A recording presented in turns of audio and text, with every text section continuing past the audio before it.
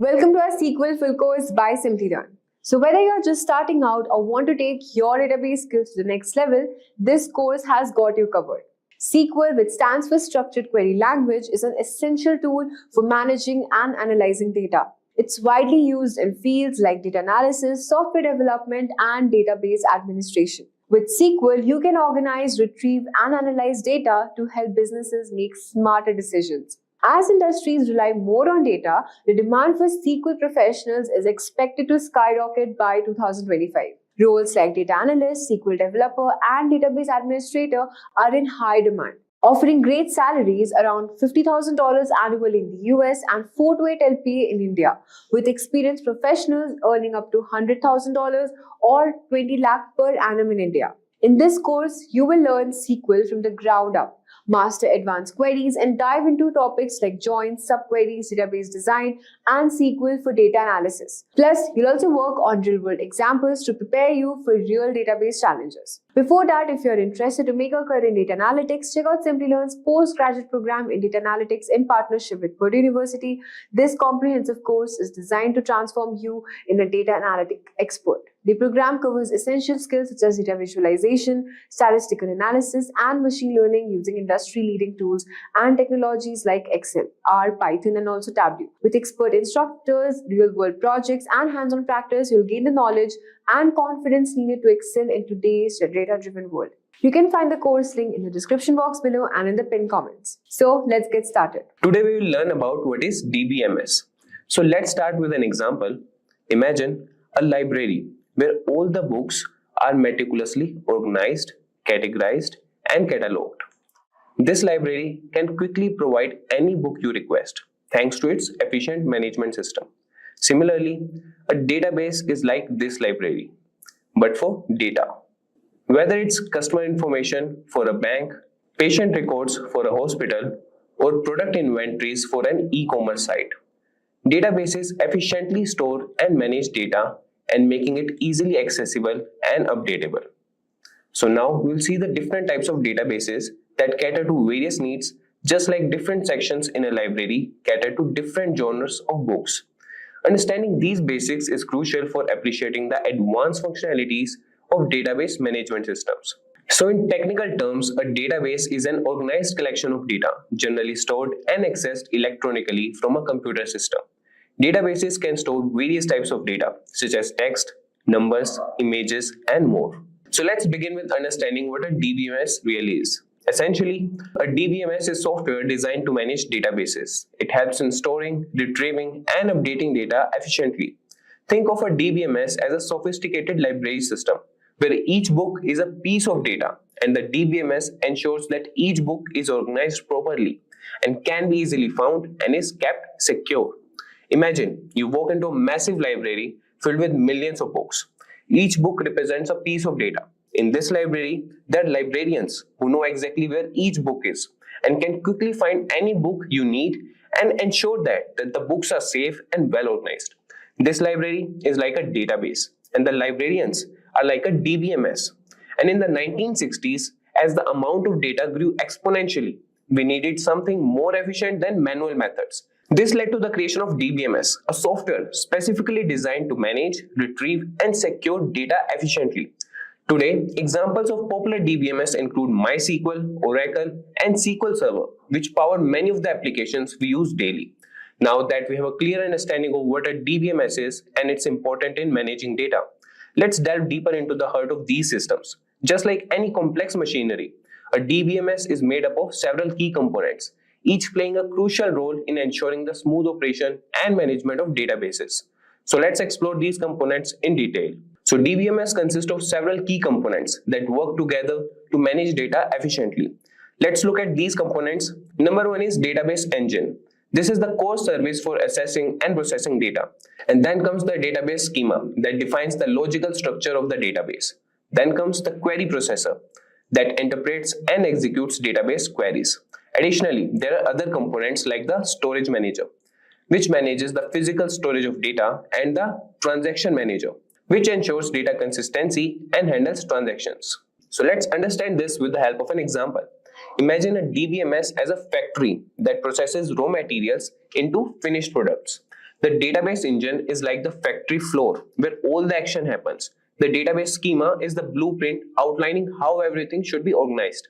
The query processor acts like the machinery executing specific tasks based on instructions. And the storage manager is the warehouse ensuring all raw materials and finished products are stored correctly. Lastly, the transaction manager. It's like the quality control team, ensuring everything is consistent and transactions are smoothly handled. Now let's explore the core functions of database management system or DBMS. These functions are crucial for efficient data management and ensure that the systems operate smoothly and effectively, from storing and retrieving data to managing transactions and ensuring data integrity and security. Each function plays a vital role in the overall operation of a DBMS. So let's start with the functions of DBMS. So DBMS stores large amounts of data in a structured way and retrieves data efficiently and allows update to be made easily. So let's start with the functions of DBMS. The functions are data storage, retrieval, and update. So DBMS stores large amounts of data in a structured way, retrieves data effectively and efficiently, and allows update to be made easily. Then comes the transaction management that handles multiple operations on the database while ensuring data consistency. It manages transactions to ensure they are processed accurately and securely. Then comes the data integrity and security that ensures that data remains accurate and consistent throughout its life cycle. That implements security measures to protect data from unauthorized access and breaches. Now moving to the advantages of using DBMS. So using a database management system offers numerous advantages that enhance the efficiency, security, and usability of data. So let's explore these benefits in detail, from ensuring data consistency and integrity to improving data sharing and providing robust security measures. DBMS plays a crucial role in modern data management. Additionally, it offers data abstraction and independence, making data handling more flexible and manageable. So imagine you are running a large company with numerous departments with hundreds of employees. Managing data manually would be chaotic and error prone, but with a DBMS, data consistency and integrity are maintained, ensuring that everyone works with accurate and up-to-date information. The system also promotes improved data sharing, allowing different departments to collaborate seamlessly. Enhanced security features protect sensitive data from unauthorized access, just like having a robust security system for your company's valuable assets. Furthermore, the separation of data from applications, known as data abstraction and independence, allows you to update or change your applications without affecting the underlying data structure, making your data management more flexible and efficient.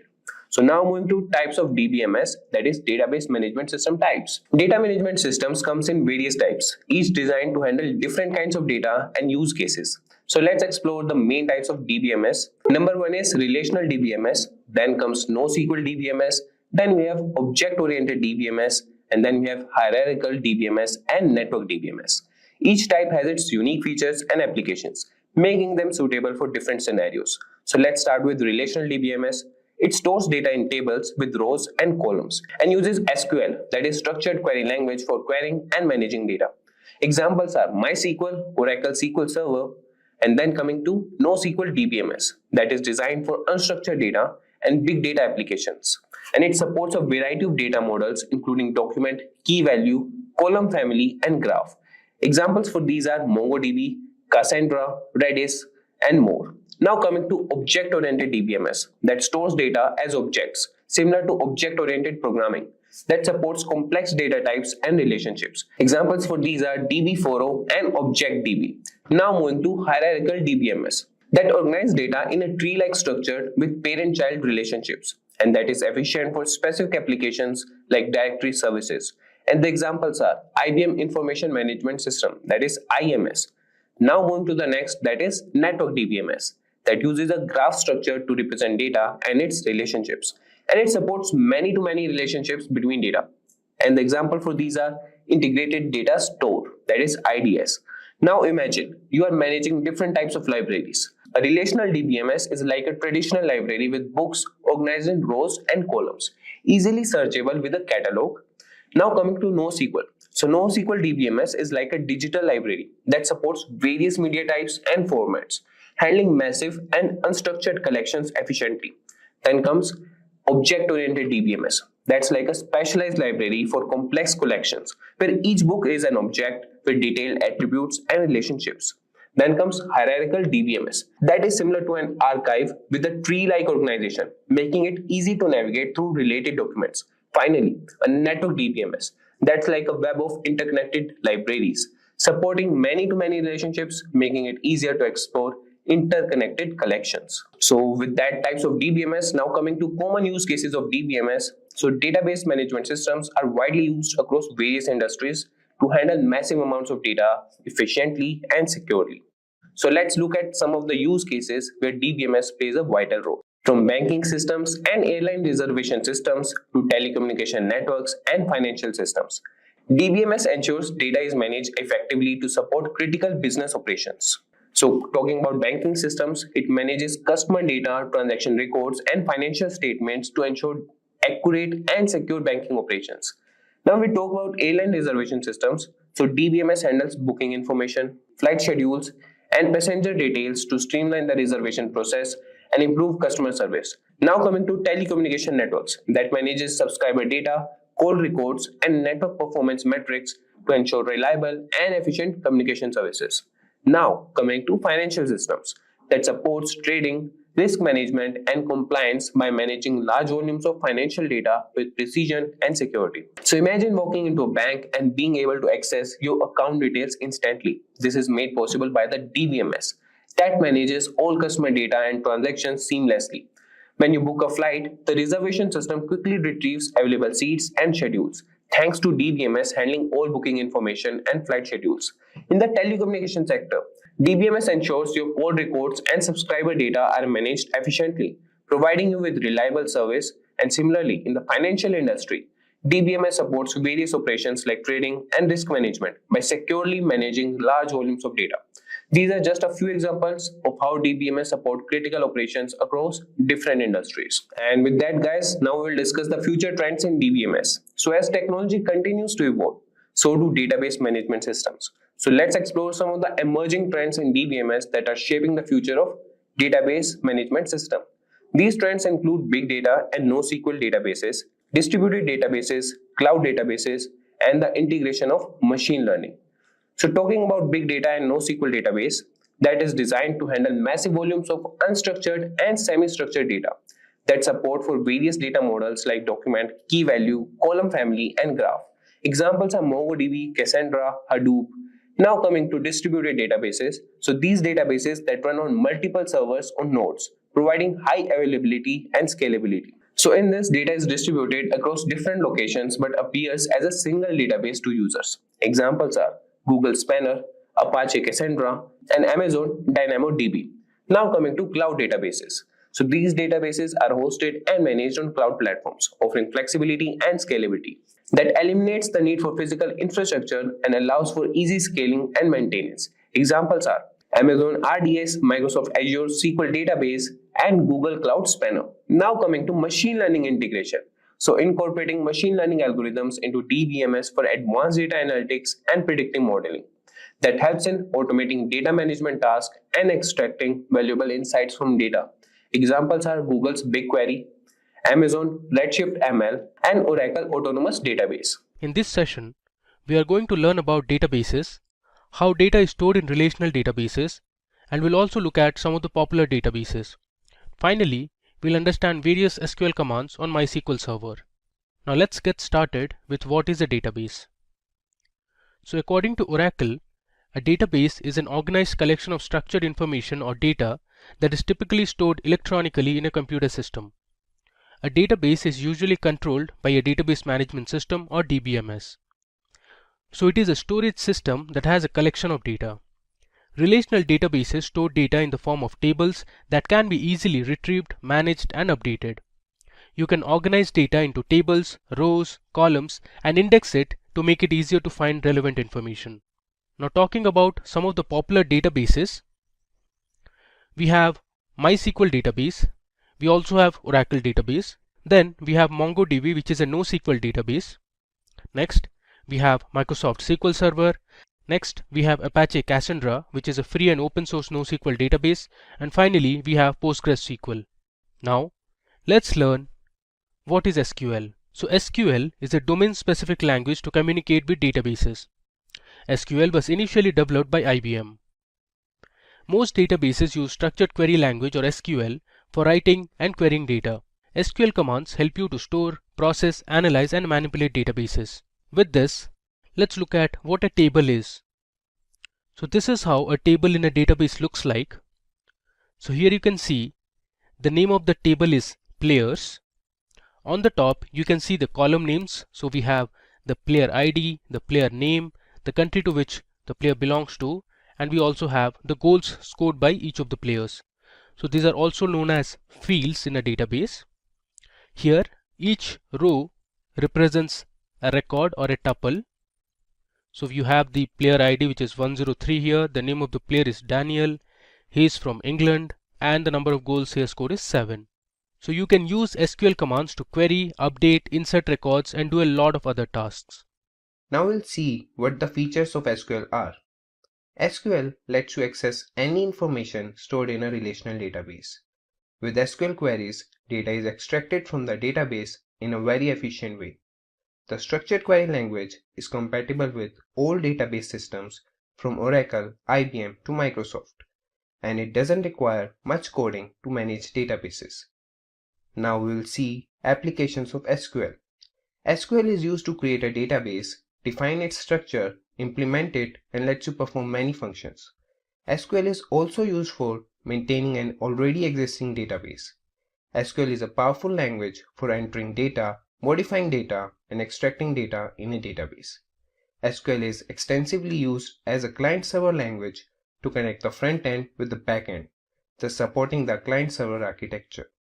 SQL, when deployed as Data Control Language (DCL), helps protect your database from unauthorized access. So let's understand what an ER diagram is. An entity relationship diagram describes the relationship of entities that needs to be stored in a database. ER diagram is mainly a structural design for the database. It is a framework made using specialized symbols to define the relationship between entities. ER diagrams are created based on the three main components: entities, attributes, and relationships. Let's understand the use of ER diagram with the help of a real-world example. Here, a school needs all its student records to be stored digitally, so they approach an IT company to do so. A person from the company will meet the school authorities, note all their requirements, describe them in the form of ER diagram, and get it cross-checked by the school authorities. As the school authorities approve the ER diagram, the database engineers would carry further implementation. Let's have a view of an ER diagram. The following diagram showcases two entities, student and course, and the relationship. The relationship described between student and course is many-to-many, as a course can be opted by several students and a student can opt for more than one course. Here, student is the entity and it possesses the attributes, that is, student ID, student name, and student age. And the course entity has attributes such as course ID and course name. Now we have an understanding of ER diagram. Let us see why it has been so popular. The logical structure of the database provided by ER diagram communicates the landscape of business to different teams in the company, which is eventually needed to support the business. ER diagram is a GUI representation of the logical structure of a database, which gives a better understanding of the information to be stored in a database. Database designers can use ER diagrams as a blueprint, which reduces complexity and helps them save time to build databases quickly. ER diagrams helps you identify the entities that exist in a system and the relationships between those entities. After knowing its uses, now we should get familiar with the symbols used in ER diagram. The rectangle symbol represents the entities, oval symbol represents attributes, a rectangle embedded in a rectangle represents a weak entity, a dashed oval represents a derived attribute, a diamond symbol represents a relationship among entities, double oval symbol represents multi-valued attributes. Now we should dive in and learn about the components of ER diagram. There are three main components of ER diagram: entity, attribute, and relationship. Entities have weak entity. Attributes are further classified into key attribute, composite attribute, multi-valued attribute, and derived attribute. Relationships are also classified into one-to-one relationships, one-to-many relationships, many-to-one relationships, and many-to-many relationships. Let's understand these components of VI diagram, starting with entities. An entity can be either a living or a non-living component. An entity is showcased as a rectangle in an ER diagram. Let's understand this with the help of an ER diagram. Here, both student and course are in rectangular shape and are called entities, and they represent their relationship study in a diamond shape. Let's transition to weak entity. An entity that makes reliance over another entity is called a weak entity. The weak entity is showcased as a double rectangle in ER diagram. In the example below, the school is a strong entity because it has a primary key attribute school number. Unlike the school, the classroom is a weak entity because it does not have any primary key, and the room number attribute here acts only as a discriminator and not a primary key. Now, let us know about attributes. Attribute. An attribute exhibits the properties of an entity. An attribute is illustrated with an oval shape in an ER diagram. In the example below, student is an entity and the properties of student such as address, age, name, and roll number are called its attributes. Let's see our first classification under attribute, that is key attribute. The key attribute uniquely identifies an entity from an entity set. The text of a key attribute is underlined. In the example below, we have a student entity and it has attributes name, address, roll number, and age. But here, roll number can uniquely identify a student from a set of students. That's why it is termed as a key attribute. Now, we will see composite attribute. An attribute that is composed of several other attributes is known as a composite attribute. An oval showcases the composite attribute, and the composite attribute oval is further connected with other ovals.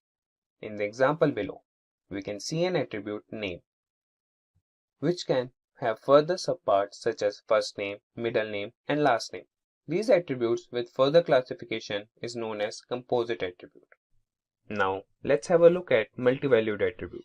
An attribute that can possess more than one value are called multi-valued attributes. These are represented as double oval shape. In the example below, the student entity has attributes phone number, roll number, name, and age. Out of these attributes, phone number can have more than one entry, and the attribute with more than one value is called multi-valued attribute. Let's see derived attribute. An attribute that can be derived from other attributes of the entity is known as a derived attribute. In the ER diagram, the derived attribute is represented by dashed oval, and in the example below, student entity has both date of birth and age as attributes. Here, age is a derived attribute as it can be derived by subtracting current date from the student date of birth. Now, after knowing attributes, let's understand relationship in ER diagram. A relationship is showcased by the diamond shape in the ER diagram. It depicts the relationship between two entities. In the below example, student, study, course. Here, both student and course are entities and study is the relationship between them. Now, let's go through the type of relationship. First is one-to-one relationship. When a single element of an entity is associated with a single element of another entity, this is called one-to-one relationship. In the example below, we have student and identification card as entities. We can see a student has only one identification card and an identification card is given to one student. It represents a one-to-one relationship. Let's see the second one, one-to-many relationship. When a single element of an entity is associated with more than one element of another entity is called one-to-many relationship. In the below example, a customer can place many orders, but a particular order cannot be placed by many customers. Now, we will have a look at many-to-one relationship. When more than one element of an entity is related to a single element of another entity, it is called many-to-one relationship. For example, students have to opt for a single course, but a course can be opted by a number of students. Let's see many-to-many relationship. When more than one element of an entity is associated with more than one element of another entity is called many-to-many relationship. For example, an employee can be assigned to many projects, and many employees can be assigned to a particular project. Now, after having an understanding of ER diagram, let us know the points to keep in mind while creating the ER diagram. First, identify all the entities in the system, embed all the entities in a rectangular shape and label them appropriately. This could be a customer, a manager, an order, an invoice, a schedule, etc. Identify relationships between entities and connect them using a diamond in the middle illustrating the relationship. Do not connect relationships. Connect attributes with entities and label them appropriately, and the attributes should be in oval shape. Assure that each entity only appears a single time, and eradicate any redundant entities or relationships in the ER diagram. Make sure your ER diagram supports all the data provided to design the database. Make effective use of colors to highlight key areas in your diagrams. There are mainly 4 types of SQL commands. So first we have data definition language or DDL. So DDL commands change the structure of the table, like creating a table, deleting a table, or altering a table. All the commands of DDL are auto-committed, which means it permanently saves all the changes in the database. We have create, alter, drop, and truncate as DDL commands. Next, we have data manipulation language or DML. So DML commands are used to modify a database. It is responsible for all forms of changes in the database. DML commands are not auto-committed, which means it can't permanently save all the changes in the database. We have select, update, delete, and insert as DML commands. Now select command is also referred to as DQL or data query language. Third, we have data control language or DCL. So DCL commands allow you to control access to data within the database. These DCL commands are normally used to create objects related to user access and also control the distribution of privileges among users.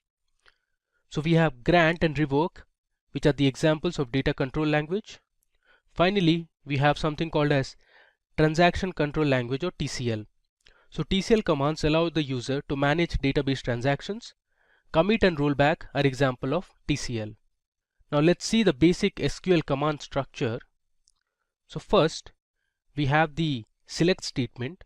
So here you specify the various column names that you want to fetch from the table. We write the table name using the from statement. Next, we have the where clause to filter out our table based on some conditions. So you can see here where condition 1, condition 2, and so on. Then we have the group by clause that takes various column names. So you can write group by column 1, column 2, and so on. Next, we have the having clause to filter out tables based on groups. Finally, we have the order by clause to filter out the result in ascending or descending order. Now talking about the various data types in SQL. So we have exact numeric, which has integer, small int, bit, and decimal. Then we have approximate numeric, which are float and real. Then we have some date and time data types such as date, time, timestamp, and others. Then we have string data type, which includes char, this varchar, and text. Finally, we have binary data types, and binary data types have binary, var binary, and image. Now let's see some of the various operators that are present in SQL. So first we have our basic arithmetic operators. So you have addition, the subtraction, multiplication, division, and modulus. Then we have some logical operators like all, and, any, or, between, exists, and so on. Finally, we have some comparison operators such as equal to, not equal to, this greater than, less than, greater than equal to, or less than equal to, not less than, or not greater than. Now let me take you to my MySQL workbench where we will learn to write some of the important SQL commands, use different statements, functions, data types, and operators that we just learned. In this session, we will learn how to install MySQL Workbench and then we will run some commands. Firstly, we will visit the official Oracle website, that is mysql.com, and now we will move to the downloads page. Now scroll down and click on MySQL GPL downloads. Now under community downloads, click on MySQL installer for Windows. The current versions are available to download. I will choose this installer and click the download button. Now here just click on no thanks, just start my download. Once the installer has downloaded, open it.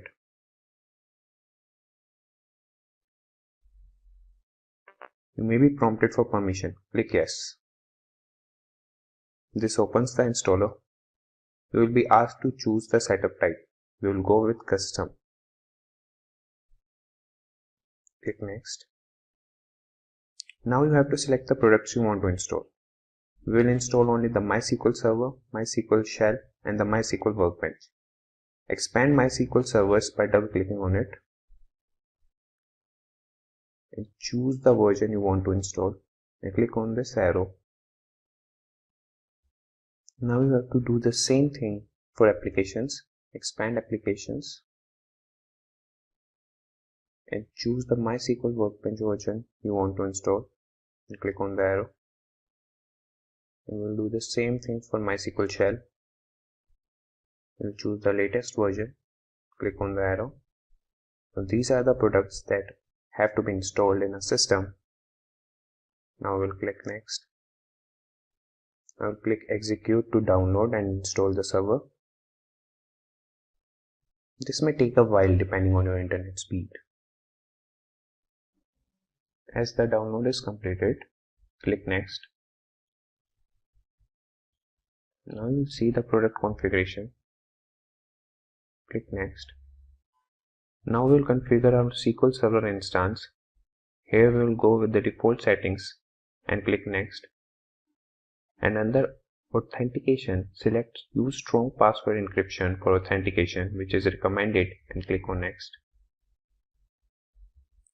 Now here set the password for your root user. By the way, root is the default user. This user will have access to everything. I will set my password.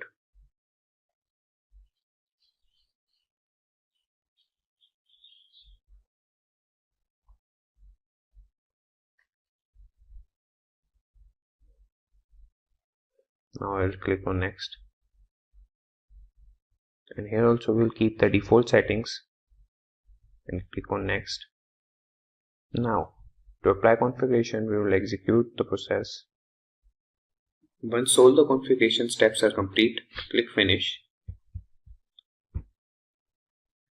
Now you will see the installation is complete. It will launch MySQL Workbench and MySQL Shell after clicking on finish.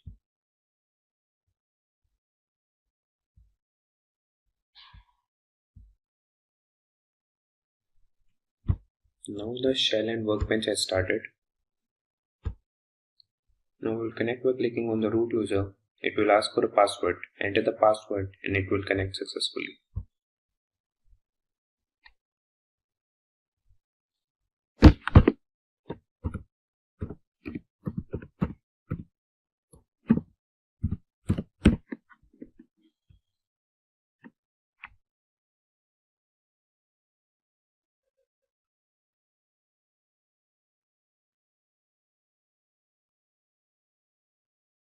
The workbench has started.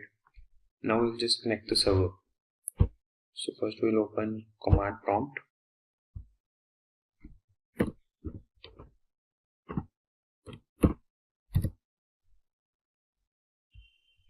Now we'll reach the path where MySQL files are present. We'll go into this PC, local disk C, program files, MySQL, MySQL Server 8.0, bin. And now we'll copy this path.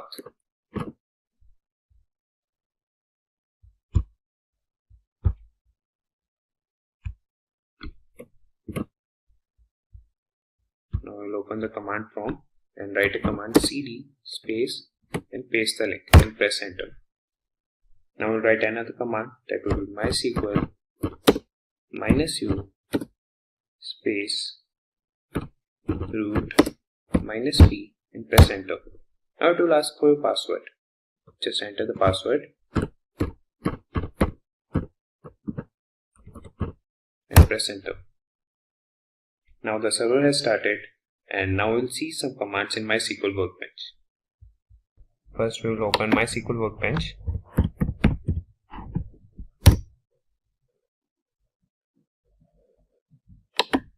Now we'll click on the local instance MySQL 80 and enter the password to connect to the local host.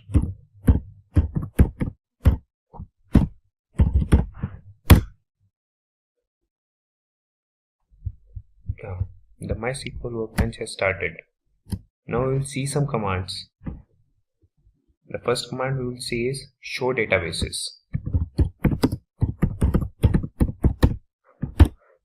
Show databases semicolon, and now we will select the whole command and click on this execute button, and here we will see the result in the result grid.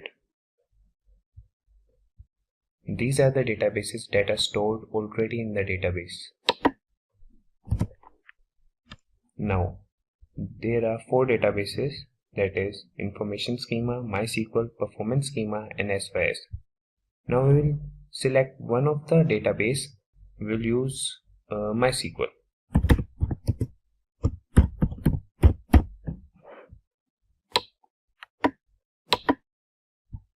Now we have selected the MySQL database, and now in this database we will see which tables are stored in this MySQL database. To see that, we will run a command show tables.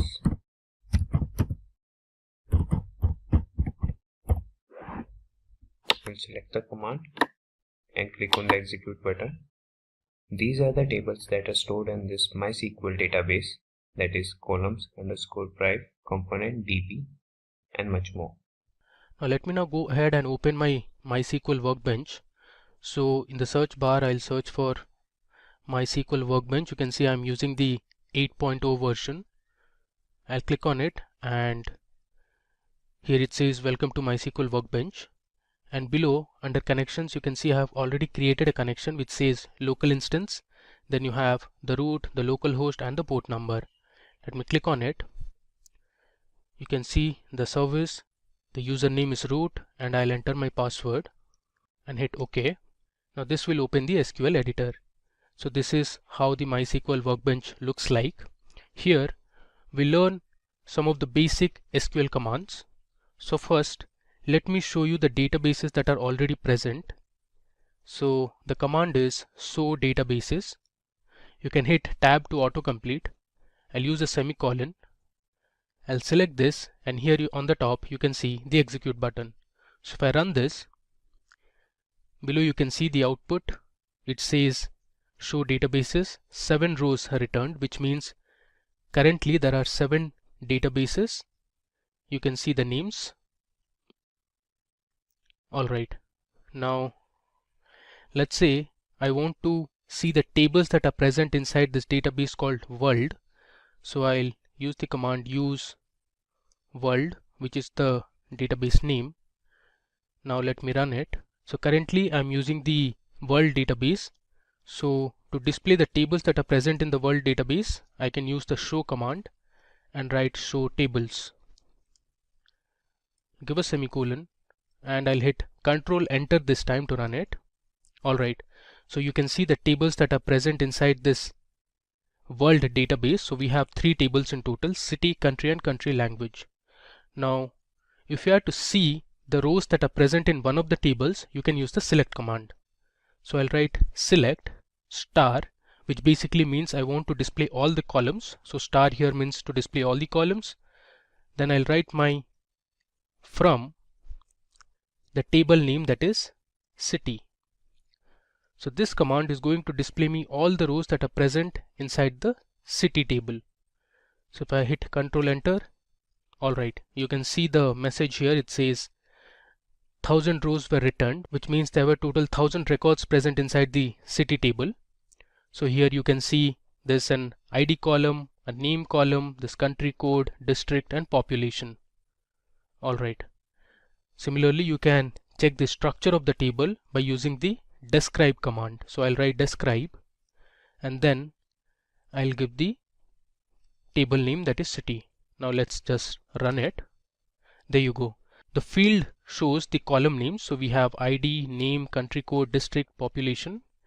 Type here shows the data type of each of the columns. So district is character 20, ID is an integer, population is also integer. Null says yes or no, which means if no, then there are no null values. If it's yes, which means there are null values in your table. Key here represents whether you have any primary key or foreign key, and these are some extra information. Now let's learn how to create a table in MySQL.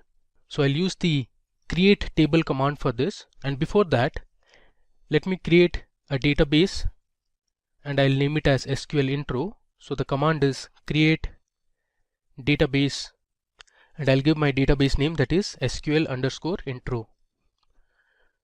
Let me give a semicolon and hit Control Enter. So you can see I have created a new database. Now if I run this command, that is show databases, you can see this newly created database, that is SQL intro. If I scroll down, there you go, you can see the name here, SQL intro. Okay, now within this database we'll create a table called employee details. Now this will have the details of some employees. So let me first show you how to create a table that will be present inside the SQL intro database. So I'll use the command create table, and then I'll give my table name, that is going to be employee_details.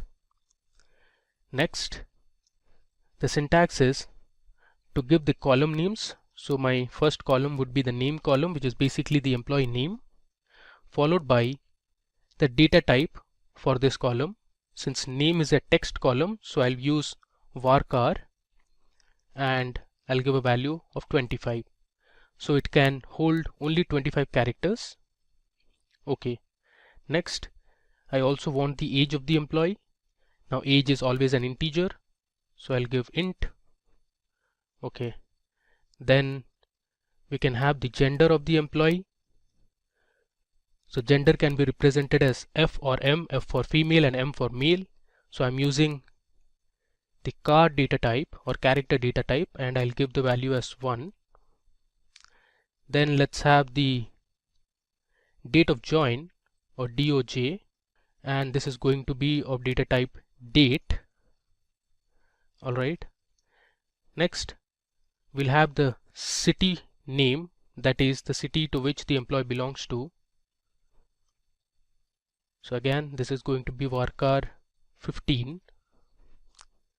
Finally, we'll have a salary column, and salary we'll keep it as float, since salary can be in decimal numbers as well. Now I'll give a semicolon.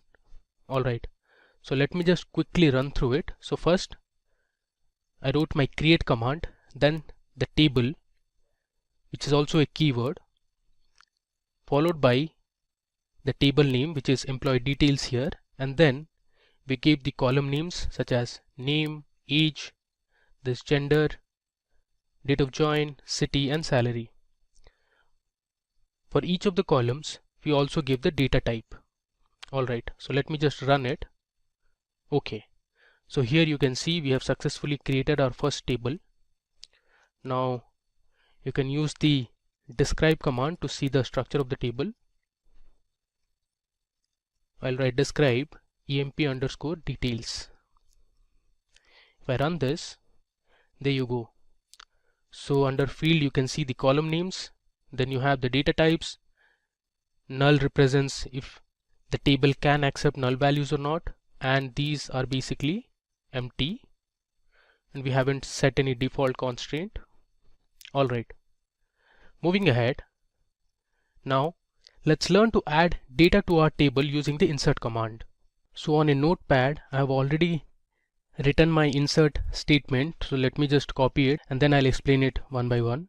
Alright, so if you see this, so we have used an insert into statement or a command followed by the table name, that is emp details. Then this is the syntax. Using values I have passed in all the records. So first we have Jimmy, which is the name of the employee, then we have 35, which basically represents the age, then M means the gender or the sex, then we have the date of join, next we have the city to which the employee belongs to, and finally we have the salary of the employee. So this particular information represents one record or a tuple. Similarly, the next employee we have is Shane. You can see the age and other information. Then we have Mary, there's Dwayne, Sarah and Amy. Alright, so let me go ahead and run this. So this will help you insert the values in the table that you have created. You can see we have successfully inserted 6 records. Now to display the records, let me use the select statement. So I'm using select star from emp_details. If I run this, you can see my table here and the values it has. So we have the name column, the age column, the state of join, city, salary, and these are the values that you can see here. Moving ahead, now let's say you want to see the unique city names present in the table. So in this case, you can use the distinct keyword along with the column name in the select statement. So let me show you how you can print the distinct city names that are present in our table. Now if you notice this table clearly, we have Chicago, Seattle, Boston, Austin, there's New York, and there's Seattle repeated again. So I only want to print the unique values. So for that, I can write my select statement as select distinct. Then I'll give my column name, which is city, from my table name, that is emp details. If I run this, you can see my query has returned 5 rows and these are the values. So we have Chicago, Seattle, which was repeated twice, is just been shown once. Then we have Boston, Austin and New York. Now let's see how you can use inbuilt aggregate functions in SQL. So suppose you want to count the number of employees in the table. In that case, you can use the count function in the select statement. So let me show you how to do that. So I'll write select. I'll use my function name, that is count. Now since I want to know the total number of employees, I'm going to use their name inside the brackets from employee_details. Now if I run this, this will return the total number of employees that are present in the table. So we have 6 employees in total. Now if you see here in the result, it says count name. Now this column is actually not readable at all. So what SQL provides is something called as an alias name. So you can give an alias to the resultant output. So here I can write select count of name and use an alias as I can give an alias as count_name and run this statement again. There you go. You can see here in the resultant output we have the column name as count name, which was our alias name. Now suppose you want to get the total sum of salaries, you can use another aggregate function called sum. So I'll write my select statement, and this time instead of count I'm going to write sum, and since I want to find the sum of salaries, so inside the bracket I'll give my salary column from my table name, that is employee details. If I run this, this will result in the total sum of salaries. So basically it adds up all the salaries that were present in the salary column. Now let's say you want to find the average salary. So instead of sum, you can write the average function, which is avg. So this will give you the average salary from the column salary. So you can see it here. This says average salary. Now if you want, you can give an alias name to this as well. Now you can select specific columns from the table by using the column names in the select statement. So initially we were selecting all the columns. For example, like you saw here, the star represents that we want to see all the columns from the employee details table. Now suppose you want to see only specific columns, you can mention those column names in the select statement. So let's say I want to select just the name, age and the city column from my table, that is employee details. So this will result in displaying only the name, age and city column from the table. If I run it, there you go. It has given only 3 columns to me. Now SQL has a where clause to filter rows based on a particular condition. So if you want to filter your table based on specific conditions, you can use where clause. Now where clause comes after you give your table name. So suppose you want to find the employees with age greater than 30. In this case, you can use a where clause. So let me show you how to do it. I'll write select star from my table name, that is employee details, and after this I'll use my where clause. So I'll write where age greater than 30. If I run this, it will give me the output where the age is only greater than 30. So it excluded everything that is less than 30. So we have 4 employees whose age is greater than 30 here. Now suppose you want to find only female employees from the table, you can also use a where clause here. So I'll write select, let's say I want only the name, the gender, which is sex here, comma city, from my table, that is employee details, where I'll give my column name, that is sex, is equal to, since I want only the female employees, I'll give F and run this statement. Okay, you can see here our employee table has 3 female employees. Now suppose you want to find the details of the employees who belong to Chicago or Austin. In this case, you can use the OR operator. Now the OR operator in SQL displays a record if any of the conditions separated by OR is true. So let me show you what I mean. So since I want the employees who are from Chicago and Austin, I can use an OR operator. So I'll write select star from emp details, which is my table name. Then I'll give my where clause, where city equal to, I'll give my city name as Chicago, and then I'm going to use the OR operator, or city equal to, I'll write Austin. I'll give a semicolon and let me run it. There you go.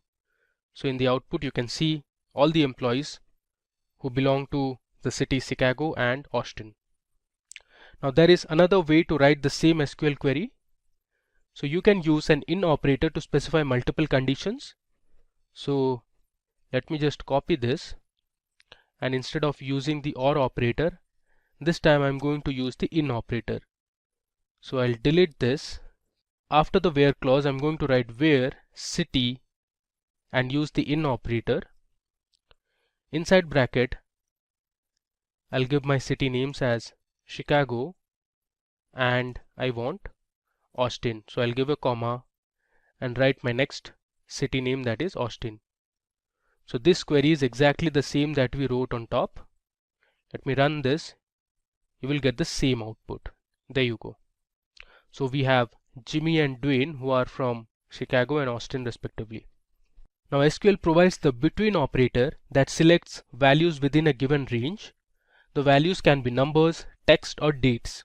Now suppose you want to find the employees whose date of join was between 1st of Jan 2000 and 31st of December 2010. So let me show you how to do it. I'll write select star from emp details, where my date of join, that is DOJ,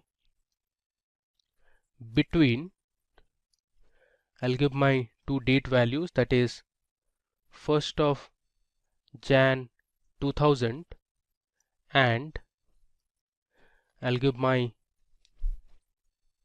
second value, the date value, that is 31st of December 2010. So every employee who has joined between these two dates will be displayed in the output. If I run it, we have two employees who had joined between 2000 and 2010. So we have Jimmy and Mary here, who had joined in 2005 and 2009 respectively. Alright. Now in where clause, you can use the AND operator to specify multiple conditions. Now the AND operator displays a record if all the conditions separated by AND are true. So let me show you an example. I'll write select star from employee details table, where I want the age to be greater than 30 and I want sex to be male. Alright, so here you can see I have specified two conditions. So if both the conditions are true, only then it will result in an output. If I run it, you can see there are two employees who are male and their age is greater than 30. Now let's talk about the group by statement in SQL. So the group by statement groups rows that have the same values into summary rows. Like, for example, you want to find the average salary of customers in each department. Now the group by statement is often used with aggregate functions such as count, sum and average to group the result set into one or more columns. Let's say we want to find the total salary of employees based on their gender. So in this case you can use the group by clause. So I'll write select, let's say sex, comma, I want to find the total sum of salary as I'll give an alias name, let's say total salary from my table name, that is employee details. Next, I'm going to group it by sex. Okay, let me run it. There you go. So we have two genders, male and female, and here you can see the total salary. So what this SQL statement did was, first it grouped all the employees based on the gender and then it found the total salary. Now SQL provides the order by keyword to sort the result set in ascending or descending order. Now the order by keyword sorts the records in ascending order by default. To sort the records in descending order, you can use the DESC keyword. So let's say I want to sort my employee details table in terms of salary. So I'll write select star from emp underscore details and I'll use my order by clause on the salary column. So this will sort all the records in ascending order of their salary, which is by default. You can see the salary column is sorted in ascending order. Now suppose you want to sort the salary column and display it in descending order, you can use this keyword, that is DESC. Let me run it. You can see the output. Now this time the salary is sorted in descending order and you have the other values as well. Now let me show you some basic operations that you can do using the select statement. So suppose I write select and do an addition operation, let's say 10 plus 20, and I'll give an alias name as addition. If I run this, it will give me the sum of 10 and 20, that is 30. Similarly, you can use the subtraction operator and you can change the alias name as, let's say, subtract. Let's run it. You get minus 10. Now there are some basic inbuilt functions. There are a lot of inbuilt functions in SQL, but here I'll show you a few. Suppose you want to find the length of a text or a string, you can use the length function. So I'll write select and then use the length function. I'll hit tab to autocomplete. Let's say I want to find the length of country India and I'll give an alias as total length. If I run it, you see here it returns 5 because there are 5 letters in India. There's another function called repeat. So let me show you how repeat works. So I'll write select repeat. Let's say I want to repeat the symbol that is at the rate. I'll put it in single quotes because it is a text character and I want to repeat this character for 10 times. Close the bracket and let's run it. You can see here in the output it has printed at the rate 10 times. You can count it. Alright. Now let's say you want to convert a text or a string to uppercase or lowercase. You can do that as well. So I'll write select and use the function called upper. Let's say I want to convert my string, that is India, to uppercase. I'm not giving in any alias name. If I run this, see my input was capital I and everything else was in small letter, in the output you can see it is converted my input to all caps. Similarly, you can change this. Let's say you want to print something in lowercase, you can use the lower function. Let's say this time everything is in uppercase. If I run it, it converts India to lowercase. Now let's explore a few date and time functions. Let's say you want to find the current date. There's a function called CUR which stands for current, and this is the function I'm talking about, which is current date. If I run this, you will get the current date, that is 28th of Jan 2021. And let's say you want to extract the day from a date value, so you can use the day function. Let's say I'll use day, and I want to find the day from my current date. If I run this, you get 28, which is today's day. Now similarly, you can also display the current date and time. So for that, you can use a function that is called now. So this will return the current date and time. You can see this is the date value, and then we have the current time. Alright. And this brings us to the end of our demo session. So let me just scroll through whatever we have learned. So first, I showed you how you can see that databases present in MySQL. Then we used one of the databases and checked the tables in it. Then we created another database called SQL Intro for our demo purpose. We used that database, and then we created this table called employee details with column names like name, integer, the sex, date of join, city, and salary. I showed you the structure of the database. Let me run this again so you get an idea. You can see this was the structure of our table. Then we went ahead and inserted a few records. So we inserted records for 6 employees. So you have the employee name, the age, the gender, the date of join, the city to which the employee belongs to, and the salary of the employee.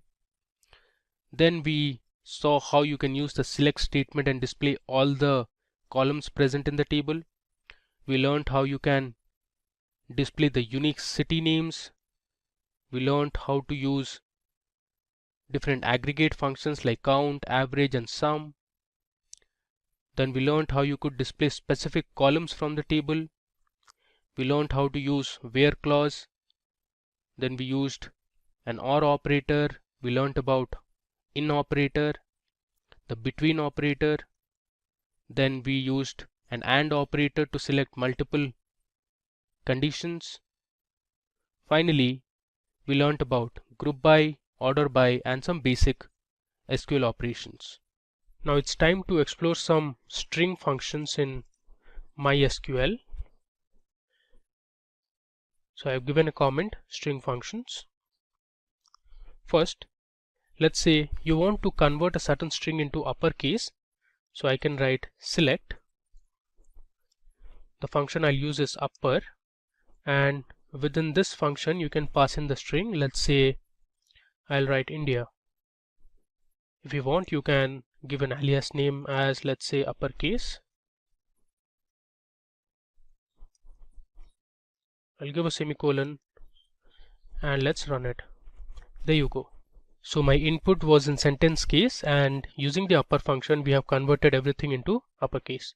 Similarly, let me just copy this, and I'll show you. If you want to convert a string into a lowercase, you can use the lower function. I'll run this. You can see the result. Everything is in lowercase now. Of course, I need to change the alias name to lowercase. Now, instead of using lower as the function, there is another function that MySQL provides, which is called the L case. So I'll just edit this and write L case, and let's say I'll write India in uppercase. Let's run it. It returns me the same result. Cool. Now moving on, let's say you want to find the length of a string. You can use the character length function. I'll write select, use the function character length, and I'm again going to pass in my string as India as, let's say, total length. Let's run it. This time I'm going to hit Control Enter to run my SQL command. There you go. It has given us the right result, which is 5, because India has 5 characters in it. Now these functions you can also apply on a table. Now let me show you how to do it. Let's say we already have the students table and you want to find the length of each of the student names. So here you can pass stu underscore name and you can give the same alias name, let's say total length, and then you can write from table name, that is students. If I run this, you can see the output. It has given me total 20 rows of information. It is not readable actually. Let me also display the student names so that we can compare their length. Alright, I'll run this again and now you can see the result. So Joseph has 6 characters, Nilesh has 6, Vipul has 5, Anubhav has 7. Similarly, if you see, Akshay has 6, Tanishq has 7, Raghav has 6, Cummins has 7, Rabada has 6, so on and so forth. Now instead of using this character length, you can also use the function char length. It will work the same way. Let's see the result. There you go. It has given us the same result. You can either use character length or char length. Now there's another very interesting function called concat. So the concat function adds 2 or more expressions together. Let's say I'll write select. I'll use the function concatenate. The function is actually concat, and I'm going to pass in my string values. Let's say India is in Asia. Let's run this and see our result. You can see here it has concatenated everything. Let us make it more readable. I'll give a space in between so that you can read it clearly. Now this is much more readable. India is in Asia, and if you want you can give an alias name as well, as let's say merged. There you go. Now the same concat operation you can also perform on a table. I'm going to use the same students table. Let's say I want to return the student ID followed by the student name, and then I am going to merge the student name followed by a space followed by the age of the student, and I can give an alias as, let's say, name underscore age from my table, that is students. Let's see how this works. Okay, you see here the result is very clear. We have the student ID, the student name, and the concatenated column that we created, which was name underscore age, where we have the student name with a space followed by the age of the student. If I scroll down, you can see the rest of the results. Cool. Now moving ahead, let's see how the reverse function works in MySQL. So the MySQL reverse function returns a string with the characters printed in reverse order. So suppose I write select reverse. I'll use the same string again. Let's say I have India. Let's run it. You will see all the characters printed in reverse order. Again, you can perform the same operation on a table as well. Let's say I'll write select reverse and I'll pass in the column as student name from my table, that is students. Let's run it. it gives you 20 students and all the names have been printed in reverse order. Okay. Now let's see what the replace function does. So the replace function replaces all occurrences of a substring within a string within a new substring. So let me show you what I mean. I'll write select replace. I'll pass in my input string, which is, let's say, orange is a vegetable, which is ideally incorrect. I'm purposely writing this so that I can replace the word vegetable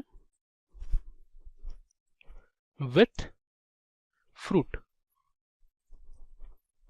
Okay, so what this replace function does is it is going to find where my word vegetable is within the string, my input string, and it is going to replace my word vegetable with fruit. Let's run it and see the output. There you go. Now this is correct, which is orange is a fruit. Alright. Now MySQL also provides some trim functions. You can use the left trim, right trim, and just the trim function. So let me show you how this left trim works. Left trim or ltrim removes the leading space characters from a string passed as an argument. So say I write select, I'll use the left trim function, which is ltrim, and then I'm going to purposely give a few spaces in the beginning of the string. I'll give a word, let's say India, and then I'll give some space after the word India, and see how the ltrim works. If I run this, it gives me India, which is fair enough. But before that, let's first find the length of my string. So I'll use my length function here, and within this function I am going to find the length of my string, which has India along with some leading and trailing spaces. I'll paste this here, give a semicolon, and I'll run it. Okay, so the entire string is 17 characters long, or the length of the string is 17. Now say I use ltrim on my same string, what it returns me is India, and if I run length over it, you can see the difference, as in you can see how many spaces were deleted from the left of the string. You can see here, now it says 17, and I'm going to use ltrim. Let's see the difference. It gives me 12. The reason being it has deleted 5 spaces from the left. You can count it, 1, 2, 3, 4, and 5. So 17 minus 5 is 12, which is correct. Similarly, you can use the rtrim function, which removes the trailing spaces from a string. Trailing spaces are these spaces. When you use left trim, it deletes the leading spaces, which is this. Now let me just replace ltrim with rtrim, which stands for right trim, and see the result. So the length is 10 now. The reason being it has deleted 7 spaces from the right of the string. If you can count it, 1, 2, 3, 4, 5, 6, and 7. Cool. You can also use the trim function, which will delete both the leading and the trailing spaces. So here, if I just write trim and I'll run it, 5, because India is total and all the leading and the trailing spaces. Alright. There's also a function called position in MySQL. The position function returns the position of the first occurrence of a substring in a string. So if the substring is not found with the original string, the function will return 0. So let's say I'll write select position. I want to find where fruit is in my string, that is orange is a fruit. I'll give an alias as name. There's some error here. This should be within double quotes. Now let's run it and see the result. Okay, it says at the 13th place or at the 13th position we have the word fruit in our string, which is orange is a fruit. Now the final function we are going to see is called ASCII. So the ASCII function returns the ASCII value for a specific character. Let's say I write select ASCII of the letter small a. If I run this, it will give me the ASCII value, which is 97. Let's say you want to find the ASCII value of 4. Let's see the result. It gives me 52. Alright. In this session, we are going to learn two important SQL statements or clauses that are widely used, that is group by and having. First, we'll understand the basics of group by and having, and then jump into MySQL Workbench to implement these statements. So let's begin. First, what is group by in SQL? So the group by statement or clause groups records into summary rows and returns one record for each group. It groups the rows with the same group by item expressions and computes aggregate functions for the resulting group. A group by clause is a part of select expression. In each group, no two rows have the same value for the grouping column or columns. Now below, you can see the syntax of group by. So first we have the select statement, and then followed by the column names that we want to select. From, we have the table name, followed by the where condition, and next we have the group by clause, and here we include the column names. Finally, we have the order by and the column names. Now here is an example of the group by clause. So we want to find the average salary of employees for each department. So here you can see we have the employees table. It has the employee ID, the employee name, the age of the employee, we have the gender, the date on which the employee had joined the company. Then we have the department to which each of these employees belong to. We have the city to which the employees belong to, and then we have the salary in dollars. So actually we'll be using this employees table on MySQL Workbench as well.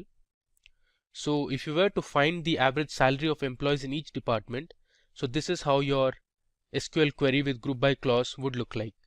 So we have selected department, and then we are using an aggregate function, that is AVG, which is average, and we have chosen the salary column, and here we have given an alias name, which is average underscore salary, which appears in the output. You can see here from employees, and we have grouped it by department.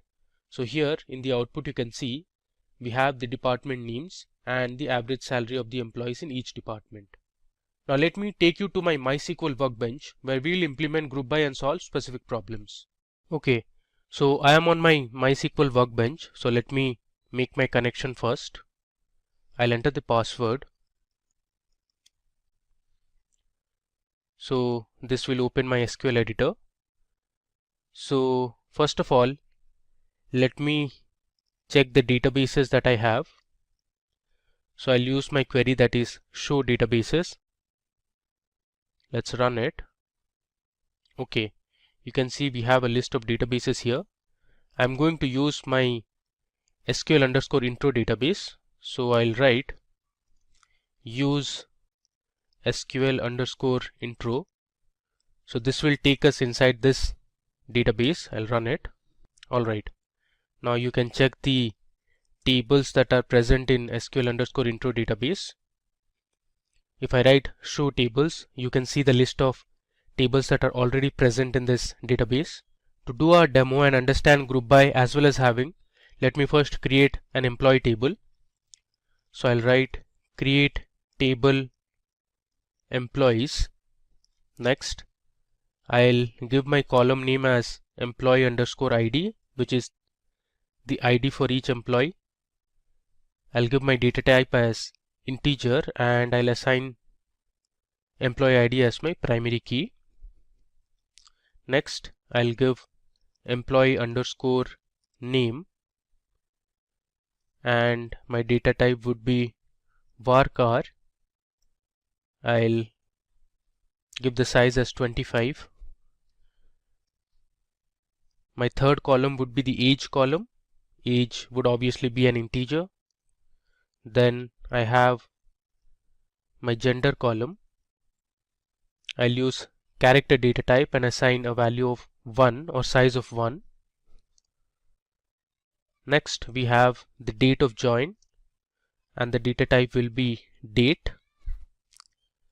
We have the department column as well. This is going to be of varchar and 20 will be the size. Next we have the city column, which is actually the city to which the employee belongs to. And finally we have the salary column, which will have the salary for all the employees. Okay, now let me select and run this. You can see here we have successfully created our table. Now to check if our table was created or not, you can use the describe command. I'll write describe employees. You can see the structure of the table so far. Alright, now it's time for us to insert a few records into this employees table. So I'll write insert into employees, and I'll copy paste the records which I have already written on a notepad. So let me show you. So this is my EMP notepad, and you can see I have already put the information for all the employees. So let me just copy this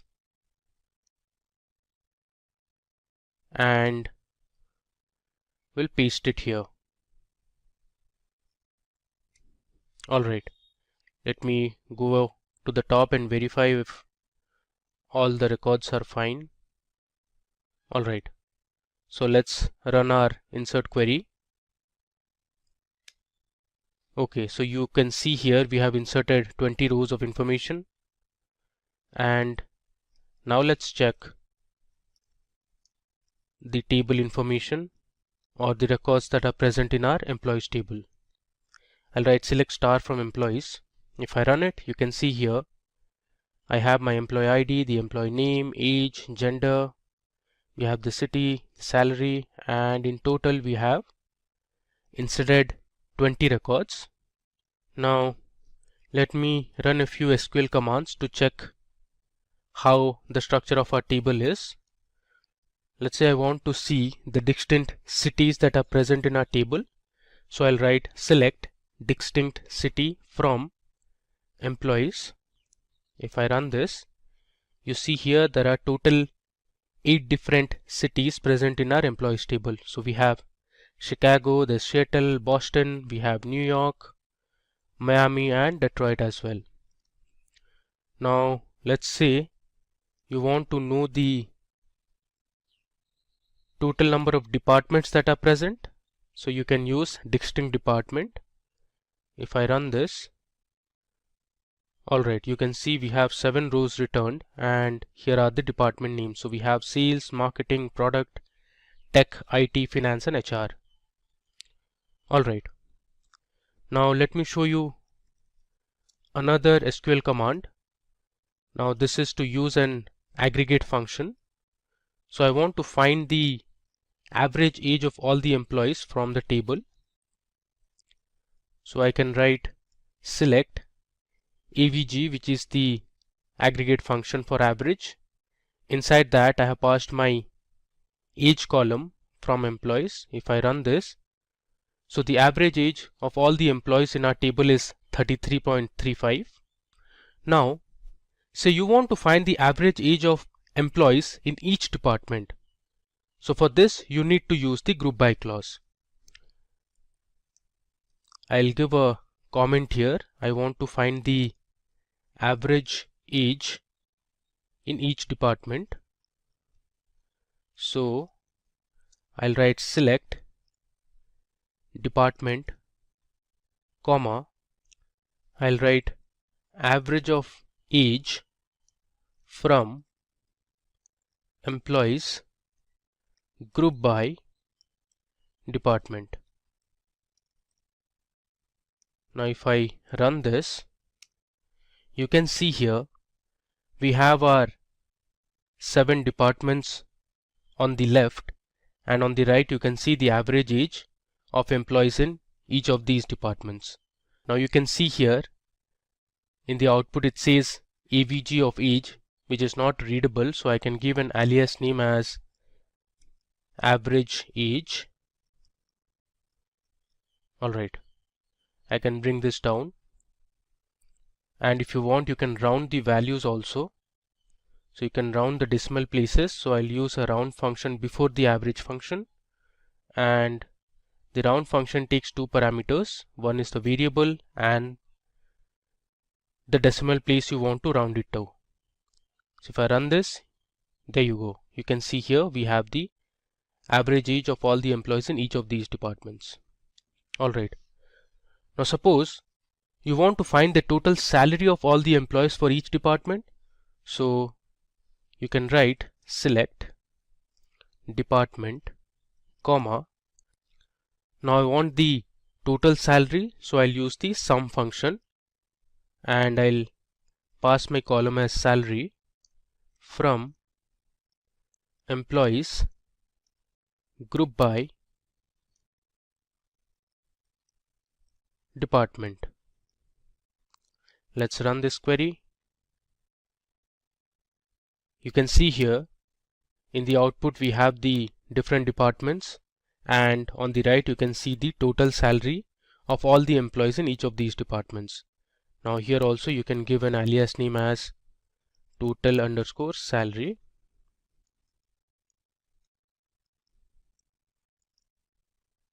Let's run it again, and you can see the output here. Alright, now moving ahead, you can also use the order by clause along with the group by clause. Let's say you want to find the total number of employees in each city and group it in the order of employee ID. So to do this, I can use my select query. I'll write select count of, let's say, employee ID, and I want to know the city as well, from employees group by city, and next you can use the order by clause. I'll write order by count of employee ID, and I'll write DESC, which stands for descending. If I run this query, you can see here on the left you have the count of employees, and on the right you can see the city names. So in Chicago we had the highest number of employees working, that was 4. Then we had Seattle, Houston, Boston, Austin, and the remaining also had 2 employees.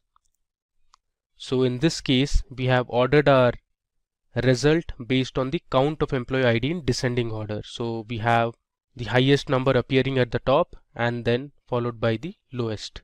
Okay, now let's explore another example.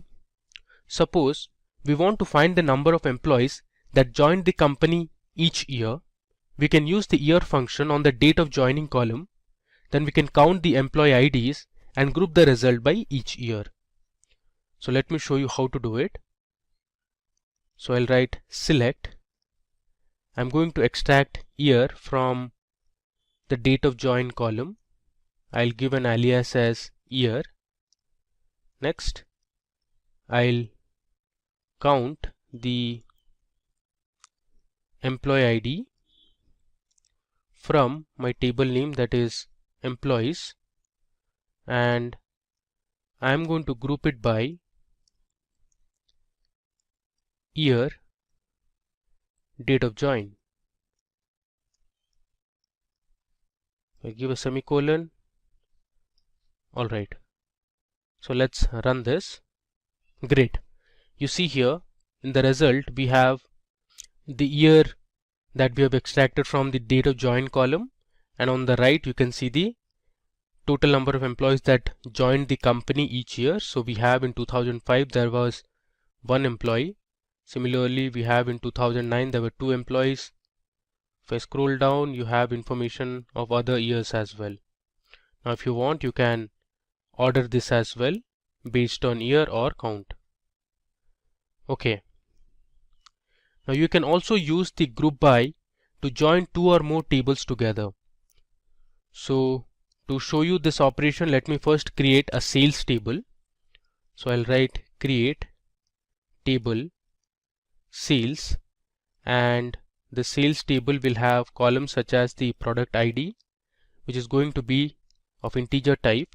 Then we have the selling price of the product. Now this will be a float value. Then we have the quantity sold for each of the products. So I'll write quantity will be of integer type. Next we have the state in which the item was sold, and state I'll put it as varchar and give the size as 20. Let's run this so that we'll create our sales table. Alright, so we have successfully created our sales table. Next, we need to insert a few values to our sales table. So I have already written the records in a notepad. Let me show you. Okay, so here you can see I have my sales text file. Let me just copy these information. I'll just paste it on the query editor. Okay, now let me go ahead and run this insert command. Alright, so you can see here we have successfully inserted 9 rows of information. So let me just run it through what we have inserted. So the first column is the product ID column. Then we have the selling price at which this product was sold. Then we have the quantity that was sold and in which state it was sold. So we have California, Texas, Alaska. Then we have another product ID which is 123, and these are the states in which the products were sold. So let me just confirm with the select statement. I'll write select star from sales. If I run this, you can see we have successfully created our table. Okay. Now suppose you want to find the revenue for both the product IDs 121 and let's say 123, since we have just 2 product IDs here. So for that you can use the select query. So I'll write select product ID. Next, I want to calculate the revenue. So revenue is nothing but selling price multiplied by the quantity. So I'll use the sum function to find the total revenue, and inside the sum function I'll use my selling price column multiplied by my quantity column. I'll give this an alias name as revenue from my table name, that is sales. Finally, I'll group it by product ID. Let's run it. There you go. So here you can see we have the 2 product IDs 121 and 123, and here you can see the revenue that was generated from these 2 products. Alright. Now let's say we have to find the total profit that was made from both the products 121 and 123. So for that I'll create another table. Now this table will have the cost price of both the products. So let me create the table first. I'll write create table. Let's say the table name is C product, which stands for the cost price of the products. I'll give my first column as product ID. This will be an integer, and I'll have my second column as cost price. Cost price will have floating type values. Let's run this. So we have successfully created our product cost table. Now let me insert a few values into the C product table. So I'll write insert into C underscore product. I'll give my values for 1 to 1. Let's say the cost price was $270 for each, and next we have my product as 1 to 3, and let's say the cost price for product 1 to 3 was $250. Let's insert these two values. Okay. Next, we'll join our sales table and the product cost table. So this will give us the profit that was generated for each of the products. So I'll write select C dot product underscore ID, comma, I'll write sum S dot sell underscore price. Now here C and S are alias names. So if I subtract my cost price from the selling price, that will return the profit that was generated. I'll multiply this with S dot quantity, close the bracket. I'll give an alias name as profit from sales as S. So here S stands for the sales table. I'm going to use inner join C underscore product table, as the alias name should be C, where S dot product underscore ID is equal to C dot product underscore ID. We are using product underscore ID because this column is the common column to both the tables. And finally, I am going to group it by C dot product underscore ID. Alright. So let me tell you what I have done here. So I am selecting the product ID. Next, I am calculating the profit by subtracting the cost price from the selling price, and I have multiplied the quantity column.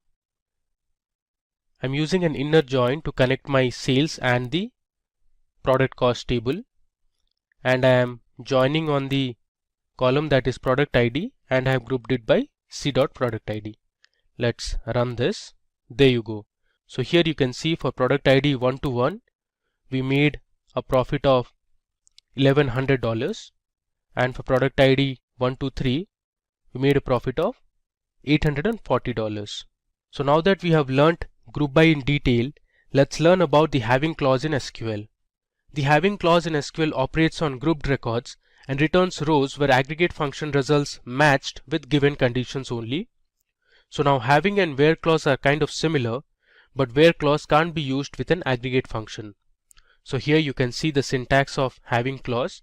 You have the select statement followed by the column names from the table name, then we have the where conditions, next we have the group by, finally we have having, and at last we have order by column names. So you can see here we have a question at hand. We want to find the cities where there are more than 2 employees. So you can see the employee table that we had used in our group by clause as well. So if you were to find the cities where there are more than 2 employees, so this is how your SQL query should look like. So we have selected the employee ID and we are finding out the count using the count function. Next we have selected the city column from employees. We have grouped it by city, and then we have used our having clause. So we have given our condition having count of employee ID should be greater than 2. So if you see the output, we have the different city names, and these were the cities where the count of employees was greater than 2. Alright, so let's go to our MySQL workbench and implement how having works. So suppose you want to find those departments where the average salary is greater than $75,000. You can use the having clause for this. So let me first run my table, which is employees.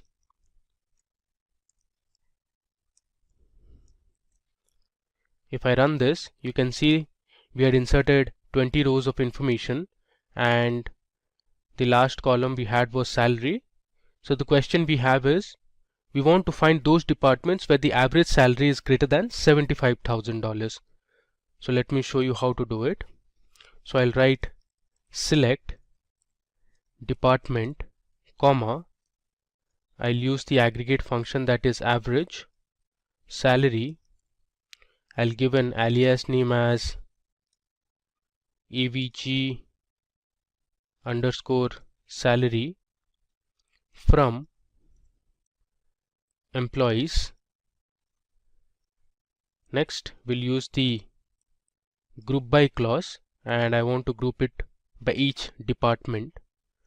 And then I'm going to write my having clause. So in having clause, I'll use my condition, that is having average of salary greater than $75,000. Let's run it and see the output. There you go.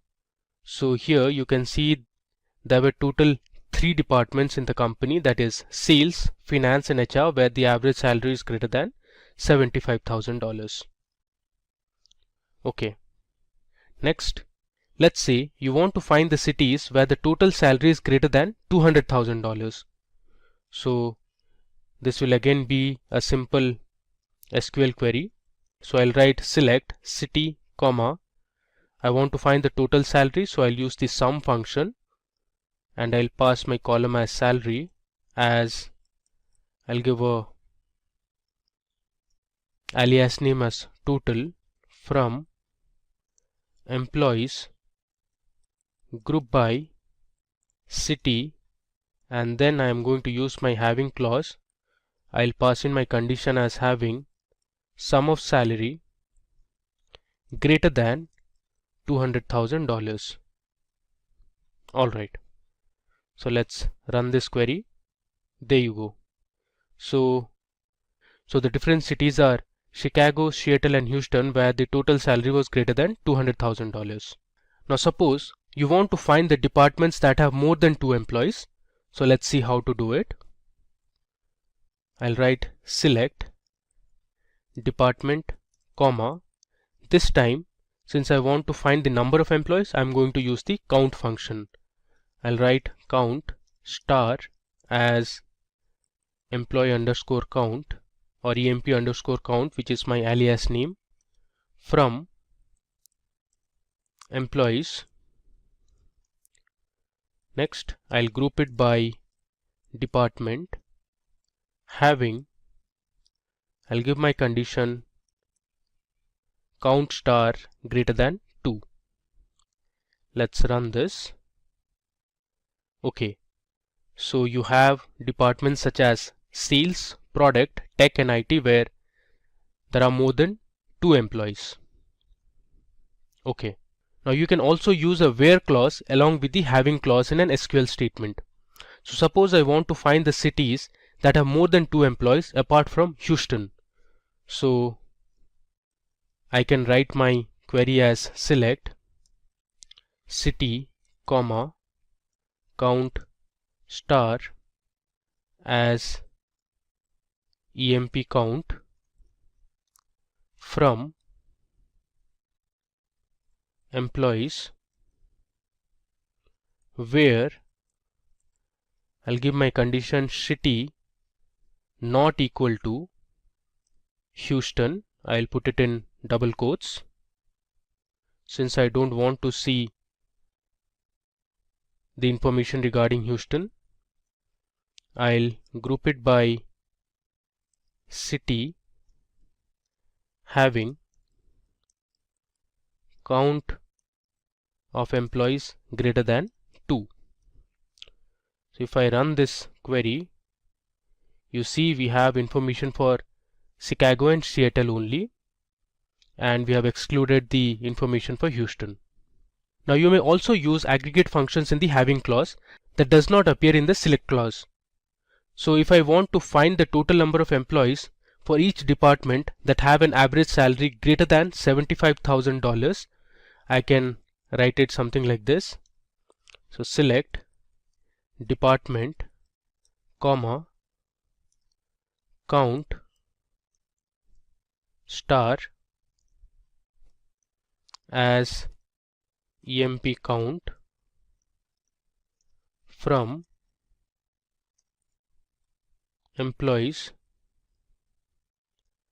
group by department, and in the having clause I am going to provide the column name that is not present in the select expression. So I'll write having average salary greater than 75,000. This is another way to use the having clause. Let's run this.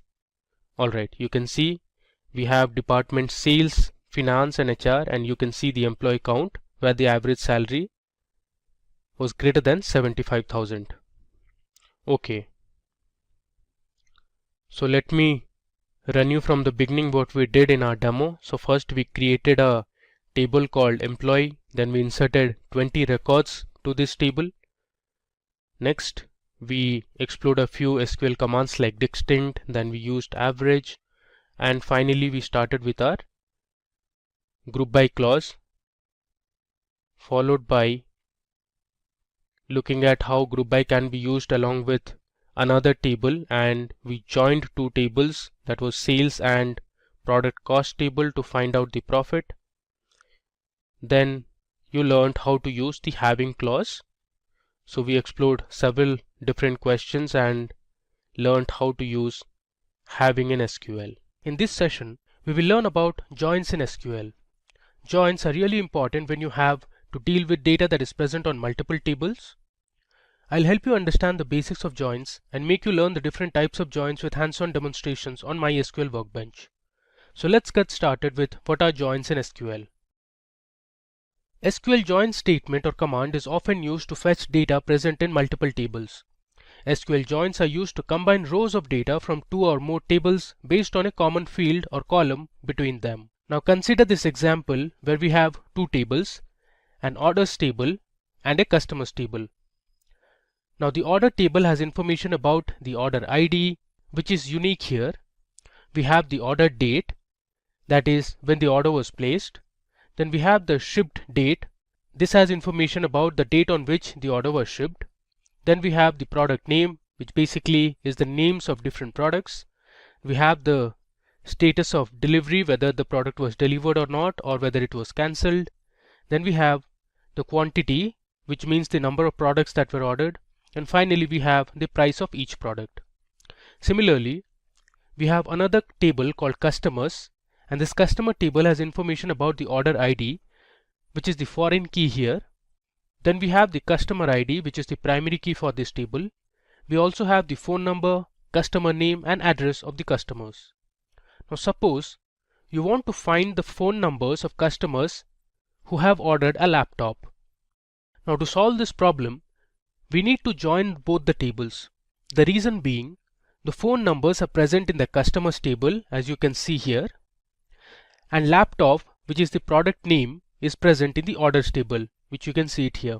So using a join statement, you can find the phone numbers of customers who have ordered a laptop. Now let's see another problem where you need to find the customer names who have ordered a product in the last 30 days. In this case, we want the customer name present in the customers table and the last 30 days order information, which you can get from the order date column that is present in the orders table. Okay, now let's discuss the different types of joins one by one.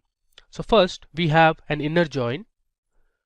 So the SQL inner join statement returns all the rows from multiple tables as long as the conditions are met.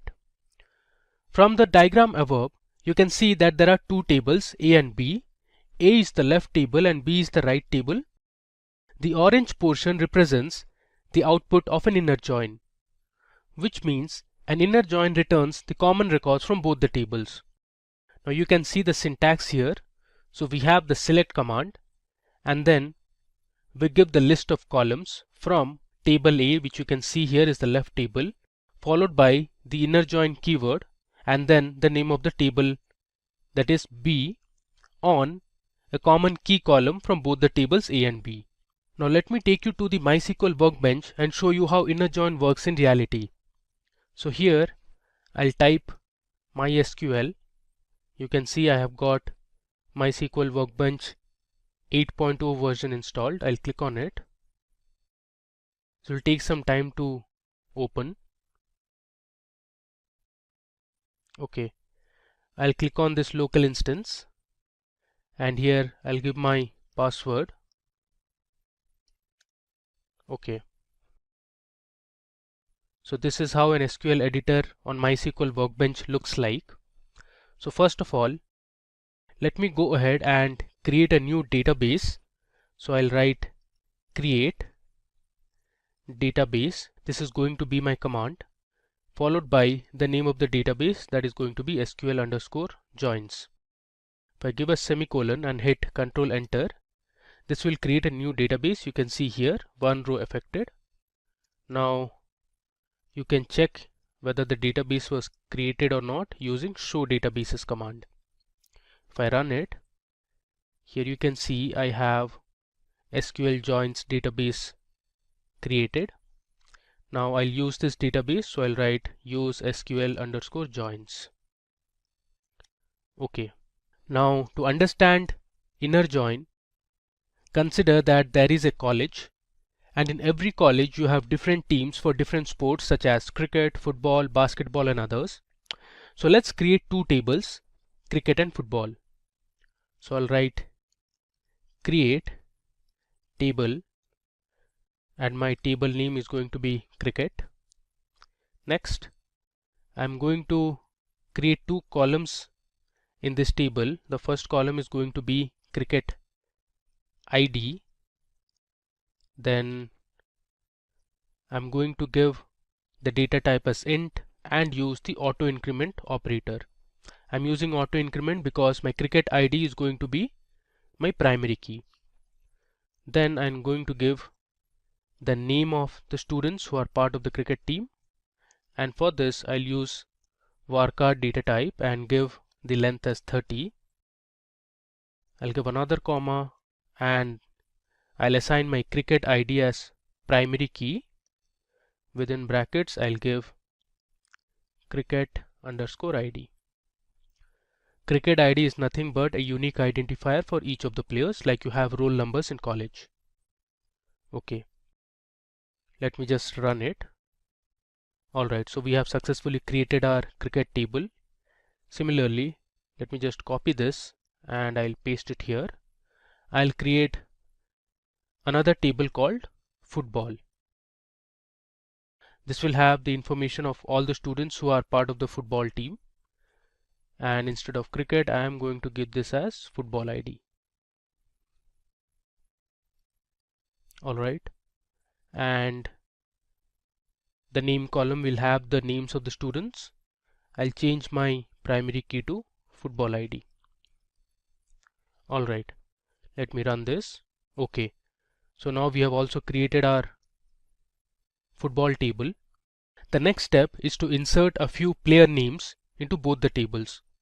So I'll write my insert into command. First, let's load some data to our cricket table.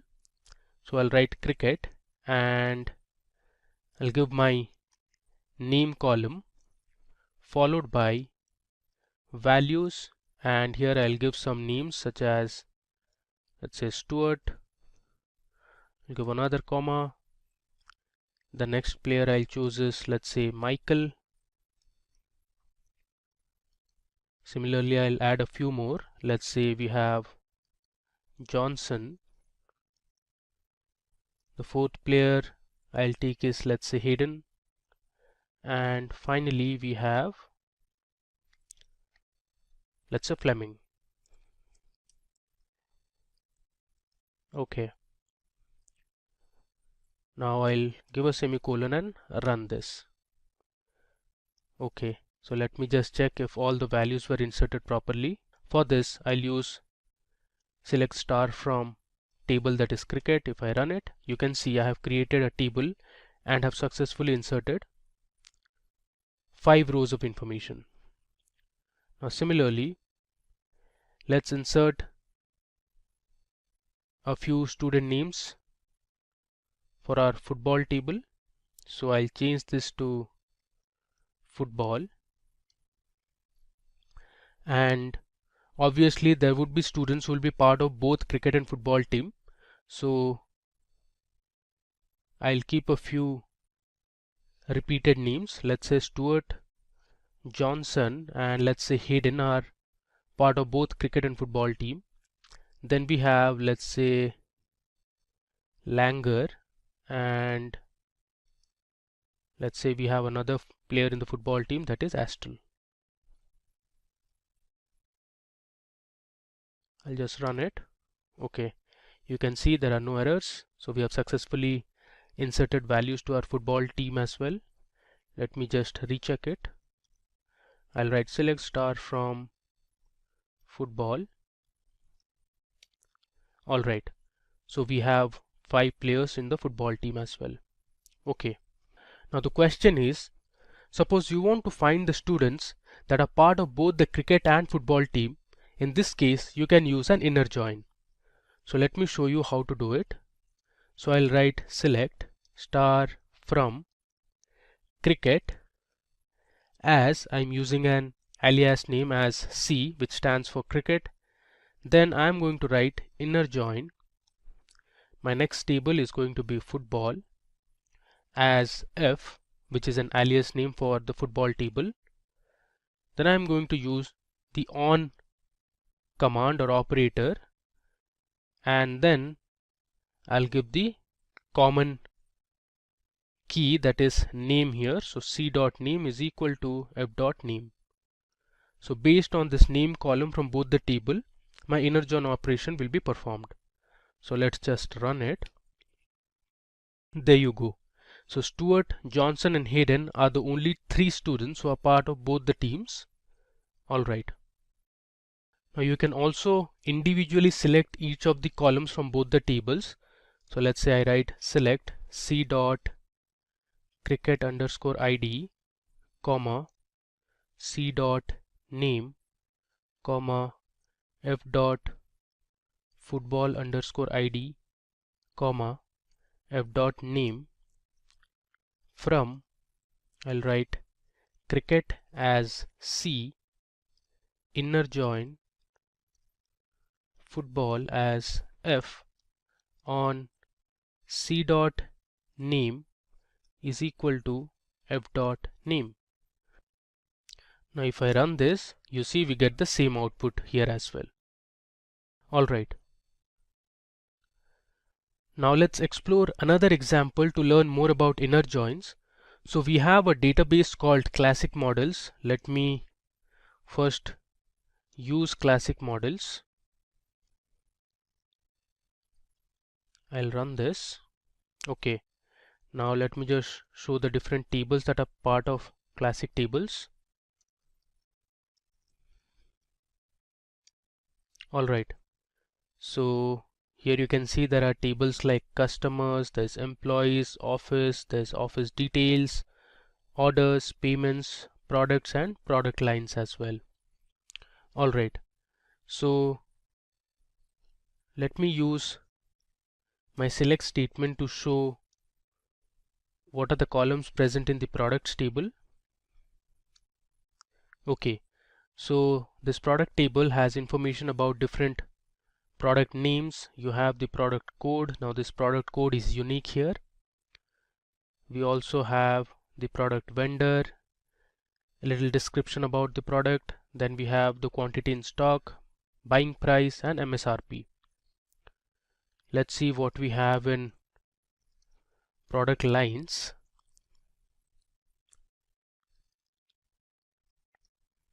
If I run it, you see here we have the product line, which is the primary key for this table. Then we have the textual description for each of the products. This is basically some sort of an advertisement.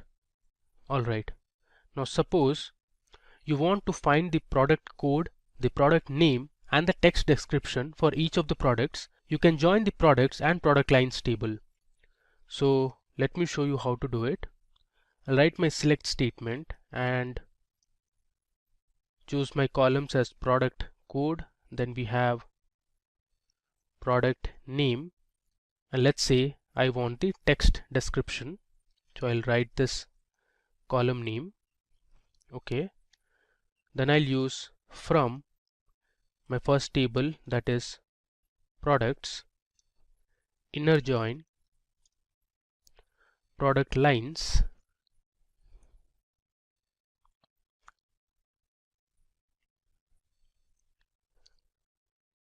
I can use using the common key column, that is product line.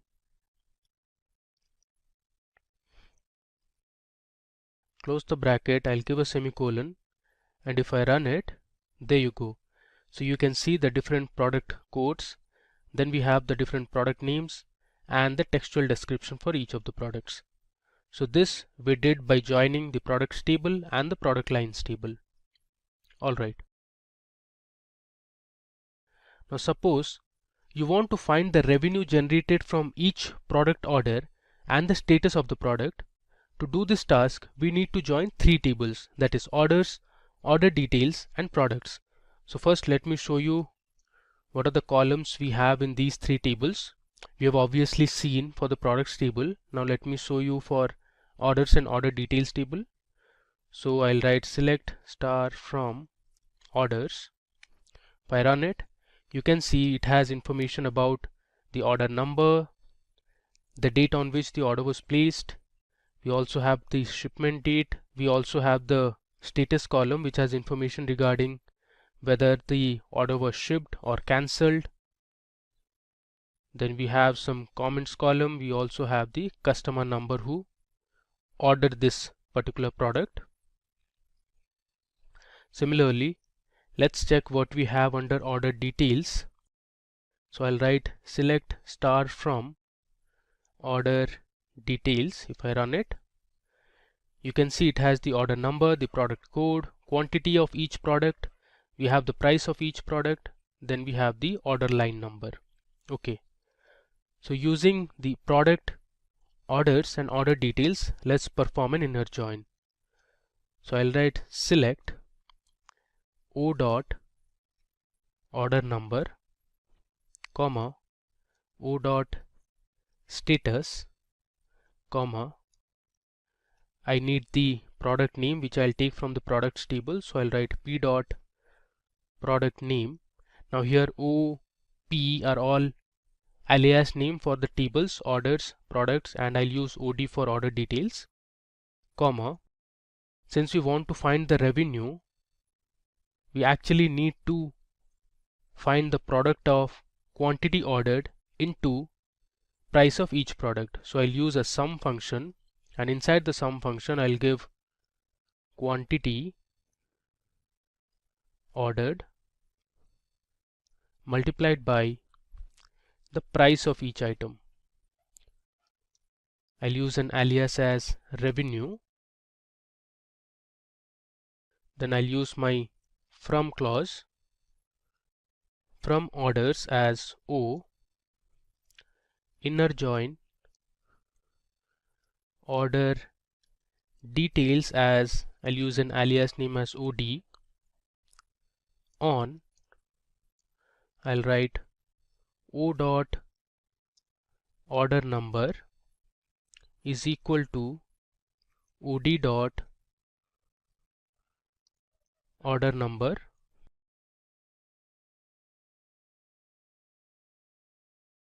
I'll use another inner join, and this time we'll join the products table. So I'll write inner join products as P on P dot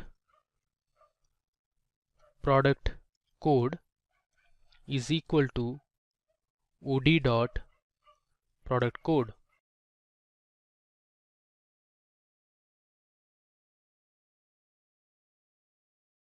And finally I'll use the group by clause and group it by order number.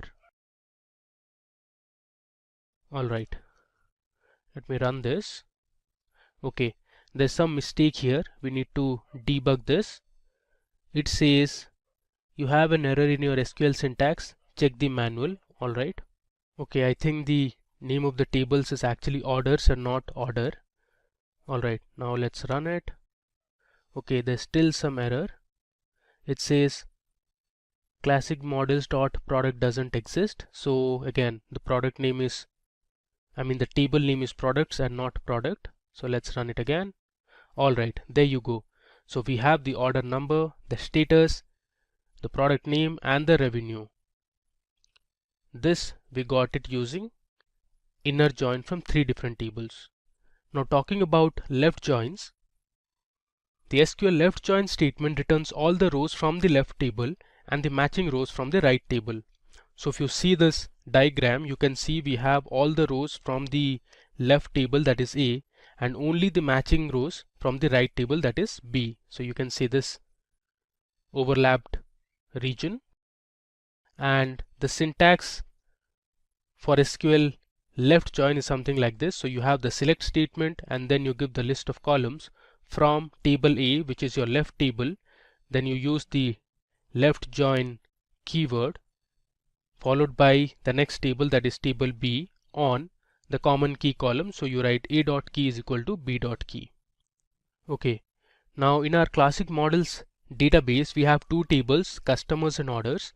So if you want to find the customer name and their order ID, you can use these two tables. So first let me show you the columns that are present in customers and orders.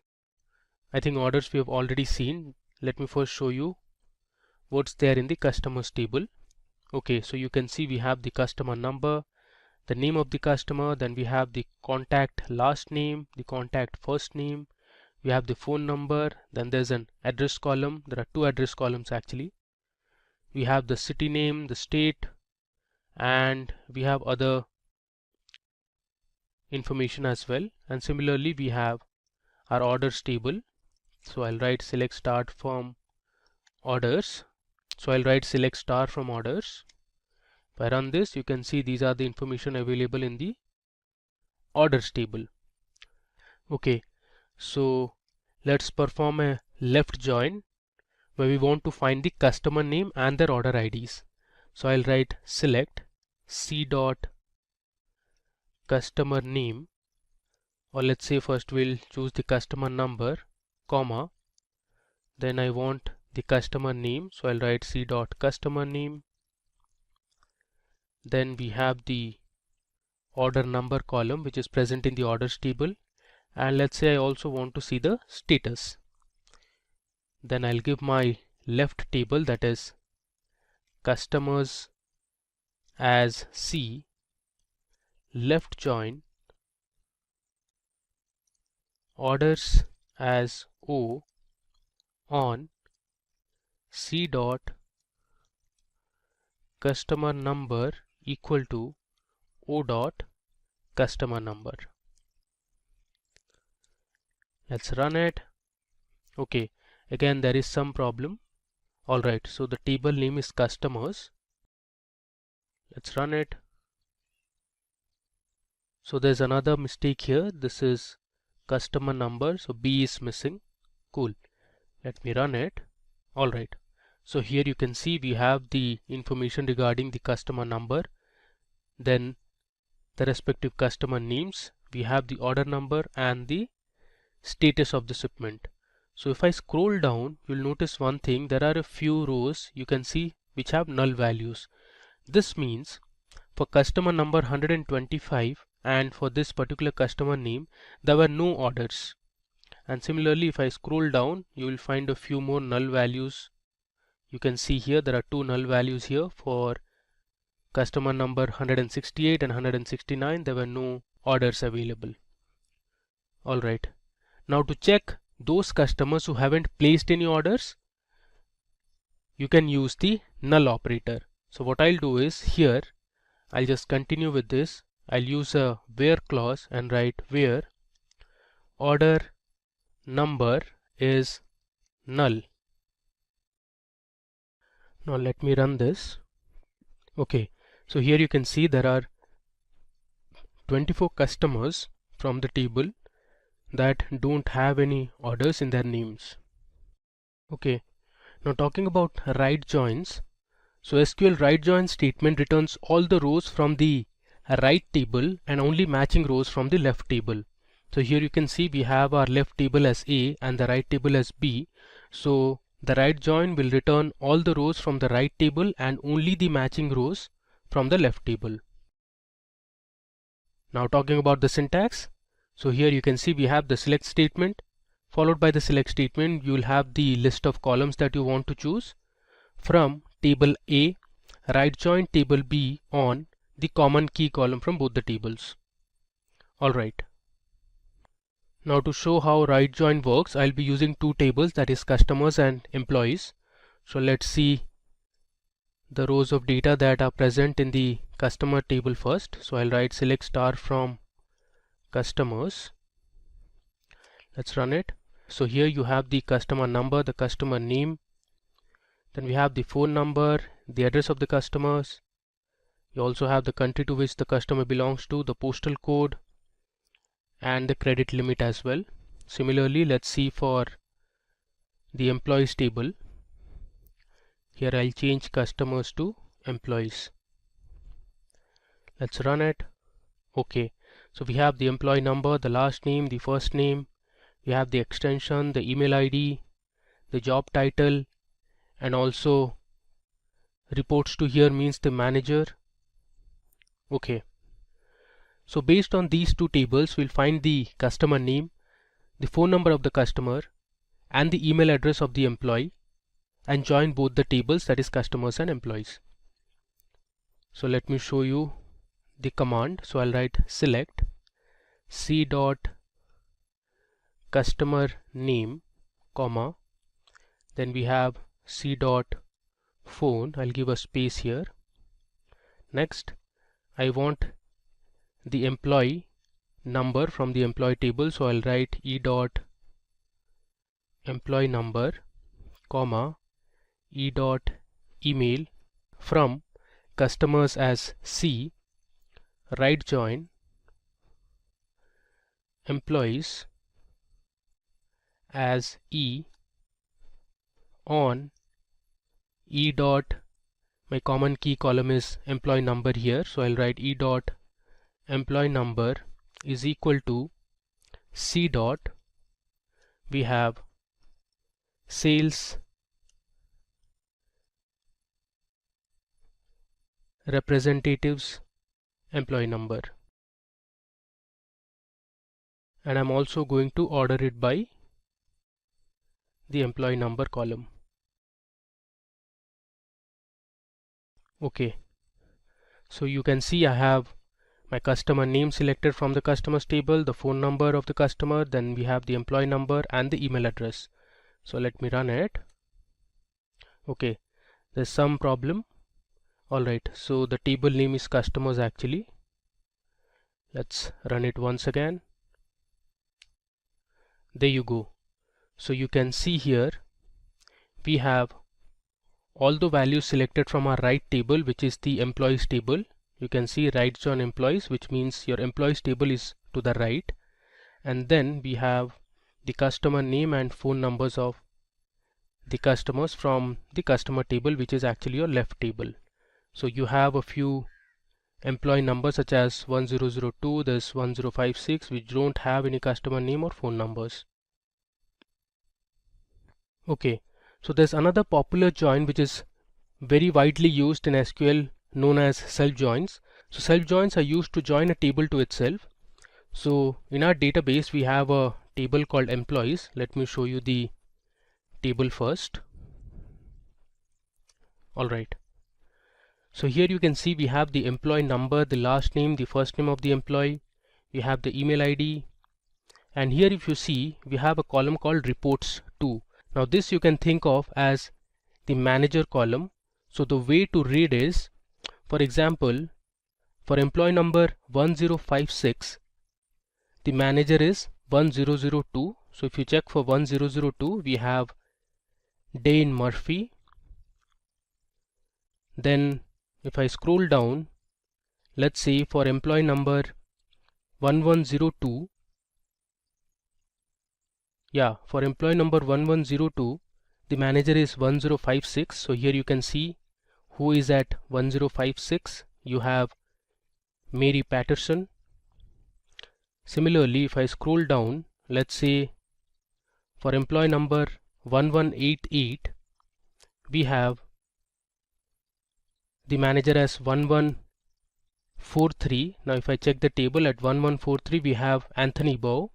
So the employee Julie Firelli reports to Anthony Bow. Alright. Now suppose you want to know who is the reporting manager for each employee. So for that you can use a self join. So let me show you how to join this employees table. I'll write select, and then I'm going to use a function called concat. Within brackets I'll start with my alias name, that is m dot, then I'll write last name. I'm going to concat last name followed by a comma, then I'll have my first name.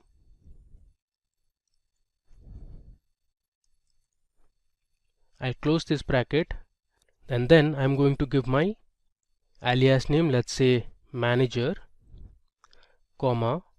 Next I'm going to concat the same last name and first name, and this time I'm going to use a separate alias, let's say E, which stands for employee. So I'll write E dot last name, comma, and within single quotes I'll give my comma, and then I'll write E dot first name.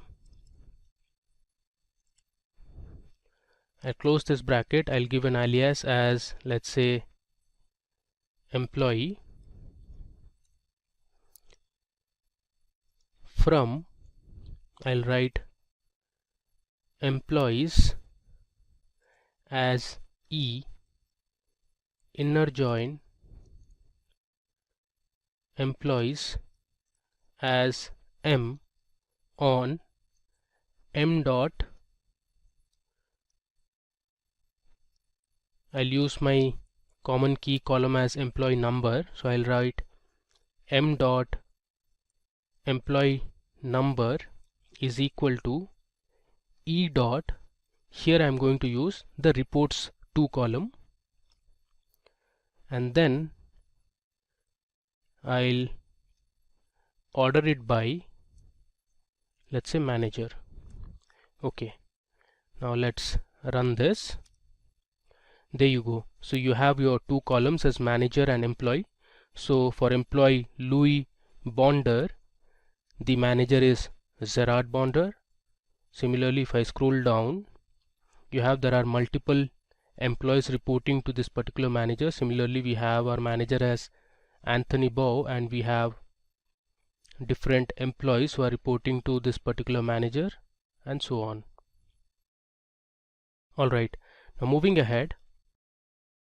Now let's see what a full join is. So SQL full outer join statement returns all the rows when there is a match in either left or right table. Now you must remember that MySQL Workbench does not support full outer join by default, but there's a way to do it. So by default, this is how the syntax of full outer join looks like. Now this statement will work on other SQL databases like Microsoft SQL Server, but it won't work on MySQL Workbench. I'll show you the right way of using full outer join on MySQL Workbench. So to show full outer join, I'm going to first use a left join, and then we'll also use a right join, and finally we'll use a union operator. So the union operator is used to combine the result set of two or more select statements. So first of all, let me write C dot customer name. So for this example, I'm using the customer table and the order table, comma, O dot order number. So I just want to know the customer name and the order number related to the customer. From, I have customers as C, left join, I'll write orders as O on C dot customer number is equal to O dot customer number. Let me just copy this, and after this I am going to use my union operator. So union operator is used to merge results from two or more tables. So basically this performs a vertical join. And next I am going to use my right join operation. So here instead of left join I'll write right. Rest all looks fine. Let me just run it. There you go. So we have successfully run our full outer join operation. You can see we have the different customer names and the order that each customer had placed. Alright. So that brings us to the end of our demo session. So let me just run through whatever we did in this session. So first we created a database called SQL joins. Then we created two tables like cricket and football. Then we had inserted a few rows to each of these tables. Then we used this table to learn about inner join. Next we used a database called classic models. It had multiple tables, so we explored all of these tables like products, there was product lines, orders, customers and employees, and learned how to use inner join, left join, self join, right join, as well as full outer join. In this video we will learn what is a subquery and look at the different types of subqueries. Then we'll learn subqueries with select statement followed by subqueries with insert statement. Moving further, we will learn subqueries with the update statement, and finally we look at subqueries with delete statement. All this we will be doing on our MySQL workbench. So before I begin, make sure to subscribe to the Simply Learn channel and hit the bell icon to never miss an update. So let's start with what is a subquery. So a subquery is a select query that is enclosed inside another query.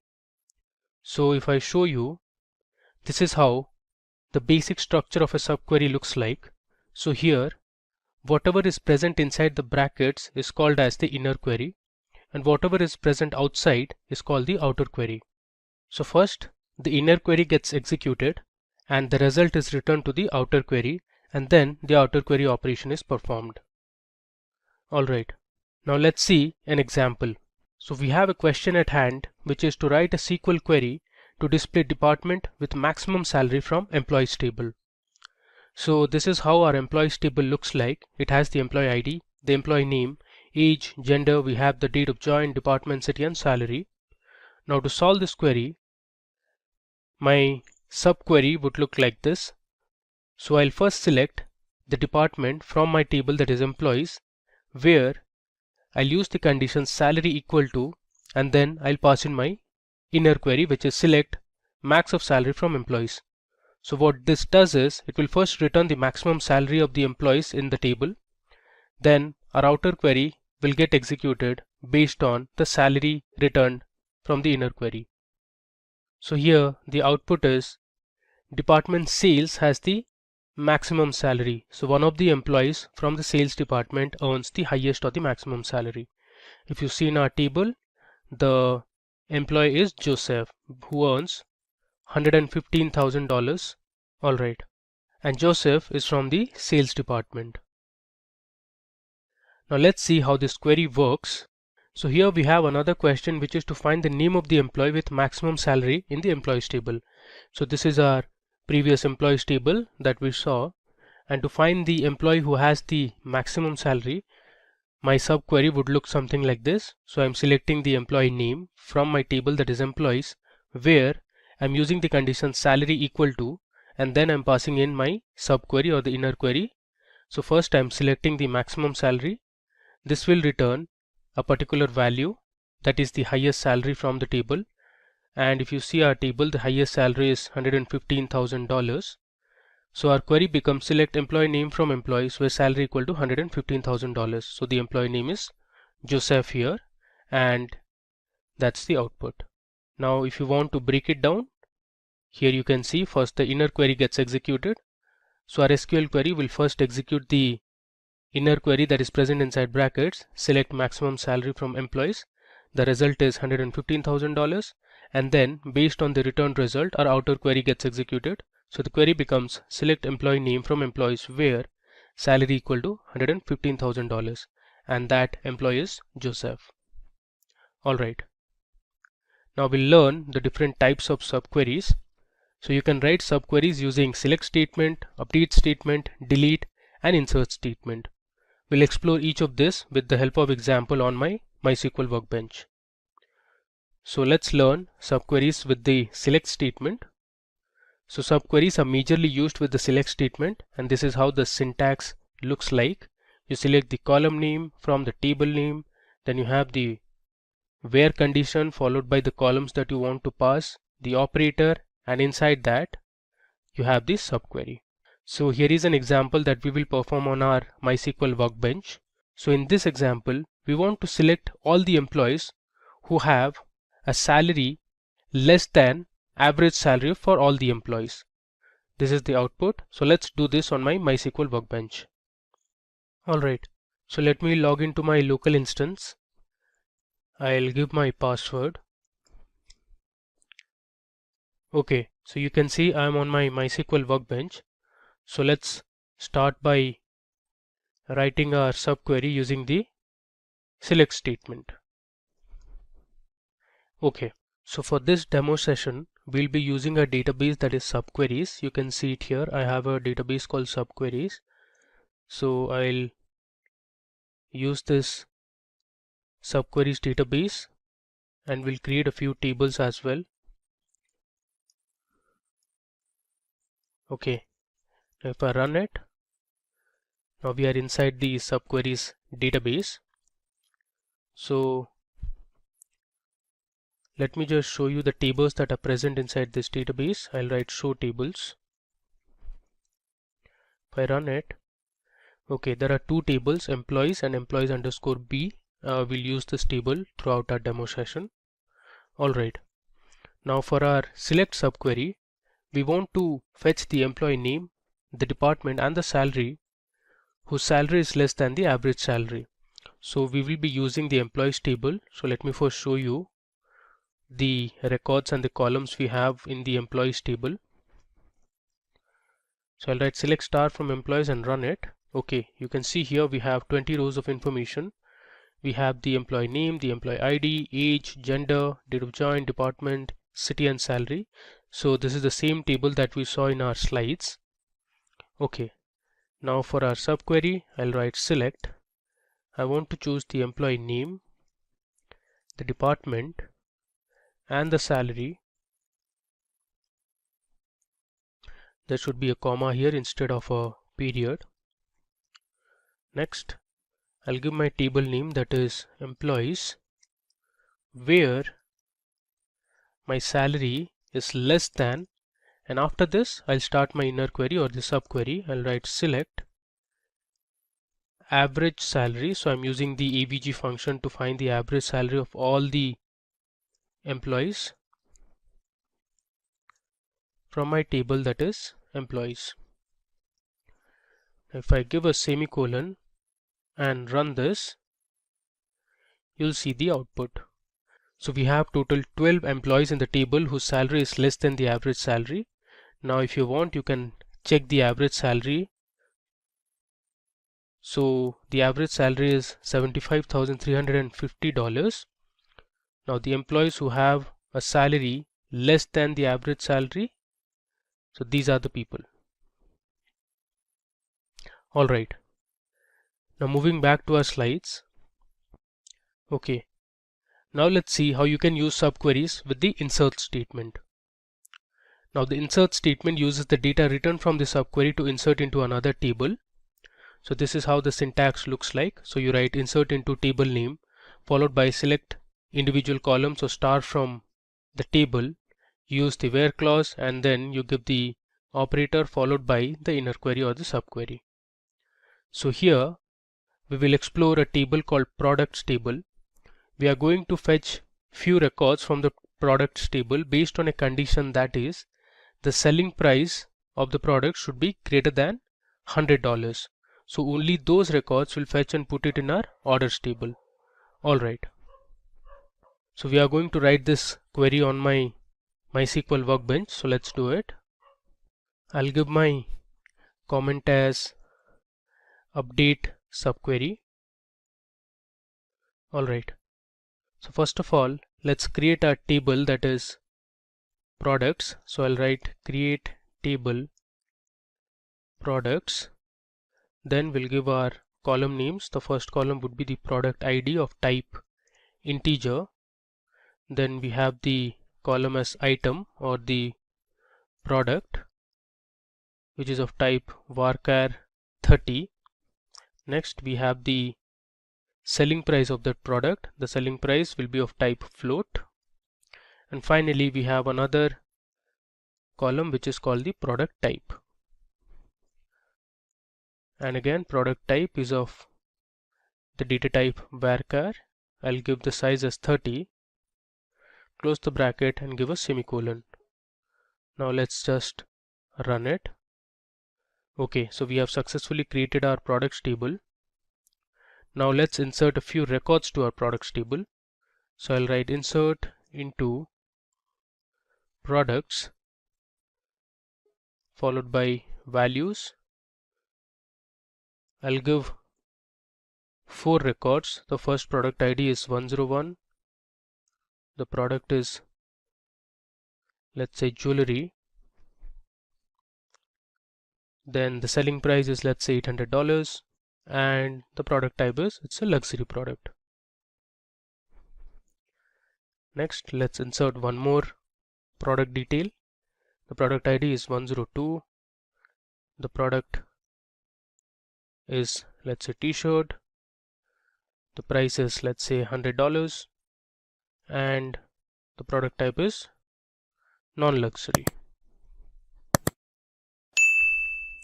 Next, I'll just copy this to reduce our task. We'll edit this. The third product's ID is 103. The product is laptop, and let's say the price is $1,300, and it's a luxury product. I'll paste again, and finally I'll enter my fourth product, which is, let's say, table, and the price is $400, and it's a non-luxury product. I'll give a semicolon and we'll insert these 4 records to our products table. You can see we have inserted 4 records. Let's just print it now. So I'll write select star from products. If I run it, you can see we have our 4 products ready. Now we need to create another table where we are going to put some records from our products table. So that new table is going to be the orders table. So I'll write create table orders. Now it will have 3 columns. The order ID will be of type integer. Then we have product underscore sold. This will be of type varying character of size 30. And finally we have the selling price column. This will be of type float. Let's create our orders table. The table name should be orders, and there is some mistake here. Okay, you should close the brackets. Okay, let me run it. So we have our orders table ready. Now let's write our insert subquery. So I am going to insert into my table that is orders, and I'll select the product ID, comma, the item, and the selling price or the sell price from my table that is products, where I'll write product ID in. I'll write my inner query select prod ID or the product ID from products. Next, I'll give a where clause where the selling price is greater than $1,000. So let me tell you what I am going to do here. I am going to insert into my orders table the product ID, the item name, and the selling price from my products table, where the product ID has this condition. So let me first run this condition for you, which is select prod ID from products where the selling price is greater than 1000. If I run this, okay, there is some issue here. The column name is actually prod ID. Now let's run it again so that we can see the product IDs of the products which have a selling price greater than 1000. So it is 101 and 103. Now let's run the entire query. There is another mistake here. Let's debug the mistake. Now this should be product ID instead of product underscore in. Let's insert again. Alright, so we have successfully inserted 2 records to our table, that is orders. Now let's see the orders table. I'll write select star from orders. If I run it, there you go. So there were 2 products from our product table that were jewelry and laptop, which have a selling price greater than $1,000. So the selling price for jewelry was $1,800 and for laptop it was $1,300. So this is how you can use a subquery using the insert statement. Alright, now going back to our slides again. Alright, now let's see how you can use subqueries with the update statement. Now the subqueries can be used in conjunction with the update statement. So either single or multiple columns in a table can be updated when using a subquery with the update statement. So this is how the basic syntax of an update subquery looks like. So you write update table followed by the table name, you set the column name, you give the where operator, and then you write your inner subquery. So we are going to see an example where we will use this employees table, and using this employees table we will update the records of the salaries of the employees by multiplying it with a factor of 0.35 only for those employees which have age greater than 27. So we are going to use a new table called employees underscore b for this as well. So let's see how to do it. So I'll give my comment as update subquery. Before we see the subquery, let's see what we have in the table employees underscore b. This is basically a replica of the employees table. There you go. It has the same records that our employees table has. We are going to use both the employees table and the employees underscore b table to update our records. So I'll write update employees set salary equal to, let me bring this to the next line. I'll write set salary equal to salary multiplied by 0.35, where age in, then I'll write select age from my other table, that is employees underscore b, where age is greater than or equal to, let's say 27. Alright, so let me run through this query and tell you what we are going to do. So I'm going to update the records of the employees table specifically for the salary column.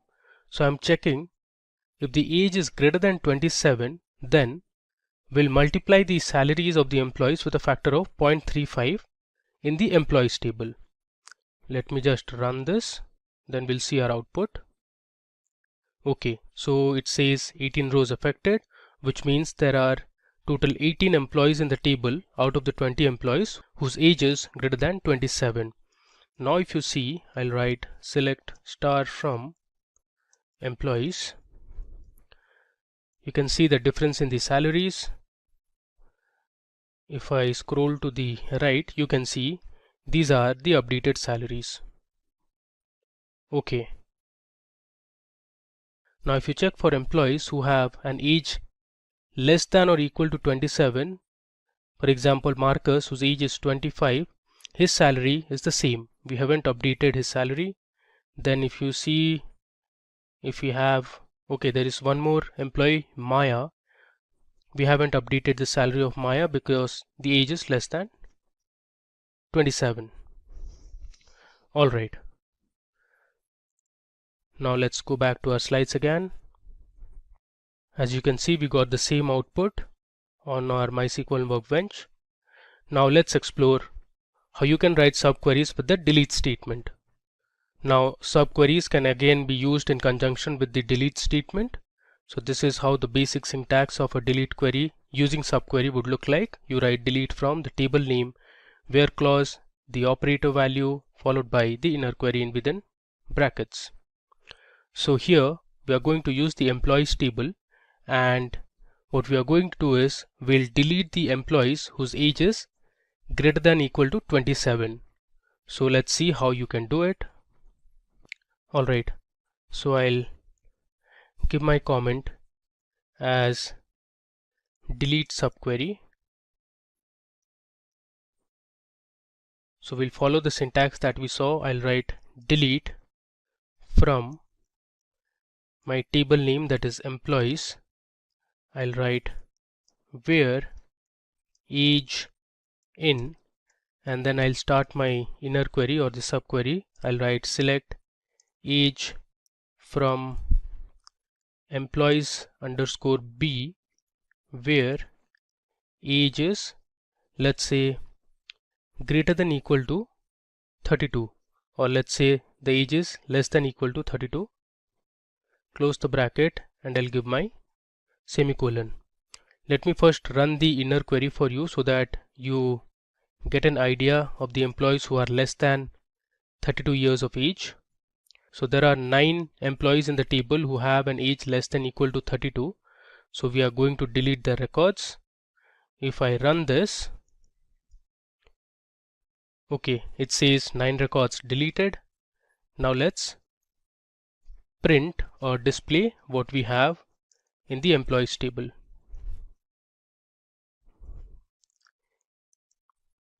If I run this, there you go. So if you see the age table, we have total 11 employees now, and all their ages are greater than 32 because we have deleted all those employees who had an age less than equal to 32. Okay, so let me show you from the beginning what we did. So first we used our subqueries database, then we used our employees table. So we started by looking at how you can use the subquery with a select statement. This should be insert instead of update. So we learned how to write an insert subquery. We use two tables, products and our orders table. Moving ahead, we saw how to write subqueries using the update command. So we updated the salaries of the employee by a factor of 0.35 for those who had an age greater than equal to 27. And finally, we saw how to use the subquery using the delete statement. So we deleted all those records for the employees whose age was less than equal to 32. So let's start with what is normalization. Normalization in DBMS is a method used to organize data within database to reduce repetition. By breaking down large data sets into smaller, more manageable tables and ensuring these tables are properly related, normalization helps prevent issues like data redundancy. Data redundancy means the unnecessary repetition or duplication of data within a database. For example, when a same piece of data is stored in multiple places, it can lead to inconsistencies and take up more storage space than needed. For example, data redundancy before normalization. You can see the table mentioned above where we have order ID, customer name, customer address, product and quantity. You might see some of the data which is being repeated again and again. In the above table, the customer address for John Doe is repeated 3 times. Let's suppose if John Doe moves to a new address, every occurrence of his address in the table must be updated. If any instance is missed during the update, it leads to inconsistencies and errors can occur in the database. The solution is reducing the redundancy through normalization. Let's check it out how. So you can see this is the normalized table we have created. First is the normalized customer table, and then we have the order table. So, what are the benefits of normalization? The address for John Doe is stored only once in the customer table. If John Doe's address changes, it needs to be updated in one place, ensuring consistency through the database. This reduces the risk of errors and maintains data integrity. The process involves multiple steps that transform data into a tabular format, removing duplicates and establishing clear connections between different tables, making the database more efficient and reducing problems like errors during data insertion, updates, or deletion. Let's now discuss the types of DBMS normal forms. Normalization rules are categorized into different normal forms. The first one is 1NF. For a table to be in first normal form, it must satisfy the four rules. Single-valued atomic attributes. Each column should contain only one value per row. This means that there should be no repeating groups or arrays within a single column. Same domain values. All values stored in a specific column should be of the same data type or domain. For example, if a column is meant to store dates, all values in that column should be dates. Then we have unique column names. Each column in the table should have a unique name. This ensures clarity and avoids confusion when referring to a specific column. Then we have order of data, which doesn't matter. The order in which rows are stored in the table should not affect the data or its integrity. Let's check the example of the first normal form. Consider the following unnormalized table: customer ID, customer name, and the phone numbers. As you can see, the phone numbers are repeated twice. The problems with the original table is the non-atomic values. The phone numbers column contains multiple phone numbers separated by commas, which violates the atomicity rule of 1NF. Converting to first normal form, to bring this table into 1NF, we must ensure that each column contains only atomic value. This involves splitting the rows where there are multiple phone numbers. As you can see, we have splitted the data. Each row now has a single phone number, ensuring that the phone number column contains atomic value. Same domain names, all the values in the phone number column are consistent in format and type. All are phone numbers.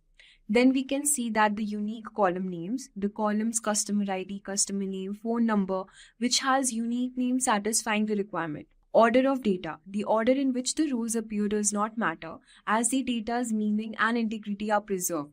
By applying these rules, the table now conforms to the first normal form, eliminating any redundancy related to the phone numbers and ensuring data is stored in a more organized and efficient manner. Let's go through each of these database normal forms step by step with simple examples to help you grasp the concepts more easily. Let's talk about the second normal form. For a table to be in second normal form, it must satisfy the following condition. Number 1, it must be in 1NF. Number 2, no partial dependency. Every non-key attribute should be fully dependent on the entire primary key, not just part of it. This rule applies primarily to tables with composite primary keys. Example of second normal form is, consider the following table that is in 1NF. The order ID, product name, quantity, and the supplier name. The problems with this table is that the partial dependency. The product name and the supplier name depend only on product ID, not the entire primary key, which is order ID and product ID. This violates 2NF.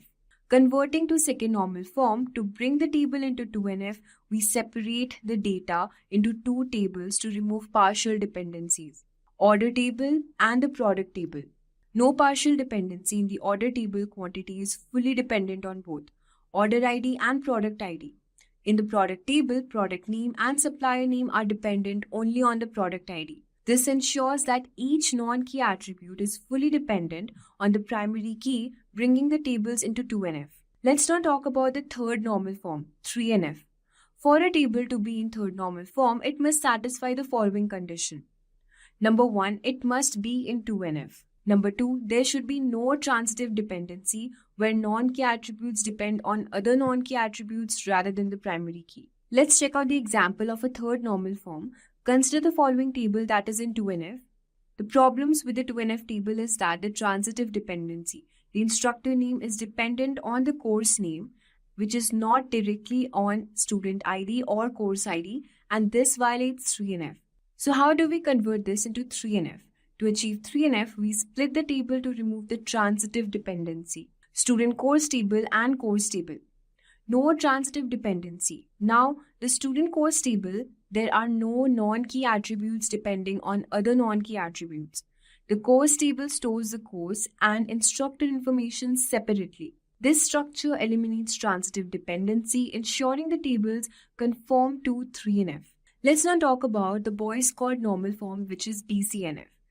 BCNF is an extension of the third normal form 3NF. A table is in BCNF if it is in 3NF, and for every functional dependency, A implies to B, A should be a superkey. Let's check out the example of a Boyce Codd normal form BCNF. So you can see this table here consisting of employee ID, department, and the manager.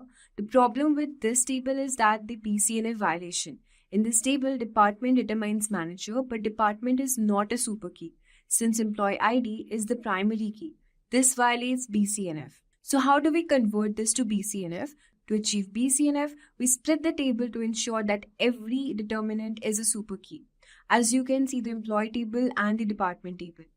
The superkey requirement: in the employee table, employee ID is the primary key, and in the department table, department is now the primary key. The decomposition ensures that every functional dependency is satisfied by a superkey, meeting the requirements of BCNF.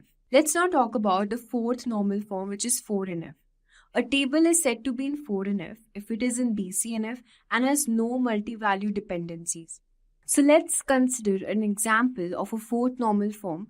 Consider a table where an employee can have multiple skills and work on multiple projects. As you can see, the employee ID, skill, and the project. The problem with this table is that it is multi-value dependency. An employee skill is independent of the project, but both are stored in the same table. This leads to multi-value dependency, violating 4NF. So, in order to achieve 4NF, we separate the skills and the projects into different tables: the employee skill table and the employee projects table. And now you can see that no multi-value dependency. By separating the skills and the projects, we eliminate multi-value dependencies, ensuring the table conform to 4NF. Let's now talk about the fifth normal form, the employee skill table and the employee projects table. So as you can see that no multi-value dependency is there. By separating the skills and the projects, we eliminate multi-value dependencies, ensuring the tables conform to 4NF. Now let's talk about the fifth normal form, which is 5NF. A table is said to be in fifth normal form if it is in 4NF and cannot be decomposed into any smaller tables, losing information, also known as joint dependency. Let's consider an example of a fifth normal form. This is a table here that records the relationship between suppliers, parts, and a project. The problem with this table is that the joint dependency. The table has a complex relationship between suppliers, parts, and projects that can be decomposed further. So how do we convert this into fifth normal form? In order to achieve 5NF, we break the table into smaller related tables: the suppliers part table and the suppliers project table, also parts project table. Eliminating joint dependency, by decomposing the table into 3 smaller tables, we remove the complex relationship and eliminate the joint dependency, ensuring the tables conform to 5NF. Imagine you are trying to figure out what most people in your neighborhood love to eat for dessert. You could ask everyone, right? But how do you make sense of all of these answers? That's where statistics comes in. It's like your personal data detective, helping you gather, organize, and analyze all the information to spot patterns and trends. With statistics, you can easily discover if most people love ice cream or if brownies are the hidden favorite. It's all about turning numbers and facts into useful insights, helping you make smarter decisions and understand the bigger picture. Hello guys, welcome back to Simply Learn's YouTube channel. And today I will walk you through the basic understanding of descriptive statistics, inferential statistics, frequency statistics, and kurtosis statistics, and more. Then I will take you through the differences among the various types. By the end of the video, you will know all you want to know about statistics and its types. Without any further delay, let's get into the video. First things first, let us understand what statistics actually is. Statistics is a branch of mathematics that help us collect, organize, and analyze data, understand patterns, trends, and make decisions. It's like having a big group of information and breaking it down to learn something useful. For example, if we survey 100 people about their favorite fruit, statistics help us figure out what most people like, what fruit is least liked, and how confident we are about these results here. After we have a basic idea of statistics, let us get into the various types of statistics. The first one is descriptive statistics. Descriptive statistics is a branch of statistics that focuses on summarizing and describing the main features of a dataset. This is further divided into measures of central tendency, measures of spread, and data distribution. Let's start with measures of central tendency, and this is further divided into three types. The first one is mean, the average of all data points. The second one is median, the middle value when data is arranged in order. The third one is mode, the most frequently occurring value. Let's break down the measures of central tendency, mean, median, and mode with an example. Imagine you have the following scores from a maths test taken by 7 students: 72, 85, 91, 89, 85, 76, and 90. Now you want to calculate the mean. Now, to calculate the mean, you have to add up all the scores and divide by the number of students. Therefore, the mean is 84. It means the average scores of the students is 84. Now, moving on to find the median. To find the median, we need to take the same example and we have to arrange the scores in ascending order. The median is the middle value, so in this case, the middle value is 85, since it is the fourth number in a list of 7. So, half of the students scored above 85 and half scored below 85. Now, moving on, the next is to calculate the mode. The mode is a score that appears most often. So, we take the same example and we see that 85 occurs twice more than any other score. So the most common score in the test is 85. Now moving on to the next, that is the measures of spread. Unlike central tendency, which tells you whether the data is centered, spread tells you how scattered the data is. It has three components: range, variance, and standard deviation. Range, it is the difference between the highest and the lowest values in the set. And variance, it measures how much each score deviates from the mean. And standard deviation, it is the square root of variance. Let's use an example to understand measures of spread, range, variance, and standard deviation, which help us understand how spread out or dispersed the data is. Consider the test scores of 5 students. Now, we want to find the range. Therefore, the range is the difference between the highest and the lowest values in the dataset. That is, 85 minus 65 is equal to 20. The scores span a range of 20 points from 65 to 85. Now moving on, we want to find the variance for the same example.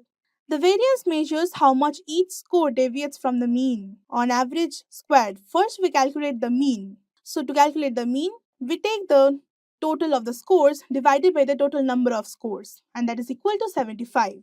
Next, we find the square differences from the mean for each score. And here it is. 65 minus 75 whole square is equal to minus 10 whole square, and that is equal to 100. And in this way, we perform the same for each score. Now, the sum of these square differences divided by the number of data points is the variance. And that is taking the total of the squared differences divided by 5, that is equal to 50. The variance is 50, meaning that on average the square differences from the mean are 50.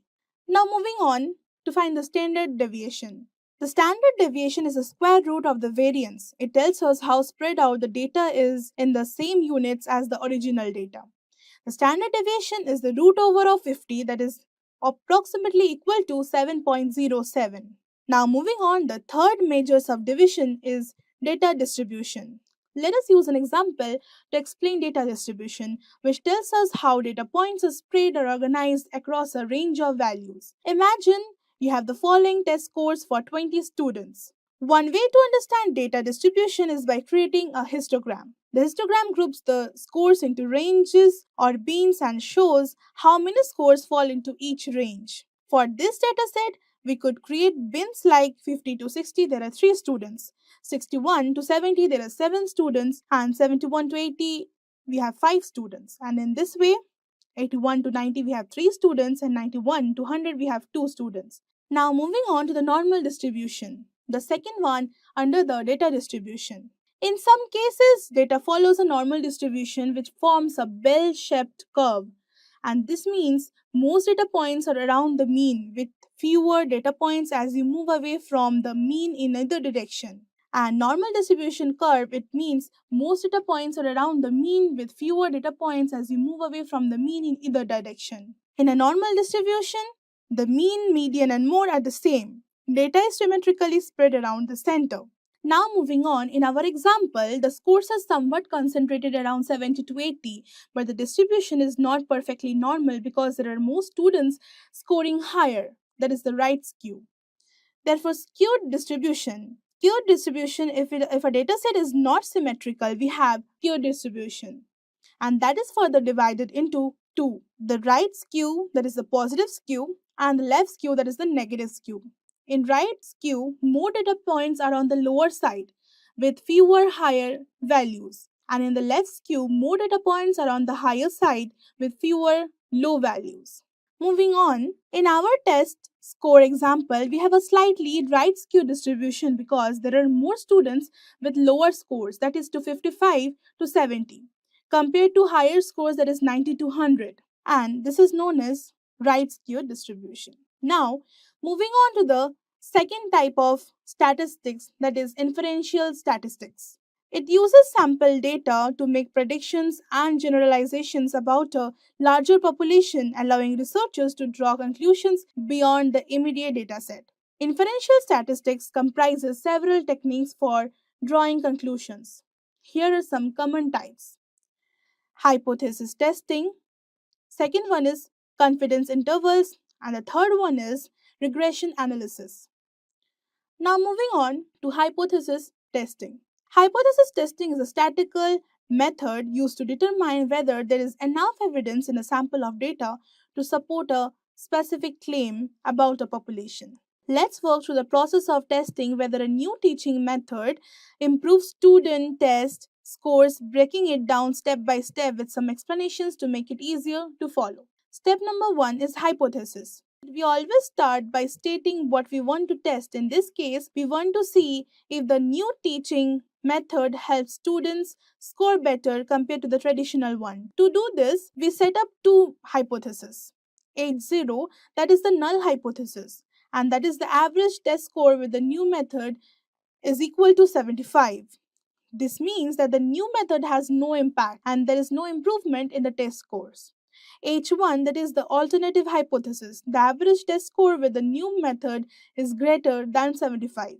This suggests that the new method does improve test scores. In simple terms, we are trying to figure out if the new method makes any difference compared to what we normally expect, which is a score of 75. Now moving on to the next step, that is significance level.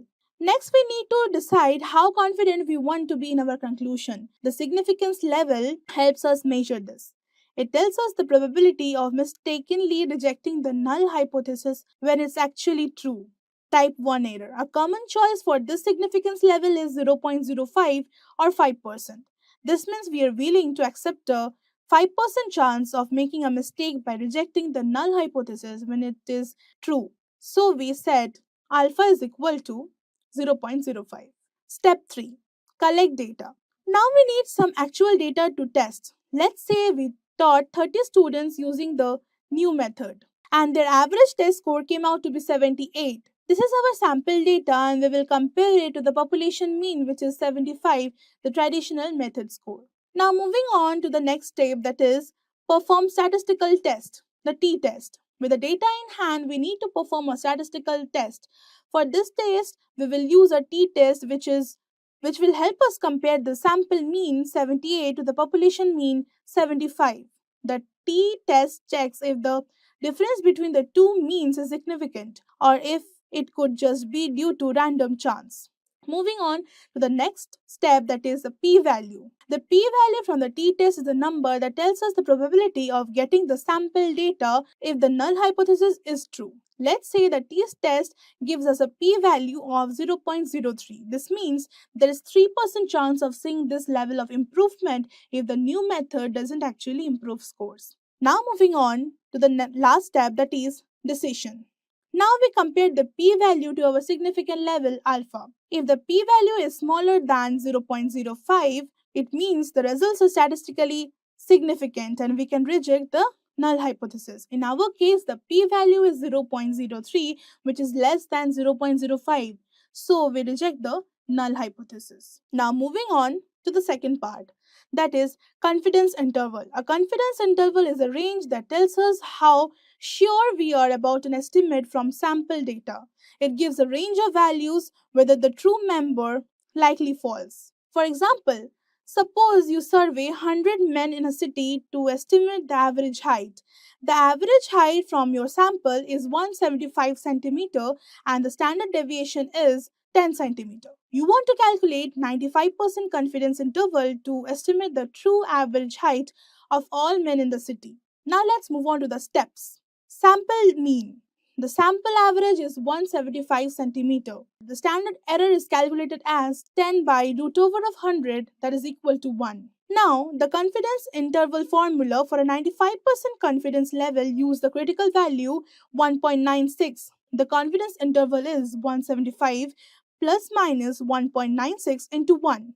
That is equal to 175 plus minus 1.96. The result, the 95% confidence interval is 173.04, 176.96. You can be 95% confident that the true average height of all men in the city is 173.04 centimeter and 176.96 centimeter.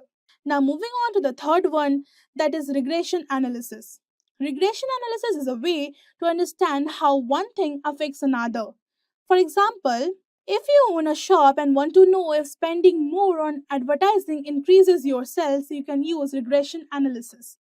In this case, advertising spending is a thing you control, that is the independent variable, and sales is what you want to predict. By analyzing the past data, regression helps finding a pattern or relationship. For example, you might discover that for every $100 you spend on advertising, your sales increase by $200. This means you are positive relationship between advertising and sales. Now, if you plan to spend $500 on advertising, you can predict an increase in the sales by applying that relationship. Regression analysis gives you a formula or model to make such predictions based on the pattern you identified. In short, regression helps you logically predict how changes in one factor affect another. Next, I will be talking about is frequency statistics.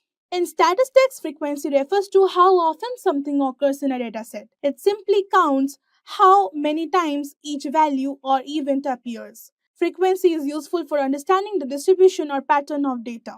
Let's say you surveyed 10 people about their favorite food and the results were 4 people chose apples, 3 people chose bananas, 2 people chose oranges, and 1 person chose grapes. Here's how frequency works. Apples have a frequency of 4 as 4% chose it. Bananas have a frequency of 3, oranges have a frequency of 2, and grape has a frequency of 1. In this simple example, frequency helps you see that apples were the most popular fruit choice, while grapes were the least popular. Last but not the least, let's talk about kurtosis statistics. Kurtosis is a statistical term that describes the shape of the distribution of data, especially how the data is concentrated in the tables. It helps us understand if the data has more or fewer extreme values compared to a normal distribution. It is further divided into high kurtosis and low kurtosis. High kurtosis has more extreme values, and in low kurtosis, the data has fewer extreme values. In short, high kurtosis means more extreme heights, while low kurtosis means more consistent, evenly spread heights. By now, you be curious to know about the differences among all the types of statistics. So here we go. Differentiating them on the basis of purpose. Descriptive statistics summarizes the main features of a dataset, for example, mean, median, and standard deviation. Inferential statistics makes predictions or generalizations about a population based on sample data. Frequency statistics counts when specific values or events occur in the dataset. Kurtosis describes the shape of the distribution, focusing on the tails and extreme values, differentiating them on the basis of data focus. Descriptive statistics deals with the entire dataset at hand. Inferential statistics uses a sample to infer conclusions about a larger population. Statistics focuses on the frequency of individual values or categories. Kurtosis focuses on whether the data has many or few extreme values. Now differentiating them on the basis of common metrics. In descriptive statistics is the mean, median, mode, and standard deviation and range. In inferential statistics, it is hypothesis testing, confidential intervals, regression analysis. In statistics, it is frequency counts, frequency tables, histograms, bars, and charts. In kurtosis value, high kurtosis is equal to more extreme values and low kurtosis is equal to fewer extremes. Now, differentiating on the basis of complexity. Complexity in descriptive statistics is simple and straightforward, summarizes the observed data, and in inferential statistics it is more complex, and in statistics it is simple counting and displaying of occurrences. Kurtosis requires statistical analysis to determine the distribution's tailedness. Now finally, differentiating them on the basis of visualization. Descriptive statistics, it is the box plots, pie charts, and summary tables. Inferential statistics, it is confidence intervals, regression lines, p-values, and more. And in statistics, it is bar charts, histograms, frequency tables. And kurtosis, it is histograms, distribution plots to visualize outliers. So here is a question for you guys. I hope everyone will comment your answers in the chat section and let's see how many of you really understood the topic. So the question is, which of the following is not a measure of central tendency? And the options are mean, median, mode, and standard deviation. Participate in the quiz and I hope to see your answers in the comment section. We will reply to whoever provides the correct answer and the wrong answers will be corrected for sure. I will provide you 1 minute to write your answers in the comment section. Imagine having the power to transform chaos into clarity in today's data-driven world. That's exactly what ETL, which is extract, transform, load, let you do. Picture this data pouring in from all the direction. Databases, apps, cloud systems, and just with few smart moves, you can transform it into clean, organized insights ready to fuel big businesses' decisions. Learning ETL is like becoming a data wizard, pulling together scattered pieces and making them work like magic. And here's the exciting part. ETL is an in-demand skill that can open doors to endless opportunities in some of the fastest growing fields out there. Today, I'll walk you through what ETL is and why is it such a game changer in today's data-driven world. I'll break down a real-world scenario to show you how things work with and without ETL.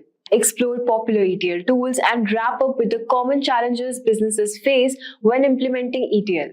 So buckle up, by the end you will have a solid grasp of ETL and why it matters a lot. Without causing any further delay, let's get into the video. First things first, let us understand what ETL is. ETL basically stands for extract, transform, and load. It is a process which is used in data management to help businesses collect data from various sources, clean and organize it, and then store it in a central location like a database or data warehouse.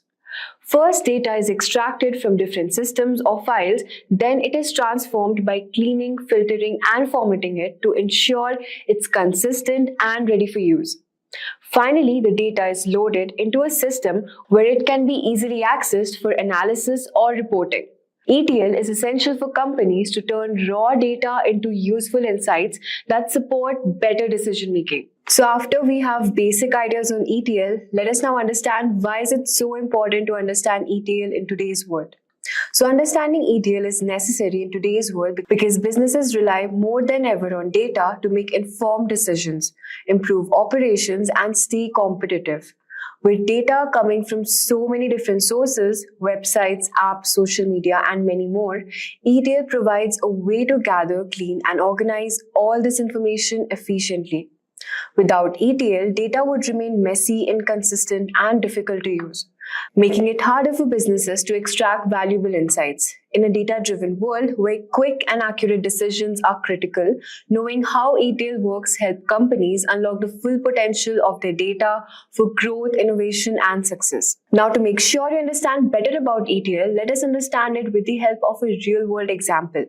Let's imagine you're running an online store that sells clothes. You have data coming from multiple sources: sales data from your website, customer reviews from social media, and inventory details from your warehouse system.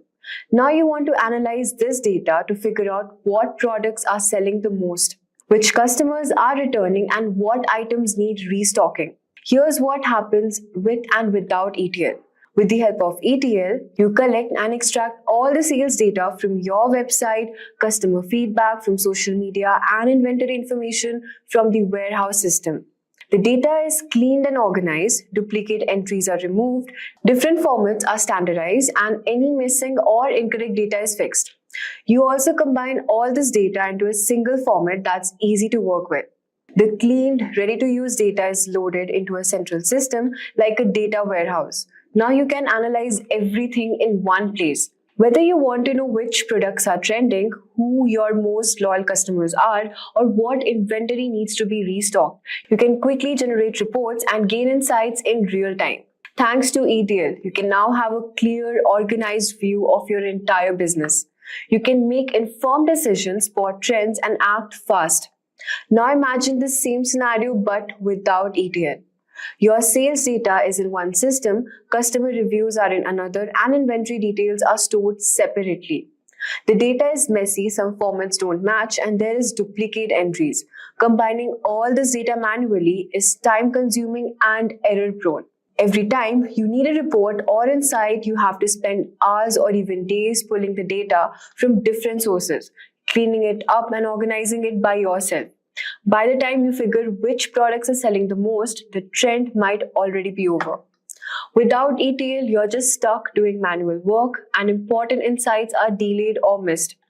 Decision making becomes slower, and you lose out on opportunities to optimize your business. In short, ETL saves times, reduces errors, and gives you the power to make faster, smarter decisions, some things that's crucial for any businesses in today's fast-paced world. By now, you're probably wondering which ETL tools are trending and what companies are using to manage their massive data workloads.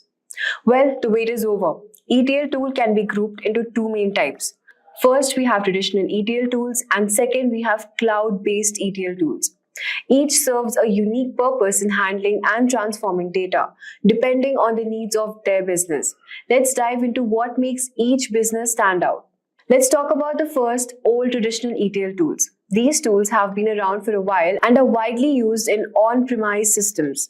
They are trusted by enterprises for handling large-scale complex data transformation and integration tasks. Some of the common tools used are Informatica Power Center, which is a strong ETL tool for big companies known for handling large data efficiently. Then we have Microsoft SSIS, a popular ETL tool that works well with Microsoft SQL Server for data tasks. Then we have Talon, which is an easy-to-use open-source ETL tool, which is great for cloud and big data projects.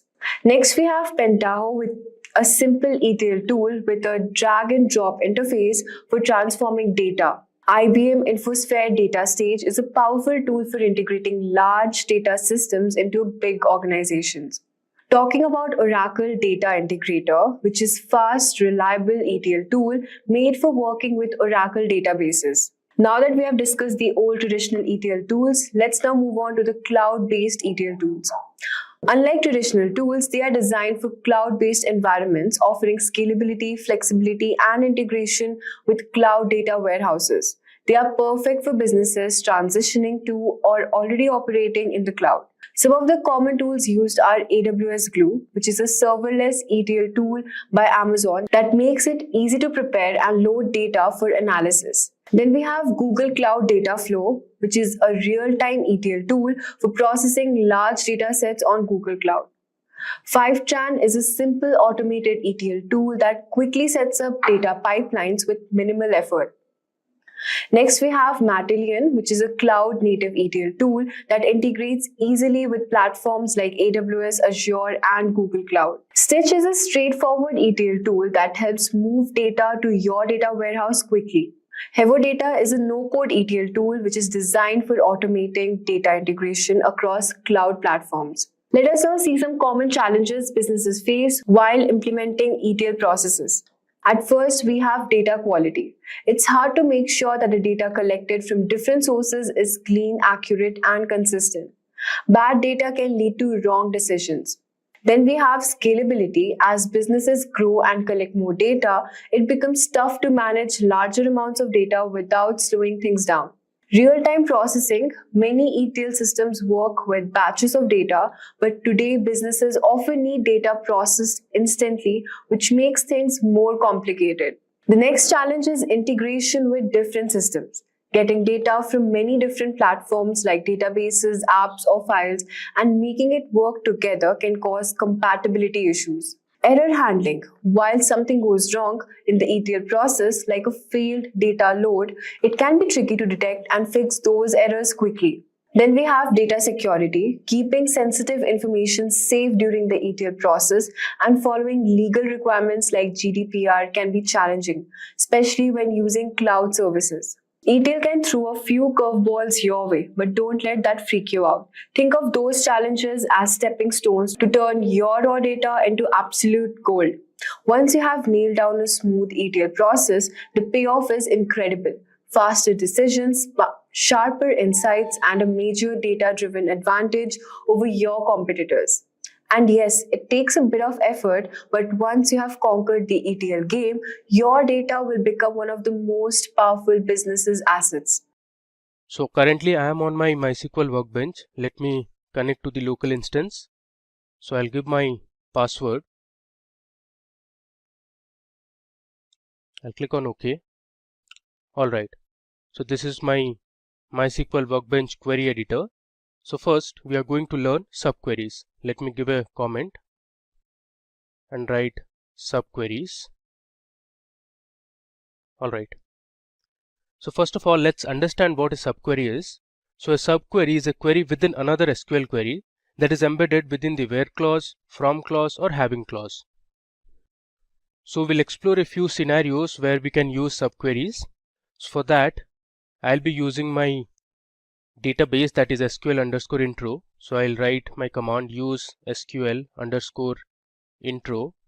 Now this database has a lot of tables.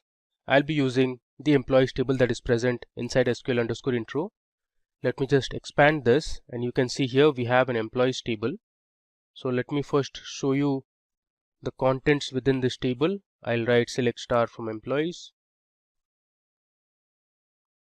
Let me execute it. Okay, you can see here we have the employee ID, employee name, age, gender, there's date of join, department, city and salary, and we have information for 20 employees. If I scroll down, you can see there are 20 employees present in our table. So let's say you want to find the employees whose salary is greater than the average salary. In such a scenario, you can use a subquery. So let me show you how to write a subquery.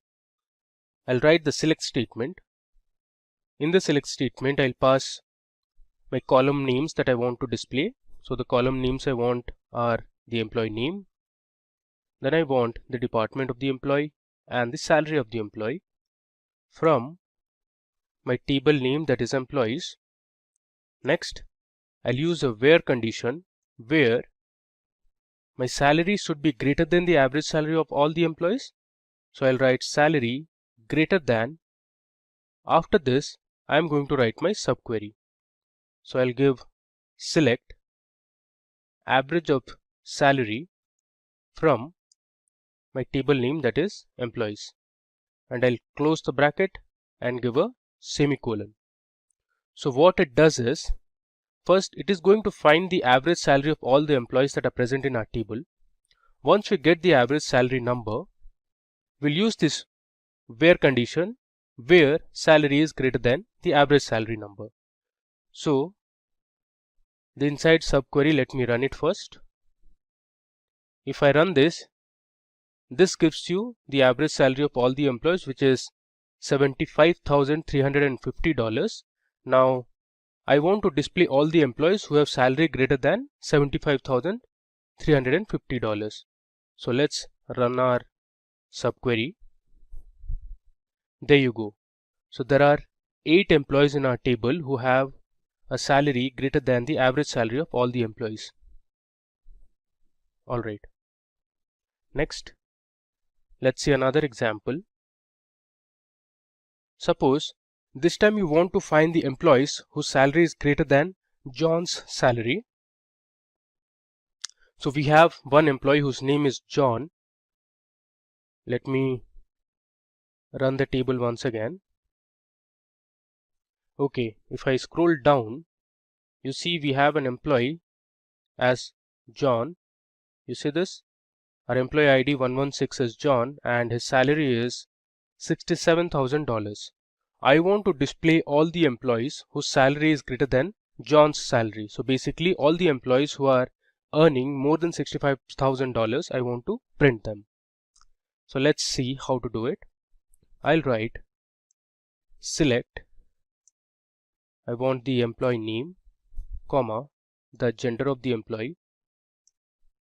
I also want the department and salary. From my table name, that is employees, I'll write where salary is greater than. I'll start my opening bracket. Inside the bracket, I'm going to give my inner query, that is select salary from employees where the employee name is John. So within single quotations, I'll give John as my employee. I'll end with a semicolon. So let me first run my inner query. So this will give us the salary that John has, which is $67,000. Now I want the employees who are earning more than $67,000. So let's run our subquery. Okay, so you can see 12 rows returned, which means there are 12 employees in our table who are earning more than $67,000. You see here, all these employees have a salary greater than $67,000. Okay. Now, you can also use subqueries with two different tables. So suppose you want to display some information that are present in two different tables, you can use subqueries to do that. So for this example, we'll use a database that is called classic models. You can see the first database. So let me use this database called classic models. I'll write use classic models. Now this database was actually downloaded from the internet. There's a very nice website. I'll just show you the website name. So this is the website, that is mysqltutorial.org. You can see here they have very nice articles, blogs from where you can learn MySQL in detail. So we have downloaded the database, that is classic models, from this website. You see here they have a MySQL sample database. If you click on this, it will take you to the link where you can download the database. So they have this download link which says download MySQL sample database, and the name of the database is classic models. Alright, so we are going to use this classic models database throughout our demo session.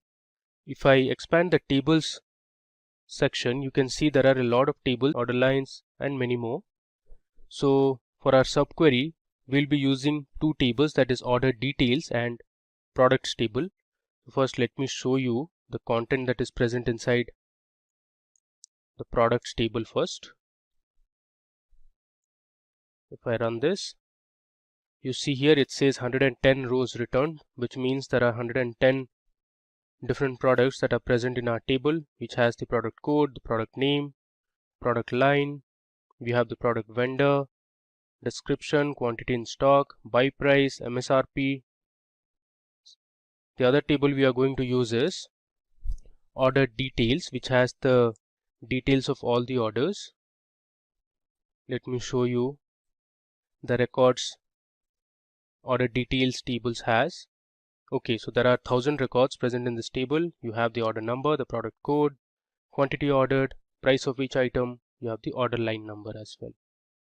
Okay, now we want to know the product code, the product name, and the MSRP of the products whose price of each product is less than $100. For this scenario, we are going to use two different tables and we are going to write a subquery.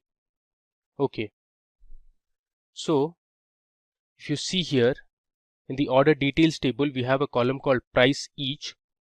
I want to display the product code, the product name, and the MSRP of the products which have a price of each product less than $100. So the way I'm going to do is I'll write select product code, comma, product name. Now one thing to remember, that this product name is actually present inside our products table and product code is present in both the tables, that is products and order details. Here you can see this is the product code column, comma, MSRP which is present inside the products table again, from my table that is products, where I'll write product code. I'm going to use the in operator. Next I'll write my inner query, that is select product code from my table order details,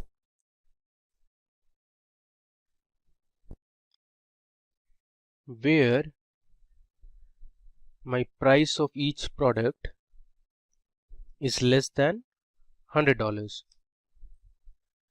Let me run this. Okay, so you can see there are total 83 products in our table which have a price less than $100. You can see the price here. Okay, now we learn another advanced concept in SQL which is known as stored procedures. I'll just give a comment saying stored procedure. Okay, so first let's understand what is a stored procedure. A stored procedure is an SQL code that you can save so that the code can be reused over and over again.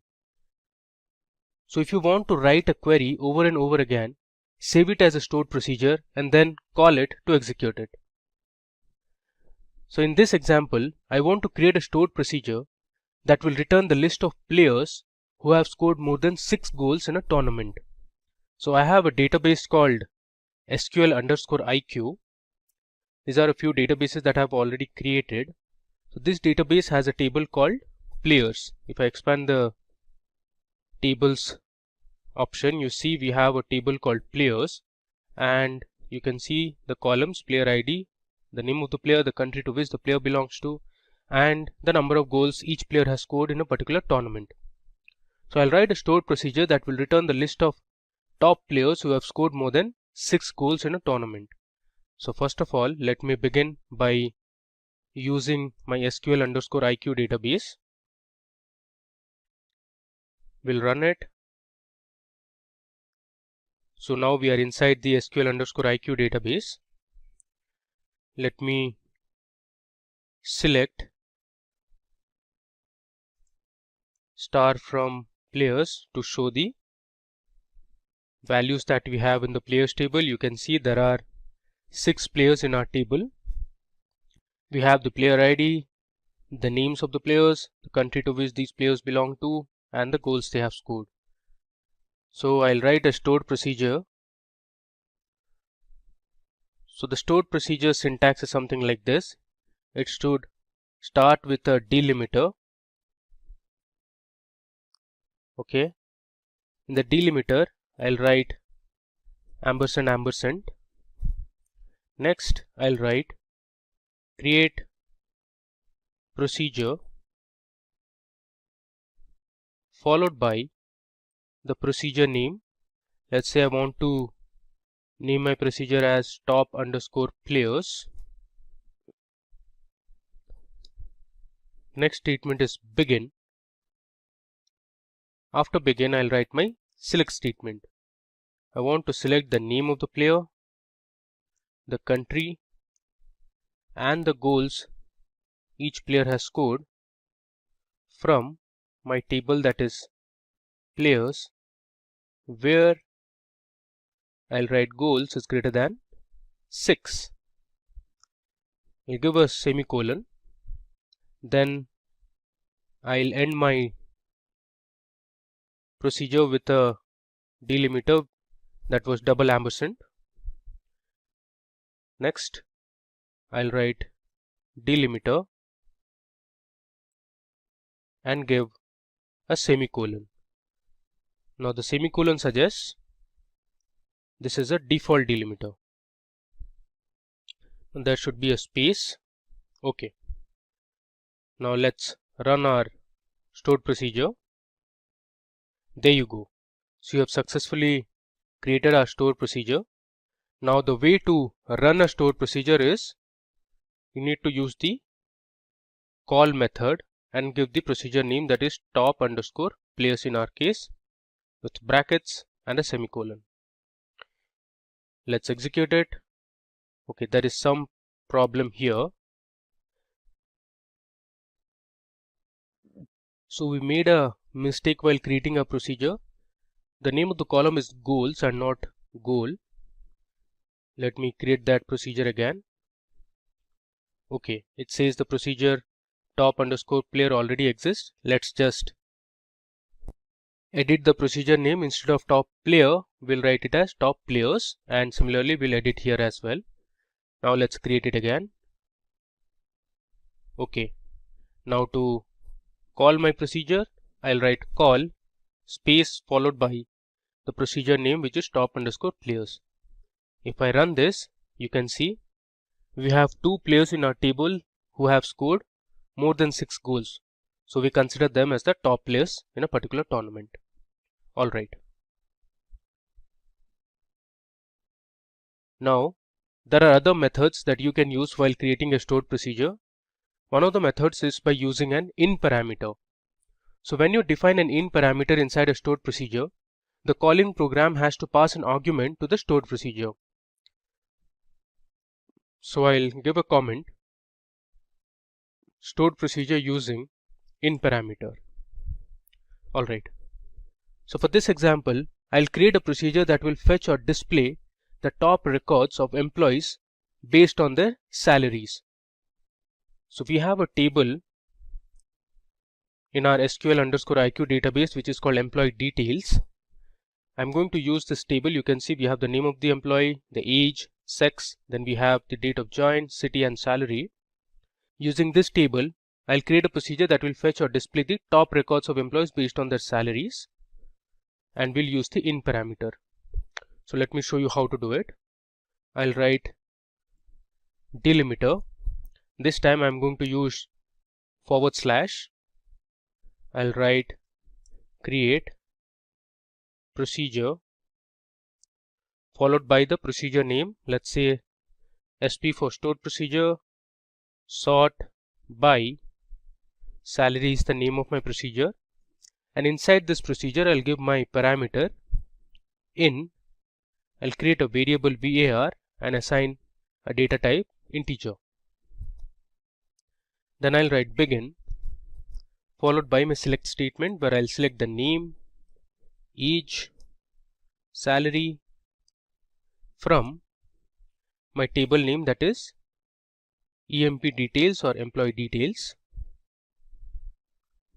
I'm going to order this by salary descending, and I want to display limited number of records, so I'm using this limit keyword and my variable var, which I created here.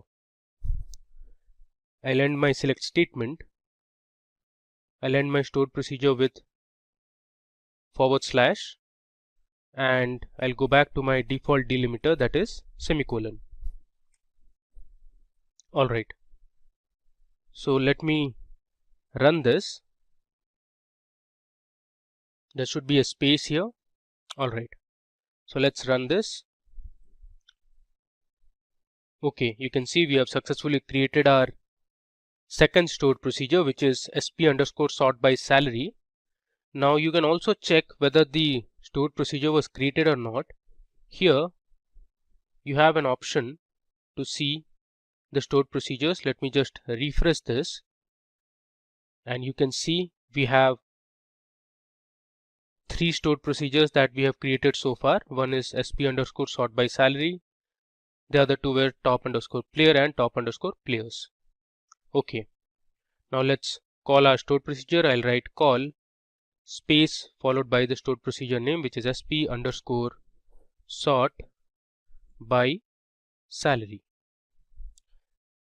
And inside this I'll give my parameter, which was actually VAR, and this VAR we have used in limit. Let's say I want to display only the top 3 records of the employees who have the top 3 highest salaries. Okay, so let me run it. There you go. So Amy, Sarah and Jimmy were the top 3 employees who have the highest salary. So you saw how you could use the in parameter in a stored procedure. We created a variable, and that variable we used in our select statement, and we called our stored procedure and passed in that variable. Okay. Now instead of a select statement inside a stored procedure, you can also use other statements. Let's say update. So I'll create a stored procedure to update the salary of a particular employee. So in this procedure, instead of select statement, we'll use the update command. In this example, we'll use the in operator twice. So let me show you how to do it. I'll write my delimiter first, which is going to be /, then I'll write create procedure. My name of the procedure is going to be update salary, and inside the update salary name I'll write in, and then temp underscore name, which will be a temporary name variable, and the type I'll assign is varchar 20. I'll again use my in parameter. I'll write in. Next, my other variable would be new underscore salary, and the data type would be float. I'll write begin and write my update command or update statement. I'll write update table name, that is employee details, set salary equal to new underscore salary, where name is equal to my temporary variable, that is temp underscore name. So this is my update command, and I'll end the delimiter. Alright, so let's run this. Okay, we have successfully created our stored procedure. If I refresh this, you can see I have my stored procedure update underscore salary. Okay, now let's say, first of all, I'll display my records that are present inside employee underscore details table. Okay, so we have 6 rows of information. Let's say you want to update the salary of employee Jimmy, or let's say Mary, from 70,000 to let's say 72,000, or let's say 80,000. So I'll call my stored procedure, that is update underscore salary, and this time I'm going to pass in 2 parameters. The first parameter will be the employee name, and next with a comma I'll give my new salary that I want to. So my employee name, let's say, is Mary, and the salary I want to be updated is, let's say, $80,000. I'll give a semicolon and I'll run it. You can see it says 1 row affected. Now let's check our table once again. There you go. If you see this record, for Mary we have successfully updated the salary to $80,000. Now moving ahead, we learn to create a stored procedure using the out parameter. So I'll give a comment, stored procedure using out parameter. Okay. So suppose we want to get the count of total female employees. We will create total employees as an output parameter and the data type would be an integer. The count of the female employees is assigned to the output variable, which is total underscore EMPs, using the into keyword. Let me show you how to write a stored procedure using the out parameter. So first I'll declare my delimiter 2/. I'll write create procedure followed by the procedure name. It is going to be sp underscore count employees, and inside this I am going to give my out parameter and the variable name, that is total underscore EMPs, which is total employees, and the data type will be integer. Next I am going to write begin followed by my select statement, that is select. I want the count of total employees, and the output I am going to put into my new variable, that is total underscore EMPs.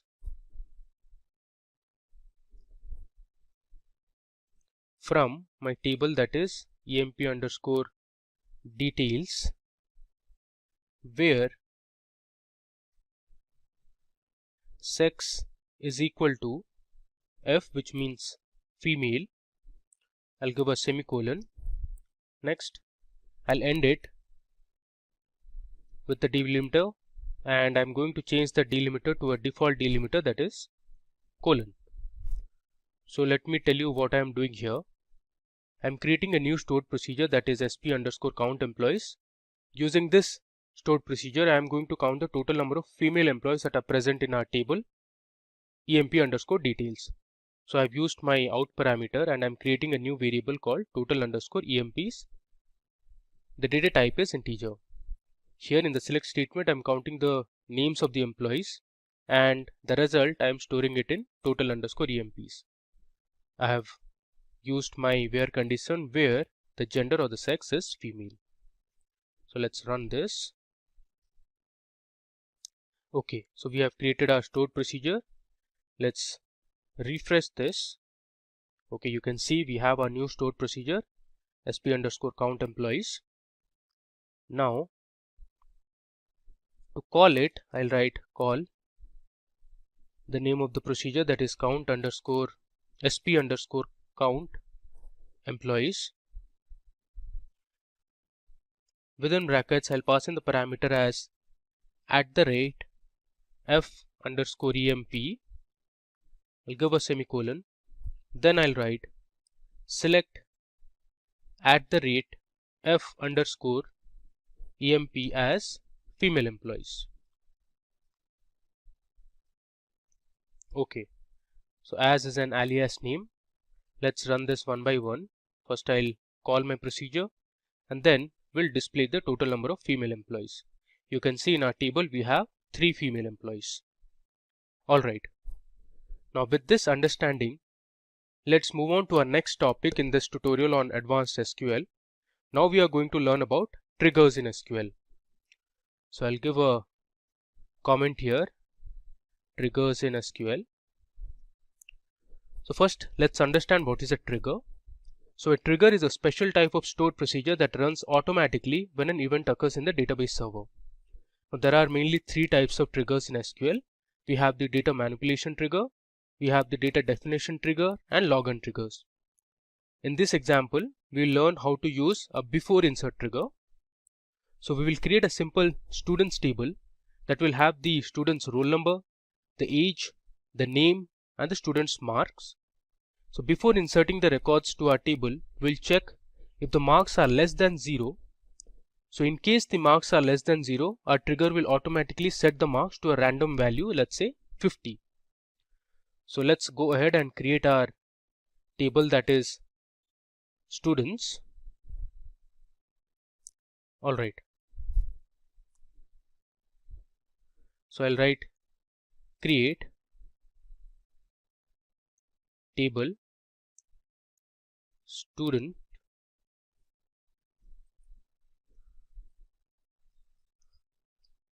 Now this table will have the student roll number, the data type is integer, it will have the age of the students, again the data type is integer, we have the names of the students, so the third column would be name, the data type would be variable or varying character, size I am giving it as 30, finally we have the marks as floating type.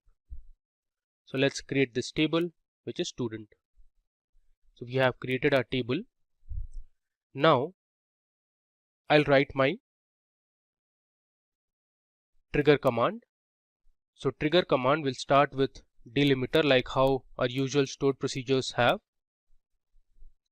Next, this time I'll write create trigger.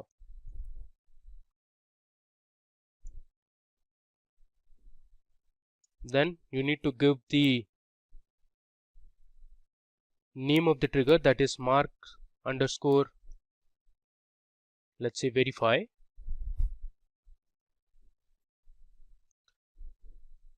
I'm going to use a before insert trigger, so I'll write before insert on my table name, that is student. Next I'll write for each row if new dot marks is less than 0, then we'll set new dot marks equal to 50. So this is my condition. First we'll check before inserting, if any student has marks less than 0, we'll assign a value 50 to that student, because usually the marks are not less than 0 in any exam. I'll write end if semicolon and I'll close the delimiter. So this is my trigger command. I'll run it. It says trigger already exists. So in this case we need to update the trigger name. Let's say I'll write marks underscore verify underscore student for ST. Let's run it again. Okay, there is an error here because in our table the column name is mark and not marks. So here we need to change it as mark instead of marks. Alright, let's run it. Okay, so we have created our trigger. Now let me insert a few records to the student table. So I'll write insert into student. I'll write values. I'll give the values as 501, which is the student roll number. The age is, let's say, 10. The name is, let's say, Ruth. And the marks is, let's say, 75.0. Give a comma. We'll insert our second student record. Student roll number is 502. Age is 12. The name is, let's say, Mike. And this time I'm purposely giving a value of minus 20.5. Give another comma. We'll insert the third record for student roll number 503. Age is 13. The name is Dave.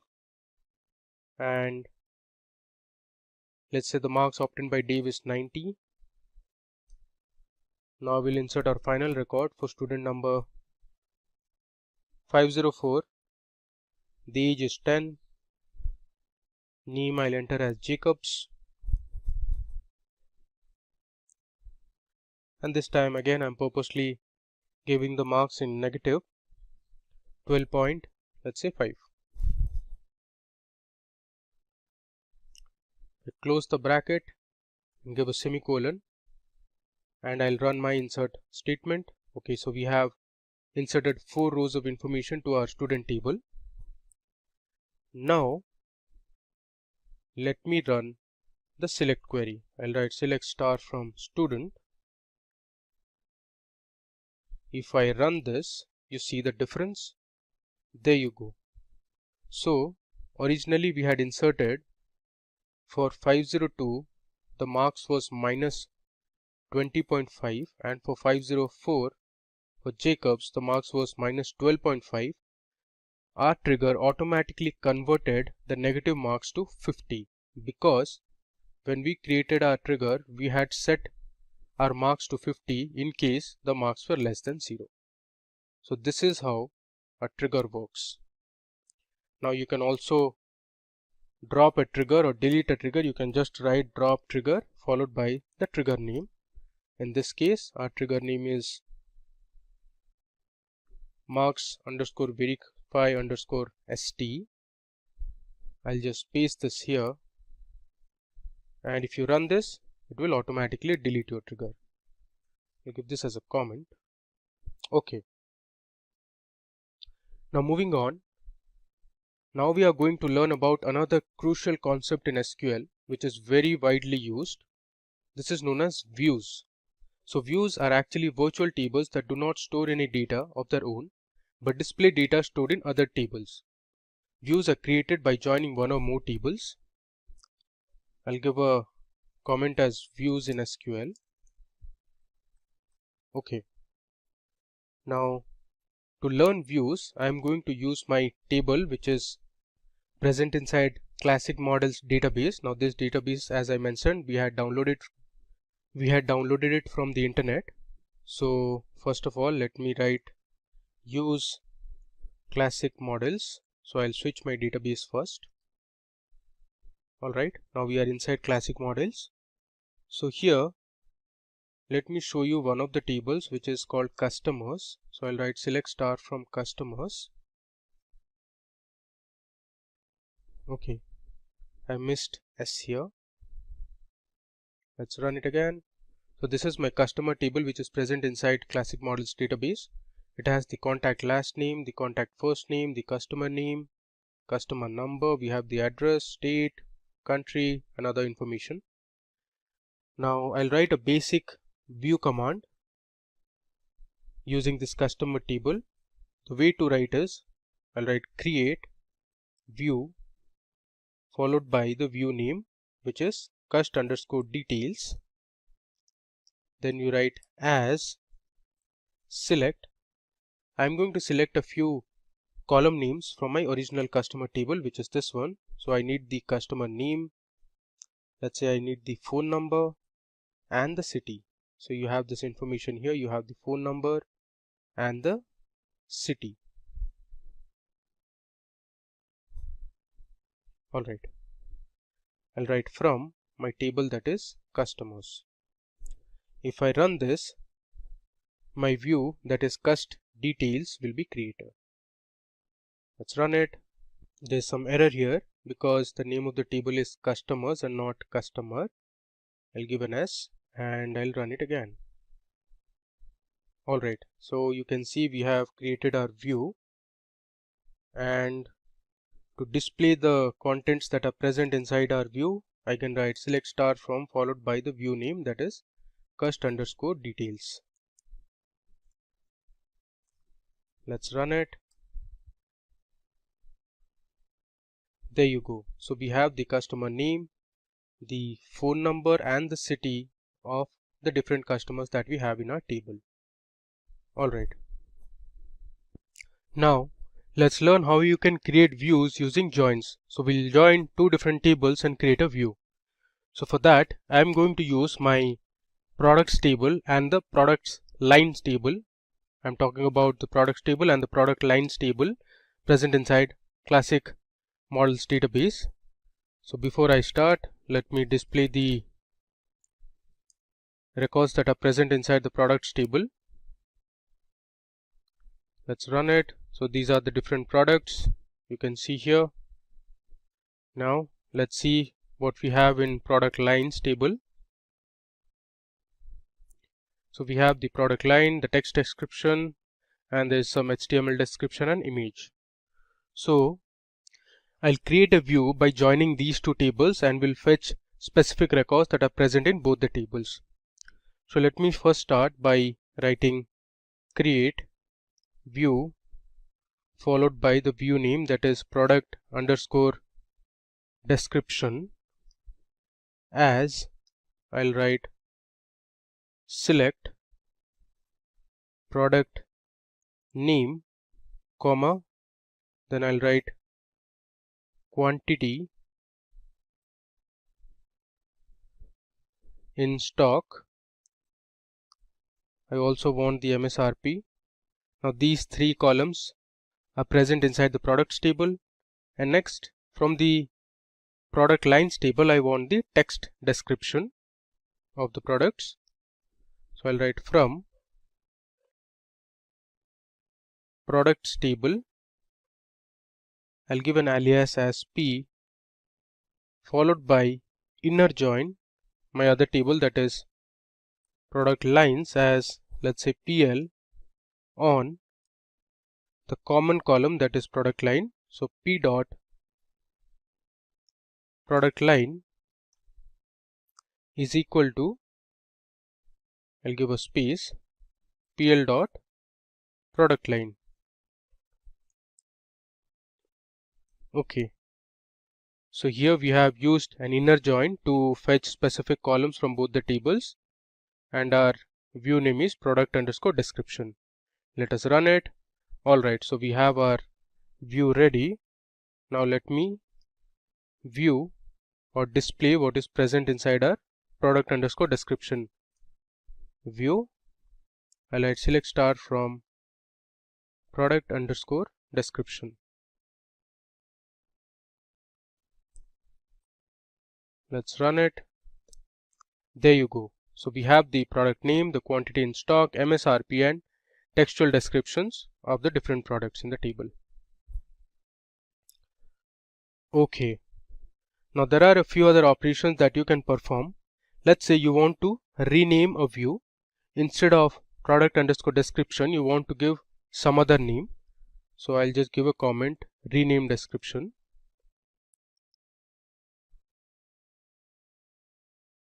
So to rename a description, you can use the rename statement. I'll write rename table product underscore description, which is my old name. I want to change this name to, let's say, I'll give vehicle description, since all our products are related to some of the other vehicle. So I'll write vehicle description. Okay, let us run it. Alright, so here you can see I have renamed my view. So here if I just refresh it and I'll expand this, you can see we have the cost details view and we have the vehicle underscore description view. Okay, now either you can view all the views from this panel or you can use a command. Let's say I'll write display views is the comment.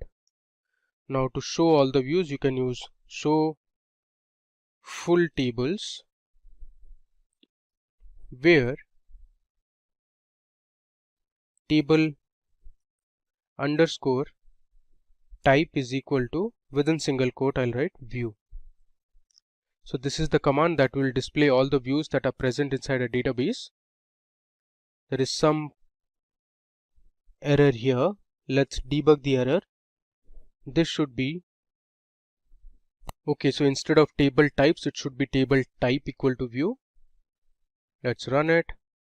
You can see the two different views that we have. One is customer details, another is vehicle underscore description.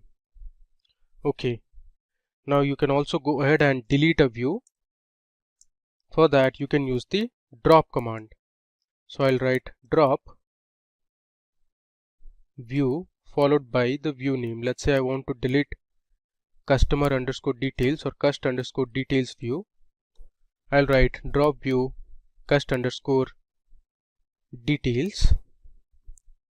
Let's run it. you can see here we don't have the cust underscore details view anymore. Alright, now moving to our final section in this demo. Here we will learn about Windows functions. Now, Windows functions were incorporated in MySQL in the 8.0 version. So Windows function in MySQL are useful applications in solving analytical problems.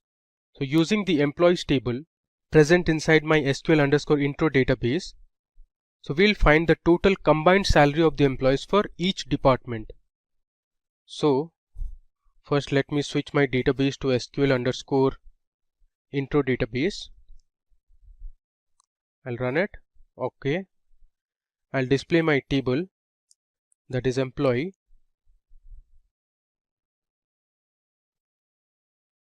So here we have 20 employees in our table. Using this table, we are going to find the combined salary of the employees for each department. So we'll partition our table by department and print the total salary. And this we are going to do using some Windows functions in MySQL. So I'll write select. I want the employee name, the age of the employee, and the department of the employee, comma. Next I'll write the sum of salary over, I want to partition it by department.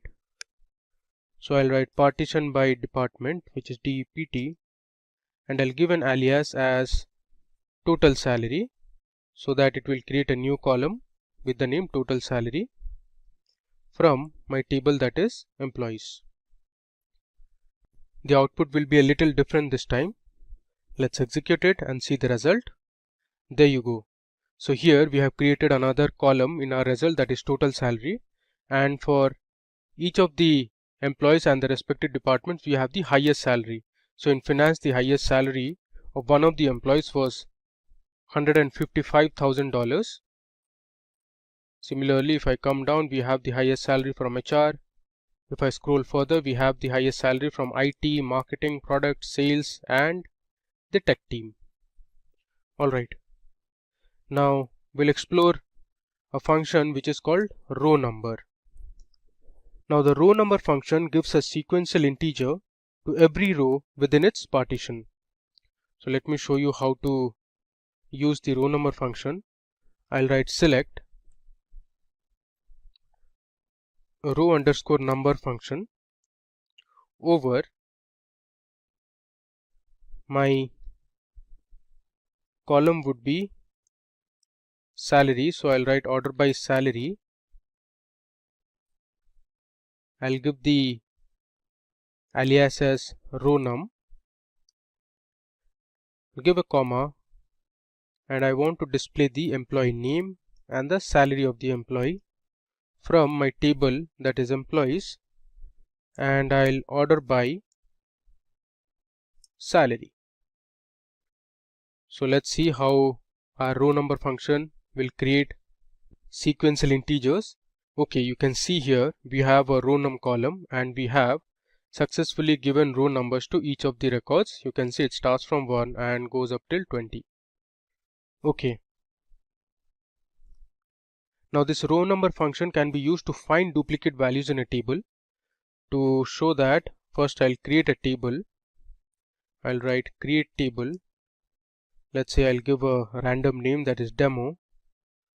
And let's say we have in this table the student ID, which is of type integer, and we have the student name, which is of type varchar. The size is 20. I'll create the small table with a few records. Let's create this table first. Now we are going to insert a few records to our demo table. So I'll write insert into demo values. I'll give 101. The name is Shane. Give a comma. I'll insert the second student name 102. The name is Bradley. I'll give a comma. This time for 103 we have 2 records. Let's say the name of the student is Herath. I'll give a comma, I'll copy this and we'll paste it again. So we have duplicated 103. Next we have 104. The name of the student, let's say, is Nathan. Then again, let's say for the 5th student, which is Kevin, we have 2 records. I'll copy this and I'll paste it here. Let me give a semicolon and we'll insert these records to our table demo. Alright. Now let me just run this table for you. I'll write select star from demo.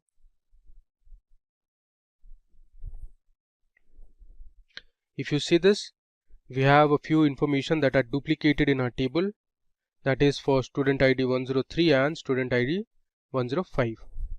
Now I am going to use my row number function to find the duplicate records present in my table. I'll write select student underscore ID comma student underscore name. I'll give another comma and write row underscore number over, within brackets I'll write partition by st underscore id comma st underscore name. Okay, then I'll write order by st underscore id, close the bracket. I'll give an alias as row num from my table, that is demo. Let's just run it. You can see here, okay, let me just delete n from here and do it again. Alright, if you see here, there is just one student in the name Shane. We have one student in the name Bradley. But here if you see, for Herath, the second record it says 2, which means there are 2 records for Herath. And if I scroll down, there is 1 record for Nathan and there are 2 records for Kevin, which means Kevin is also repeated. Okay, now we are going to see another Windows function that is called rank function in MySQL. So the rank function assigns a rank to a particular column. Now there are gaps in the sequence of ranked values when 2 or more rows have the same rank. So first of all, let me create a table and the name of the table would be a random name. We'll give it as, let's say, demo1, and it will have only one column, let's say variable a of type integer. We'll create this table first. Okay, now let's go ahead and insert a few records to our table, which is demo1. So I'll write value 101, 102, let's say 103 is repeated. I'm doing this purposely so that in the output you can clearly distinguish what the rank function does. Next we have 104, 105,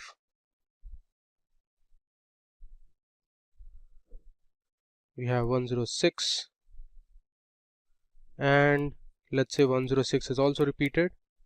Finally we have 107. Okay, let me insert these values to my table, that is demo1. Okay, this is done.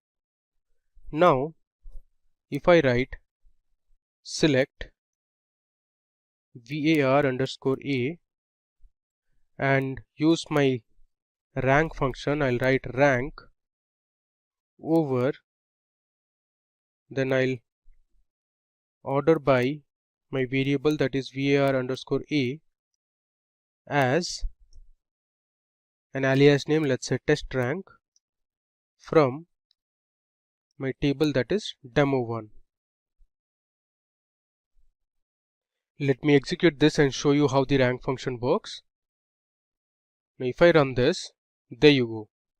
So here if you mark, so for variable A101 the test rank is 1, for 102 the test rank is 2, but for this value which is 103 the test rank is repeated because there was a repetition for 103. So we have skipped the rank 4 here. For 104 the rank is 5 now, for 105 the rank is 6 now. For 106 again, since the record was repeated twice, we have skipped the 8th rank and our rank function has assigned the same value which is 7 for 106, and for the last value 107 the rank is 9. Alright. Now moving ahead, we'll see our final Windows function which is called first value.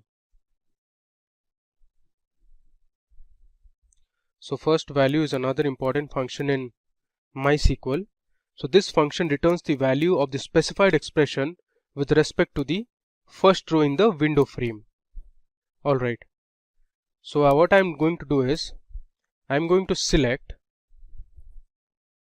the employee name, the age and salary, and I'll write first underscore value, which is my function, and pass in my employee name, and then I'll write over order by my column that is salary descending. I'll give an alias as highest underscore salary from my table that is employees. So let me run this and see how the first underscore value function works. Alright, so in our table Joseph was the employee who had the highest salary, which was $115,000. So the first value function populated the same employee name throughout the table. You can see it here. Now you can also use the first underscore value function over the partition. So let's say you want to display the employee name who has the highest salary in each department. So for that you can use the partition. I'll write select emp underscore name, comma, I want the department and the salary, comma, I'll use my function that is first underscore value followed by the name of the employee inside my first value parameter. I'll write over, here I'm going to use partition. I'm going to partition it by department, since I want to know the employee name who has the highest salary in each department. And I'm going to order by salary descending, and I'll give my alias again as highest salary from my table that is employees. So let's run this and see the difference in the output. Okay, so as you can see here, we have the employee who had the highest salary from each department. So for finance, Jack had the highest salary. From HR it was Marcus. Similarly in IT it was William. If I scroll down, for marketing it was John. For product it was Alice who had the highest salary. Similarly in sales we had Joseph, and in tech we had Angela. So this is how you can use the first underscore value function using partition. Alright, so that brings us to the end of this demo session on our tutorial.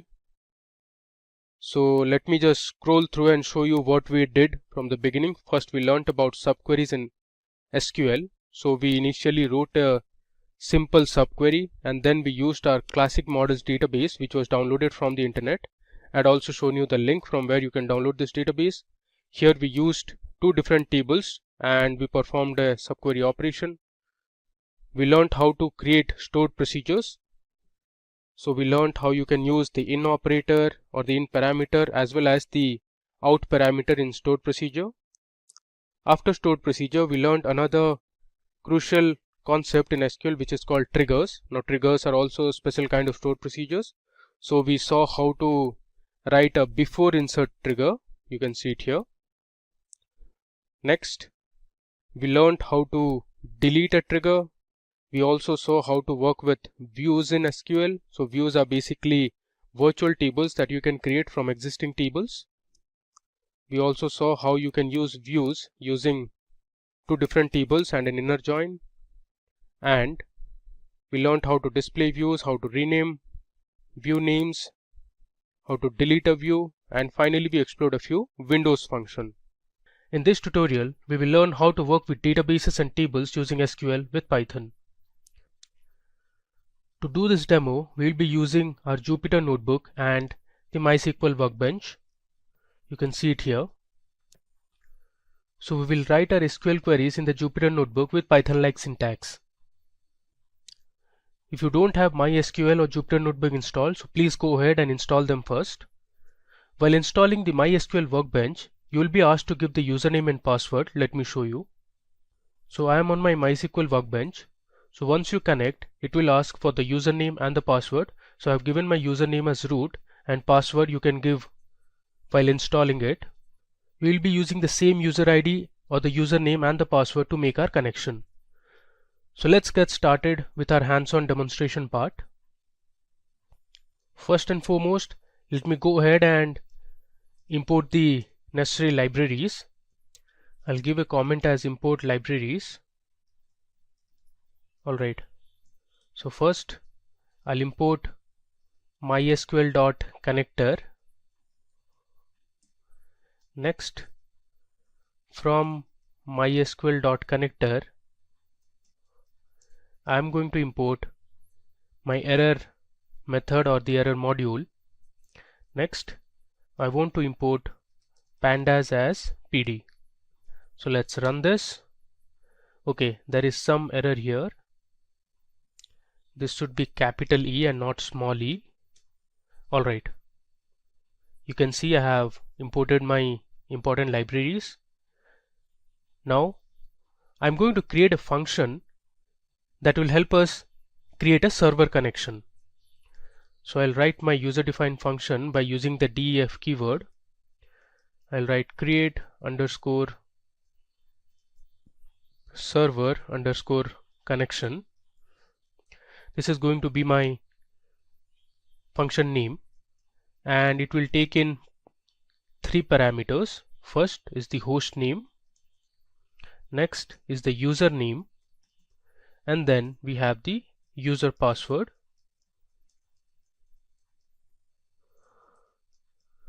Alright, I'll give a colon, and then in the next line I'm going to define a variable which is going to be connection, and I'll assign it to a value called none. Now we'll be using exception handling techniques to connect to our MySQL server. The try block lets you test a block of code for errors, and the except block will handle the errors. So I'll write try and give a colon, and then I'm going to reassign the connection variable to a method which is mysql dot connector dot connect. Now this mysql connector dot connect method sets up a connection, so it establishes a session with the MySQL server. If no arguments are passed, it uses the already configured or default values. So here we are going to pass in three parameters. The first is the host name. I'll write host equal to host name, which is host underscore name. I'll give a comma, then I'll write user equal to user underscore name. Next will be my password, and I'll assign the value user underscore password. Alright, now I'm going to use a print statement and write MySQL database connection successful.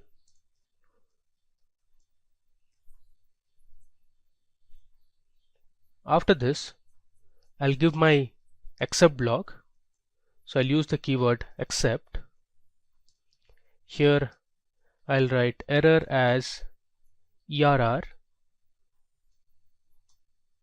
give a colon, and then I'm going to use the print statement. Here I'm going to use some print formatting techniques using the F letter. I'll write error colon and I'll use curly braces, give ERR, and then I'll close the double quotes. After this, I'm going to return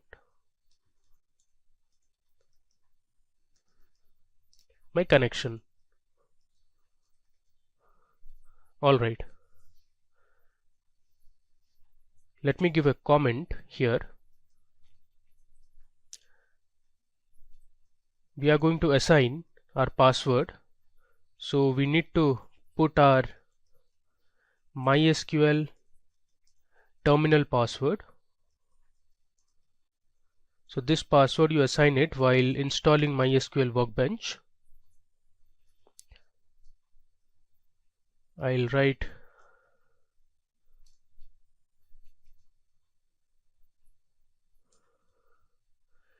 pw and I'll give my password, which is simply @12345, and then I'm going to give my database name. So I'll give database name. Here I'm going to write db equal to, this is the database I want to create, which is going to be mysql_python. Let me just scroll this down. Okay, now I'll say connection equal to, I'll pass in my user defined function name, which is create server connection, and the parameters, which are going to be localhost, that is my host name, my username, which is root, and then I'll give pw, which is my password, that is exactly simply @12345.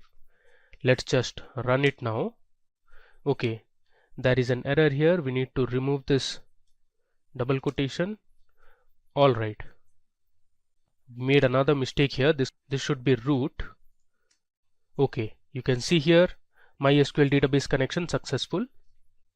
Alright, next we are now going to create a database, that is MySQL_Python. So I'll give a comment, create MySQL_Python database. Again, to create this database, I'm going to create another user defined function using the def keyword.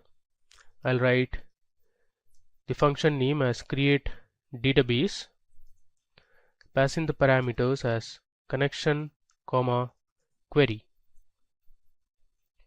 give a semicolon, and in the next line I'll write cursor equal to, I'm going to make the connection, so I'll write connection dot cursor, and I'll give the parenthesis. So this MySQL's cursor of MySQL connector Python is used to execute statements to communicate with the MySQL database. The MySQL cursor class initiates objects that can execute operations such as the MySQL statements.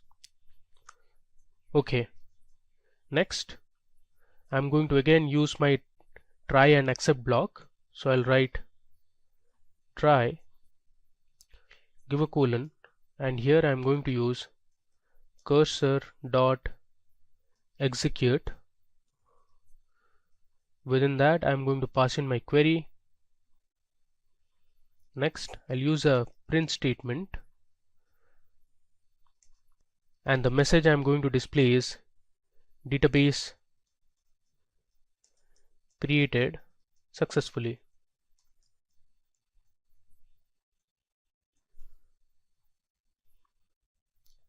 After this,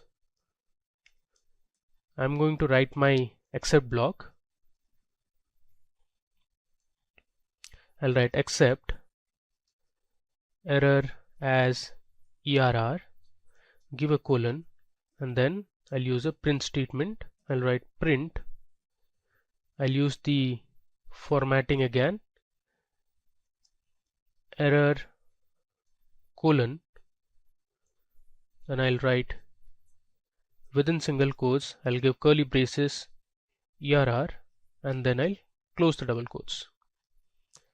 Next, let's use the variable create underscore database underscore query, and here I'm going to write my SQL query to create the database. So I'll write create database,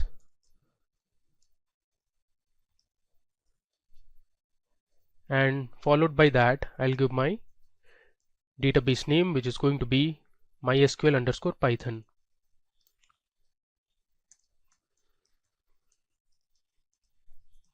Okay. After this, I'll call my function, which is create database, and I'll pass in the parameters. The first one is connection, and next the query is create underscore database underscore query. Let me just copy it, and I'm going to paste it here. Alright, so what I'm doing here is I am creating a new function, that is to create a new database with the name mysql underscore python, which you can see it here. Now this function takes in two parameters, connection and query. I'm using the connection.cursor function, which is often used to execute SQL statements using Python language. And then I have created my try and except blocks. So this try block statements will try to create my new database, which is mysql underscore python. In case it fails to create the new database, the except block will work. So here I am writing my SQL query to create a new database, which is create database followed by the database name, and I am assigning it to a variable which is create database query, and then I'm calling my function create database and passing in the two parameters, connection and the query. Alright, so let's just run it. Alright, you can see here it has created my database successfully. Now you can verify this by checking the MySQL workbench or the MySQL shell. You can see on the MySQL workbench here on the left panel under schemas, there is a database called mysql underscore python. Let me just expand it. Now we haven't created any table, so it's not showing it now.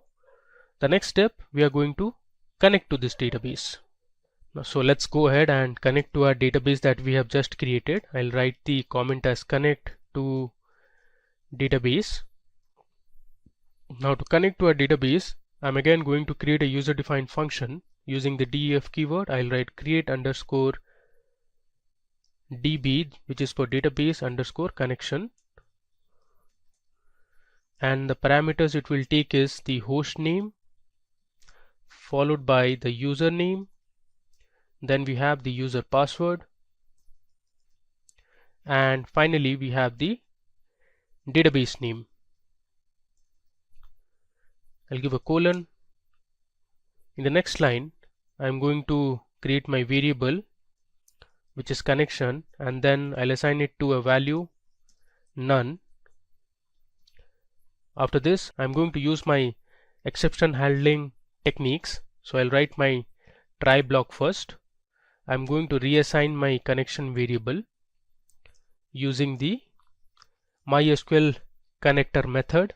So I'll write mysql dot connector dot connect. So this method will take in the parameters.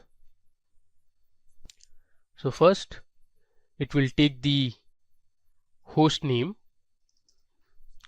I'll write host equal to host underscore name. I'll give a comma. Next, it will take the username. So user equal to user underscore name. Give another comma. Next, it will take the user password. I'll use passwd equal to user underscore password. I'll give another comma, and this time it is going to be the database name.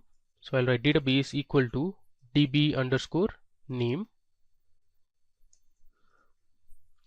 Now let's use the print statement, and the message we are going to print is MySQL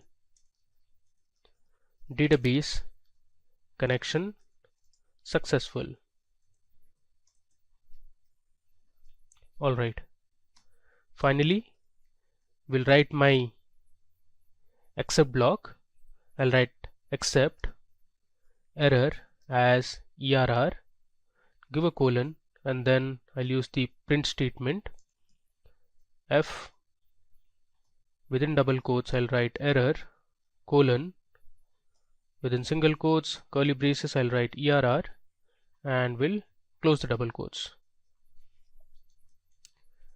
Finally, this function will return the connection value.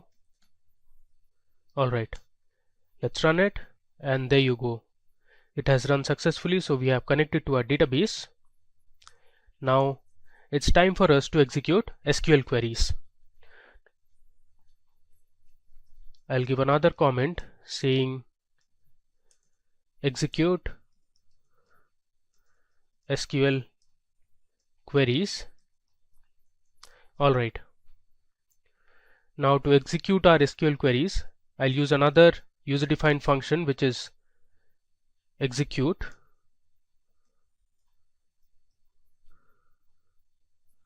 underscore query, and I'll pass in the parameters as connection and query. I'll give a colon. I'm going to write cursor equal to connection dot cursor. Now this is used to establish a connection and run SQL statements. Next, we'll use the try and except block. So I'll write try cursor dot execute. This will take in one parameter, which is going to be my query, and then I'll write connection dot commit, which is another method. Now let's use the print statement. So I'll write print. Let's say the message would be query was successful.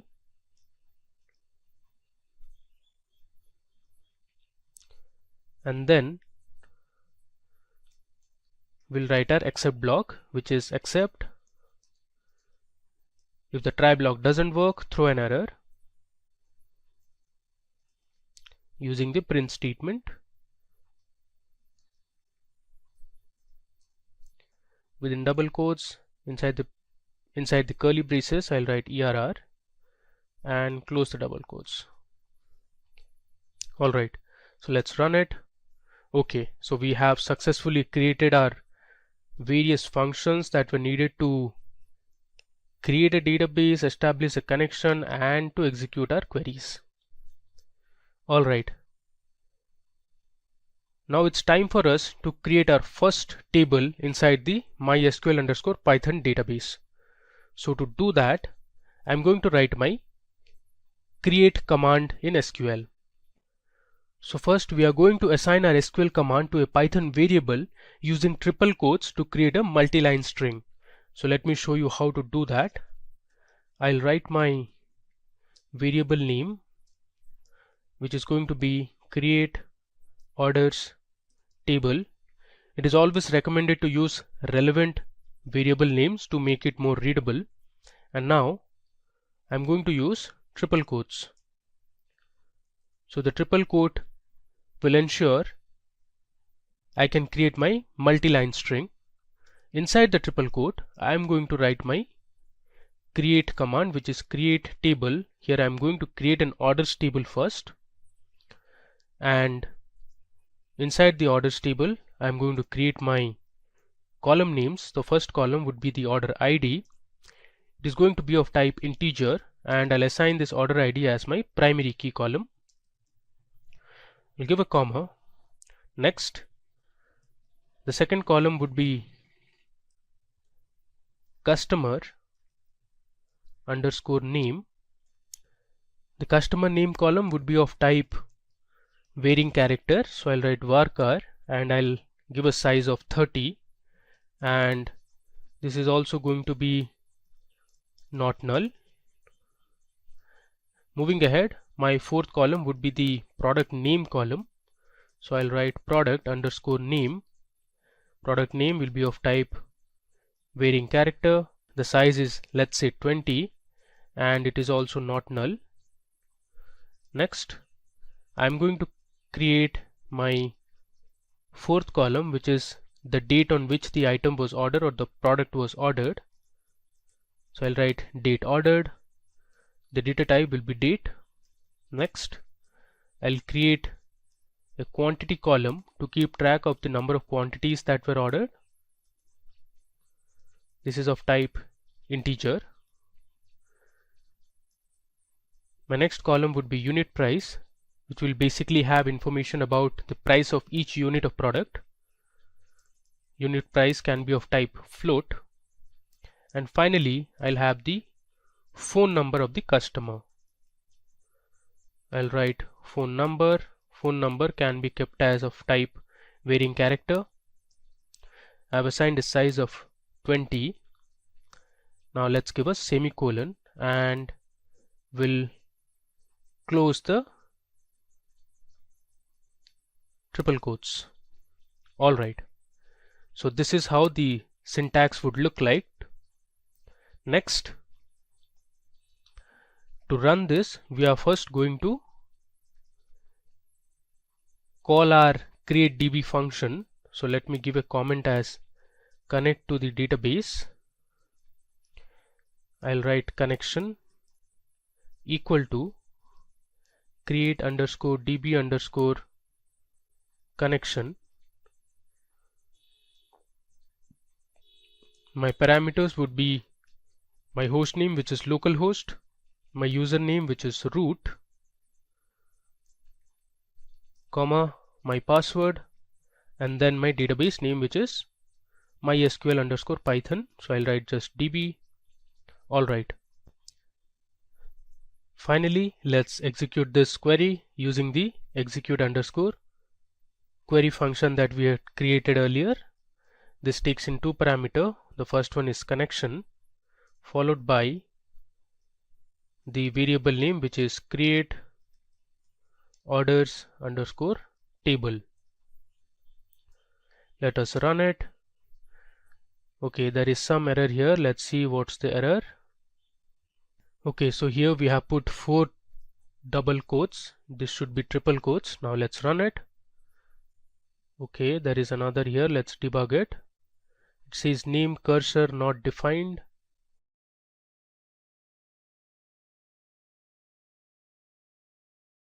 Let me just roll it to the above cell. If you see here in our execute underscore query function, instead of cursor, I have written cursor, so R is missing. Let's rerun this, and now let's run this again. There you go. You can see here MySQL database connection successful. Even our query was also successful. Now if you want to recheck if the table, that is orders, was created or not, you can check it on the MySQL workbench. So let me show you how to do it. So I am on my MySQL workbench, and under MySQL underscore Python database you have something called as tables. Let me just right click and I'll select refresh all. There you go. You can see this arrow. Just click on this arrow, and here you can see we have a table called orders. So we have created a table called orders. Now you can check the columns as well. You have the order ID, the customer name, product name, ordered date, quantity, unit price, and phone number. Now it's time for us to insert a few records to this table, which is orders. Now to insert records, I'll give a comment as insert data. I'll start with the variable name. Let's say the variable name is data underscore orders. I'll give triple quotes.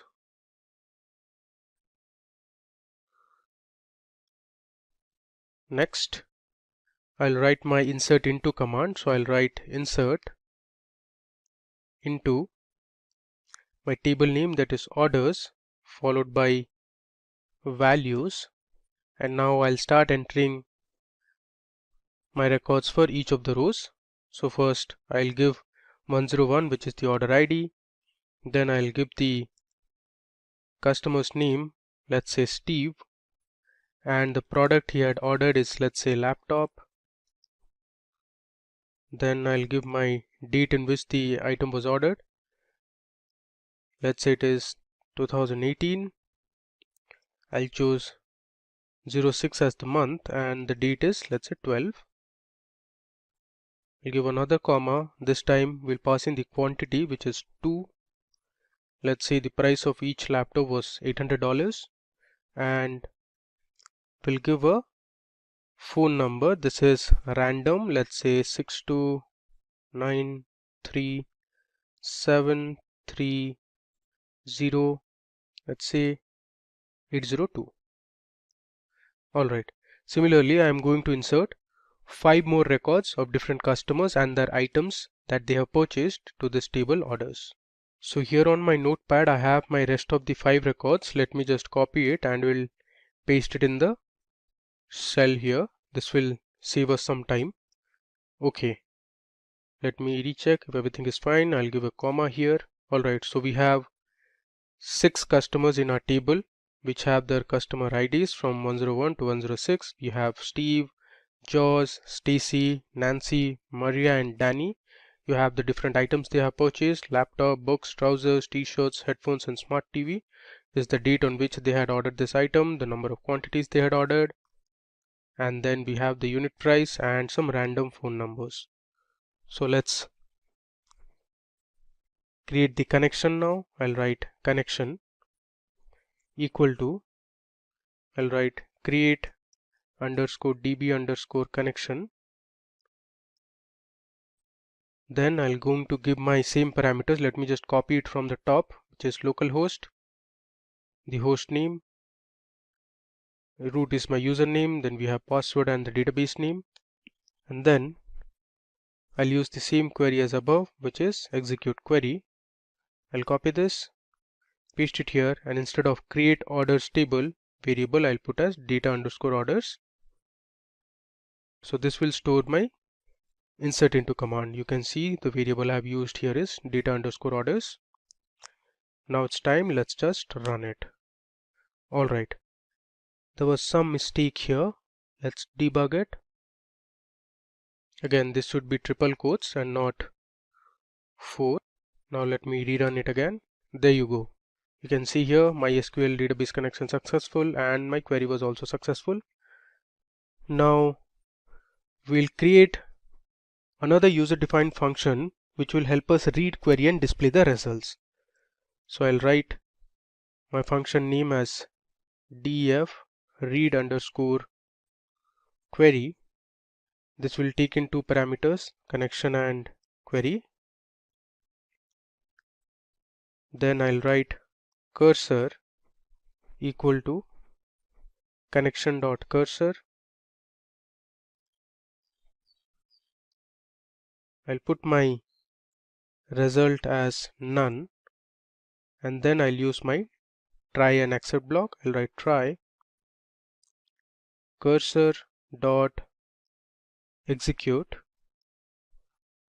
This will take in 1 parameter, which is query, and then I'll give another variable which is result equal to cursor dot fetch all.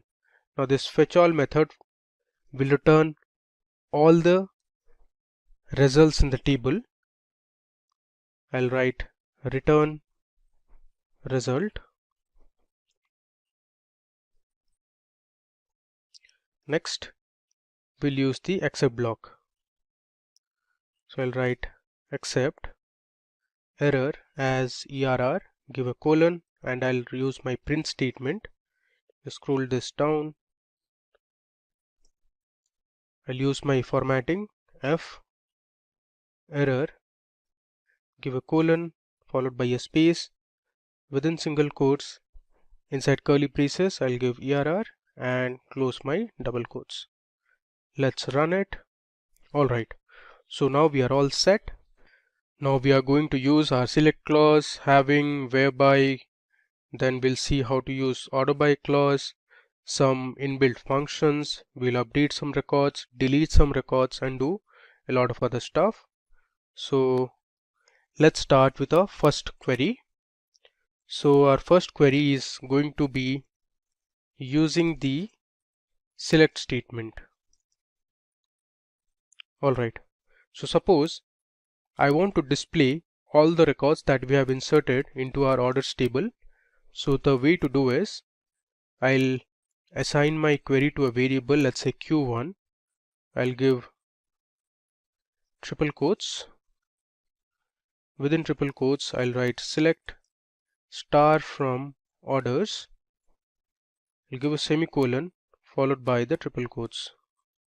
Now we'll establish the connection. So let me just go to the top and I'll copy this line, which is to connect to our database. I'll paste it here.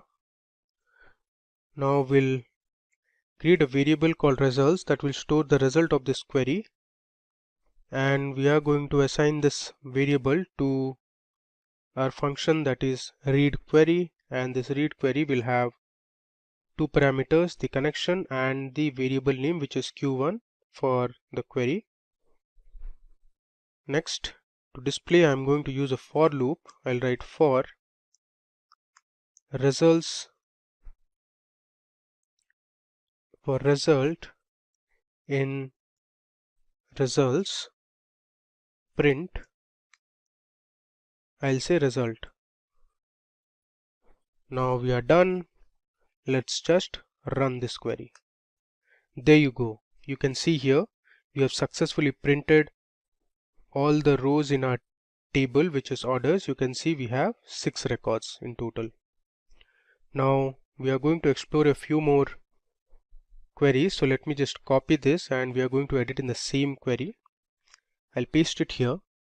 Next, let's say you want to display individual columns from the table and not all the columns. So let me create the variable q2.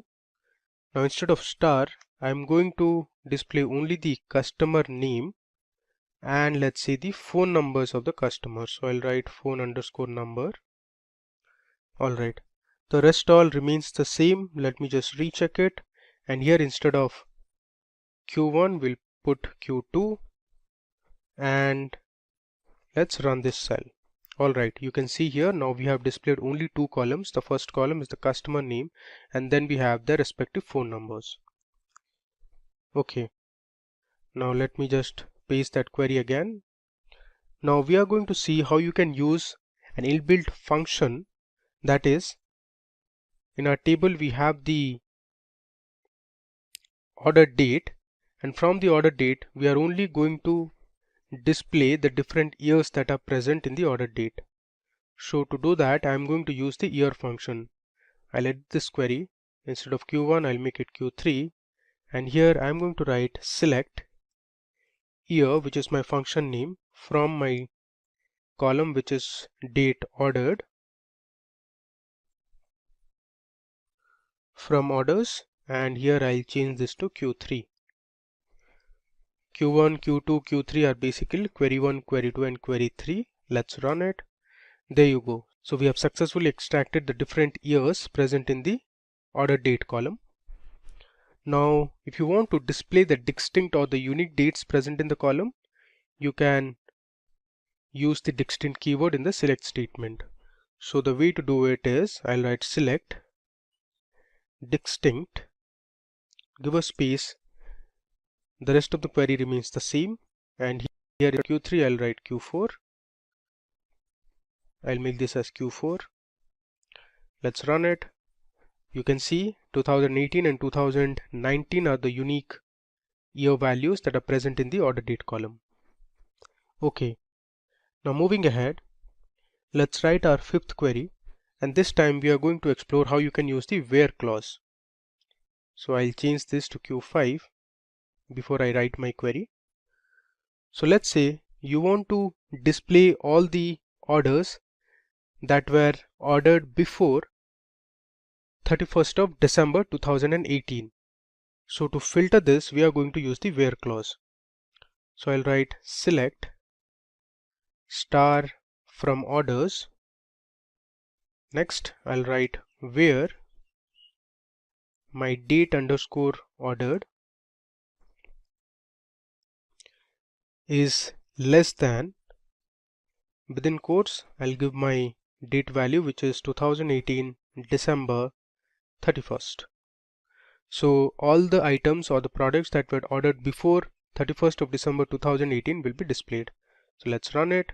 Alright, you can see here there are 3 orders in our table which have been ordered before 31st of December. Now moving ahead, we want to display all the orders that were made after 31st of December. So here what you can do is, I'll just copy the above query again. I'll copy this line. So instead of less than 31st of December 2018, I'll make it as greater than. So every order that was placed after 31st of December will be displayed. If you run it, so you can see here there are 3 orders in our table which were ordered after 31st of December 2018. Now moving ahead, let's write a 7th query.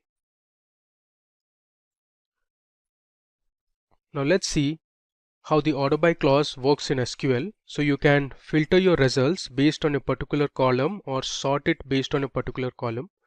So this is going to be my query 7. I'll write it from scratch again. Let's say you want to display all the columns from the table. So I'll write select star from orders.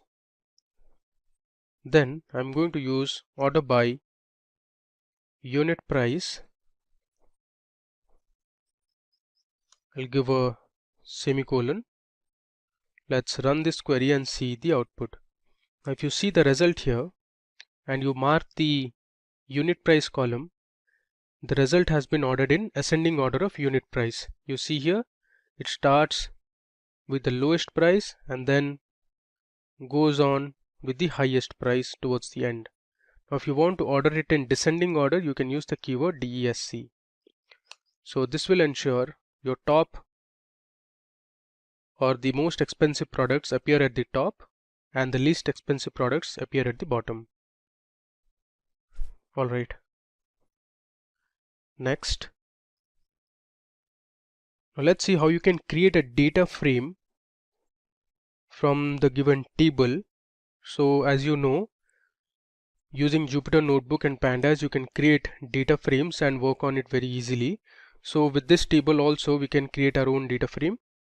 So for that, let me create an empty list first. I'll write from db equal to, I'll assign this as an empty list. So we are going to return a list of lists and then create a pandas data frame. Next, I'll write my for loop. I'll write for result in results. I'll assign result to list of results. So I'm converting the result into a list and then I'm going to append it to the empty variable or the empty list, which is from underscore db dot append. I'll append the result to my empty list. Next, we need to pass in the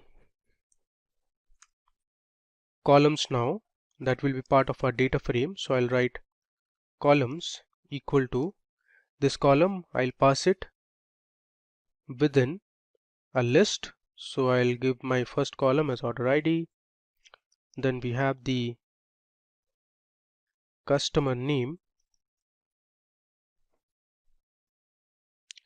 Next I have my product name. Then I have the date on which it was ordered.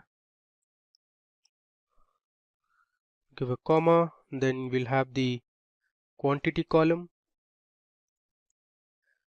Let me write it in the next line. Next we have the unit price column. And finally we have the phone number column. So I'll write within double quotes phone number, and this we are going to assign it to a data frame. So I'll be using pd dot data frame, which is my function to convert a list into a data frame. My variable I'm going to pass is from underscore db, and I'll write my next argument is columns equal to my variable name, that is columns. Finally, let's display the data frame, which is df.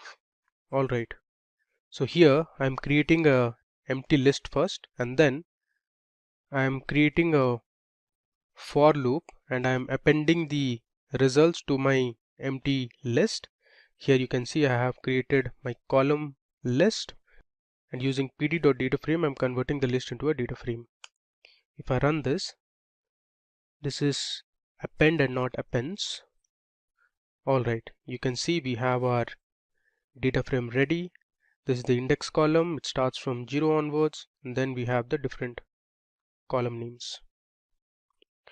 Okay, now let's see how to use the update command.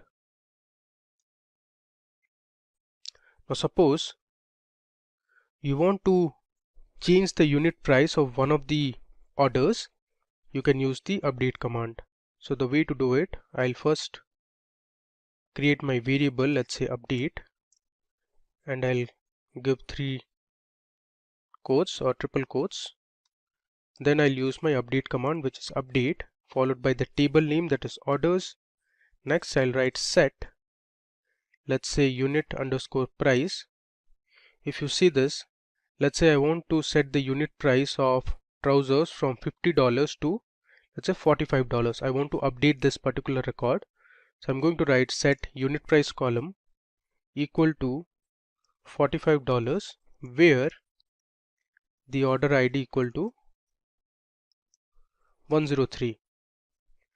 So this query will update the third row in our table, which is order ID 103. So it will update from $50 to $45. I'll close the triple quotes, and now I'll use the connection queries again. Let me just paste it here. Alright, I'll delete these 3 lines of code, and instead of that I'll put execute underscore query,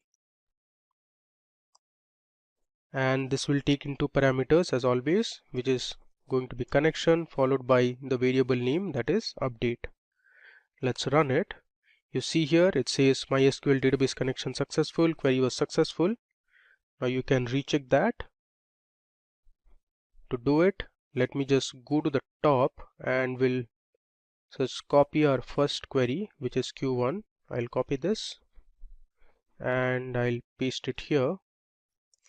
Let me just rename this now. This will be Q8, and I'll change this as well.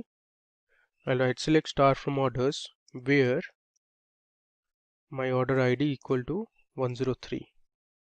Let's see the unit price of 103 now. You can see here instead of 50, now we have updated it to $45. Alright, now the last command we are going to say is how you can delete a record from the table. I'll write delete command as my comment. Now to delete a query, I'll first give my variable name, which is delete underscore order, and I'll pass in within triple quotes. Next, I'll write my delete query, which is delete from my table name, that is orders. Then I'll give my where clause where, let's say I want to delete my order ID 105. Let me just go to the top and explain you again. So if you say this, we want to delete the order ID 105, which was for customer name Maria and she had ordered headphones. We want to completely remove this particular record. So I have my delete query ready. Now let me just create my connection and display the results. So I'll go to the top and I'll copy this connection command, which also has the execute query command, and I'll paste it here. And I'm going to make a change here. Instead of update, we'll write delete underscore order. Everything looks good. Let's just run it. You can see our query was successful. And now if you want to print it, let me just show you. I'll just copy this. We'll paste it here. I'll make this as Q9. I want to verify if my order ID 105 was deleted or not. Instead of this statement, I'll write select star from orders, and here I'll change this to Q9. If I run this, you can see it here. You can mark order ID 105 was deleted and it no more appears in this table. Alright, so this brings us to the end of the demo session on SQL with Python. Let me just scroll you through what we did. So first we imported the important libraries, MySQL connector, then we imported the error function, then we imported pandas using PD. We learned how to create a server connection to MySQL database. We created a new database, that is MySQL underscore Python, and now we connected to that database. We created a function to execute our queries. We saw how you can write a create table command. Then we inserted a few records to our orders table. We created a read underscore query command to read the queries and display the results. Then we started exploring our different SQL commands one by one. We saw how to use select query. Then we selected a few individual columns from our table, followed by using a inbuilt function which was year. Then we saw how to use the distinct keyword. After that, we used our where clause to filter our table based on specific conditions. We saw how to order your results based on a particular column. Then we saw how you could convert the table into a data frame using pd.dataframe function. Finally, we learned how to use the update command and the delete command. PostgreSQL is a very popular and widely used database in the industries. In this tutorial, we will learn PostgreSQL or PostgreSQL in detail with an extensive demo session. So in today's video, we will learn what PostgreSQL is and look at the history of PostgreSQL. We will learn the features of PostgreSQL and jump into performing PostgreSQL commands on the SQL cell and pgadmin. So let's begin by understanding what is PostgreSQL. PostgreSQL is an open source object relational database management system. It stores data in rows with columns as different data attributes. According to the DB Engine's ranking, PostgreSQL is currently ranked 4th in popularity amongst hundreds of databases worldwide. It allows you to store, process and retrieve data safely. It was developed by a worldwide team of volunteers. Now, let's look at the history of PostgreSQL. So in 1977 onwards, the Ingress project was developed at the University of California, Berkeley. In 1986, the Postgres project was led by Professor Michael Stonebraker. In 1987, the first demo version was released, and in 1994, a SQL interpreter was added to Postgres. The first PostgreSQL release was known as version 6.0 or 6.0 on January 29, 1997, and since then, PostgreSQL has continued to be developed by the PostgreSQL Global Development Group, a diverse group of companies and many thousands of individual contributors. Now, let's look at some of the important features of PostgreSQL. So PostgreSQL is the world's most advanced open source database and is free to download. It is compatible as it supports multiple operating systems such as Windows, Linux and Mac OS. It is highly secure, robust and reliable. PostgreSQL supports multiple programming interfaces such as C, C++, Java and Python. PostgreSQL is compatible with various data types. It can work with primitives like integers, numeric, string and boolean. It supports structured data types such as date and time, array and range. It can also work with documents such as JSON and XML. And finally, PostgreSQL supports multi-version concurrency control or MVCC. Now with this theory knowledge, let's look at the PostgreSQL commands that we will be covering in the demo. So we will start with the basic commands such as select, update and delete. We will learn how to filter data using where clause and having clause in SQL. We will also look at how to group data using the group by clause and order the result using the order by clause. You will learn how to deal with null values, get an idea about the like operator, logical operators such as AND and OR. We will also explore some of the popular inbuilt mathematical and string functions. Finally, we'll see some of the advanced concepts in PostgreSQL, that is, to write case statements, subqueries and user-defined functions. So let's head over to the demo now. Okay, so let's now start with our demo. So first we'll connect to PostgreSQL using PSQL cell. So here under type here to search, I'll search for PSQL. You can see this is the SQL cell. I'll click on open. Let me maximize this. Okay, so for server I'll just click enter. Database I'll click enter. Port number is already taken, which is 5432. I'll hit enter. Username is already given, and now it is going to ask for password. So here I'll give my password so that I can connect to my PostgreSQL database. So it has given us a warning, but we have successfully connected to PostgreSQL. Alright, so now to check if everything is fine, you can just run a simple command to check the version of PostgreSQL that we have loaded. So the command is select version with two brackets and a semicolon. I'll hit enter. Okay, you can see the version PostgreSQL 13.2. Okay, now let me show you the command that will help you display all the databases that are already there. So if I hit /L and hit enter, it will give me the list of databases that are already there. So we have PostgreSQL, there's something called template 0, template 1, and we have a test database as well. Okay, now for our demo, I'll create a new database. So first I'll write create space database, and I'll give my database name as SQL_demo. I'll give a semicolon and hit enter. You see we have a message here that says create database. So we have successfully created our SQL demo database. Now if you want to connect to that database, you can use \c space SQL_demo. There you go. It says you are now connected to database SQL_demo. So here we can now create tables, we can perform insert operation, select operation, update, delete, alter and much more. Now I'll show you how to connect to PostgreSQL using pgadmin.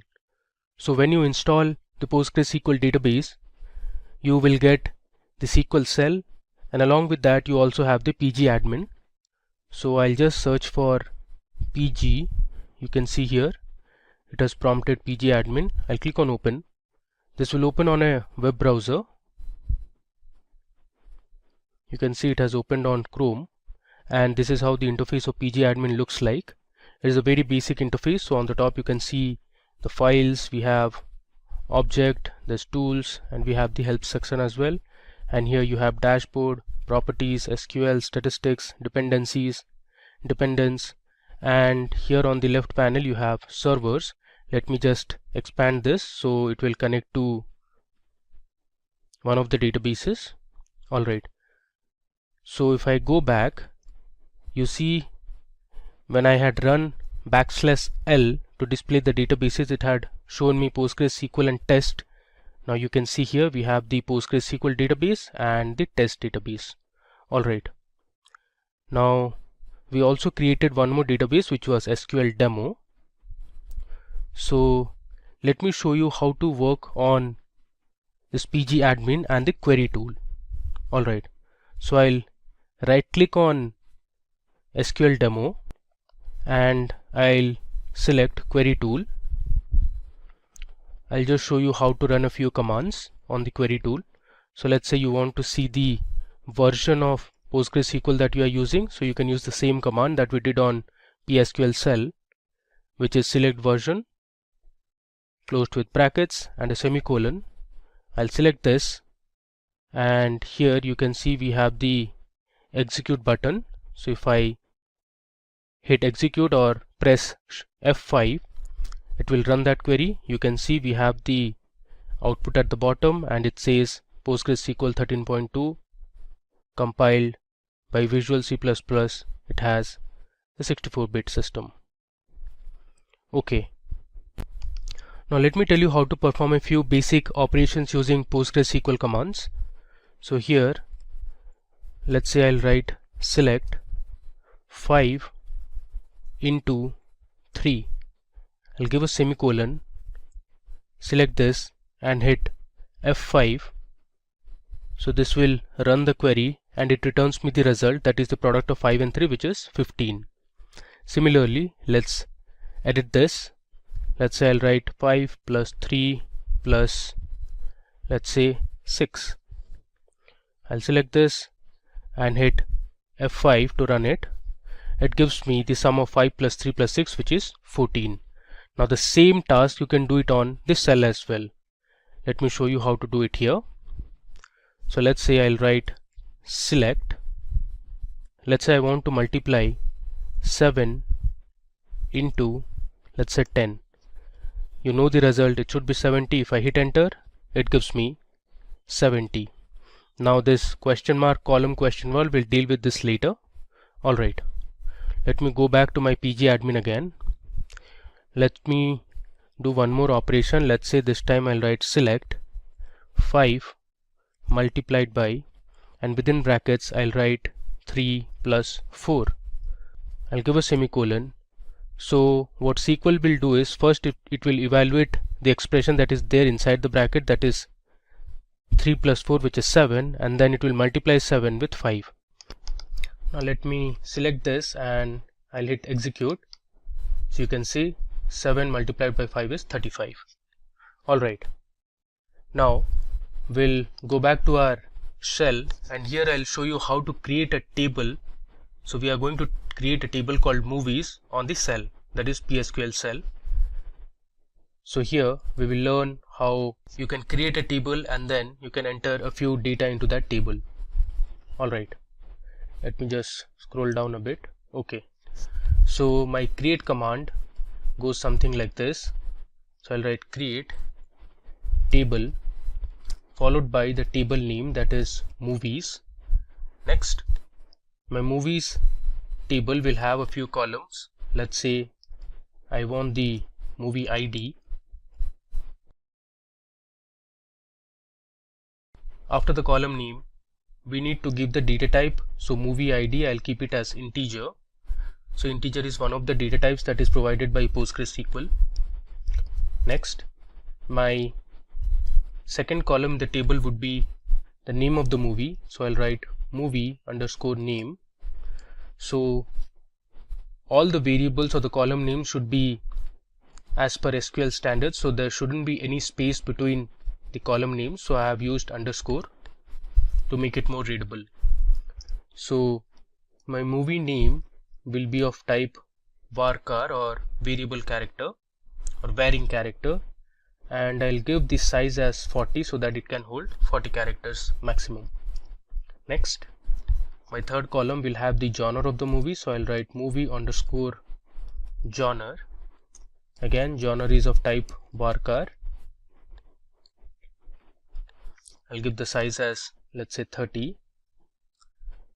And my final and the last column will have the IMDb rating. So I'll write IMDb underscore ratings. Now the ratings will be of type real, since it can have floating or decimal point values. If I close the bracket I'll give a semicolon and I'll hit enter. There you go. So we have successfully created a table called movies. Now let me go back to my PG admin. Alright, so here I have my database, that is SQL demo. I'll just right click on this and click on refresh. Now let me go to schemas. I'll just scroll down a bit. Here under schemas we have something called as tables. Let me expand this. Okay, so you can see we have a table called movies in the SQL demo database now, and here you can check the columns that we have just added. So our movies table has movie ID, movie name, genre and ratings. Alright, now there is another way to create a table. The previous time we created using the SQL cell. Now I'll tell you how to create a table using the PG admin. So here under tables I'll right click and I have the option to create a table, so I'll select table. Okay, so it's asking me to give the name of the table. So this time we are going to create a table called students. So I'll write my table name as students. Alright, these will be default as it is. Now I'll go to the columns tab. So here you can create the number of columns that you want. So you can see on the right I have a plus sign. I'll just select this so that I can add a new row. So my first column would be, let's say, the student roll number. I'll write student underscore roll number. Again, the column name should be as per SQL standards. The data type I'm going to select is integer. Alright, now if you want you can give these constraints such as not null, so that student roll number column will not have any null values, and I'll also check primary key, which means all the values will be unique for roll numbers. Alright, now if you want to add another column you can just click on that plus sign, and let's say this time I want to give the student name as my second column. So I'll write student underscore name.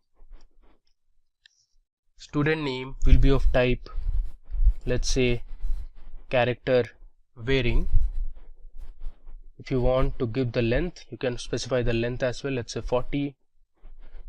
I'll click on the plus sign again to add my final column. The final column would be gender.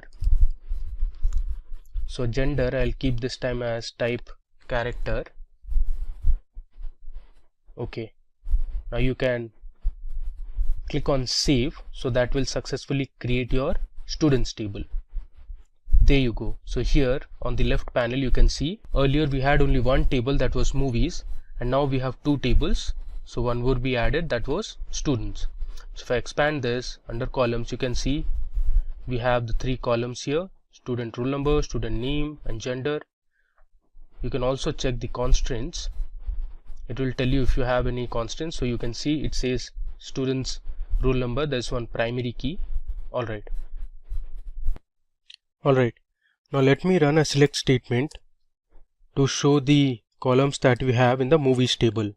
So I'll write select star from movies, give a semicolon, and let me execute this. Okay, so here on at the bottom you can see we have the movie ID, the movie name, movie genre and IMDb ratings. Now the next command we are going to learn is how to delete a table. So there is one way by using the SQL command, that is drop table followed by the table name. Let's say you want to delete students. You can write drop table students and that will delete the table from the database. This is one of the methods, so you just select and run it. Now the other way is to you just right click on the table name and here you have delete / drop. If I select this you get a prompt, are you sure you want to drop table students? I'll select yes. So you can see we have successfully deleted our students table. Alright, now Let's perform a few operations and learn a few more commands in PostgreSQL. So to do that, I'm going to insert a few records to my movies table.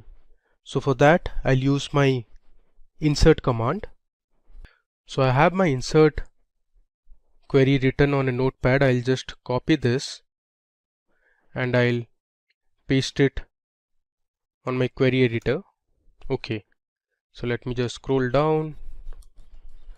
Alright, so here you can see I have used my insert command. So I have written insert into the name of the table, that is movies, and we have the movie ID, the movie name, movie genre, and IMDb ratings, and these are the records or the rows. So we have the first record as movie ID 101. The name of the movie is a very popular movie which is Vertigo. Then we have the movie genre, that is mystery. It is also a romance movie. And then we have the IMDb ratings, the current IMDb rating, that is 8.3. Similarly, we have Shawshank Redemption, we have 12 Angry Men, there's The Matrix, 7, Interstellar, and The Lion King. So there are total 8 records that we are going to insert into our movies table. So let me just select this and hit execute. Okay, you can see it has returned successfully 8 records. Now, if I run select star from movies, you can see the records that are present in the table. So I'll write select star from movies. I'll select this and I'll execute it. There you go. At the bottom you can see 8 rows affected. If I scroll this down, you have the 8 records of information in the movies table. Alright. Now if you want to describe the table, you can go to the SQL cell, and here if you write \d and the name of the table, that is movies, this will describe the table. So here you have the column names, this has the data type, and here you can specify if there are any null values or any constraints like default constraint or primary key or foreign key and others. Let me go back to my pgadmin. Okay, now first and foremost, let me tell you how to update records in a table. So suppose you have an existing table and by mistake you have entered some wrong values and you want to update those records later. You can use the update query for that. So I'm going to update my movies table and I'll set the genre of movie ID 103, which is 12 Angry Men, from drama to drama and crime. So in our current table we only have genre as drama for 12 Angry Men. I am going to update this column, which is the movie genre, to drama and crime. Okay, so let me show you how to do it. I'll write update followed by the name of the table, that is movies. I'll go to the next line. I'll write set, then I'll give the column name, which is movie underscore genre, equal to, I'm going to set it as drama, comma, crime. Earlier it was only drama, and I'll give my condition using the where clause. We'll learn where clause in a bit.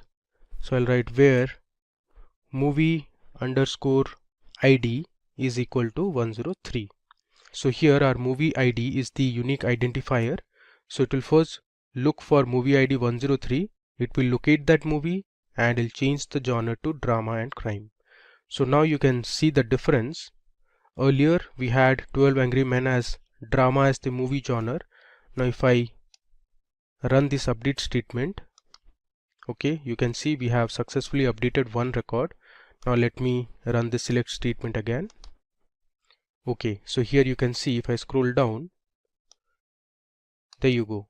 So movie ID 103, movie name 12 Angry Men, we have successfully updated the genre as drama, comma, crime.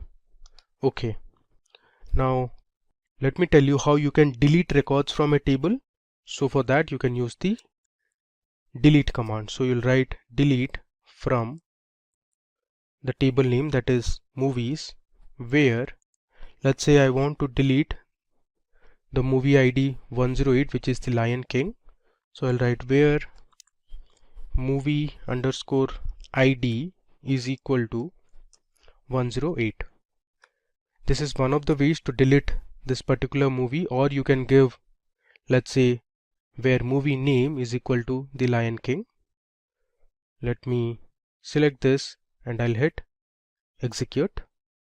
Now if I run my select query again, you see this time it has returned 7 rows and you cannot find movie with movie ID 108, that was the Lion King. So we have deleted it. Alright, next we are going to learn about where clause in PostgreSQL. So to learn where clause, I'll be using the same movie table again. Let's say we want to filter only those records for which the IMDb ratings of the movies is greater than 8.7. So this is my updated table now. I want to display only those records or those movies whose IMDb ratings is greater than 8.7. So we'll display 12 Angry Men, which is 9. Then we are going to display The Dark Knight, which is again 9. And we are also going to display the Shawshank Redemption, which has 9.3. The rest of the movies have an IMDb rating less than 8.7. So we are not going to display those. Alright, so let me show you how to write a where clause. So I'll write select star from movies where I'll give my column name, that is IMDb underscore ratings is greater than, I'll use the greater than symbol, then I'll pass my value, that is 8.7. I'll give a semicolon and let's run it. I'll hit F5. There you go. So we have returned the Shawshank Redemption, The Dark Knight and 12 Angry Men because only these movies had IMDb ratings greater than 8.7. Okay. Now let's say you want to return only those movies which have IMDb ratings between 8.5 and 9. So for that I am going to use another operator called between along with the where clause. So let me show you how to use between with where clause. I'll write select star from movies where my IMDb underscore ratings is between, I'll write 8.5, I'll give an AND operator and 9.0. So all the movies that are between 8.5 and 9.0 ratings will be displayed. So let's select this and I'll run it.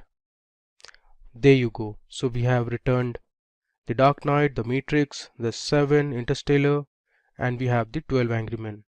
So a few of the records that we missed out were, I think, Vertigo, which has 8.3, and there's one more. Alright. Now moving ahead, let's say you want to display the movies whose movie genre is action. You can see in our table we have a few movies whose genre is action movie. So you can do that as well. I'll write select star from movies where the movie genre, I'm writing this time in one line. You can break it into 2 lines as well. I'll write movie underscore genre, which is my column name, equal to, I'll give within single quotes action. Now why single quote? Because action is a string, hence we need to put it in single quotes. If I run this, there you go. So we had one movie in our table whose movie genre was action, that is The Dark Knight. Okay.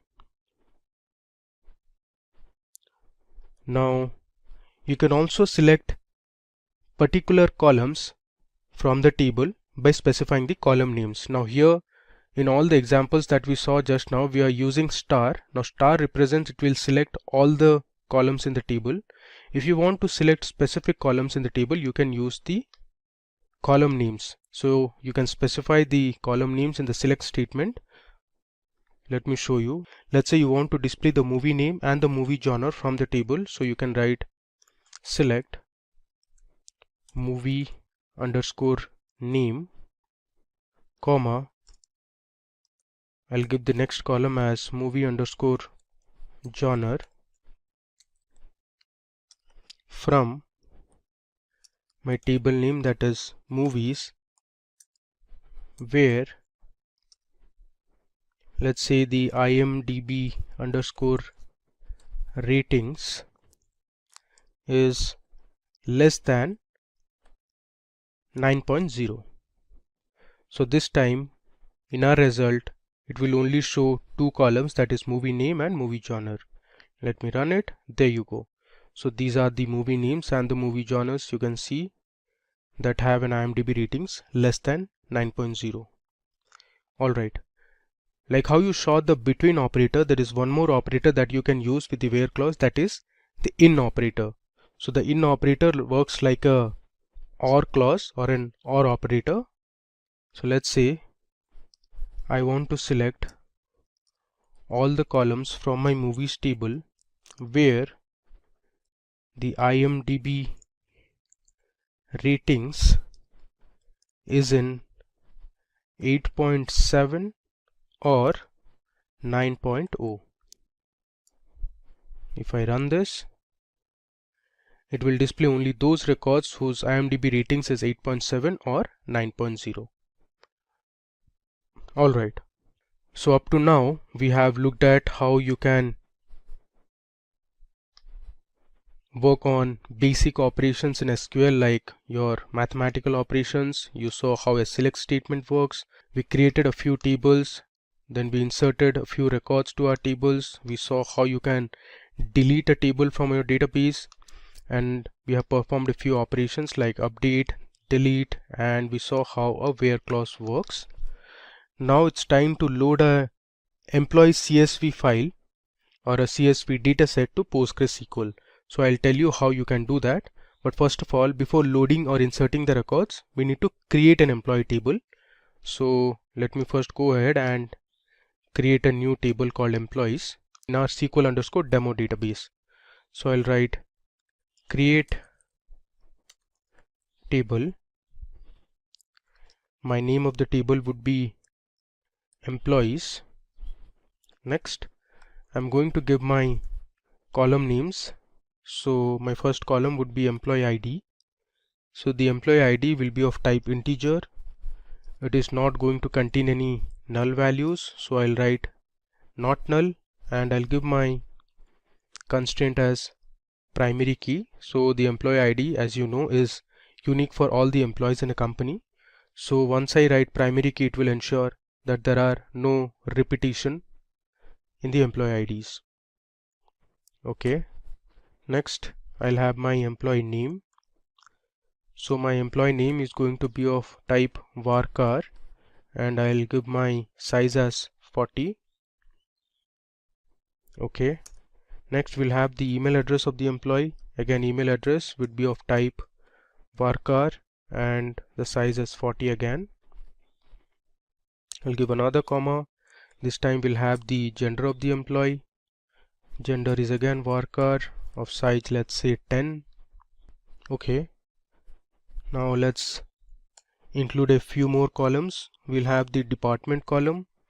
So I'll write department varchar. Let's say the size is 40. Then let's say we'll have another column that is called address. So the address column will have the country names of the employees. Address is also varchar. And finally we have the salary of the employee. Salary, I'm going to keep it as type real. So real will ensure it will have decimal or floating point values. Okay, so now let me select this create table statement and execute it. Alright, so we have successfully created our table. If you want, you can check by using select star from employees. Let me select this and I'll hit execute. Alright, you can see we have our employee ID as primary key, there's employee name, email, gender, there's department, address and salary. But we don't have any records for each of these columns. Now it's time for us to insert a few records to our employees table. Now to do that, I'm going to use a CSV file. So let me show you how the CSV file looks like. Okay, so now I am on my Microsoft Excel sheet, and on the top you can see this is my employee data.csv file. Here we have the employee ID, the employee name, email, gender, there's department, address and salary. Now this data was generated using a simulator, so this is not validated, and you can see it has a few missing values. So under email column we have a few employees who don't have an email ID. Then you can see under department also there are some missing values here as well. Alright, so we'll be importing this table or the records present in this CSV file onto PostgreSQL. Alright, so here in the left panel under tables, let me right click and first refresh this. There you go. So initially we had only movies table, and now we also have the employees table. Now what we need to do is, I'll right click again, and here you see we have the option to import or export. Let me click on this, and I don't want to export, I need to import, so I'll switch on import. Alright, now it is asking me to give the file location. So let me show you how to get the file location. So this is my file location actually. So my Excel file, which was this, is present in my E drive under the data analytics folder. I have another folder called PostgreSQL, and within the PostgreSQL folder I have my CSV file, that is employee data.csv. So I'll just select this. You can either do it like this or you can browse and do. Okay, now my format is CSV. Next, I'm going to select my headers as yes, and then let me go to columns and check if everything is fine. Alright, so I have all my columns here. Let's click on OK. You can see I have a message here which says import _ export. Alright, so here you can see successfully completed. We can verify this by using select star from employees again.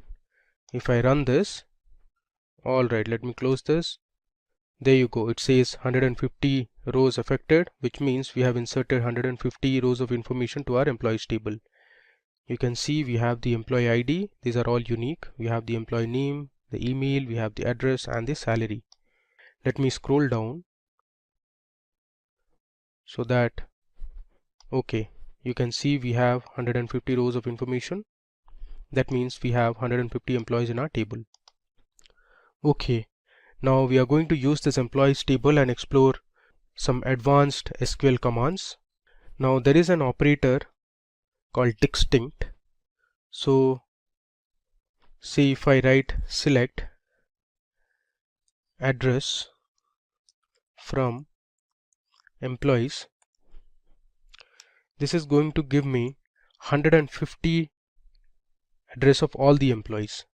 There's some problem here, I did a spelling mistake. There should be another D. If I run this again, our query will return 150 rows. You can see we have the different country names under address, that is Russia, we have France, there's United States, we have Germany, okay, and I think we have Israel as well. Yeah. Now suppose you want to display only the unique address or the country names, you can use the distinct keyword before the column name. So if I write select distinct address from employee, it will only display the unique country names present in the address column. If I run this, see, it has returned us 6 rows of information. So we have Israel, Russia, Australia, United States, France and Germany. Alright, now as I said, there are a few null values which don't have any information. So you can use the isNull operator in SQL to display all the null values that are there. Suppose I want to display all the employee names where the email ID has a null value. So I'll write select star from employees where email is null, so this is another way to use your where clause. If I select and run this, there you go. So you see here, for all these employee names, there was no email ID present in the table. So it has returned us 16 rows of information. So around 10% of employees do not have an email ID, and if you see, a few of them do not have an email ID, and also they don't have a department. So if you want to know for those employees which do not have a department, you can just replace where department is null instead of where email is null. Now if I select this, okay, it has returned us 9 rows of information, which means around 5% of employees do not have a department. Moving ahead, now let me show you how the order by clause works in SQL. Now the order by is used to order your result in a particular format, let's say in ascending or descending order. So the way to use is, let's say I want to select all the employees from my table, so I'll write select star from employees order by. I want to order the employees based on their salary, so I'll write order by salary. Let me select and run it. Okay, there is some problem. I made a spelling mistake. This should be employees. Let me run it again.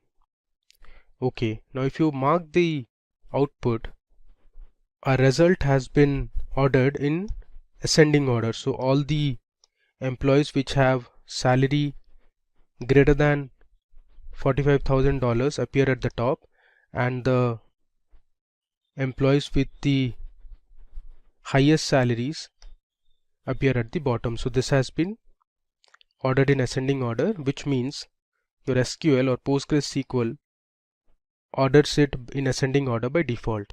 Now let's say you want to display the salaries in descending order so that all the top ranking employees in terms of salary appear at the top. So you can use the DESC keyword, which means descending. If I run this, you can see the difference now. So all the employees with the highest salary appear at the top, while those with the lowest salaries appear at the bottom. So this is how you can use an order by clause.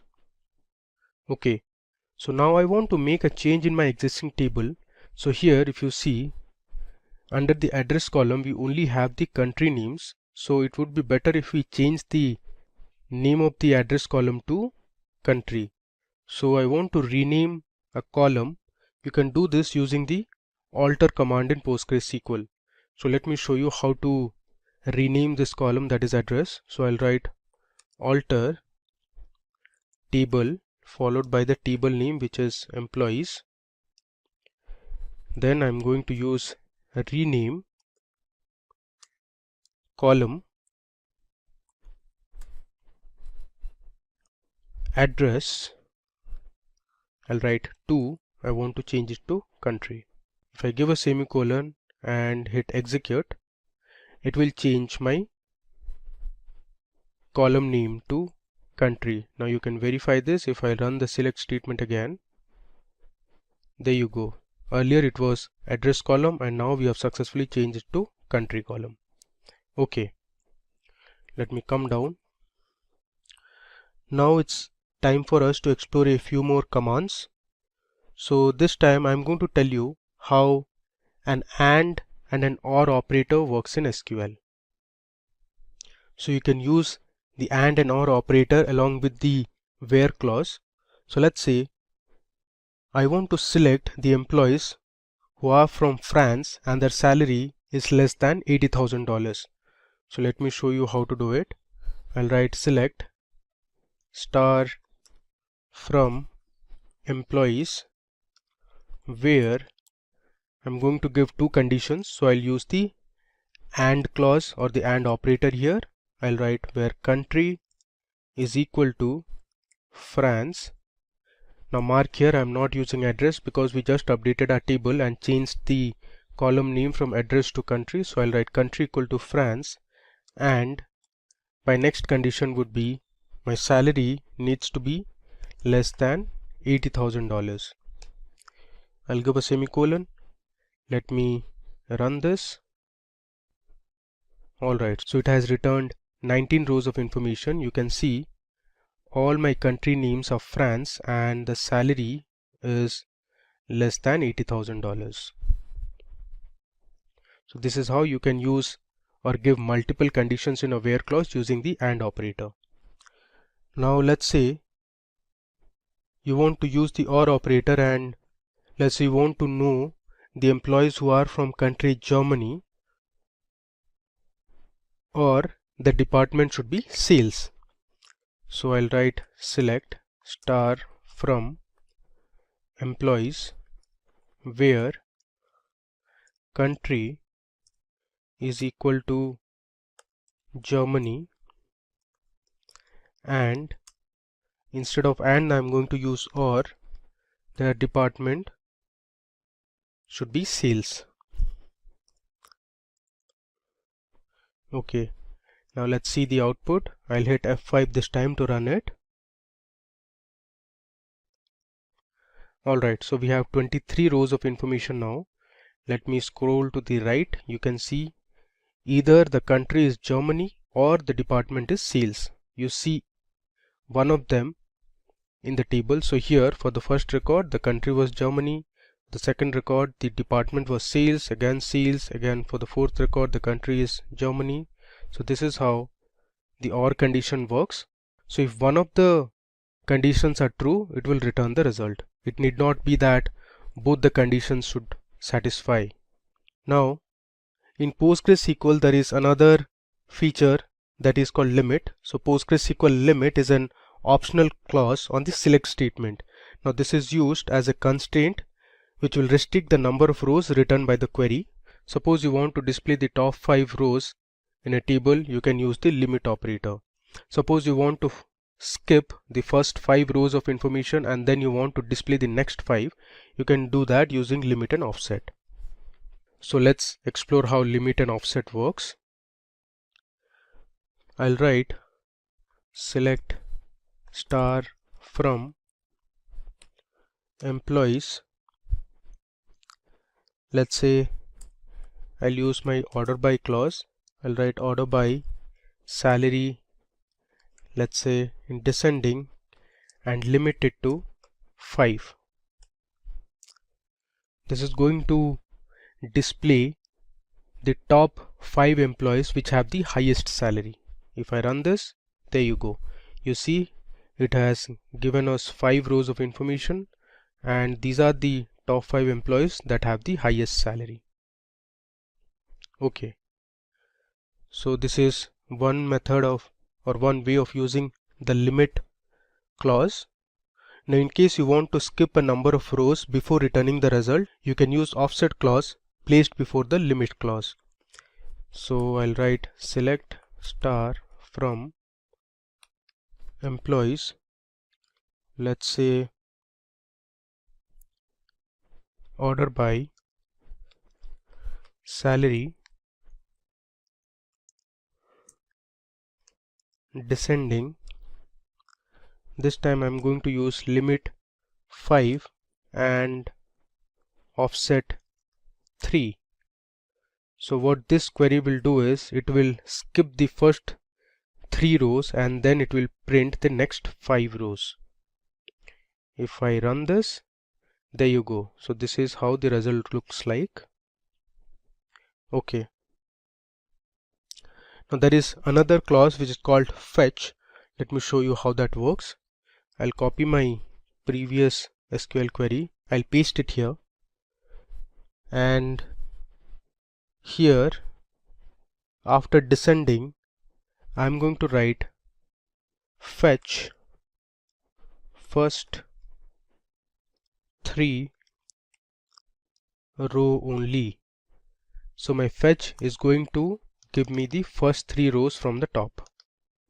There you go. It has given us the first 3 rows, and you can see the top 3 employees that have the highest salary, since we ordered it in descending order of salary. Alright. You can also use the offset along with the fetch clause. I'll copy this again and let me paste it here. Now after descending, I am going to write offset, let's say 3 rows, and fetch first 5 rows only. So what this SQL query is going to do is, it will skip the first 3 rows of information and then it is going to display the next 5 rows. It is going to work exactly the same as we saw for this query. Let me run it. There you go. So these are the first 5 rows of information after excluding the top 3 rows. Alright.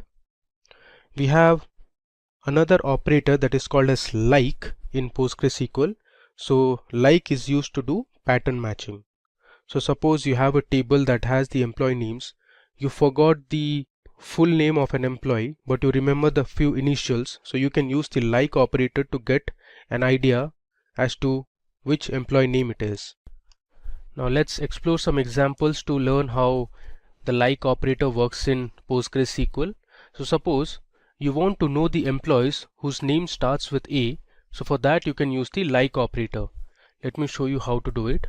So I want to display the employee name, and let's say I want to know their email IDs from the table name that is employee, where since I want to know the employees whose name starts with A, so I'll write employee name like. Now to use the pattern is within single quotes I'll write A and then followed by percentage. Now this means the employee name should have an A in the beginning, and percentage suggests it can have any other letter following A, but in the beginning or the starting should be A. If I run this, so there is an error here. The name of the table is employees and not employee. Let's run this again. There you go. You can see there are 16 employees in our table whose name starts with A. You can see this column employee name, all of them have a letter A in the beginning. Okay, now let me just copy this command or the query. I'll paste it here. Let's say this time you want to know the employees whose name starts with S. So instead of A, I'll write S. So this means the starting letter should be S and followed by it can have any other letter. If I run this, so there are 10 employees in the table whose name starts with S. Okay, let's copy the query again, and this time I want to know the employees whose name ends with D. Now the way to do it is, instead of a percentage, I'll write this time percentage D, which means at the beginning it can have any letter, but the last letter in the string or in the name should be ending with D.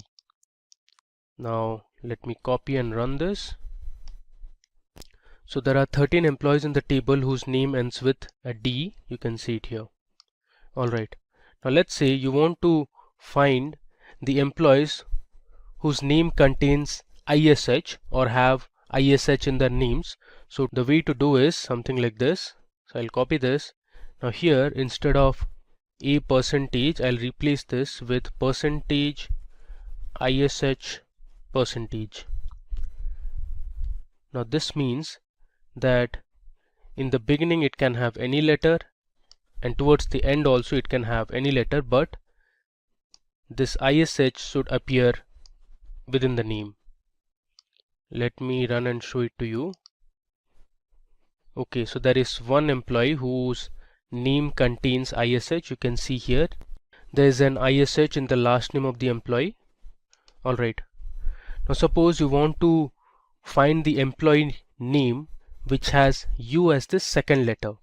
It can have any letter in the beginning, but the second letter of the employee name should have U. Now the way to do is, I'll copy this, and instead of a%, I'll write underscore U followed by %. Now this underscore, you can think of a blank that can take any one letter. So the beginning can start with A, B, C, D or any of the 26 alphabets we have. Then it should contain U as the second letter, followed by any other letter or letters. Let me run this. Okay, so there are 10 employees in the table whose name has a U as the second letter. You can see these. Okay, now moving ahead, let me show you how you can use basic SQL functions or inbuilt functions. So we'll explore a few mathematical functions now. So let's say you want to find the total sum of salary for all the employees.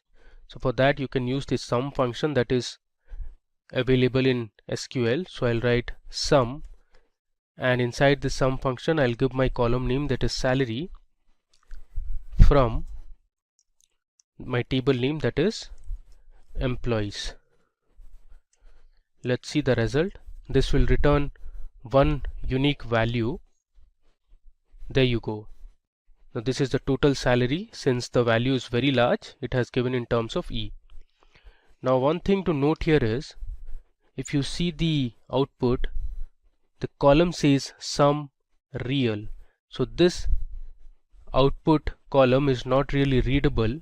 So SQL has a method which can fix this, that is called an alias. So since we are doing an operation of summing the salary column, we can give an alias to this operation by using the as keyword. So if I write sum of salary as, let's say, total salary, then this becomes my output column. You can see the difference if I run this. Okay, you can see now in the output we have the total salary. Now this is much more readable than the previous one.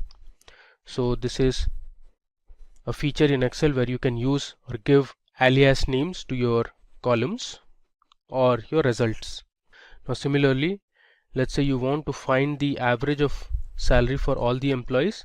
Now SQL has a function called AVG which calculates the mean or the average salary. If I write AVG, and I can edit my alias name as well. Let's see, I'll write mean salary. Let's run it. You can see the average salary for all the employees. It's around $81,000. Okay, now there are two more important functions that SQL provides us, which is max and minimum. So if I write select maximum or max, which is the function name of salary, as, let's say, instead of total I'll write maximum. So this will return me the maximum salary of the employee. Let's run it and see what is the maximum salary that is present in the salary column. Alright, so we have $1,19,616 as highest salary of one of the employees. Similarly, you can use the min function as well. I'll just write minimum, and this will return me the minimum salary of one of the employees in the table. I'll replace the alias name as minimum. Okay, now run it. This will give me the minimum salary that is present in our table. So it is $45,685. Okay, now let's say you want to find the count of department in the employees table. You can use the count function. So if I write select count, let's say I want to know the distinct department names, I can write inside the count function distinct department as total departments from employees. Let's run this. This will return me the total number of departments that are there. So it gives me there are 12 departments. Okay, now let me show you one more thing here. If I write select department from employees, Let's run this. Okay, so it has returned me 150 rows of information, but what I'm going to do is I'll place my distinct keyword here just before the column name so that I can verify how many departments are there in total. There you go. So there are 13 departments and one of them is null. So moving ahead, we'll replace this null with a department name by updating our table. Okay. So now let's update our department column. So what we are going to do is, wherever the department has a null value, we are going to assign a new department called analytics. So earlier we have also learned how to use the update command. So I'm going to show it again. So we'll write update followed by the table name, that is employees. I'm going to set my column, that is department, equal to, within single quotes, my name of the department would be analytics, where department is, I'll say null. So wherever the department has a null value, we'll replace those information with department, that is analytics. Let's run this. You can see query returned successfully. Now let's say I'll run this command again, and this time you can see the difference. There you go. So we have 13 rows of information and there is no null department now. We have added a new department, that is analytics. Okay. Now we are going to explore two more crucial commands or clauses in SQL, that is group by and having. So let's learn how group by clause works in PostgreSQL. So the group by statement groups rows that have the same values into summary rows. For example, you can find the average salary of employees in each country or city or department. So the group by clause is used in collaboration with the select statement to arrange identical data into groups. So suppose you want to find the average salary of the employees based on countries, you can use the group by clause. So let me show you how to do it. I'll write select. I want the countries and the average salary for each country. So I'll use the average function, that is avg, and inside the function I'll pass my column, that is salary. I'll give an alias name as, let's say, average underscore salary from my table name, that is employees. Next I'm going to use my group by clause. So I'll write group by. Since I want to find the average salary for each country, so I'll write group by country name. Let's give a semicolon and let me run it. I'll use F5. There you go. So here on the left you can see the country names.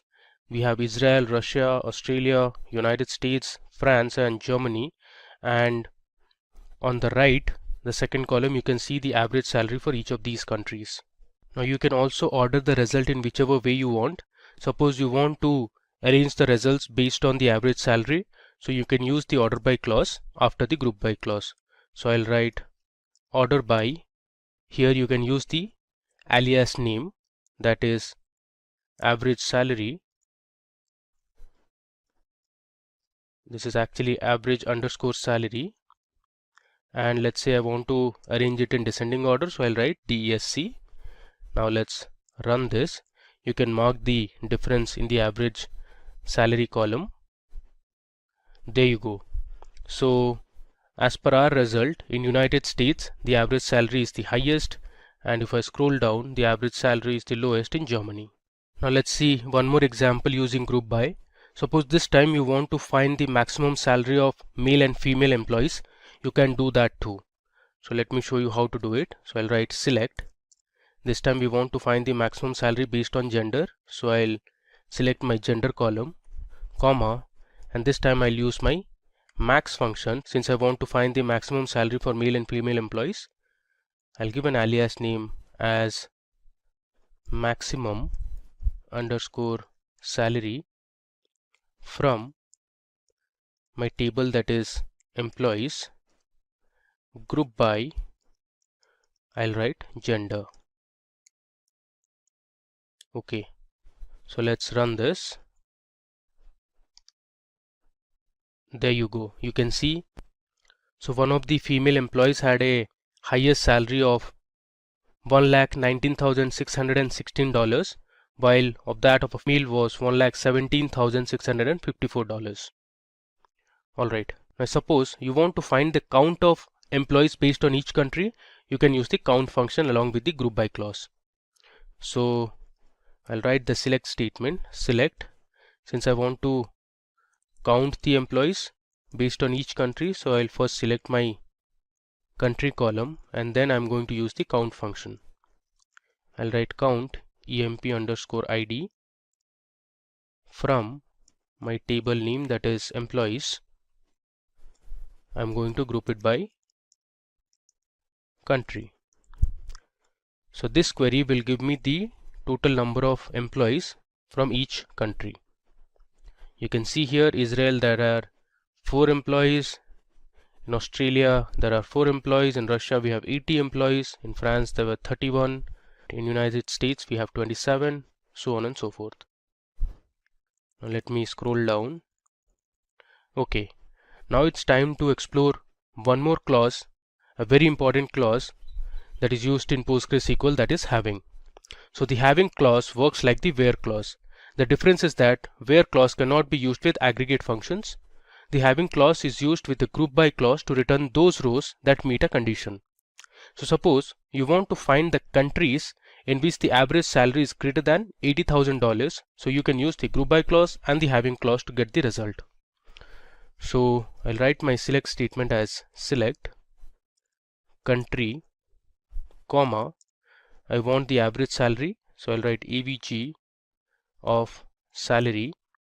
I can give an alias name as average salary from employees.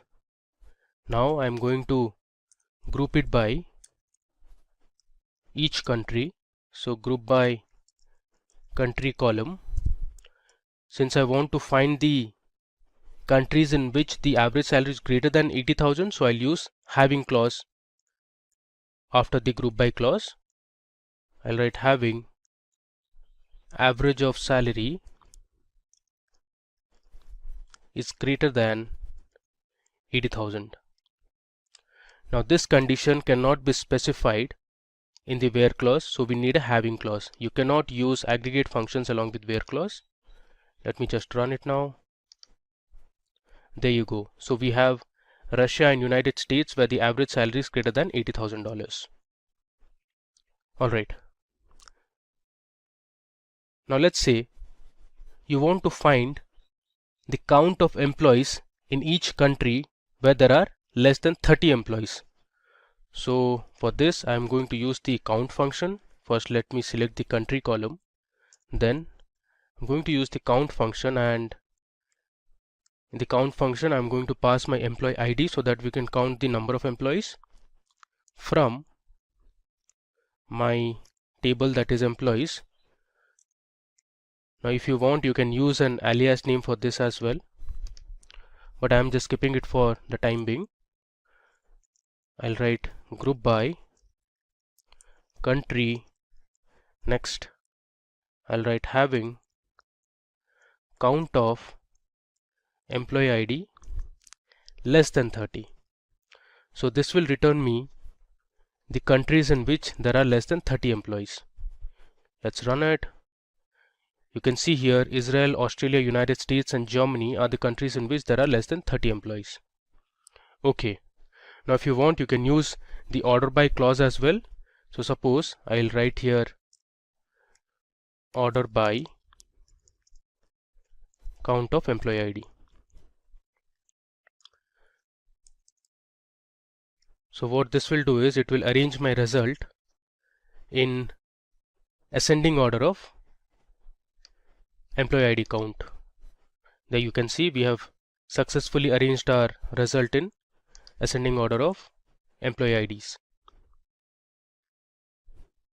Okay, next we are going to explore one more feature of PostgreSQL, that is of using a case statement.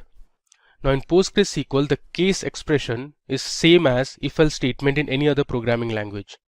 It allows you to add if-else logic to the query to form a powerful query. Now let me just scroll down and I'll show you how to use a case statement. This is very similar to your if-else statement that you use on Excel, in C++, in Python, or any other programming language. So what I'm going to do is, I'm going to write a SQL query that will create a new column, and the name of the column would be, let's say, salary range. So I'm going to divide my salary. Suppose if the salary is greater than $45,000 and if it's less than $55,000, in the new column, that is salary range, we are going to assign a value low salary. Now if the salary is greater than $55,000 and if it is less than $80,000, we are going to assign a value that is medium salary. If the salary is greater than $80,000, we'll assign a value high salary. So all this we are going to do using our case expression in PostgreSQL. So I'll start with my select statement, but before that let me show you how to write a comment in PostgreSQL. So you can write a comment by giving a double dash. Comments are very helpful because they make your codes or the scripts readable. I'll write case expression in PostgreSQL. Similarly, if you want, you can go to the top and let's say here you can write with double dash having clause. Okay, let's come down. So I'll write my select statement as select. I want the department, the country, and the salary column. I'll give a comma and I'll start with my case statement. I'll write case when my salary is greater than 45,000 and my salary is less than 55,000, then the result would be, within single quotes, I'll write low salary. So this is exactly like an if-else condition. Next, I'll write another case when salary is greater than 55,000 and salary is less than, let's say, 80,000, then the result would be medium salary. And finally, I'll give my last condition, that is when salary is greater than 80,000, then the result will be high salary. Let me write this in a single line, then high salary. Now one thing to remember, in PostgreSQL the quotes are insensitive, so you can write your select statement in capital, in lowercase, or in sentence case. Similarly, I can write case as small c, or you can write as capital C. Alright, now moving ahead, after this I am going to write end. I'll give an alias name as salary range. Now this is going to be my new column in the output. Let me just come down. After this we need to give our table name from employees. I'll order it by salary descending. Okay, so what I'm going to do here is, I'll first select department, country, and salary column from my employees table, and then I'm creating a new column that is salary range, and I'm specifying the range. So I have three conditions here, for low salary, for medium salary, and high salary. So let's run this and see the output. There you go. Here you can see we have added a new column known as salary range, and we have ordered our salary in descending order, so all the highest salaries appear at the top. If I just scroll down, you can see we have medium salaries here, and if I scroll down further, you can see these low salaries. So case statements are really useful when you want to create a new column based on some conditions in the existing table. Alright, now moving ahead, we are now going to see how to write subqueries in PostgreSQL. So subqueries, we write a query inside another query, which is also known as nested query.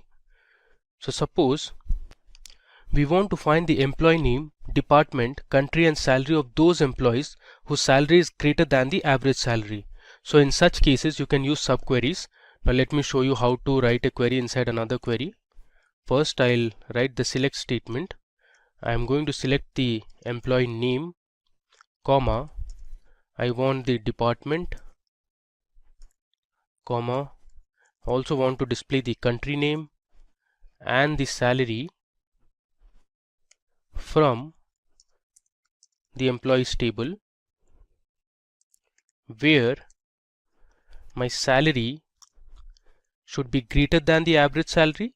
So after this where salary greater than, I am going to use brackets and write my subquery, that is select average salary from employees. Now let me break it down for you. So first we are going to select the average salary from the employees. So this particular SQL statement will find the average salary from the table.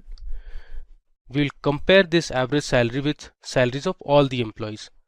So whichever employee has the salary greater than the average salary will display their names, the department, country and their original salary. So if you want, you can run this statement as well. Let me select this statement and run it for you. You can see we have written the average salary of all the employees, which is nearly $81,466. So we want the salaries of the employees to be greater than this average value. So let me run this and see how many employees have a salary greater than the average salary. There you go. So we have around 75 employees whose average salary or whose salary is greater than the average salary. Alright. Now moving ahead, this time I'm going to tell you how to use some inbuilt functions. We'll learn some inbuilt mathematical functions and string functions that are available in PostgreSQL. So I'll just give a comment. There's another way to write a comment. Instead of a double dash, you can use the forward slash, an asterisk, and inside the asterisk you can write, let's say, SQL functions, and you need to close this. So I'll give another asterisk and a forward slash. So this is also a comment in PostgreSQL. Alright, so first of all we'll explore a few math functions. So there is a function called ABS which is used to find the absolute of a value. So if I write select ABS of, let's say, -100, it is going to return me positive 100 or just 100, because as you know, the absolute of any value will remove the negative sign involved in that value. There you go. So our original input was -100, the absolute of -100 is +100. Next, let's see another function that is called greatest. So the greatest function in PostgreSQL will return the greatest number in a range of numbers. So suppose I write select greatest. Inside the greatest function, I'll pass in a few numbers, let's say 2. I'm just randomly passing a few numbers, let's say 490, let's say 56.5, and let's say 70. I'll give a semicolon. Let me run this. You will see the greatest function will return the greatest integer value or greatest number that is present in the range of numbers that we have provided. So in this case, 90 was the largest number or the greatest number, so we got the result as 90. Again, you can use an alias for each of these statements. Now, like greatest, we also have a function called least, which is going to return the least number present in a range of numbers. If I run this, so the result is 2 because 2 is the least number that is present in this selection. Alright, now there's a function called mod which is going to return the remainder of a division. So suppose I write select mod, and this takes two parameters. Let's say 54 divided by 10. As you can guess, the remainder is 4, and so is our result. You can see it has returned the remainder. 54 divided by 10, the remainder is 4. Alright, if I scroll down, now let's see how to use the power function. So I'll write select power. Let's say I want to know power 2 comma 3, which is 2 cube, that is 8. Let me just run this. There you go. So the result is 8. You can also check, let's say power of 5 comma 3, it should be 125. Alright. Next, you can use the sqrt function that is available in PostgreSQL to find the square root of a number. I'll write sqrt, and let's say I want to find the square root of 100. You can guess the result. The output should be 10. If I run this, you can see the output here 10. Let's say I want to find the square root of, let's say 144. You can again guess the result. It should be 12. Let's verify it. Okay, there is some error. Let me verify it again. There you go. It is 12. Now, there are a few trigonometric functions as well. You can use the sine function, the cos function, and the tan function. Let's say I want to know the sine of 0. If you have studied high school mathematics, you would know the sine of 0 is 0. You can see the result, it is 0. Let's say you want to know sine 90. If I run it, you can see the output here 0.89. Alright. Now there are other functions like ceiling and floor that you can use. So let me show you what the ceiling and floor function does. I'll write ceiling.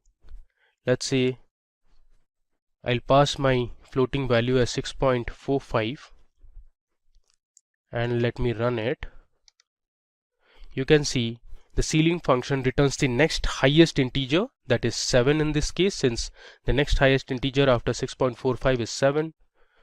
Let's see what the floor function does, and let me run it. As you can see, the floor function returns the next lowest integer, that is 6 in this case, or the nearest lowest integer to any provided decimal value. Okay. Now that we saw how to use mathematical functions, there are a few string functions available in PostgreSQL. So let's explore them as well. I'll write string functions. Okay. We'll scroll down. Cool. There's a function called character length that gives you the length of a text string. Suppose I write select, give the function as character length, and inside this function I am going to pass in a text. Let's say India is a democracy. This is my text. Let me run this. Okay, you can see the result here, which is 20, since there are 20 characters in my string that I have provided. Alright. Now there's another function called concat in PostgreSQL. So concat is basically used to merge or combine multiple strings. So I'll write select concat, within brackets I'll give the text string now. Let's say I want to combine Postgres SQL I'll give a space, comma, I want to merge PostgreSQL is, I'll give another comma and write my final word, that is interesting. Now what we have done is, inside the concat function we have passed in separate strings, and now using the concat function we want to merge the three strings. Let's see what the result is. I'll run it. Alright, let me just expand this. You can see here we have concatenated the three strings successfully, so the output is PostgreSQL is interesting. Okay. Now there are functions like left, right and mid in PostgreSQL. So what the left function does is, it will extract the number of characters that you specify from the left of a string. Let's say I'll write select left and I'll pass in my text string as India is a democracy. I'll copy this and I'll paste it here. Let's say I want to extract the first 5 characters from my string, so I'll give 5. So what it will do is, it will count 5 characters from left, so 1 2 3 4 and 5. If I run this, it should ideally print India for me. There you go, it has printed India for us.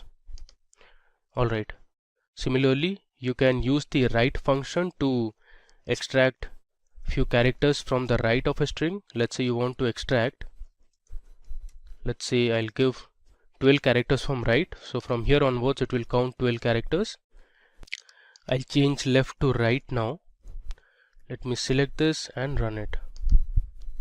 So you can see here, this is the output. From the right it has counted 12 characters and returned a democracy. Okay. Now there is a function called repeat. So the repeat function is going to repeat a particular string the number of times you specify. Let's say I want to select and use my repeat function, and inside the repeat function I'm going to pass in, let's say India, and I want India to be displayed 5 times. I'll give a semicolon and run it. In the output you can see India has been printed 5 times. Okay, let's scroll down. There is another function, a string function in PostgreSQL called as reverse. So what reverse function is going to do is, it is going to print any string passed as an input in reverse order. So if I write select reverse, and inside the reverse function I'll pass in my string, that is India is a democracy. I'm going to use the same string.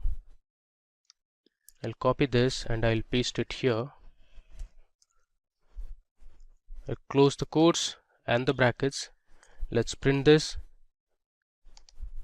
You can see it here, India is a democracy has been printed in reverse order.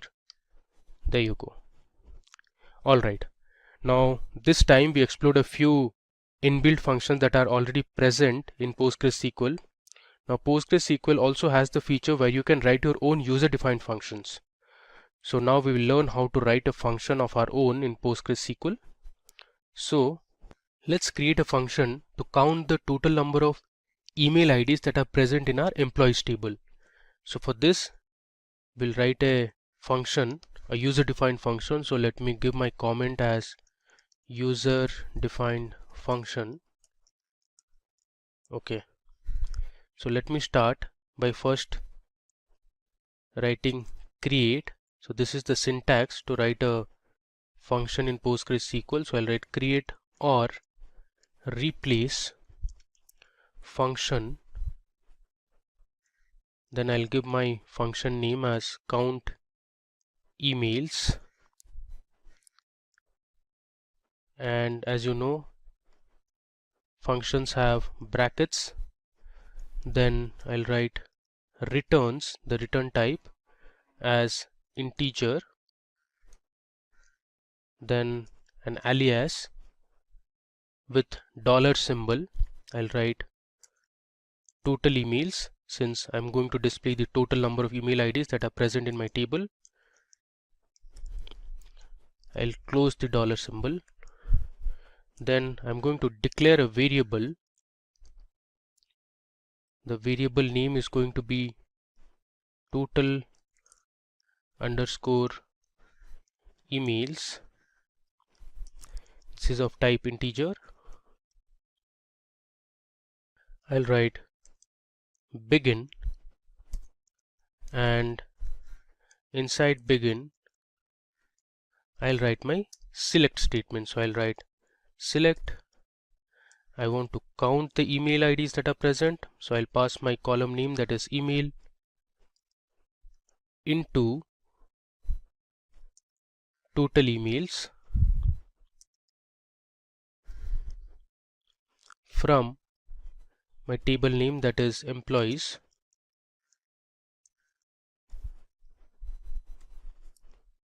I'll give a semicolon, and then we'll write return total emails. As you know, user defined functions often return a value, so hence we have mentioned the return statement as well. And now I'm going to end my function. Then the next syntax would be, let me just scroll down. Okay, so here I'll give my dollar symbol again, followed by total underscore emails. Next I'll write my language Postgres SQL. So the way to mention is PL P G SQL. Let's give a semicolon and end it. So this is my user defined function that I have written. So I created a function with the function name count underscore emails, and this would return integer as an alias, which is total underscore emails. We declared that variable as an integer.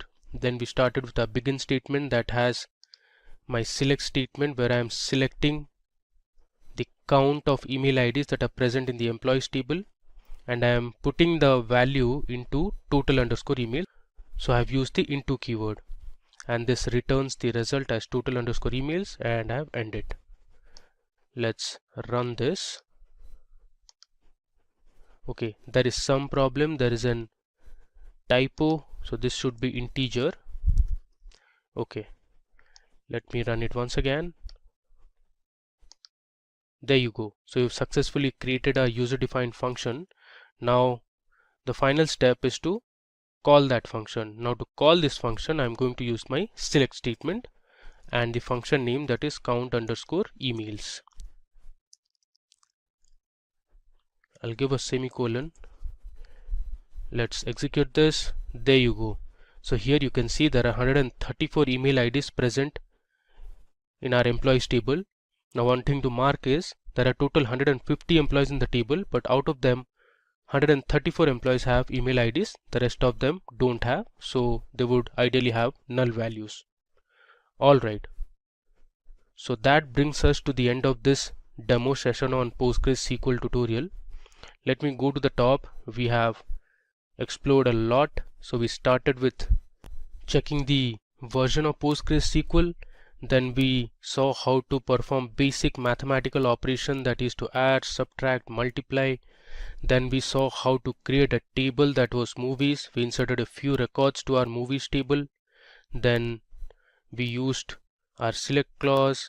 We updated a few values. Then we deleted one row of information. Then we learned how to use the where clause. We learned how to use the between operator. We also learned how to use the in operator. Let me scroll down.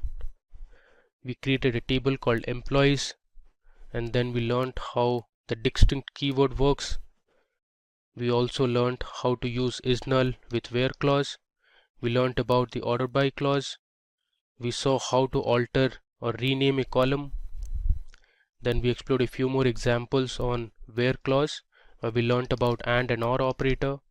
Then we learned how to use limit and offset, as well as the fetch operator or the fetch keyword in PostgreSQL. Moving further, we learnt about the like operator in SQL, which was used to perform pattern recognition or pattern matching, you can say.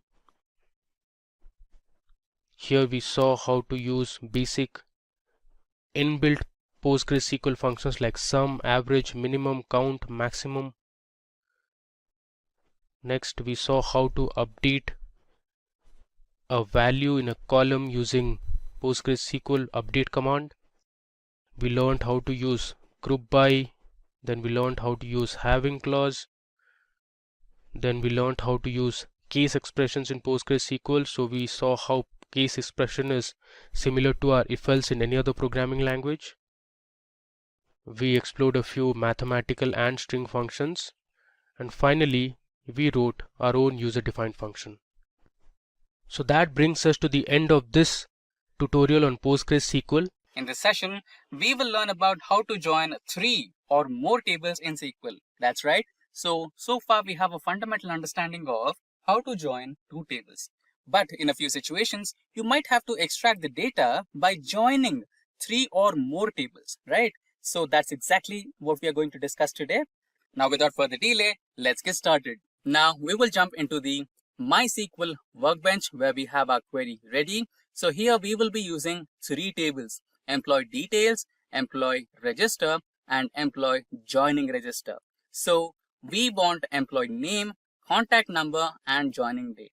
Joining date is available in joining register, contact number is available in employee register, and employee name is available in employee details, right? So here we are utilizing all 3 tables and joining them to extract these 3 columns. So here I'm providing the table name and the column name to make sure that the SQL workbench will not get confused which employee name column should I access, which table should I use. So to clear that confusion, I'm providing the table name. So MySQL will use employee details table, and from there it will extract the employee name column. And contact number, to be sure it is present in only one table, so it will go to employee register. And joining date, it is also present in only one table, so no need to specify the table name. But to be on safer side, if you want to add, you can add, that's well and good, and it will create an impact to your interviewer considering that you know about the syntaxes. So I'll just follow the normal syntax the way I'm going now. And now I'm trying to join. It's the same operation what you use to join 2 different tables. So you'll just use the join clause and give the second table name and on what basis. So I'm joining these 2 tables on the primary key employee ID. So both tables have the same common employee ID. So based on that, I'm joining these 2 tables, and then you will use the join clause once again and give the third table name here, and based on which primary key or which common key. So this is the one which is common in both the tables and is unique, which is the employee ID. So I'm using the same one to join the 2 tables with the third one. You can follow the same syntax and join another table to it as well. So with this, let's execute this particular query to find our answer. So there you go, you got the query executed and you have the table over here with employee name, contact, and joining date. Let's quickly get back to MySQL workbench. So here, let's say you wanted to create a table and load the data. So if the data is minimalistic, maybe the data about 10 rows or 15 rows, you can manually create a table and insert the elements into your table using such insert commands. But this is like mine, which is in the Excel spreadsheet and has about 10,000 rows. Would you like to, write 10,000 insert commands? No, right? It would be really time consuming. So for situations like this, MySQL Workbench has enabled developers to load the data from spreadsheets within a few steps.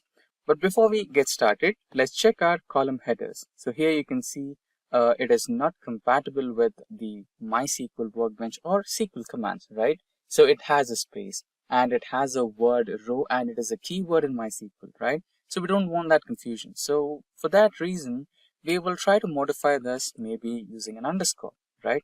Similarly, for the row ID, you can eliminate space and use an underscore. And when it comes to order ID, the same.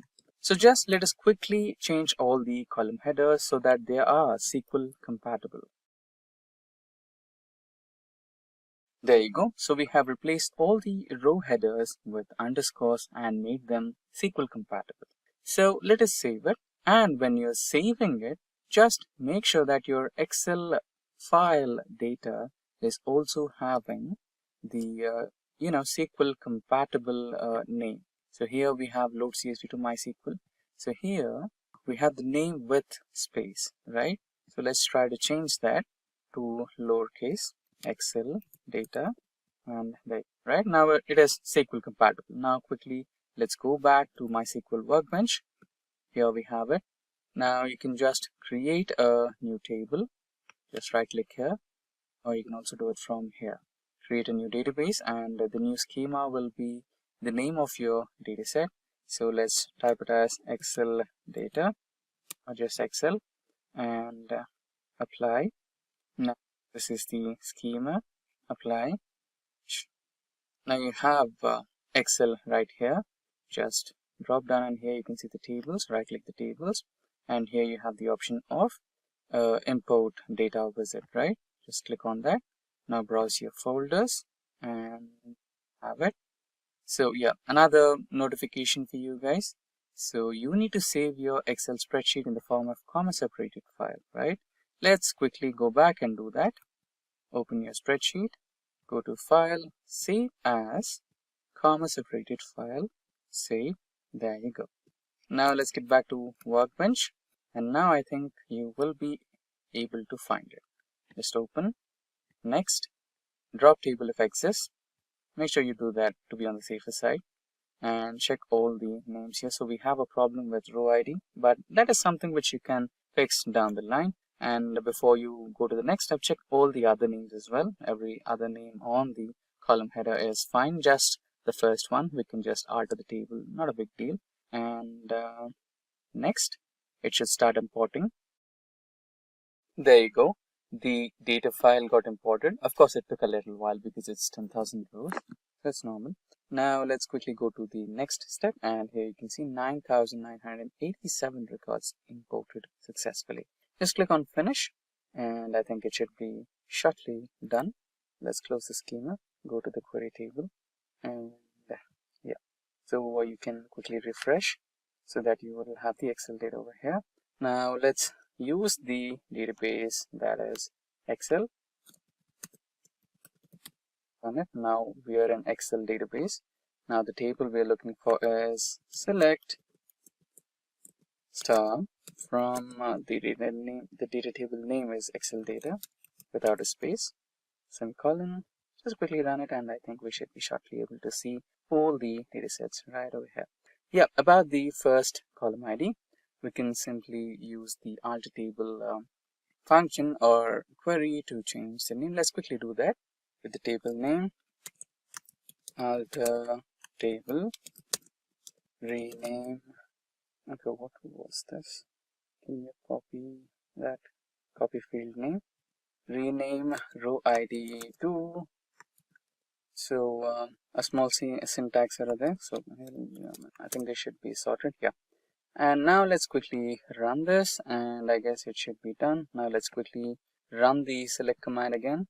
There you go. So we have the row ID, order date, shipment mode, customer ID, customer name, etc. And everything is as per the expectations. And that's how you can load Excel data to MySQL Workbench. We will learn about the top 5 interview questions in SQL that you must know to crack your business analytics interviews. Now, without further ado, let's get started. So speaking about the top 5 interview questions, let's quickly jump to the workbench of SQL. So I'm using MySQL Workbench, and here we have a database called use simply learn. So SLP is the database name. So we'll be using the use command to get access to that particular database. So we are in access to it. And now let's quickly check our tables. Show tables. There you go. We have a few tables here: book collection, book order, employee details, joining register, and employee register. So let's go with the employee details. So I'll just simply shoot a command, select star from EMP details.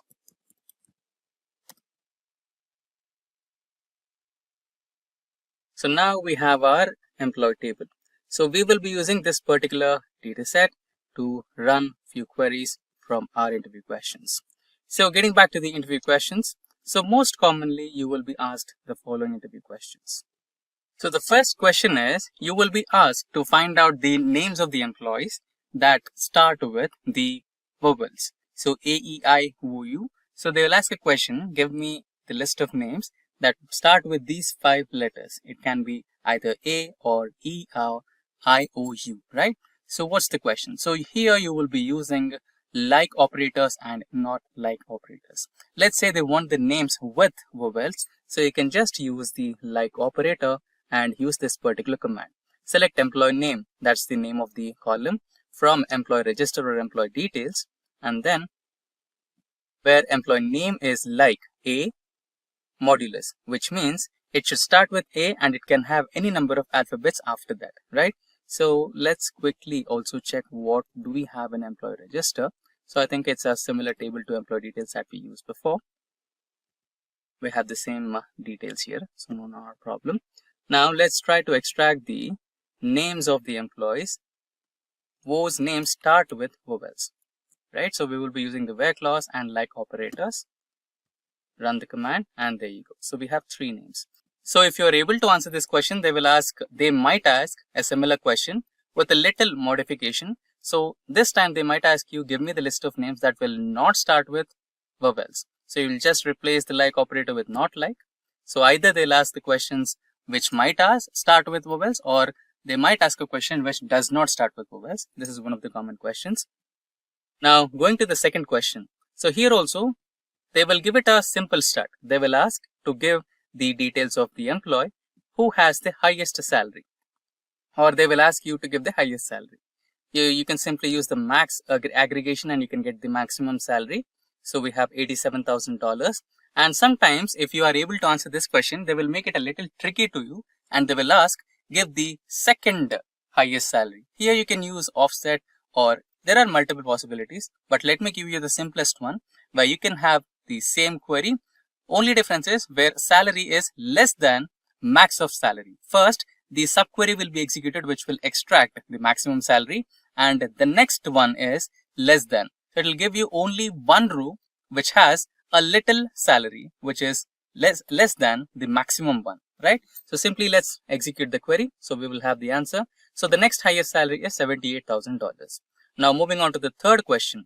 So sometimes they will ask you to use the update commands as well. So here we have some salary details of our employees in the employee register. What I'm going to do here is, let's say this is the appraisal period and they're giving you 15% hike to all the employees. So you need to update the salary column. So what you do is simply update table name salary plus salary into the percentage of hike, which is 15%. So here we are adding that particular percentage in the form of decimal numbers, which is 0.15, and simply run the command and you have it.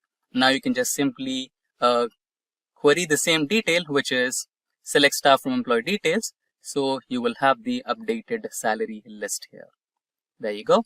Now let's proceed with the next question that we have in our list, which is about select the employee name and salary from a given range, right? If they ask you, give me only the range of employees whose salary lies between 50,000 to 70,000. So you can use the between operator here and range of numbers, that is 50,000 and 70,000.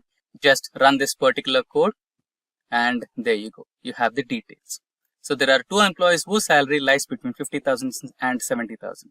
Now the last question is, they might ask you to extract the details from a certain department. So basically, this might also turn up to find a difference between having and group by clause. Sorry, having and where clause. Yeah. So this is one of the common interview questions where they will ask the difference between having and where clause. So when you are implementing group by in your query and you're also implementing some aggregate functions like count, sum, etc., minimum, maximum, in those situations when a group by clause is involved, then you can use having. When there is no group by function, then you can simply go with the where clause. So here I'm trying to extract the number of people present in finance department. So I'm not grouping by department, so I can just use where clause and run this. And now in situations where I have to group by, when I have to implement group by, in those scenarios, you can include having clause in place of where. So that is the fundamental difference between having and group by, and also you got the understanding of group by command here.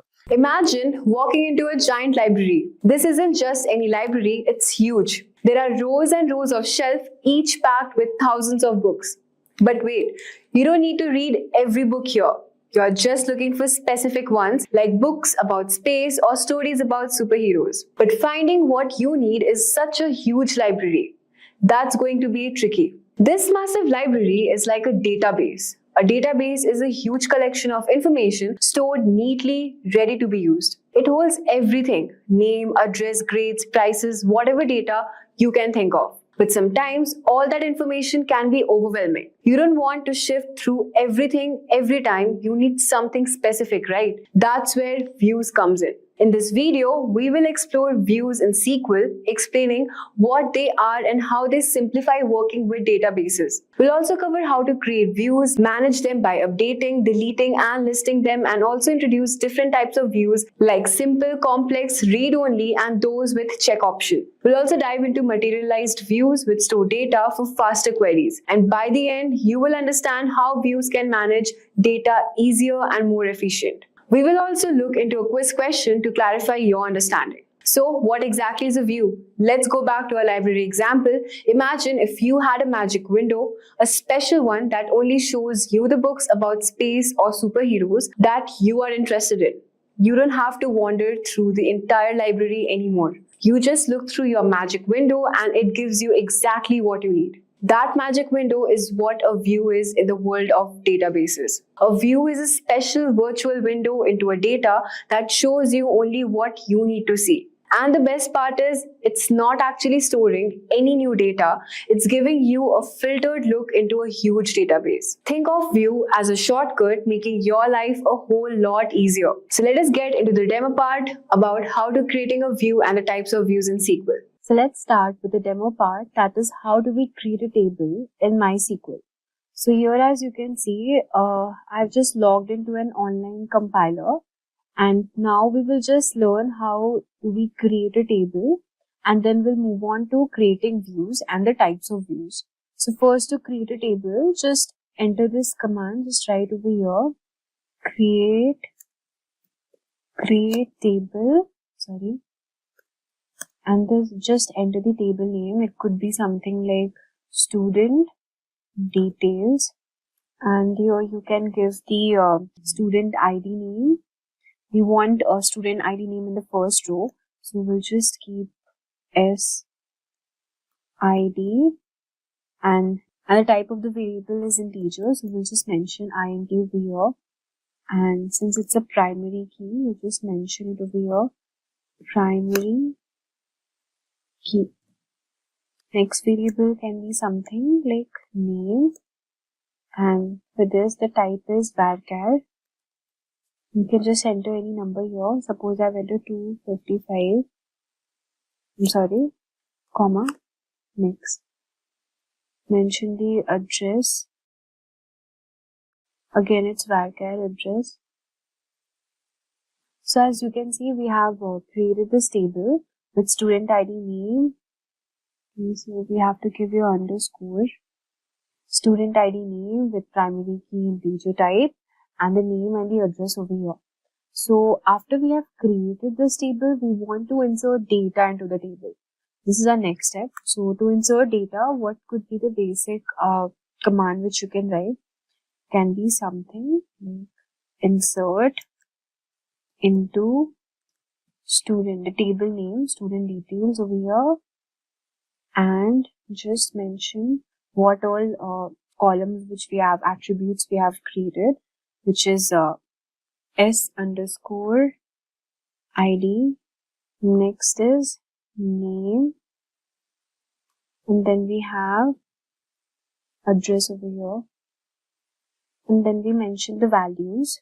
So now that we have created table, and then we can enter our details over here. So these are the values which I have inserted, which is Harsh, Ashish, Pratik, Dhanraj, Ram. Okay, so like this you can enter the values over here. And now if I want my records to be displayed here, the command which I'm using is select star from student details. So all the table will be shown here.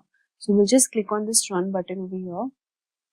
Okay, so now you can see this is the SID name, number, and the names which we have mentioned over here. So as you can see, this is the output generated. This is the SID, the name, and here is the address. So as you can see, the table is created now and the output is also shown. Now we will move on to the main step, which is creating a view.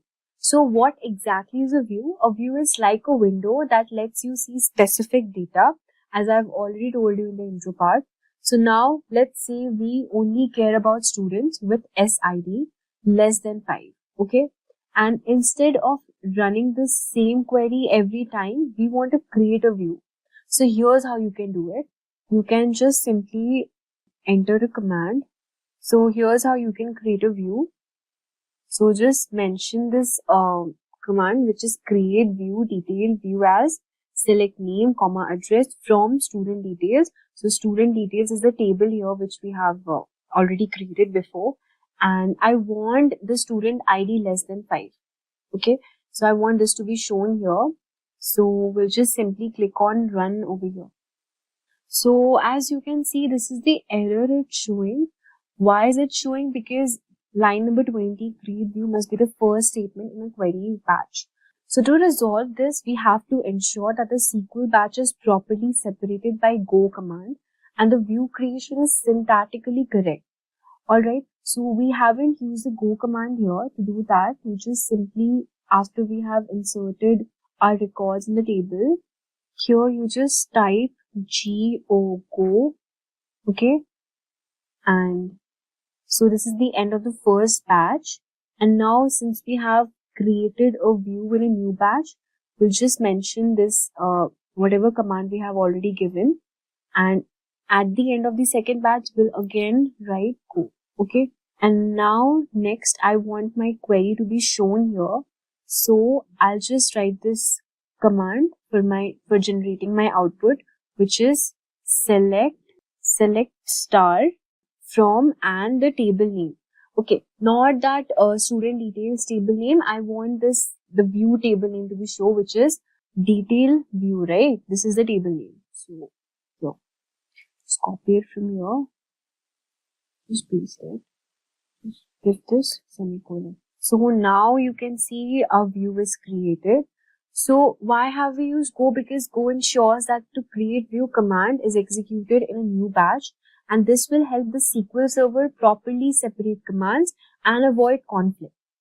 Alright, and we have also used the select star from details view, which will fetch the data from the view and includes only student with student ID less than 5, which is Dhanraj, Pratik, Ashish and Harsh. Okay, name and the address is displayed over here. So this is our output generated. Now let's talk about managing views and updating the view. Let's say later on you want to update the view to also include the student's age. Instead of deleting or recreating the view, you can use create or replace view to update it. So let's add the age column to the table now. So we have to just insert the data for the students here.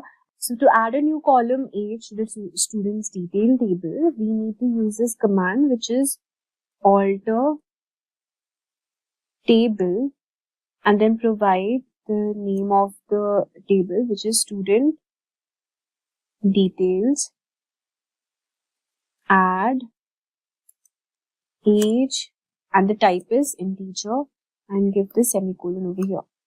Alright, and now we have to insert the age data for the student.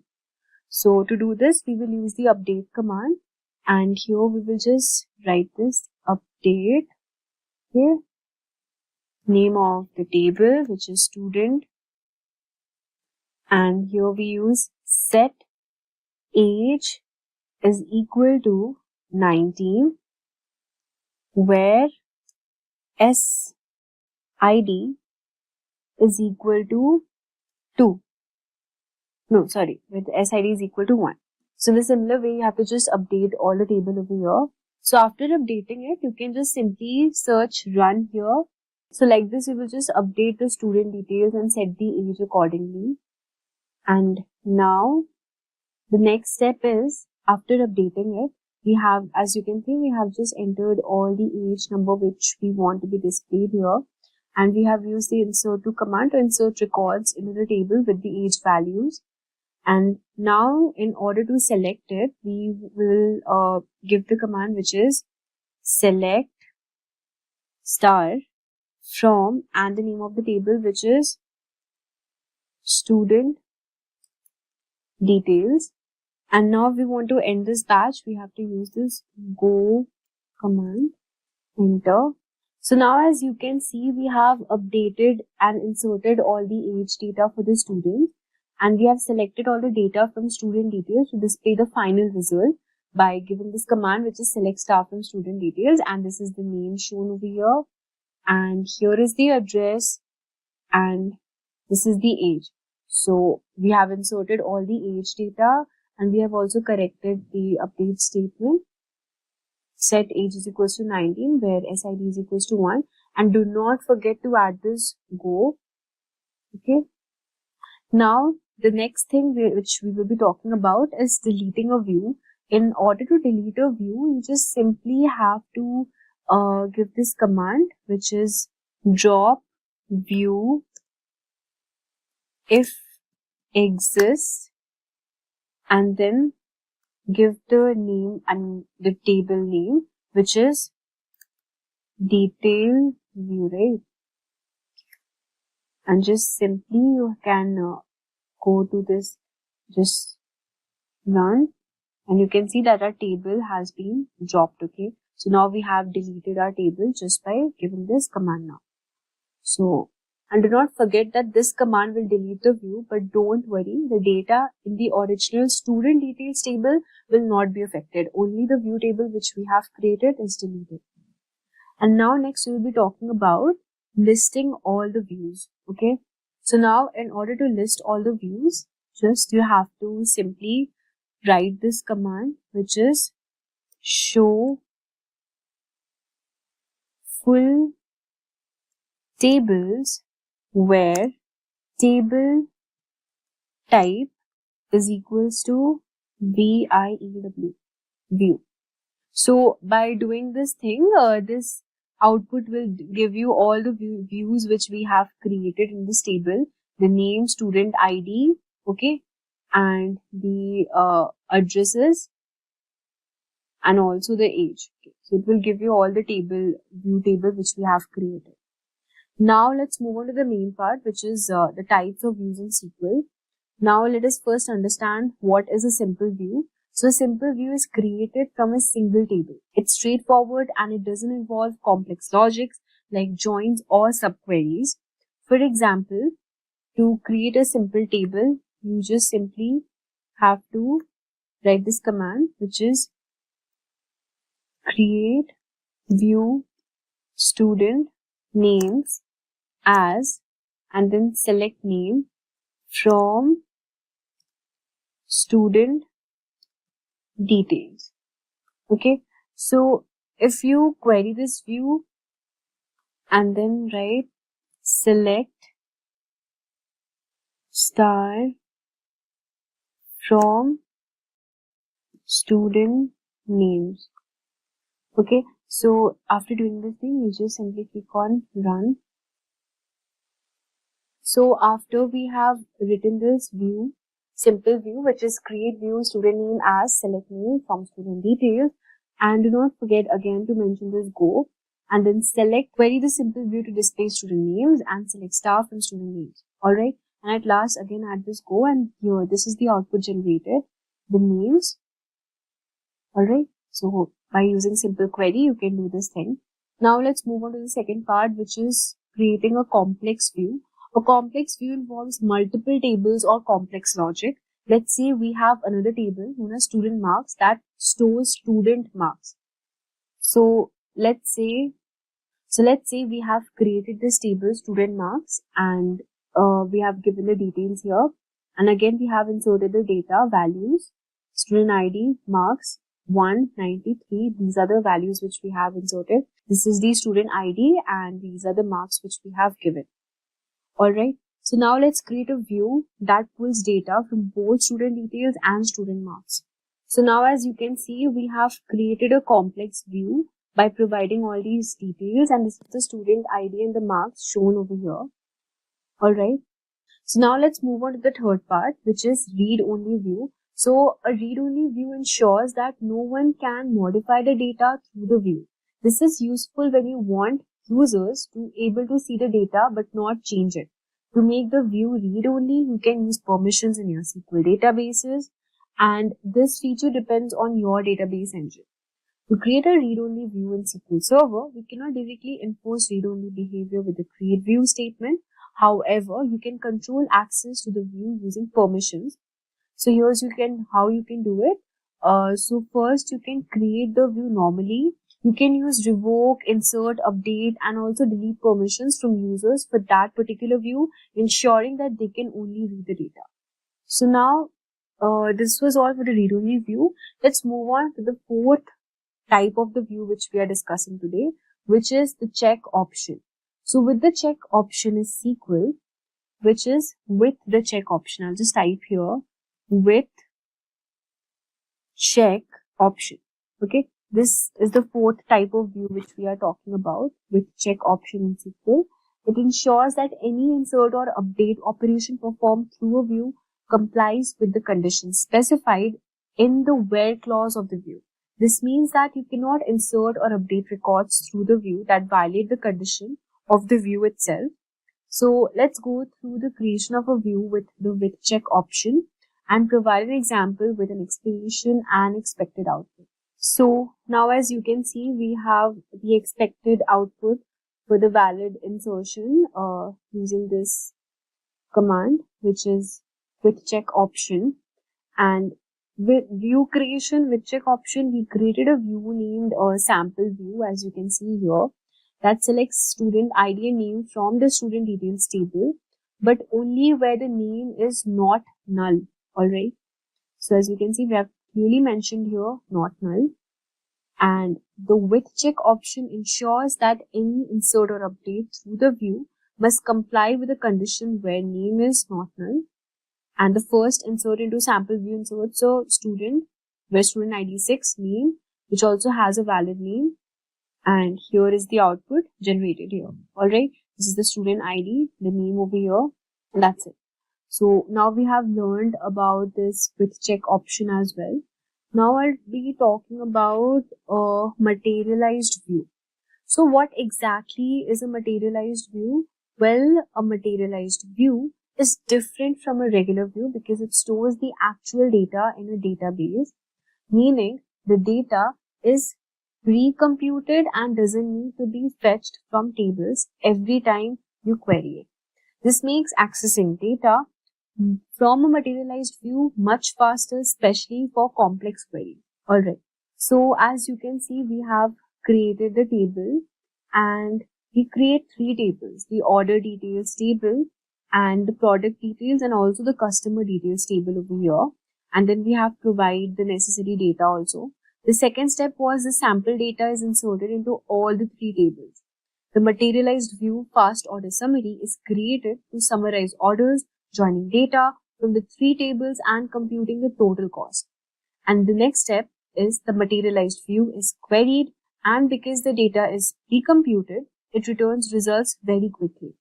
With new data, when added to the order details table, the materialized view is refreshed using refreshed materialized view to include the new data. Alright, I hope you get it. Why are we using the refreshed option? And the next step is the materialized view is deleted using the drop materialized table over here. We have used this drop materialized view, fast order summary, and in this way you can, create a materialized view. So now you might be wondering that what is the difference between the materialized view and the complex view and the simple view. I'll be seeing you that later. So first, let us now discuss why are views so useful. Okay. So, why are views so useful? By now you might be wondering what's the big deal with the views, and here's why it's so useful. They make our life easy. You don't have to keep writing complex queries over and over. You create a view once and it saves you tons of time. They also help you in simplifying data. Instead of pulling everything from your database, views can help you narrow down exactly what you need. They also help in improving security, want to show only certain parts of the data to certain people, use views to control what others can see without letting them touch the raw data. You can also rename columns for clarity. You can rename confusing columns in the view without changing the original table, making it easier for users to understand the data. So let us now discuss the differences between the simple, complex, and the materialized view. So here's a quick summary of the differences. So simple view pulls data from a single table, no complex logic or joins involved, and it doesn't store data. It also, the performance is it executes every query every time, whereas the complex view, it combines data from multiple tables using joins, aggregates, or other complex logic, and it doesn't store data, executes query every time. And talking about the materialized view, it stores the result of a query, making it faster to retrieve data without running the query again. It also stores data and it is much faster as it uses pre-computed data. So now it's time for the quiz. Here's a quiz question for you. What is the key difference between a regular view and a materialized view in SQL? The first option is regular views store data, but materialized views don't. Second option is materialized view stores data, but regular views don't. C, both regular and materialized view stores data. And number D is neither of them store data. So if you want to answer them, you can just write them in the comment section below. And that's it. Views are an incredible tool in SQL that can simplify your queries, improve security, and make your life easier. So, SQL Server is a powerful relational database management system developed by the Microsoft, which is widely used for managing and storing the data. Its benefits include high scalability, robust security features, and seamless integration with other Microsoft tools and technologies. SQL Server provides efficient data management through advanced features like indexing, full text search, and in-memory processing. It also offers excellent support for large datasets, making it ideal for enterprise applications. The built-in business intelligence tools help organizations gain valuable insights from their data. SQL Server's high availability and disaster recovery features ensure continuous operations with minimal downtime. With strong data integrity and transactional support, it ensures reliable and consistent data management across all applications. That said, if these are the type of videos you'd like to watch, then hit that like and subscribe buttons and the bell icon to get notified. So in this session for today, which is SQL Server tutorial, we will cover the SQL basics. That is how to create a table, how to insert data, how to retrieve the data from the tables, etc. And apart from that, we will also go through some of the other fundamentals of SQL basics, which include sorting in SQL Server. And followed by that, we will also go through the group by and order by sequences in SQL Server. Next ahead, we will also learn another important part, which is conditional statements, which includes case statements in SQL. Proceeding ahead, we will get into another segment of today's session, which is about joins in SQL, where we will be combining two or more tables in SQL Server. Followed by that, we have the next part of today's session, which is all about the having clause in SQL Server. Next, we will proceed with learning the next part, which is about the between operator in SQL Server. And followed by that, we will get ahead with pattern matching in SQL Server. Next, we will cover the time and date functions available in SQL Server. And after that, we will proceed with temp, which is temporary tables in SQL Server.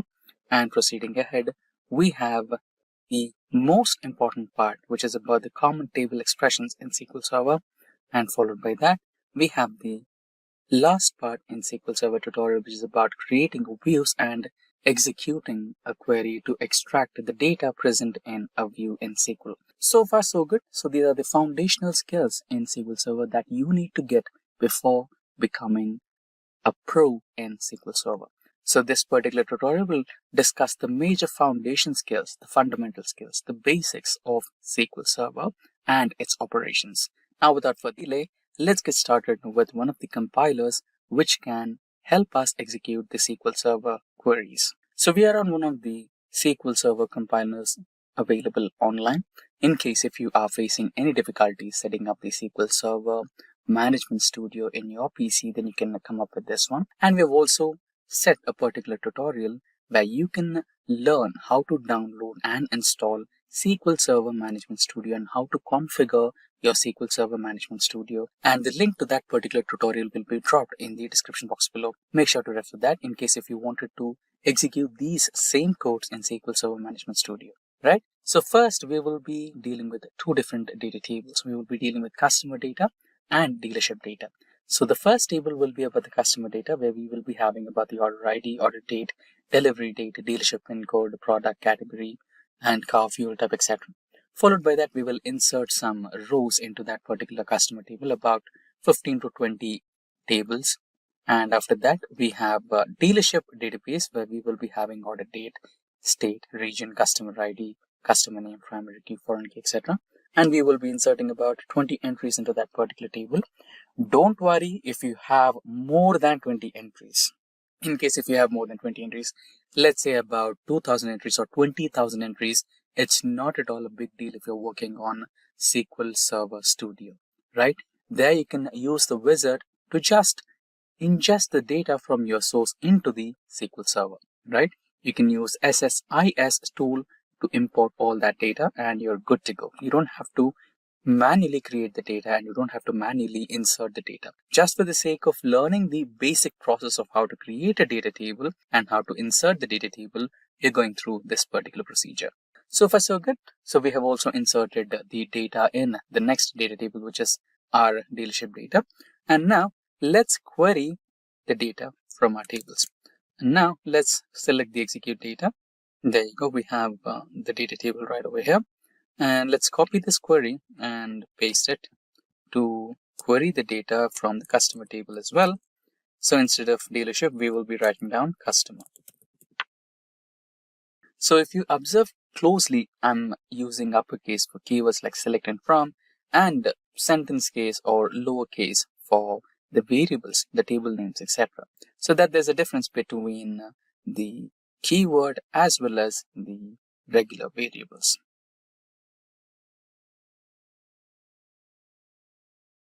There you go. We have executed the customer data and here we have it. The order ID, order date, delivery date, days to deliver, category, and etc. Now, let's mention the use cases, correct? So, let's use double quotes, or maybe we can also use hashtag along with the pipe symbol here or the slash symbol here and write the use cases and then proceed with executing the codes or queries. So the first use case is let's try to filter customers from specific regions.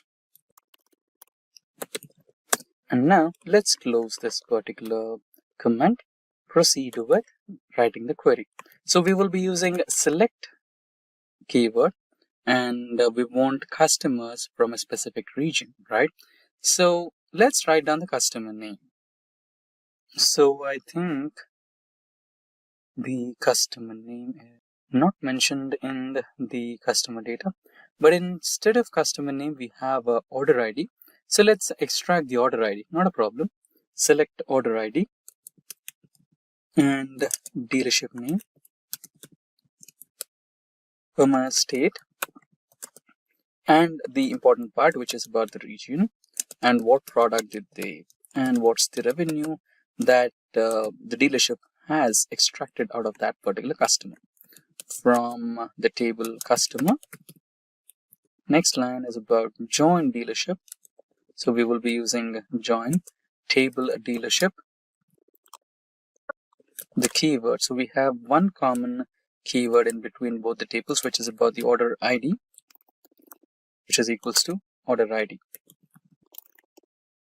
So this is not done here. Since we are clubbing both the tables, we need to specify the tables here. So dealership dot order ID and customer dot order ID, so that the SQL Server will identify we are trying to map two different tables and we are trying to combine and extract the data. Now we are trying to filter out customers from a specific region, correct? Now we will be using where clause to specify that particular region. So let's go with West region, correct? Since we are using the text format here, so it's better we choose double quotes, correct? Now let's run this query. Let's give it a next try. Ambiguous order ID. So let's do one thing. We will pull customer table name here so that it's no more ambiguous. There you go. So the thing is, we have order ID in both the tables, customer table and dealership table. So SQL Server got confused here, which particular table you want me to extract order ID from. So if you mention customer table or dealership table, it will choose a specific table and extract that particular column. Now we have the order ID, dealership, and all the members that we selected are from the West region if you check here. Now let's proceed with the second use case of today's session. Okay, let's continue with the same here so that it is clearly visible for us. Now, let's sort, we're using the sort command here, products based on the revenue. So it's like maybe highest revenue should be in the top or lowest revenue should be in the top. Let's go with the highest revenue, okay? Sort products based on or based by revenue. We will write the command here itself. We will go with some columns. I would like to have product here, so I'll eliminate everything else, and the product will be here, and I want the revenue as well. Now I don't want the revenue, I want the total revenue. So if you're looking for total, then you will be going with the function or aggregate function, which is sum, right? I want the sum of all the revenues that particular product has earned throughout the years or that particular financial year. From which table? So I have both product and revenue in the customer table itself. So I'll go with customer table itself. I don't want to join anything here. I'll eliminate the join command. And instead of region or instead of where command, I would use the group by command here.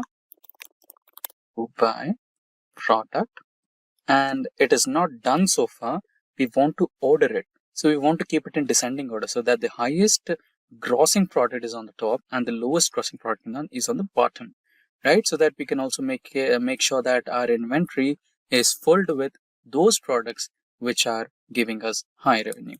So we will be using order by total revenue, right? So we can give it an alias as total revenue. Right now we can use this particular term here, order by total revenue, descending. DESC is good enough. Now this is how you will sort the products. Now let's execute this particular query. There you go. So the car model T, okay, yeah. So the car model J is giving us the highest revenue. Next is followed by T, M, and S and G. So we are not mentioning specific, if you go back to the table, here we are not mentioning the actual car brands and actual car names so that we don't want any copyrights to be faced. So we are just mentioning some random names, not to be too specific there. Now, let's proceed with our next query for the session where we want to group by state and calculate total revenue. Let's edit the same comment here. Don't worry, if you want this demo document, we will also link that demo document with all edit and view rights so that all the viewers can have a quick glance and try to execute these queries in their own local systems. Okay. Now let me type down group by state and calculate total revenue. There you go. Now let's try to edit the same query. Now we want state-wise revenue and we want from customer table, right? We want to join dealership for this particular one because dealership is the one which has some details for it. So the state data, right here you can see we have inserted state data California, Texas. So we want the state data, so it is present in dealership table. So we also want to perform a join there. No worries, let's edit the same query here. So we want, instead of product, we want state. And instead of sum of revenue, we want revenue. So we will keep it as it is, total revenue as total revenue, sum of revenue as total revenue from customer table. And we want to perform a join operation. So let's create some space. Join dealership. Okay, let's copy the name so that we don't make any confusions here. Dealership, sorry here. Don't worry, we'll make some edits down the line. Dealership on order ID. So let's go with the order ID, which is available here. Order ID equals to order ID. Remember the first step we did. Eliminate the confusions by mentioning the table names, dot column name, and customer name. The customer table name, dot column name on. Yeah, we did it on dealership dot order ID equals to customer dot order ID. Now we will be performing the group by operation. We don't want the order by here. Group by state. Of course, in case if you wanted to, order by the highest grossing state, you could have used order by there. But so far, according to the use case, we don't want that. So let's continue with the same execution here. Click execute and you will be having the answer here. So based on the states, you have their respective revenues. There you go. Now let's proceed with the next use case for today's discussion, which is about using a conditional statement like case. Using case, query, or clause for custom calculations. We'll perform some customized calculations. Now let's say we wanted to find out a product which is giving revenue greater than 10,000 as high revenue. Let's say we have revenues in terms of thousands of dollars, and let's have a benchmark like $10,000. And $10,000 is the minimum revenue you wanted to extract out of that product. And if it is not yielding at least 10,000 for your dealership, then that product is not selling much. So that you can at least make some space in your dealership so that you can import some products which are giving you highest revenue, right? So we want to find out those products which are giving us revenue between 5,000 to 10,000 as medium revenue, and less than 5,000 as low revenue, and greater than 10,000 as high revenue. You understood the game, right? So we have three segments: high revenue, medium, okay type of revenue, and least revenue products, so that you can eliminate the least revenue products out of your inventory. Now we want order ID. So copy the order ID from here and paste it here. So we are looking for order ID and we are also looking for product. So we don't want sum of revenue here. Let's eliminate this one, and instead of that, let's add product. From we'll extract this from, okay, before from, this from statement will be at the last. Here we will begin with a use case, right? Let's type case. Now, when a specific product or revenue, okay, revenue is greater than $10,000, then let's not use sentence case, let's use keywords in caps. Then mention it as high or high revenue. Let's copy paste the same code here. When revenue is between 5,000, and we will be using an AND operator here, then term it as, okay, we don't want alter, average revenue or medium revenue, and copy paste the same here. Remove the alter. And revenue is less than, okay, I think we don't want to use this. Instead of this, we can just place else, right? So we will place else. It should be termed as low revenue or least revenue. Let's go with low revenue. There you go. And now from which table you want to extract that? I want to extract all this data from customer table. So everything will go off apart from that. Now let's execute this particular code. Let's see if we get any errors. Incorrect syntax for case. I think we made some mistake here. Okay, we forgot the comma here. Should have mentioned the comma. And yeah, so the thing is, we by mistake chose the alter from suggestions, alter keyword from suggestions. So far we missed a comma and alter from situations. I think it's everything good to go. Let's try to execute, and if it faces some issues, no problem, we'll try to resolve it in a different way. So incorrect, we missed to write the end. Okay, we did not end the case. Okay, fine, not a problem.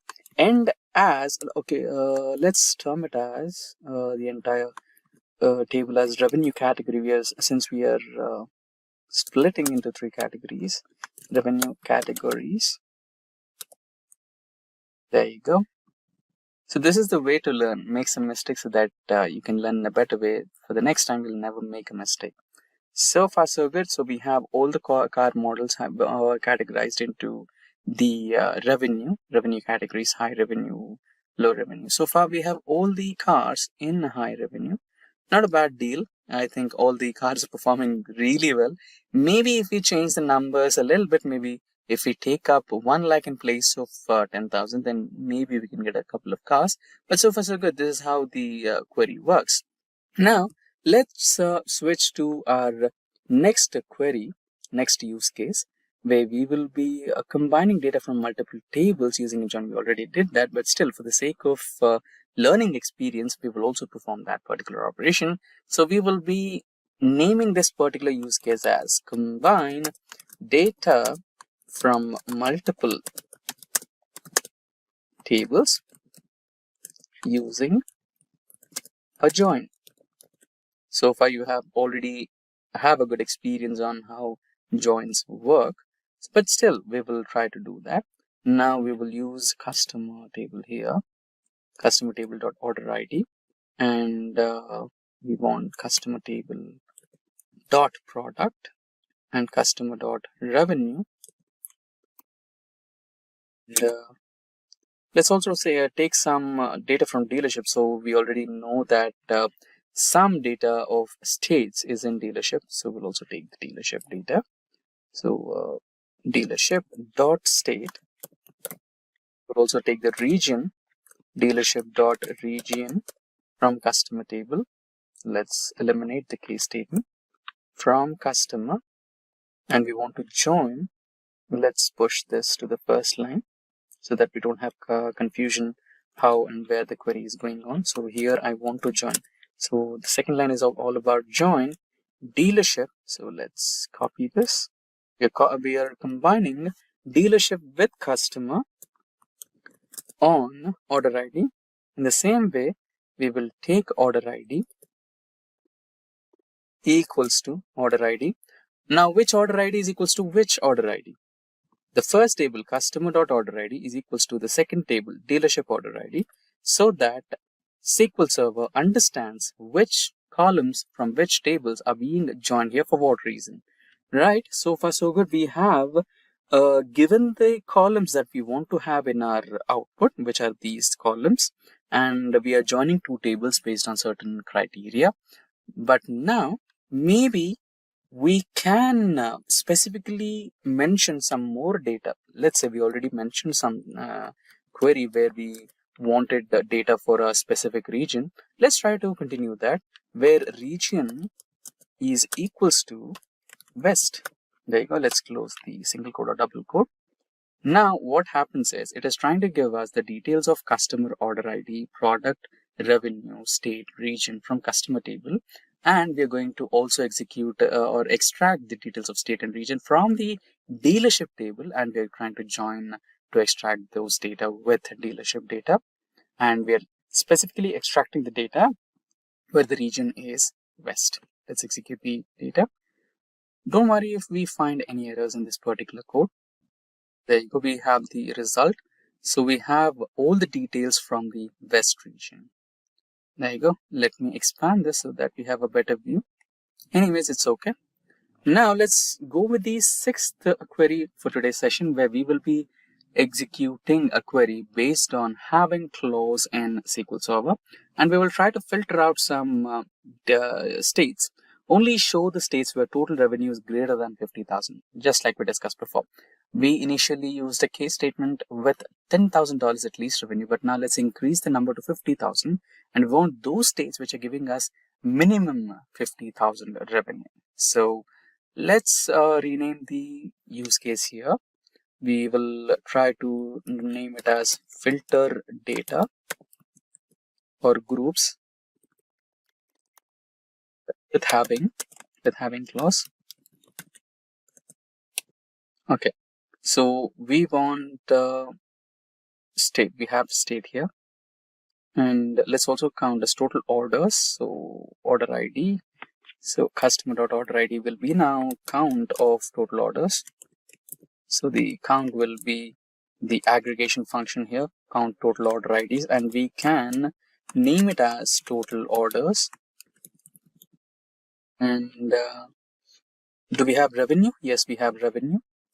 And let's also remove the product. I don't think we might need a product here. And the aggregation will be sum aggregation here, sum of revenue. And I don't think we need to specifically mention it here. But anyways, we'll keep state first. Copy state and drop it here. We want state count of orders as orders and sum revenue as total revenue. What this does is it will give a clarity, right? So instead of if I don't alias it, what it shows is sum of revenue. And for a generic person, it might not be as helpful as a data engineer can, right? For a data engineer or data analyst, he can totally understand by just reading the aggregation function. So we are counting the orders here, we are getting the sum of revenue here. But for a mere person who just wants to see the report, the business guy who just wants to see the report, for him, total orders or total revenue is a simplest language that he can understand, correct? Now we are extracting this data from customer, and we will join dealership again, okay, because we also want to extract the state, right? So we did not mention the state here. We can mention the state anyway. Okay, we did mention the state. So since we have the state column, for extracting state details, we'll anyway go for the dealership. So we are already joined dealership data with customer data. And let's do a group by function here. Group by region, group by state actually. And now the condition having sum of revenue at least or greater than 50,000. So we will go with the having clause here and the sum of revenue, or you can also use the alias name, total revenue greater than $50,000. So let's execute this query and see if the alias works or not. Okay, I think alias will not work here. In case of alias, let's go with the actual term and place it over here. And now let's try to execute this if it works or not. Okay, we mentioned two things here, region and the state. So we just wanted state there, not region. I think this should solve the issue. 20 rows affected, ambiguous column order ID. Now we will, let's say, take customer name and place it here. Or I think a dealership would be the best because we have the details of orders here. No. Customer table has the order details. So let's keep it that way. There you go. So we have so many number of states which have revenue greater than 50,000. So these are the outputs. There you go. Now let's proceed with the next query where we will be using the range function, which is also known as the between function in SQL Server. So let's name the comment as using the range function. Let's not capitalize it. Using the range function named between. So between is the keyword, right? Now let's build a use case. Let's identify couple of states. We will use the same query, will not make some major differences here. So we want to identify a couple of states whose revenue is greater than 50,000 but less than 1 lakh, right? This makes a good use case for that implementation of between function. We will keep all the columns as they are, and maybe we can also include a couple of columns, maybe product as well, and we will join two tables. Now I think we don't need a group by here, but in place of group by and in place of having, we will specify where sum. So to use where clause, so I mean to use between clause, having is not the right keyword, where is the right keyword. So sum of revenue should be in place of the symbol between, you take the suggestions, and 1 lakh. Yeah, this is 1, 2, 3, 4, 5 zeros. So this is the right way. Now let's try to execute if it works or not. If there is some error, yeah, there is some error. An aggregate may not appear where clause unless it is subsidiary. Okay, contain having clauses select. I think this is the place where we can go with the alias name. Let's try that. Or if alias does not work, then we will go with revenue.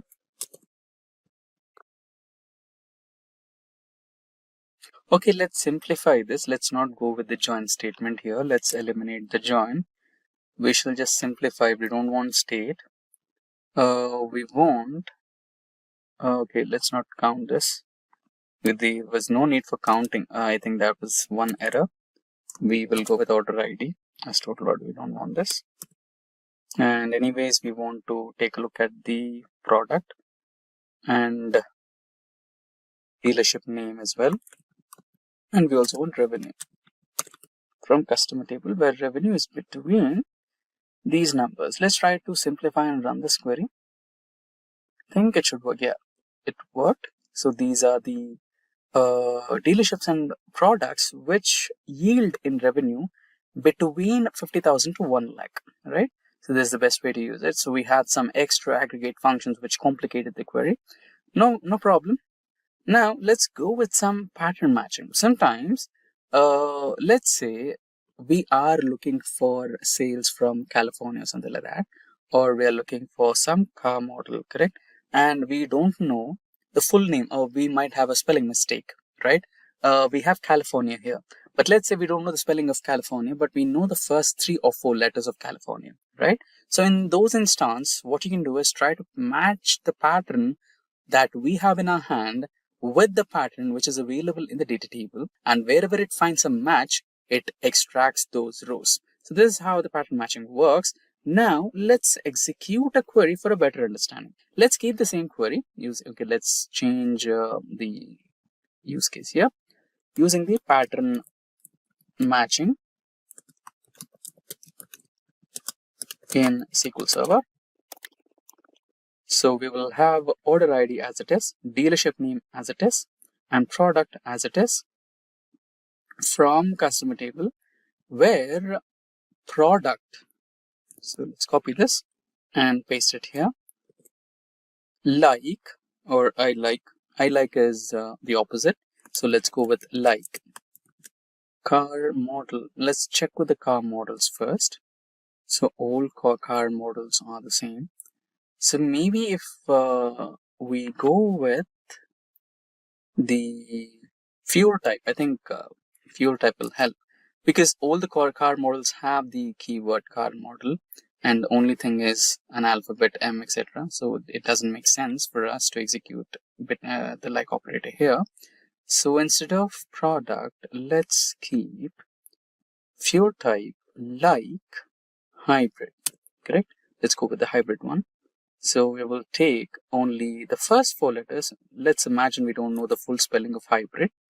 So if the pattern is like, and since it's a text, we will use single quotes or double quotes.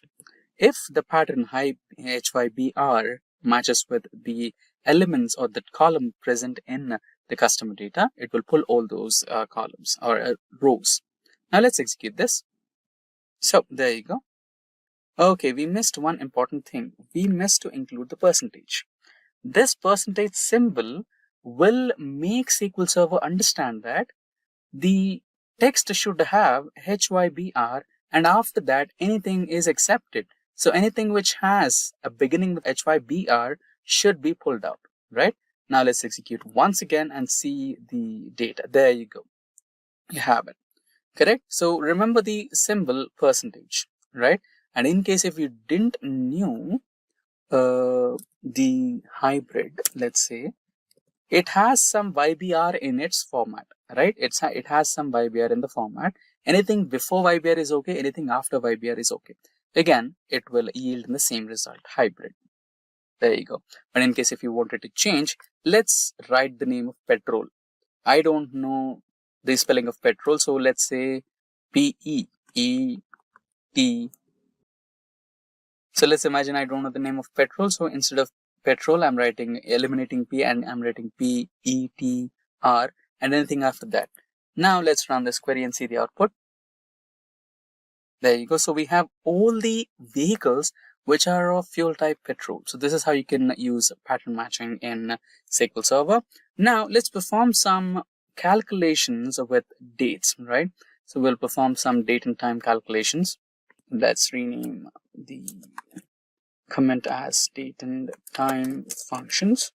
Date and time and some math calcs. Now let's say you are the owner of dealership, and let's say for a specific car you are losing customers. Initially it used to perform very good, like many customers used to come for that specific car, and right now that specific car is receiving less orders, and you wanted to find out what is the reason behind it. And after a general survey, you come to know that the number of days you took to deliver that car is growing. Let's say earlier you used to deliver that car in 2 days, but right now you're taking like 2 months to deliver that car, right?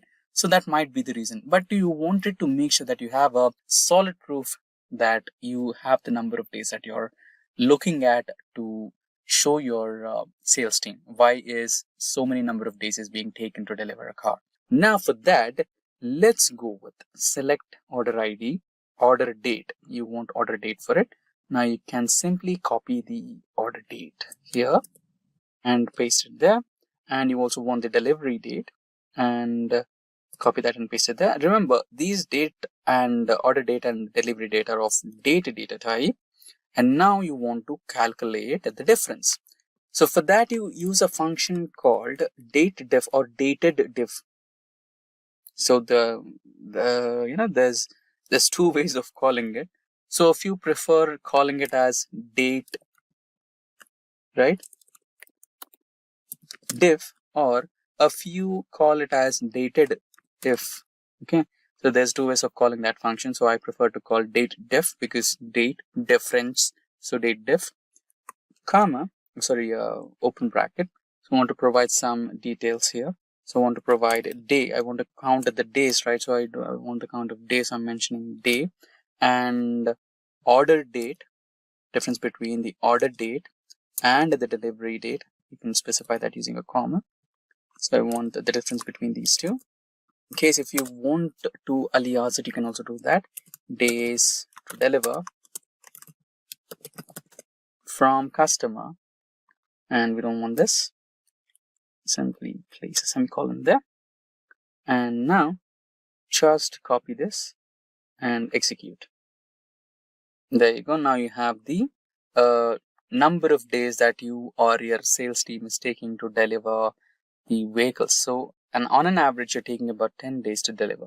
Now you can prove this to your sales team and let them know this is not good. You want to have at least a minimum 4 to 5 days or 2 to 3 days to deliver a vehicle. If this goes on, the sales might drop and it might be a little problematic, right? Now let's proceed with the next use case of today's session about the temporary tables. Now, why temporary tables? So there comes a situation where you have to just run some numbers, run something very not too critical, but you just wanted to do that. So in such scenarios, what you can do is you don't want to harm the original table. So what you can do is you can create a temporary table or a copy of that table, which is somewhere in the intermediate memory storage. And as soon as you close the studio, it fades away and nothing happens to your original data table. So that is where the temporary tables come into picture. Now let's create a simple use case for that particular temporary tables, right? So we will be selecting order ID, and let's also take product, and let's also take revenue into temp order. Yeah, it's enough. Temp order tables. I don't want that. Temp order, and I don't want to alias it. And from which table are you taking that? I'm taking that from customers. You can either choose to keep it in a new line, or you can keep it in a same line. But I want to keep it in a new line. From customers, and where revenue is. I said you right. You wanted to just explore a few things which is not too mandatory, but you just want to take a look at it. That's where you take the option of creating temporary tables, and I want to find out which are those products which are giving us revenue greater than 1, 2, 3, 4, 5, $1 lakh, right? Now let's run this.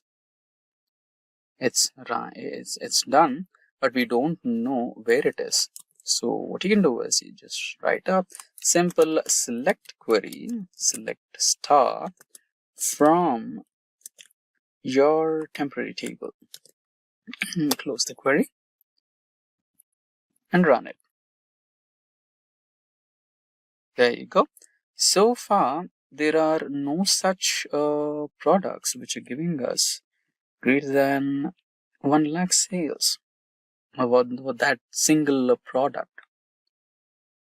Invalid object name, temp order. Okay, there might be some error about this particular query. Let's try to reduce the number. Did we miss anything? Where revenue is greater than, okay, this is a number, we don't want semicolon there. Okay, we missed a semicolon here. Let's run this, execute. Let's keep it as 10,000. Okay, so there was no certain product which was above 1 lakh. That was a problem. Okay, so these are the products which are giving us 10,000 sales at least. Not a problem. Now let's proceed with the next important part of today's session, which is about the common table expressions.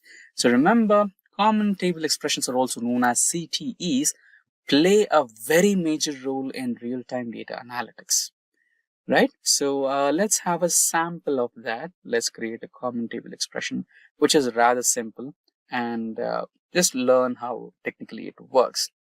Right, so the only difference is the CTEs start with a keyword named as with, and after that you can term your common table as some data. So or some name. I'll give it as sales data as, and open a bracket, and inside this bracket is where you write your actual query. Now let's organize a few things. I don't want the temp order table here, and I don't want temp order here. Okay, I want to extract a few columns. I want maybe state, and I maybe want I don't want order ID. I want revenue. Maybe revenue is good. So let's sum the revenue and term it as total revenue from customer. And now let's proceed with a join command where we will be joining dealership data. Let's copy the dealership data table name. We will be joining based on the order ID that is common. So maybe order ID. Copy the order ID is equals to order ID. And which order ID are you talking about? I'm talking about customer's order ID and dealership data order ID. So we need to mention that on dealership.order ID and customer.order ID. Group by state. So since we took state as well, we can use a group by function here.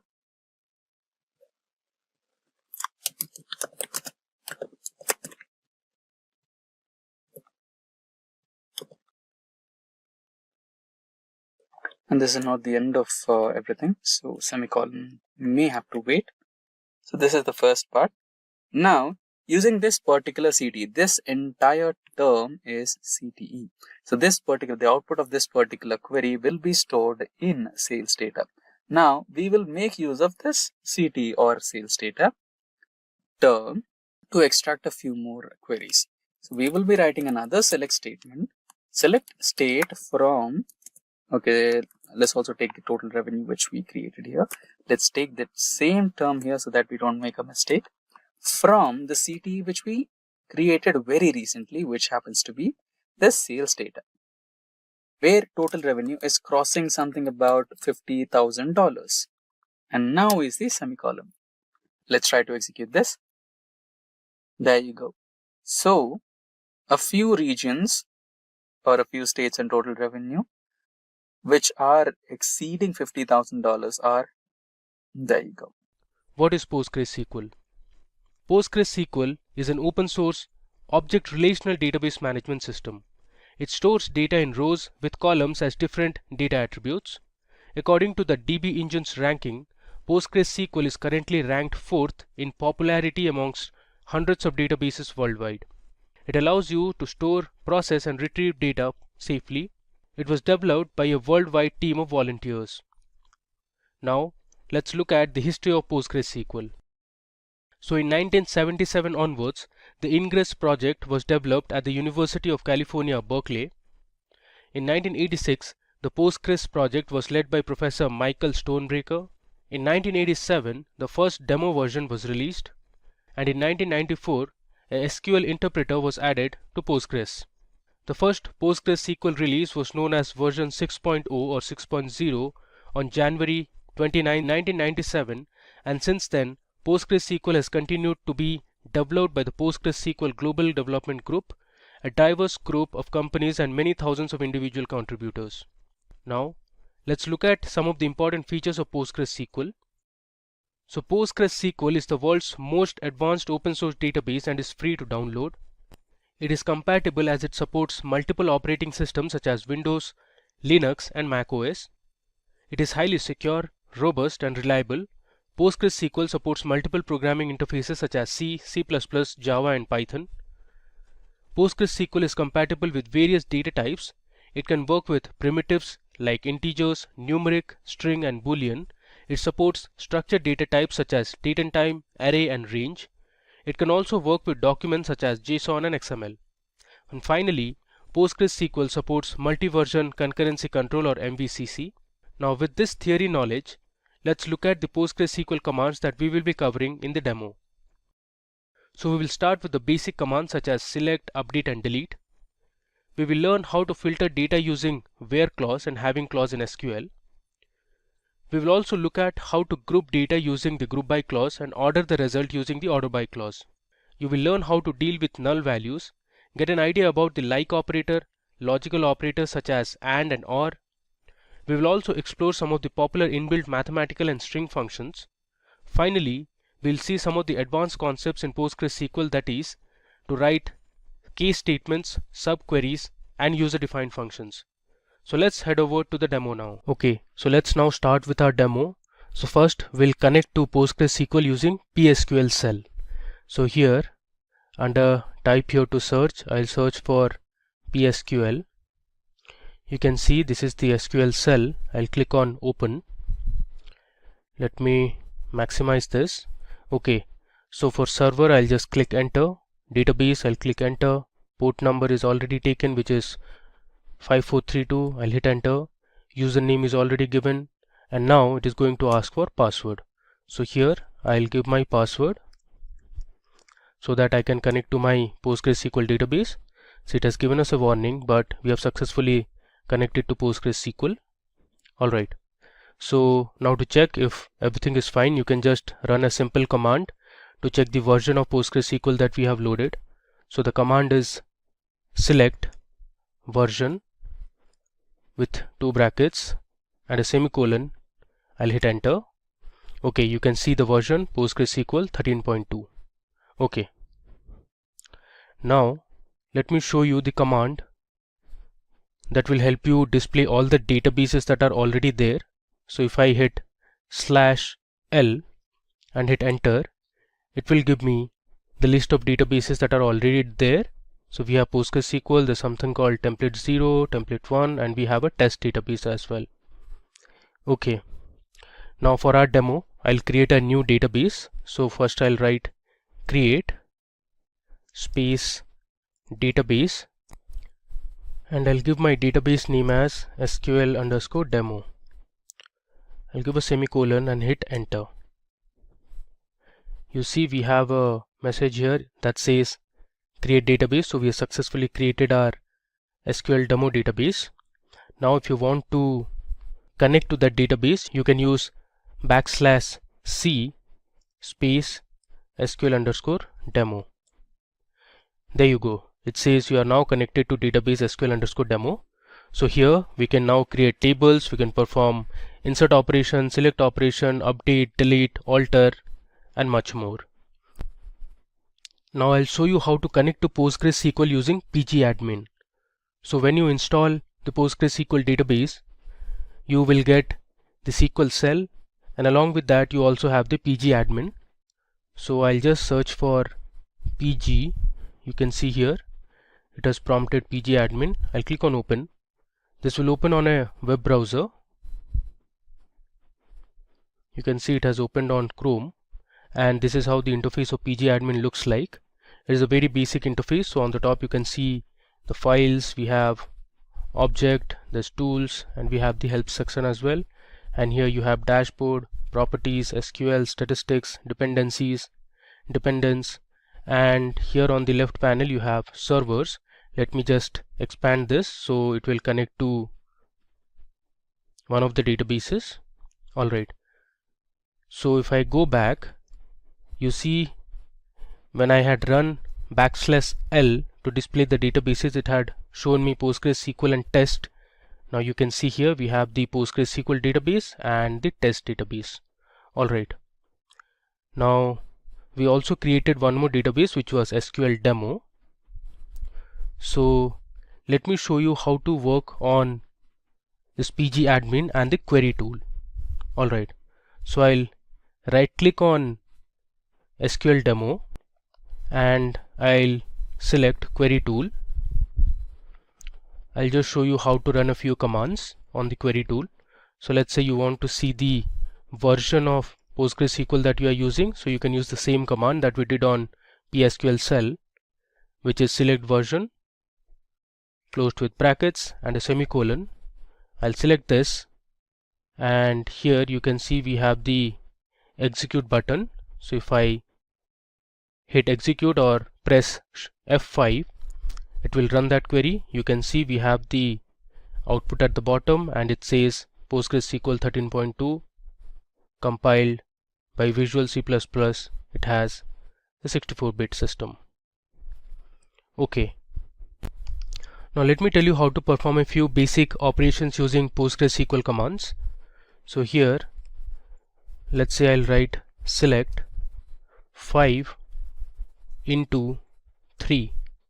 I'll give a semicolon, select this and hit F5. So this will run the query and it returns me the result, that is the product of 5 and 3, which is 15. Similarly, let's edit this. Let's say I'll write 5 plus 3 plus, let's say, 6. I'll select this and hit F5 to run it. It gives me the sum of 5 plus 3 plus 6, which is 14. Now the same task you can do it on this cell as well. Let me show you how to do it here. So let's say I'll write select. Let's say I want to multiply 7 into, let's say, 10. You know the result, it should be 70. If I hit enter, it gives me 70. Now this question mark column question wall will deal with this later. Alright, let me go back to my pgadmin again. Let me do one more operation. Let's say this time I'll write select 5 multiplied by, and within brackets I'll write 3 plus 4. I'll give a semicolon. So what SQL will do is, first it will evaluate the expression that is there inside the bracket, that is 3 plus 4, which is 7, and then it will multiply 7 with 5. Now let me select this and I'll hit execute. So you can see 7 multiplied by 5 is 35. Alright, now we'll go back to our shell, and here I'll show you how to create a table. So we are going to create a table called movies on the cell, that is PSQL cell. So here we will learn how you can create a table and then you can enter a few data into that table. Alright, let me just scroll down a bit. Okay, so my create command goes something like this. So I'll write create table followed by the table name, that is movies. Next, my movies table will have a few columns. Let's say I want the movie ID. After the column name, we need to give the data type. So movie ID, I'll keep it as integer. So integer is one of the data types that is provided by PostgreSQL. Next, my second column in the table would be the name of the movie. So I'll write movie underscore name.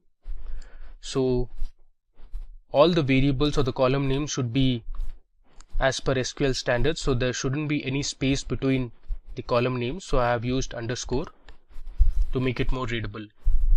So my movie name will be of type varchar or variable character or varying character, and I'll give the size as 40 so that it can hold 40 characters maximum. Next, my third column will have the genre of the movie. So I'll write movie underscore genre. Again, genre is of type varchar. I'll give the size as, let's say, 30. And my final and the last column will have the IMDb ratings. So I'll write IMDb underscore ratings. Now the ratings will be of type real, since it can have floating or decimal point values. If I close the bracket, I'll give a semicolon and I'll hit enter. There you go. So we have successfully created a table called movies. Now let me go back to my PG admin. Alright, so here I have my database, that is SQL demo. I'll just right click on this and click on refresh. Now let me go to schemas. I'll just scroll down a bit. Here under schemas we have something called as tables. Let me expand this. Okay, so you can see we have a table called movies in the SQL demo database now, and here you can check the columns that we have just added. So our movies table has movie ID, movie name, genre and ratings. Alright, now there is another way to create a table. The previous time we created using the SQL cell. Now I'll tell you how to create a table using the PG admin. So here under tables, I'll right click and I have the option to create a table. So I'll select table. Okay, so it's asking me to give the name of the table. So this time we are going to create a table called students. So I'll write my table name as students. Alright, these will be default as it is. Now I'll go to the columns tab. So here you can create the number of columns that you want. So you can see on the right I have a plus sign. I'll just select this so that I can add a new row. So my first column would be, let's say, the student roll number. I'll write student underscore roll number. Again, the column name should be as per SQL standards. The data type I'm going to select is integer. Alright, now if you want, you can give these constraints such as not null, so that student roll number column will not have any null values. And I'll also check primary key, which means all the values will be unique for roll numbers. Alright, now if you want to add another column, you can just click on that plus sign, and let's say this time I want to give the student name as my second column. So I'll write student underscore name. Student name will be of type, let's say, character varying. If you want to give the length, you can specify the length as well, let's say 40. I'll click on the plus sign again to add my final column. The final column would be gender.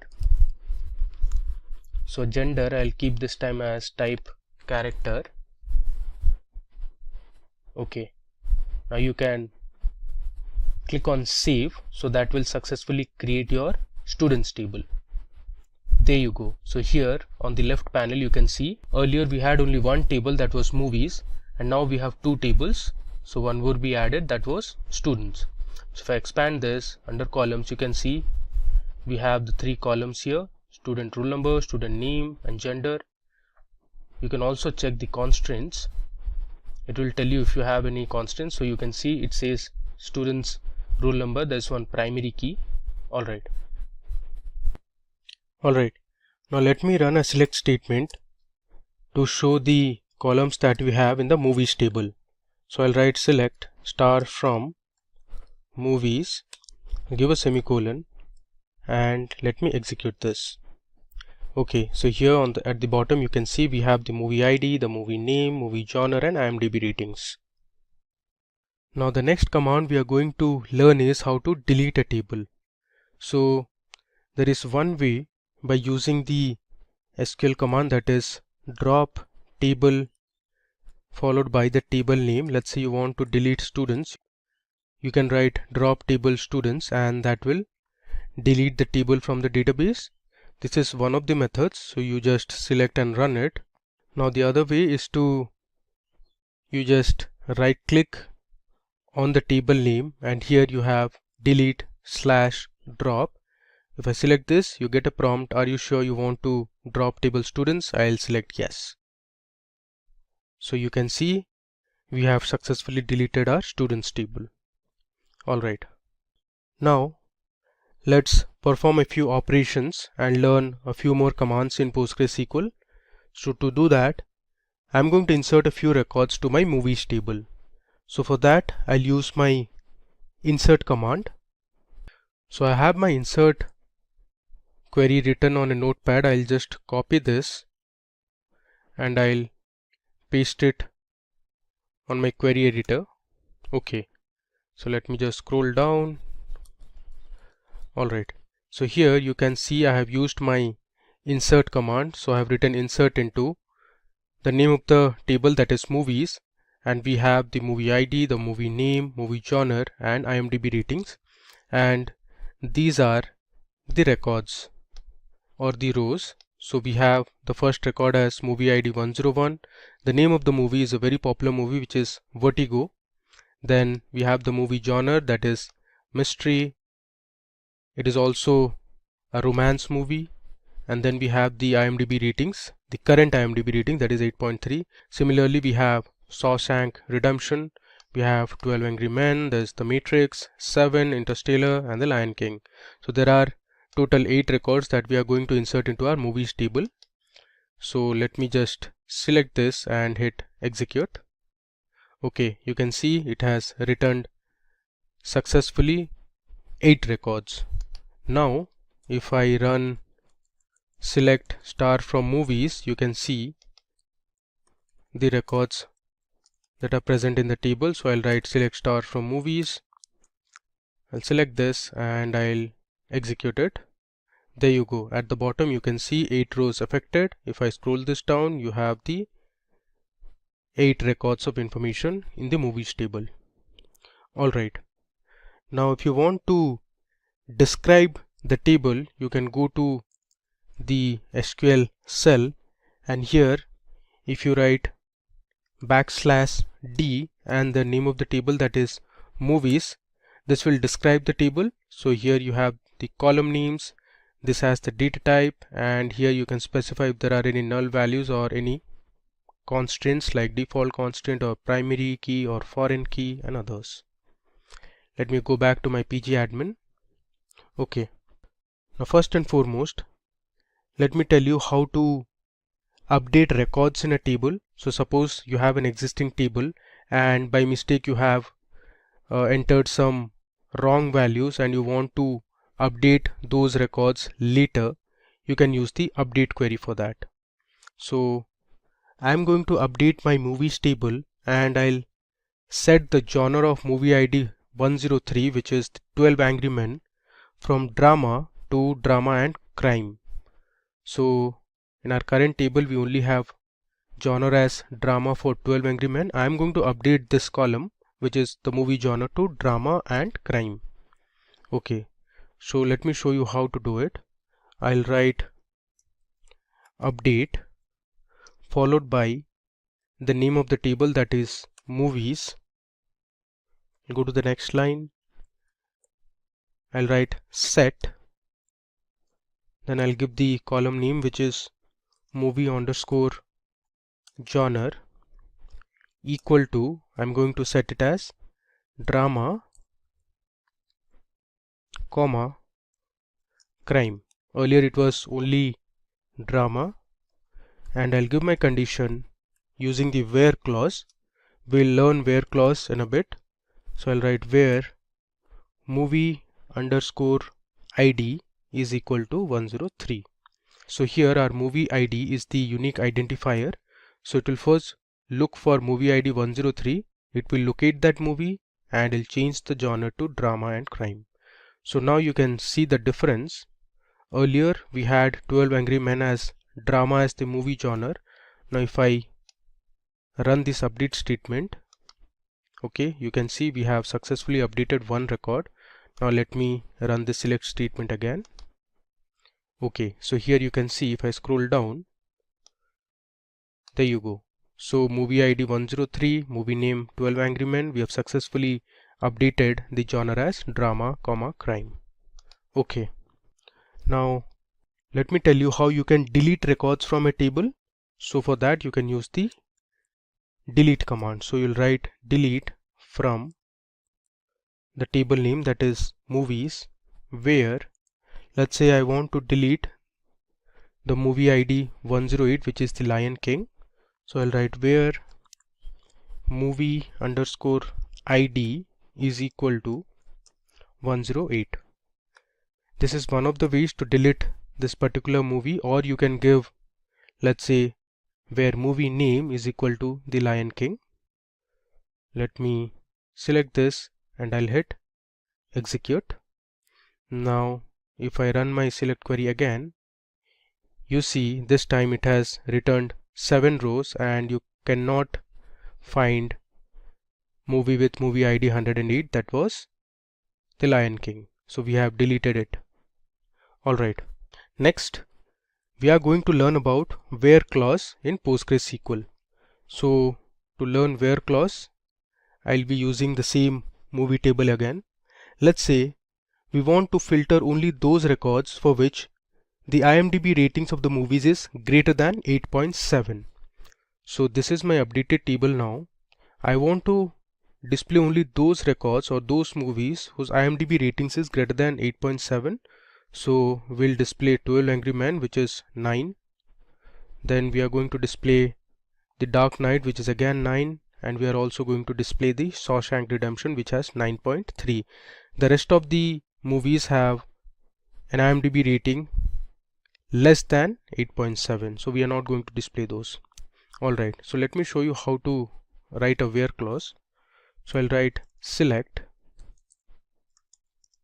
star from movies where I'll give my column name, that is IMDb underscore ratings is greater than, I'll use the greater than symbol, then I'll pass my value, that is 8.7. I'll give a semicolon and let's run it. I'll hit F5. There you go. So we have returned the Shawshank Redemption, The Dark Knight and 12 Angry Men because only these movies had IMDb ratings greater than 8.7. Okay. Now let's say you want to return only those movies which have IMDb ratings between 8.5 and 9. So for that I am going to use another operator called between along with the where clause. So let me show you how to use between with where clause. I'll write select star from movies where my IMDb underscore ratings is between, I'll write 8.5, I'll give an AND operator and 9.0. So all the movies that are between 8.5 and 9.0 ratings will be displayed. So let's select this and I'll run it. There you go. So we have returned the Dark Knight, the Matrix, the 7, Interstellar, and we have the 12 Angry Men. So a few of the records that we missed out were, I think, Vertigo, which has 8.3, and there's one more. Alright. Now moving ahead, let's say you want to display the movies whose movie genre is action. You can see in our table we have a few movies whose genre is action movie. So you can do that as well. I'll write select star from movies where the movie genre, I'm writing this time in one line. You can break it into two lines as well. I'll write movie underscore genre, which is my column name, equal to, I'll give within single quotes action. Now why single quote? Because action is a string, hence we need to put it in single quotes. If I run this, there you go. So we had one movie in our table whose movie genre was action, that is The Dark Knight. Okay. Now you can also select particular columns from the table by specifying the column names. Now here in all the examples that we saw just now, we are using star. Now star represents, it will select all the columns in the table. If you want to select specific columns in the table, you can use the column names. So you can specify the column names in the select statement. Let me show you. Let's say you want to display the movie name and the movie genre from the table. So you can write select movie underscore name, comma, I'll give the next column as movie underscore genre from my table name, that is movies, where let's say the IMDb underscore ratings is less than 9.0. So this time in our result it will only show two columns, that is movie name and movie genre. Let me run it. There you go. So these are the movie names and the movie genres you can see that have an IMDb ratings less than 9.0. Alright. Like how you saw the between operator, there is one more operator that you can use with the where clause, that is the in operator. So the in operator works like a or clause or an or operator. So let's say I want to select all the columns from my movies table where the IMDb ratings is in 8.7 or 9.0. If I run this, it will display only those records whose IMDb ratings is 8.7 or 9.0. Alright, so up to now we have looked at how you can work on basic operations in SQL like your mathematical operations. You saw how a select statement works. We created a few tables, then we inserted a few records to our tables. We saw how you can delete a table from your database, and we have performed a few operations like update, delete, and we saw how a where clause works. Now it's time to load a employee CSV file or a CSV dataset to PostgreSQL. So I'll tell you how you can do that. But first of all, before loading or inserting the records, we need to create an employee table. So let me first go ahead and create a new table called employees in our SQL underscore demo database. So I'll write create table. My name of the table would be employees. Next, I'm going to give my column names. So my first column would be employee ID. So the employee ID will be of type integer. It is not going to contain any null values. So I'll write not null, and I'll give my constraint as primary key. So the employee ID, as you know, is unique for all the employees in a company. So once I write primary key, it will ensure that there are no repetition in the employee IDs. Okay, next I'll have my employee name. So my employee name is going to be of type varchar, and I'll give my size as 40. Okay, next we'll have the email address of the employee. Again, email address would be of type varchar and the size is 40 again. I'll give another comma. This time we'll have the gender of the employee. Gender is again varchar of size, let's say 10. Okay, now let's include a few more columns. We'll have the department column. So I'll write department varchar. Let's say the size is 40. Then let's say we'll have another column that is called address. So the address column will have the country names of the employees. Address is also varchar. And finally we have the salary of the employee. Salary, I'm going to keep it as type real. So real will ensure it will have decimal or floating point values. Okay, so now let me select this create table statement and execute it. Alright, so we have successfully created our table. If you want, you can check by using select star from employees. Let me select this and I'll hit execute. Alright, you can see we have our employee ID as primary key. There's employee name, email, gender, there's department, address and salary. But we don't have any records for each of these columns. Now it's time for us to insert a few records to our employees table. Now to do that, I'm going to use a CSV file. So let me show you how the CSV file looks like.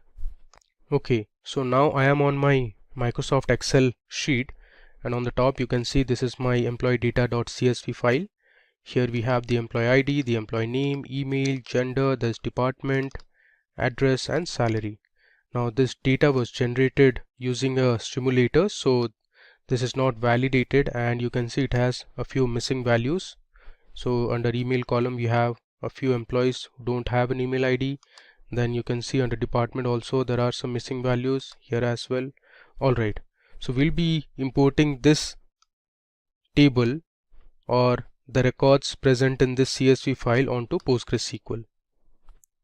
Alright, so here in the left panel under tables, let me right click and first refresh this. There you go. So initially we had only movies table and now we also have the employees table. Now what we need to do is I'll right click again, and here you see we have the option to import or export. Let me click on this, and I don't want to export, I need to import, so I'll switch on import. Alright, now it is asking me to give the file location. So let me show you how to get the file location.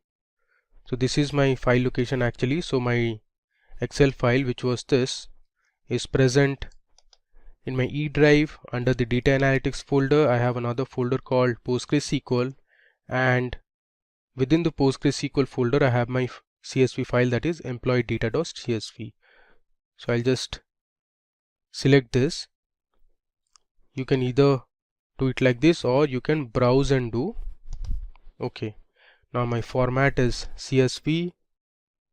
Next, I'm going to select my headers as yes, and then let me go to columns and check if everything is fine. Alright, so I have all my columns here. Let's click on OK. You can see I have a message here which says import _ export. Alright, so here you can see successfully completed. We can verify this by using select star from employees again.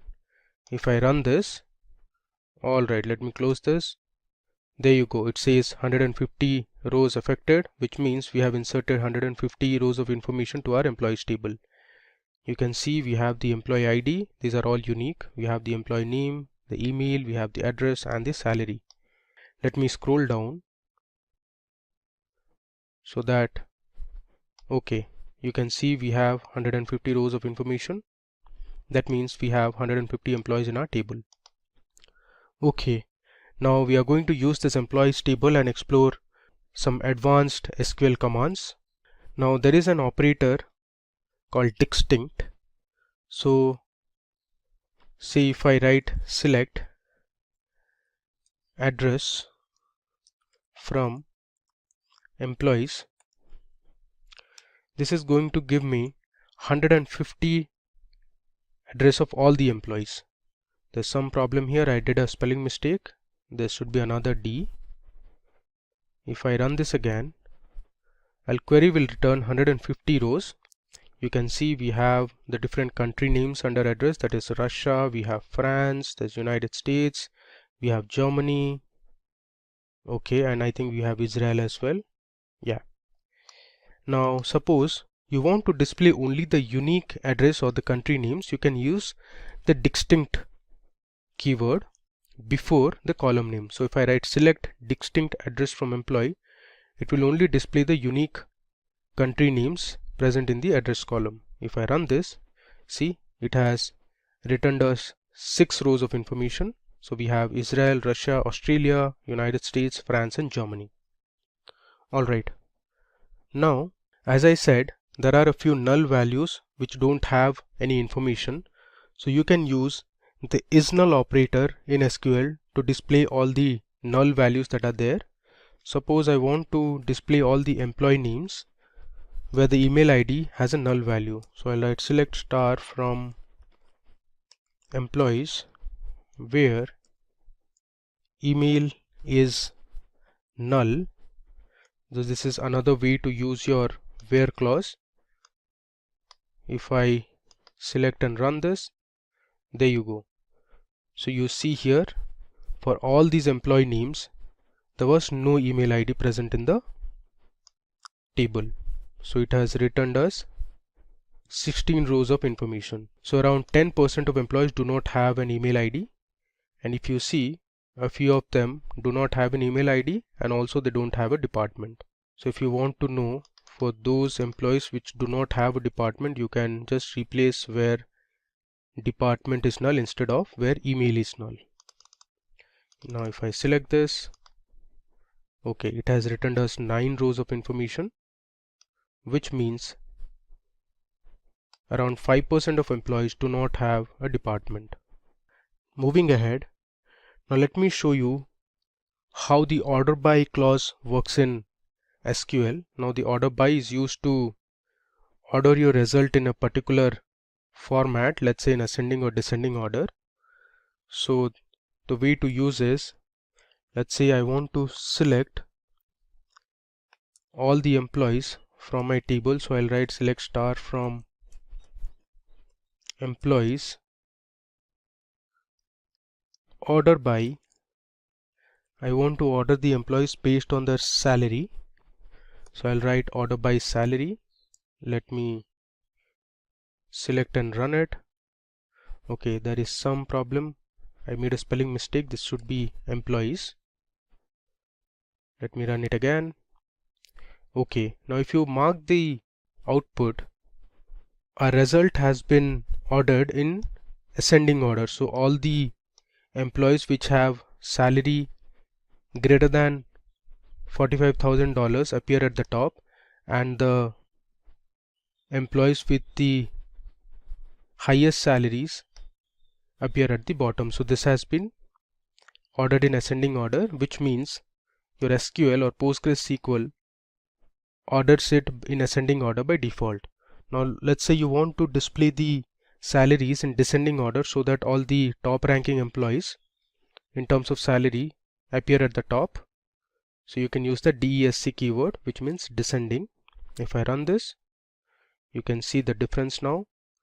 So all the employees with the highest salary appear at the top, while those with the lowest salaries appear at the bottom. So this is how you can use an order by clause. Okay, so now I want to make a change in my existing table. So here if you see, under the address column we only have the country names. So it would be better if we change the name of the address column to country. So I want to rename a column. You can do this using the alter command in PostgreSQL. So let me show you how to rename this column, that is address. So I'll write alter table followed by the table name, which is employees. Then I'm going to use rename column address. I'll write to, I want to change it to country. If I give a semicolon and hit execute, it will change my column name to country. Now you can verify this. If I run the select statement again, there you go. Earlier it was address column and now we have successfully changed it to country column. Okay, let me come down. Now it's time for us to explore a few more commands. So this time I'm going to tell you how an AND and an OR operator works in SQL. So you can use the AND and OR operator along with the where clause. So let's say I want to select the employees who are from France and their salary is less than $80,000. So let me show you how to do it. I'll write select star from employees where I'm going to give two conditions. So I'll use the AND clause or the AND operator here. I'll write where country is equal to France. Now mark here, I'm not using address because we just updated our table and changed the column name from address to country. So I'll write country equal to France, and my next condition would be my salary needs to be less than $80,000. I'll give a semicolon. Let me run this. Alright, so it has returned 19 rows of information. You can see all my country names are France and the salary is less than $80,000. So this is how you can use or give multiple conditions in a where clause using the AND operator. Now let's say you want to use the OR operator and let's say you want to know the employees who are from country Germany, or the department should be sales. So I'll write select star from employees where country is equal to Germany, and instead of and I'm going to use or, the department should be sales. Okay, now let's see the output. I'll hit F5 this time to run it. Alright, so we have 23 rows of information now. Let me scroll to the right. You can see either the country is Germany or the department is sales. You see one of them in the table. So here for the first record the country was Germany, the second record the department was sales, again for the fourth record the country is Germany. So this is how the OR condition works. So if one of the conditions are true, it will return the result. It need not be that both the conditions should satisfy. Now in PostgreSQL there is another feature that is called limit. So PostgreSQL limit is an optional clause on the select statement. Now this is used as a constraint which will restrict the number of rows returned by the query. Suppose you want to display the top 5 rows in a table, you can use the limit operator. Suppose you want to skip the first 5 rows of information and then you want to display the next 5, you can do that using limit and offset. So let's explore how limit and offset works. I'll write select star from employees. Let's say I'll use my order by clause. I'll write order by salary, let's say in descending, and limit it to 5. This is going to display the top 5 employees which have the highest salary. If I run this, there you go.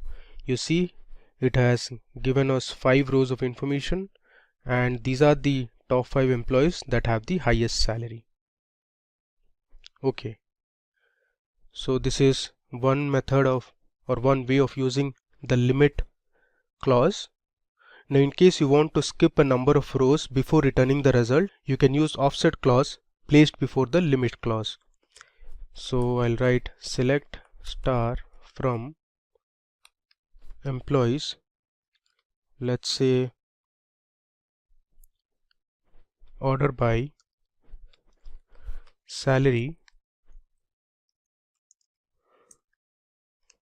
descending. This time I'm going to use limit 5 and offset 3. So what this query will do is it will skip the first 3 rows and then it will print the next 5 rows. If I run this, there you go. So this is how the result looks like. Okay. Now there is another clause which is called fetch. Let me show you how that works. I'll copy my previous SQL query. I'll paste it here. And here, after descending, I'm going to write fetch first 3 row only. So my fetch is going to give me the first 3 rows from the top. There you go. It has given us the first 3 rows, and you can see the top 3 employees that have the highest salary, since we ordered it in descending order of salary. Alright. You can also use the offset along with the fetch clause. I'll copy this again and let me paste it here. Now after descending, I am going to write offset, let's say 3 rows, and fetch first 5 rows only. So what this SQL query is going to do is it will skip the first 3 rows of information and then it is going to display the next 5 rows. It is going to work exactly the same as we saw for this query. Let me run it. There you go. So these are the first 5 rows of information after excluding the top 3 rows. Alright. We have another operator that is called as like in PostgreSQL. So like is used to do pattern matching. So suppose you have a table that has the employee names. You forgot the full name of an employee, but you remember the few initials. So you can use the like operator to get an idea as to which employee name it is. Now let's explore some examples to learn how the like operator works in PostgreSQL. So suppose you want to know the employees whose name starts with A. So for that you can use the like operator. Let me show you how to do it. So I want to display the employee name, and let's say I want to know their email IDs from the table name, that is employee, where since I want to know the employees whose name starts with A, so I'll write employee name like. Now to use the pattern is within single quotes I'll write A and then followed by percentage. Now this means the employee name should have an A in the beginning, and percentage suggests it can have any other letter following A, but in the beginning or the starting should be A. If I run this, so there is an error here. The name of the table is employees and not employee. Let's run this again. There you go. You can see there are 16 employees in our table whose name starts with A. You can see this column employee name, all of them have a letter A in the beginning. Okay, now let me just copy this command or the query. I'll paste it here. Let's say this time you want to know the employees whose name starts with S. So instead of A, I'll write S. So this means the starting letter should be S and followed by it can have any other letter. If I run this, so there are 10 employees in the table whose name starts with S. Okay. Let's copy the query again. and this time I want to know the employees whose name ends with D. Now the way to do it is, instead of a percentage, I'll write this time percentage D, which means at the beginning it can have any letter, but the last letter in the string or in the name should be ending with D. Now let me copy and run this. So there are 13 employees in the table whose name ends with a D. You can see it here. Alright. Now let's say you want to find the employees whose name contains ISH or have ISH in their names. So the way to do is something like this. So I'll copy this. Now here, instead of a percentage, I'll replace this with percentage ISH percentage. Now this means that in the beginning it can have any letter, and towards the end also it can have any letter, but this ISH should appear within the name. Let me run and show it to you. Okay, so there is one employee whose name contains ISH. You can see here there is an ISH in the last name of the employee. Alright, now suppose you want to find the employee name which has U as the second letter. It can have any letter in the beginning, but the second letter of the employee name should have U.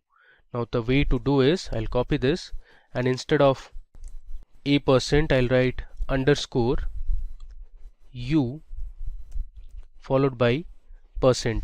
Now this underscore, you can think of a blank that can take any one letter.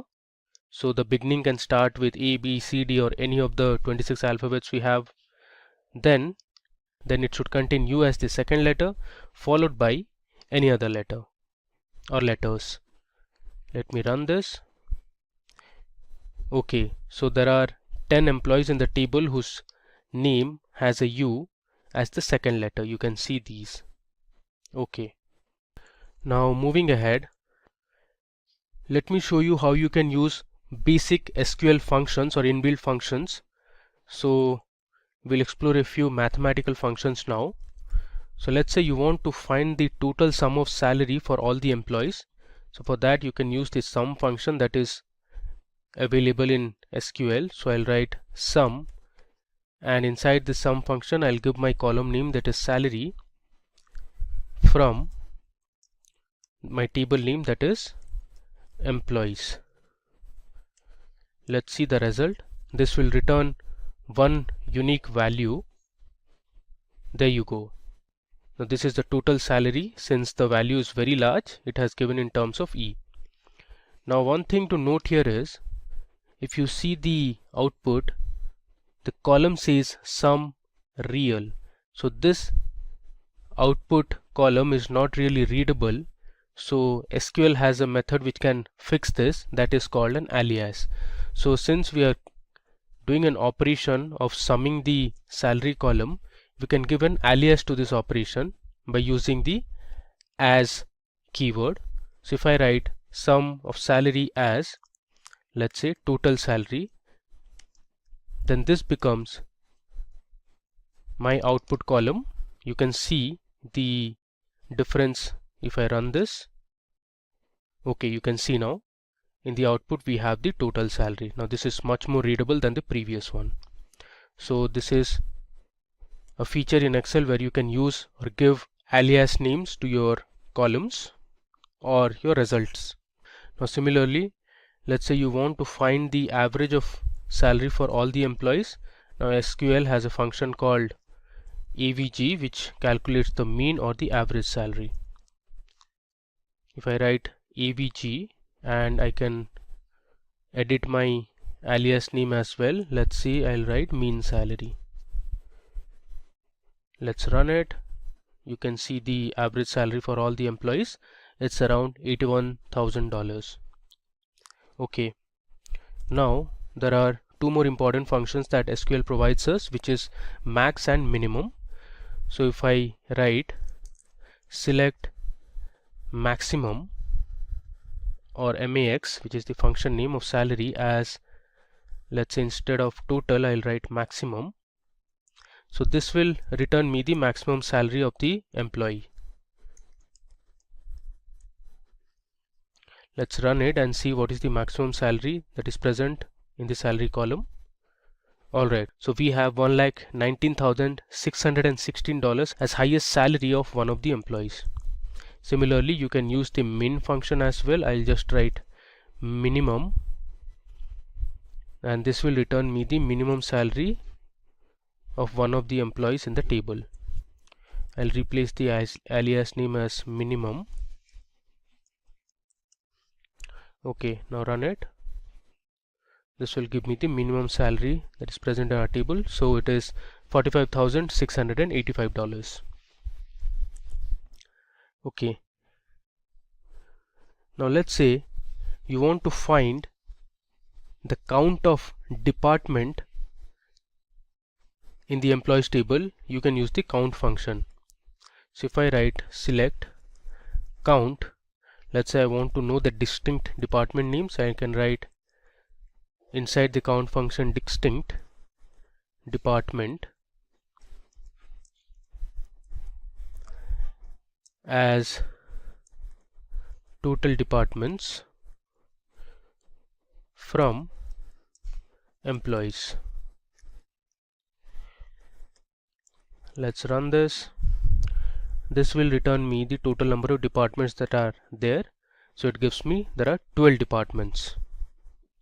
Okay, now let me show you one more thing here. If I write select department from employees, let's run this. Okay, so it has returned me 150 rows of information, but what I'm going to do is I'll place my distinct keyword here just before the column name so that I can verify how many departments are there in total. There you go. So there are 13 departments and one of them is null. So moving ahead, we'll replace this null with a department name by updating our table. Okay. So now let's update our department column. So what we are going to do is wherever the department has a null value, we are going to assign a new department called analytics. So earlier we have also learned how to use the update command. So I'm going to show it again. So we'll write update followed by the table name, that is employees. I'm going to set my column, that is department, equal to, within single quotes, my name of the department would be analytics, where department is, I'll say null. So wherever the department has a null value, we'll replace those information with department, that is analytics. Let's run this. You can see query returned successfully. Now let's say I'll run this command again, and this time you can see the difference. There you go. So we have 13 rows of information and there is no null department now. We have added a new department, that is analytics. Okay, now we are going to explore two more crucial commands or clauses in SQL, that is group by and having. So let's learn how group by clause works in PostgreSQL. So the group by statement groups rows that have the same values into summary rows. For example, you can find the average salary of employees in each country or city or department. So the group by clause is used in collaboration with the select statement to arrange identical data into groups. So suppose you want to find the average salary of the employees based on countries, you can use the group by clause. So let me show you how to do it. I'll write select. I want the countries and the average salary for each country. So I'll use the average function, that is avg, and inside the function I'll pass my column, that is salary. I'll give an alias name as, let's say, average underscore salary from my table name, that is employees. Next, I'm going to use my group by clause. So I'll write group by. Since I want to find the average salary for each country, so I'll write group by country name. Let's give a semicolon and let me run it. I'll use F5. There you go. So here on the left you can see the country names. We have Israel, Russia, Australia, United States, France and Germany, and on the right, the second column, you can see the average salary for each of these countries. Now you can also order the result in whichever way you want. Suppose you want to arrange the results based on the average salary, so you can use the order by clause after the group by clause. So I'll write order by. Here you can use the alias name, that is average salary. This is actually average underscore salary, and let's say I want to arrange it in descending order, so I'll write DESC. Now let's run this. You can mark the difference in the average salary column. There you go. So as per our result, in United States the average salary is the highest, and if I scroll down, the average salary is the lowest in Germany. Now let's see one more example using group by. Suppose this time you want to find the maximum salary of male and female employees. You can do that too. So let me show you how to do it. So I'll write select.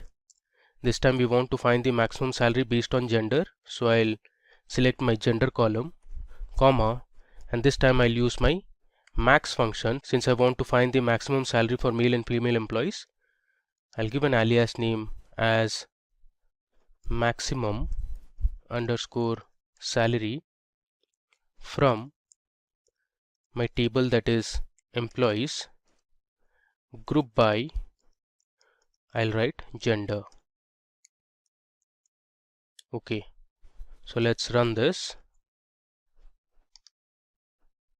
There you go. You can see, so one of the female employees had a highest salary of $1,19,616, while of that of a male was $1,17,654.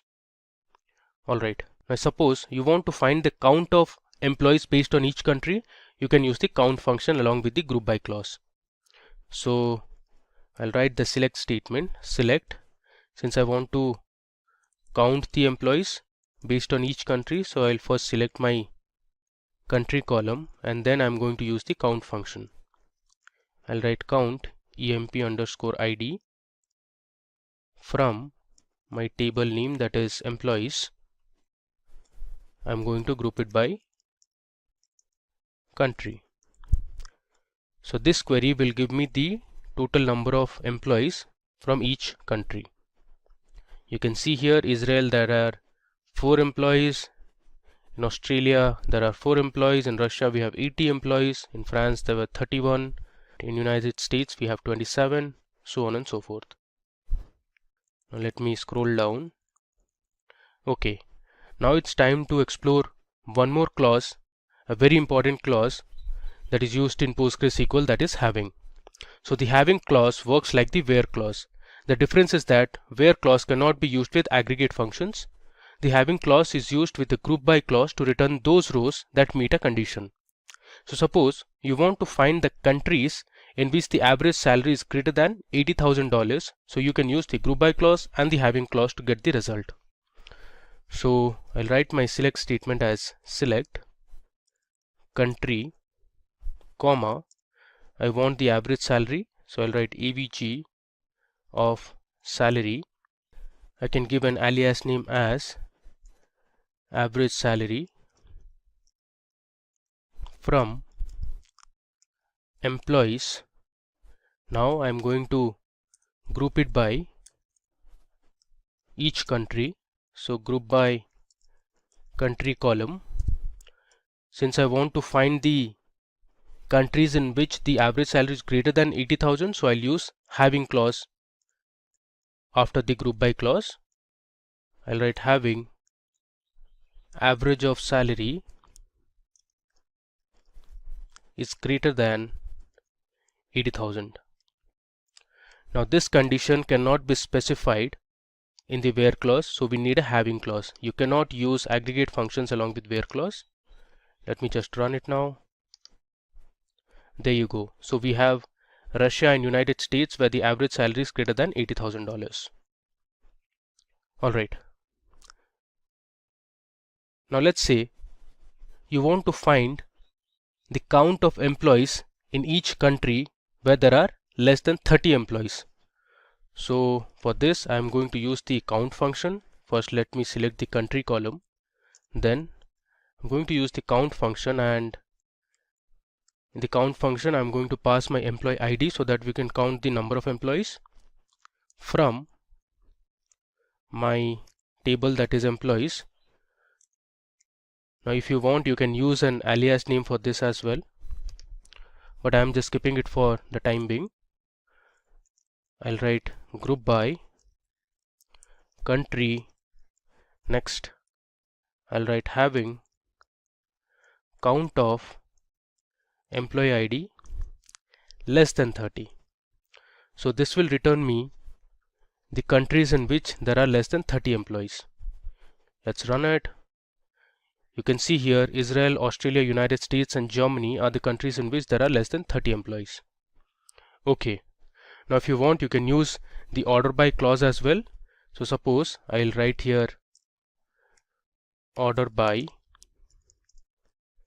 count of employee ID. So what this will do is it will arrange my result in ascending order of employee ID count. There you can see we have successfully arranged our result in ascending order of employee IDs. Okay, next we are going to explore one more feature of PostgreSQL, that is of using a case statement.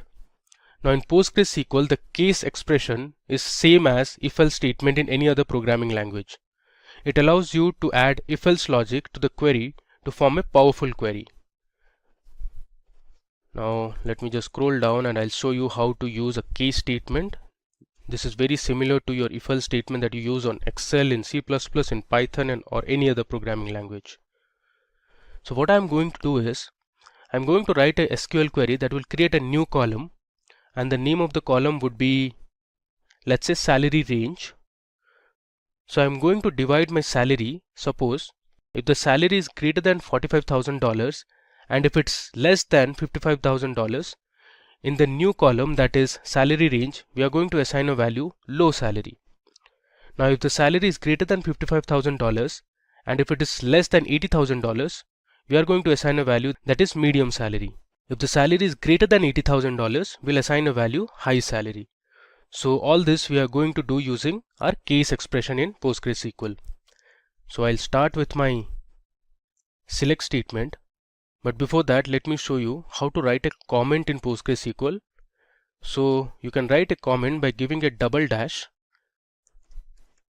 Comments are very helpful because they make your codes or the scripts readable. I'll write case expression in PostgreSQL. Similarly, if you want, you can go to the top and let's say here you can write with double dash having clause. Okay, let's come down. So I'll write my select statement as select. I want the department, the country and the salary column. I'll give a comma and I'll start with my case statement. I'll write case when my salary is greater than 45,000 and my salary is less than 55,000, then the result would be, within single quotes, I'll write low salary. So this is exactly like an if-else condition. Next, I'll write another case when salary is greater than 55,000 and salary is less than let's say 80,000, then the result would be medium salary. And finally, I'll give my last condition, that is when salary is greater than 80,000, then the result will be high salary. Let me write this in a single line, then high salary. Now one thing to remember, in PostgreSQL the codes are insensitive, so you can write your select statement in capital, in lowercase, or in sentence case. Similarly, I can write case as small c, or you can write as capital C. Alright, now moving ahead, after this I am going to write end. I'll give an alias name as salary range. Now this is going to be my new column in the output. Let me just come down. After this we need to give our table name from employees. I'll order it by salary descending. Okay, so what I'm going to do here is I'll first select department, country and salary column from my employees table, and then I'm creating a new column, that is salary range, and I'm specifying the range. So I have three conditions here, for low salary, for medium salary and high salary. So let's run this and see the output. There you go. Here you can see we have added a new column known as salary range, and we have order our salary in descending order, so all the highest salaries appear at the top. If I just scroll down, you can see we have medium salaries here, and if I scroll down further, you can see these low salaries. So case statements are really useful when you want to create a new column based on some conditions in the existing table. Alright, now moving ahead, we are now going to see how to write subqueries in PostgreSQL. So subqueries, we write a query inside another query, which is also known as nested query. So suppose we want to find the employee name, department, country and salary of those employees whose salary is greater than the average salary. So in such cases you can use subqueries. Now let me show you how to write a query inside another query. First I'll write the select statement. I am going to select the employee name, comma, I want the department, comma, I also want to display the country name and the salary from the employees table, where my salary should be greater than the average salary. So after this where salary greater than, I am going to use brackets and write my subquery, that is select average salary from employees. Now let me break it down for you. So first we are going to select the average salary from the employees. So this particular SQL statement will find the average salary from the table. We will compare this average salary with salaries of all the employees. So whichever employee has the salary greater than the average salary will display their names, the department, country and their original salary. So if you want, you can run this statement as well. Let me select this statement and run it for you. You can see we have written the average salary of all the employees, which is nearly $81,466. So we want the salaries of the employees to be greater than this average value. So let me run this and see how many employees have a salary greater than the average salary. There you go. So we have around 75 employees whose average salary or whose salary is greater than the average salary. Alright, now moving ahead, this time I'm going to tell you how to use some inbuilt functions. We'll learn some inbuilt mathematical functions and string functions that are available in PostgreSQL. So I'll just give a comment. There's another way to write a comment. Instead of a double dash, you can use the forward slash an asterisk, and inside the asterisk you can write, let's say, SQL functions, and you need to close this, so I'll give another asterisk and a forward slash. So this is also a comment in PostgreSQL. Alright, so first of all we'll explore a few math functions. So there is a function called ABS which is used to find the absolute of a value.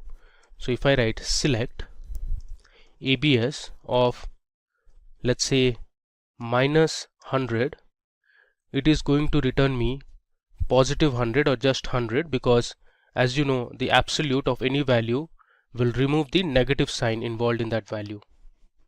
There you go. So our original input was -100, the absolute of -100 is +100.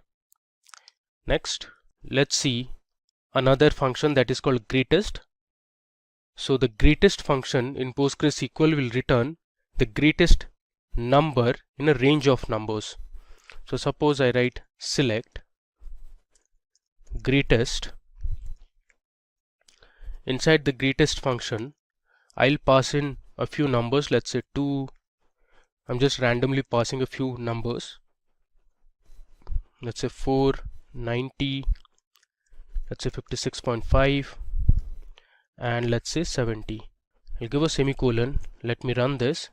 You will see the greatest function will return the greatest integer value or greatest number that is present in the range of numbers that we have provided. So in this case, 90 was the largest number or the greatest number, so we got the result as 90. Again, you can use an alias for each of these statements. Now, like greatest, we also have a function called least, which is going to return the least number present in a range of numbers. If I run this, so the result is 2, because 2 is the least number that is present in this selection. Alright, now there's a function called mod which is going to return the remainder of a division. So suppose I write select mod, and this takes two parameters, let's say 54 divided by 10. As you can guess, the remainder is 4, and so is our result. You can see it has returned the remainder. 54 divided by 10, the remainder is 4. Alright, if I scroll down, now let's see how to use the power function.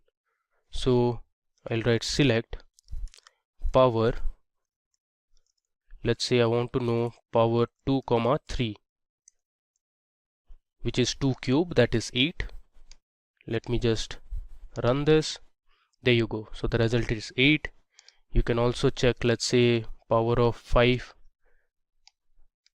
3. It should be 125. Alright. Next, you can use the sqrt function that is available in PostgreSQL to find the square root of a number. I'll write sqrt,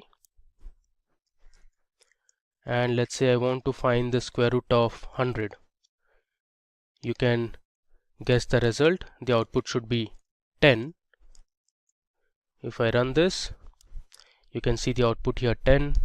Let's say I want to find the square root of, let's say, 144. You can again guess the result. It should be 12. Let's verify it. Okay, there is some error. Let me verify it again.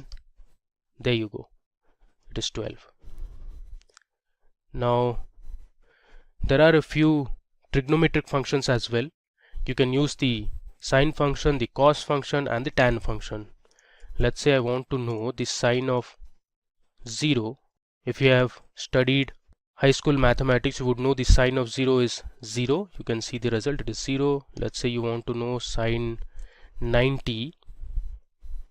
If I run it, you can see the output here, 0.89. Alright. Now there are other functions like ceiling and floor that you can use. So let me show you what the ceiling and floor function does. I'll write ceiling. Let's say I'll pass my floating value as 6.45, and let me run it.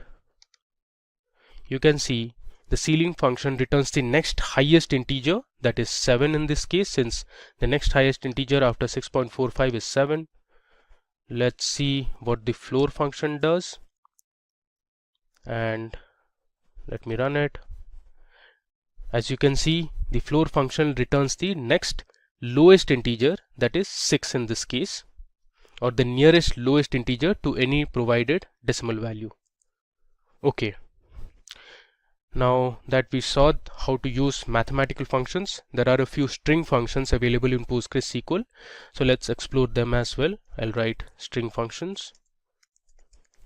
Okay, we'll scroll down. Cool. There's a function called character length that gives you the length of a text string. Suppose I write select, give the function as character length, and inside this function I'm going to pass in a text. Let's say India is a democracy. This is my text.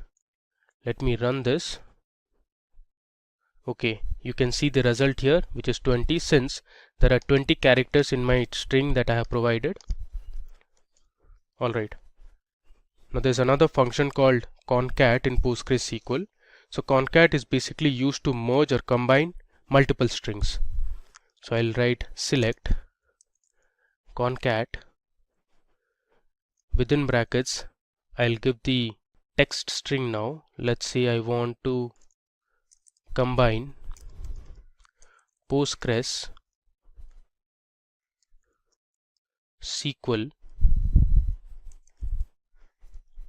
I'll give a space, comma, I want to merge Postgres SQL is, I'll give another comma and write my final word, that is interesting. Now what we have done is, inside the concat function we have passed in separate strings, and now using the concat function we want to merge the three strings. Let's see what the result is. I'll run it. Alright, let me just expand this. You can see here we have concatenated the three strings successfully, so the output is PostgreSQL is interesting. Okay, now there are functions like left, right and mid in PostgreSQL. So what the left function does is, it will extract the number of characters that you specify from the left of a string. Let's say I'll write select left, and I'll pass in my text string as India is a democracy. I'll copy this and I'll paste it here. Let's say I want to extract the first 5 characters from my string, so I'll give 5. So what it will do is, it will count 5 characters from left, so 1 2 3 4 and 5. If I run this, it should ideally print India for me. There you go, it has printed India for us. Alright, similarly you can use the right function to extract few characters from the right of a string. Let's say you want to extract, let's say I'll give 12 characters from right, so from here onwards it will count 12 characters. I'll change left to right now. Let me select this and run it. So you can see here, this is the output. From the right it has counted 12 characters and returned a democracy. Okay, now there is a function called repeat. So the repeat function is going to repeat a particular string the number of times you specify. Let's say I want to select and use my repeat function, and inside the repeat function I'm going to pass in, let's say India, and I want India to be displayed 5 times. I'll give a semicolon and run it. In the output you can see India has been printed 5 times. Okay, let's scroll down. There is another function, a string function in PostgreSQL called as reverse. So what reverse function is going to do is, it is going to print any string passed as an input in reverse order. So if I write select reverse, and inside the reverse function I'll pass in my string, that is India is a democracy, I'm going to use the same string. I'll copy this and I'll paste it here. I'll close the quotes and the brackets. Let's print this. You can see it here. India is a democracy has been printed in reverse order. There you go. Alright. Now this time we explored a few inbuilt functions that are already present in PostgreSQL. Now PostgreSQL also has the feature where you can write your own user-defined functions. So now we will learn how to write a function of our own in PostgreSQL. So let's create a function to count the total number of email IDs that are present in our employees table. So for this we'll write a function, a user-defined function. So let me give my comment as user-defined function. Okay.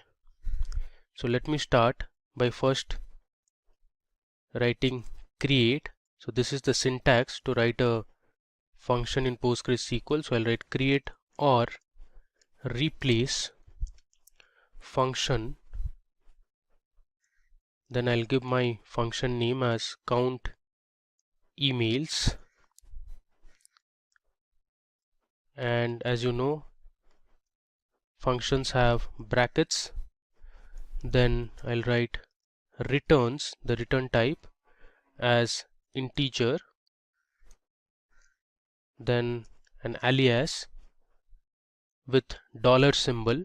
I'll write total emails, since I'm going to display the total number of email IDs that are present in my table.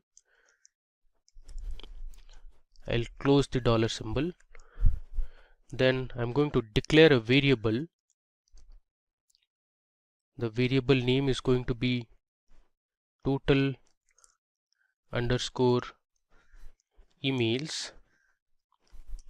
This is of type integer. I'll write begin, and inside begin I'll write my select statement. So I'll write select. I want to count the email IDs that are present, so I'll pass my column name, that is email, into total emails from my table name, that is employees.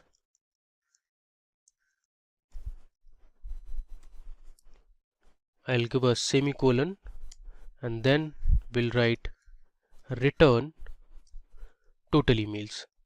As you know, user-defined functions often return a value, so hence we have mentioned the return statement as well. And now I'm going to end my function. Then the next syntax would be, let me just scroll down. Okay, so here I'll give my dollar symbol again, followed by total underscore emails. Next I'll write my language as PostgreSQL. So the way to mention is PL P G SQL. Let's give a semicolon and end it. So this is my user-defined function that I have written. So I created a function with the function name count underscore emails, and this would return integer as an alias, which is total underscore emails. We declared that variable as an integer. Then we started with our begin statement that has my select statement, where I am selecting the count of email IDs that are present in the employees table, and I am putting the value into total underscore email. So I have used the into keyword, and this returns the result as total underscore emails, and I have ended. Let's run this. Okay, there is some problem. There is an typo, so this should be integer. Okay, let me run it once again. There you go. So you've successfully created a user-defined function. Now the final step is to call that function. Now to call this function, I'm going to use my select statement and the function name, that is count underscore emails. I'll give a semicolon. Let's execute this. There you go. So here you can see there are 134 email IDs present in our employees table. Now one thing to mark is there are total 150 employees in the table, but out of them 134 employees have email IDs, the rest of them don't have, so they would ideally have null values. Alright, so that brings us to the end of this demo session on PostgreSQL tutorial. Let me go to the top. We have explored a lot. So we started with checking the version of PostgreSQL. Then we saw how to perform basic mathematical operation, that is to add, subtract, multiply. Then we saw how to create a table that was movies. We inserted a few records to our movies table. Then we used our select clause. We updated a few values. Then we deleted one row of information. Then we learned how to use the where clause. We learned how to use the between operator. We also learned how to use the in operator. Let me scroll down. We created a table called employees, and then we learned how the distinct keyword works. We also learned how to use isNull with where clause. We learned about the order by clause. We saw how to alter or rename a column. Then we explored a few more examples on where clause, where we learned about and OR operator. Then we learned how to use limit and offset, as well as the fetch operator or the fetch keyword in PostgreSQL.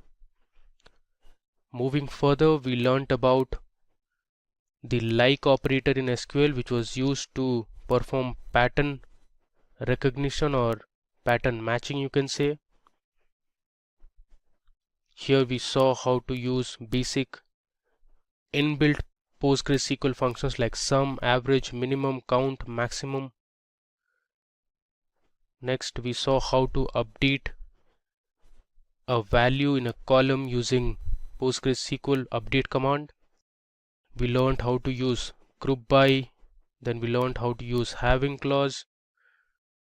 Then we learned how to use case expressions in PostgreSQL. So we saw how case expression is similar to our if-else in any other programming language. We explored a few mathematical and string functions. And finally, we wrote our own user-defined function. So that brings us to the end of this tutorial on PostgreSQL.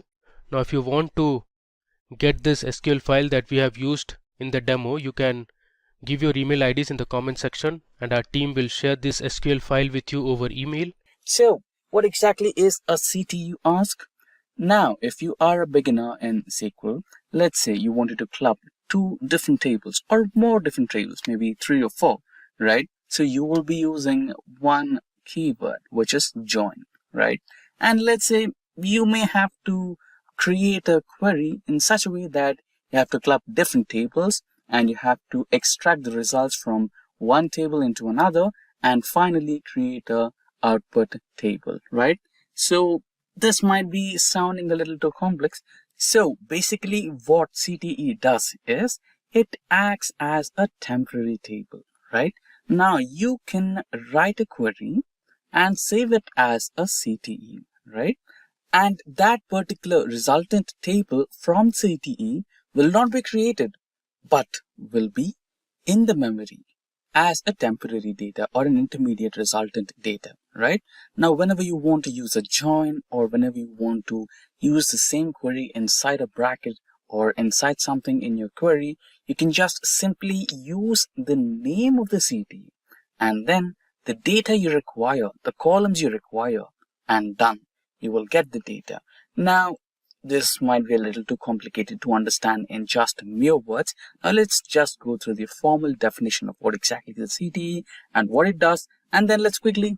So, it's a little too complicated to understand it just with mere words. So, let's get started with the practical examples. But before that, let's understand a formal definition of what exactly is a CTE in SQL. So, CTE, also known as or also called as the common table expression, or some people also are used to call it as a with expression. So the keyword is with. So a common table expression in SQL is a temporary result set that you can define within a query. As I said, It helps to break down the complex queries, make the code more readable, and allows you to reuse the result set multiple times within the same query. Just you need to use the name of the CTE in the places where you want in your query, and it reduces the code length as well as the execution time. Now, CTEs are defined using the with keyword as we discussed before, followed by the CTE name, right? So for every column name or anything in your dataset, you give a name, right? Similarly, when you are using CTEs in SQL, you also need to give a name to the CTE, and that particular name will be used in your subquery positions that will reduce the query length and execution time. So you should be giving a name and the query that generates the result set. The CTE is available only during the execution of that particular query or specific query, right? So as I said, the CTE table, the resultant table which is created while you are using the CTE, will not be created as a permanent table in the database, right? It will be a temporary or intermediate result which will be active as long as your current query, which is using the CTE, is active.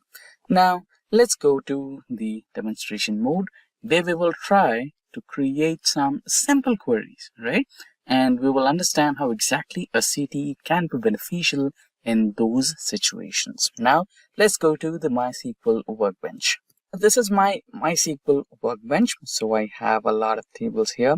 We have the credit card dataset, we have the Sakila dataset, SLP dataset, SYS, Superstore, World, etc. Right? So we will be using the Superstore dataset.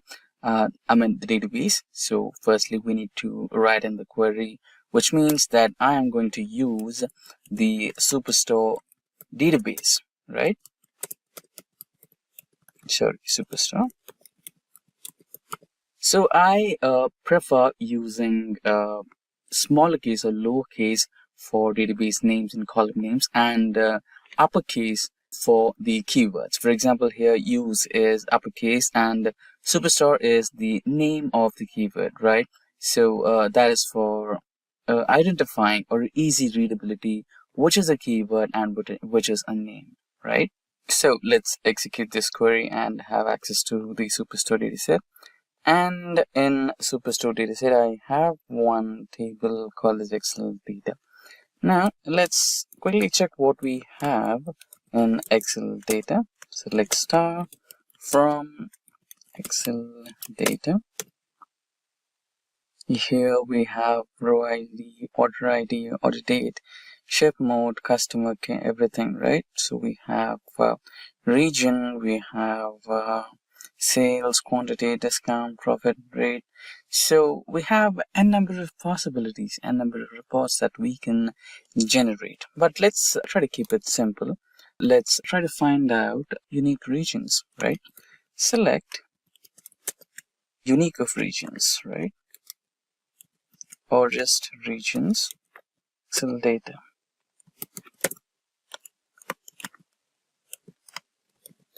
Group by regions.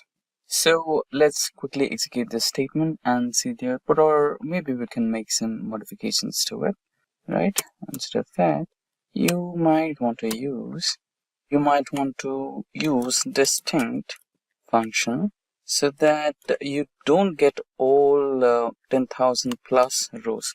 So basically, this particular dataset has about 10,000 or more rows in it, and it's not real, it's completely made up report using artificial intelligence. So we use ChatGPT to create 10,000 rows of data for 30 years, maybe from 2000 or 2001 to up to 2030 or 31, right? So we don't want all those 10,000 plus columns, rows. So let's use a distinct here and try to execute this statement so that we get 5 of the regions what we have. So there you go. We have 5 regions as expected: Northeast, Southwest, and Central. Now you can also select a kind of maybe average of sales, maximum of sales and total sales. So this is bringing us somewhere we can, try to find out region-wise sales, right? So region-wise sales grouped by years, like 30 years. What was the sale happened in the year 2021? Sorry, 2001, right? We begin from 2000 or 2001 to all the way up to 2030 or 2031, right? So we can see if there is an increase in the year-on-year sales or decrease in the year-on-year sales. We can identify the best performing year, the worst performing year, right? So this sounds like a good use case. Now let's go to the code where I've written it as a CTE and understand the workflow. So here I have named my CTE as sales CTE. So I'm starting it with the keyword with, right? So with sales CTE as. Now this is our query, right? What am I doing? I'm extracting. So according to the data set, we have the date, right? So the date is year, month, and date of that particular day, right? But we want just the year.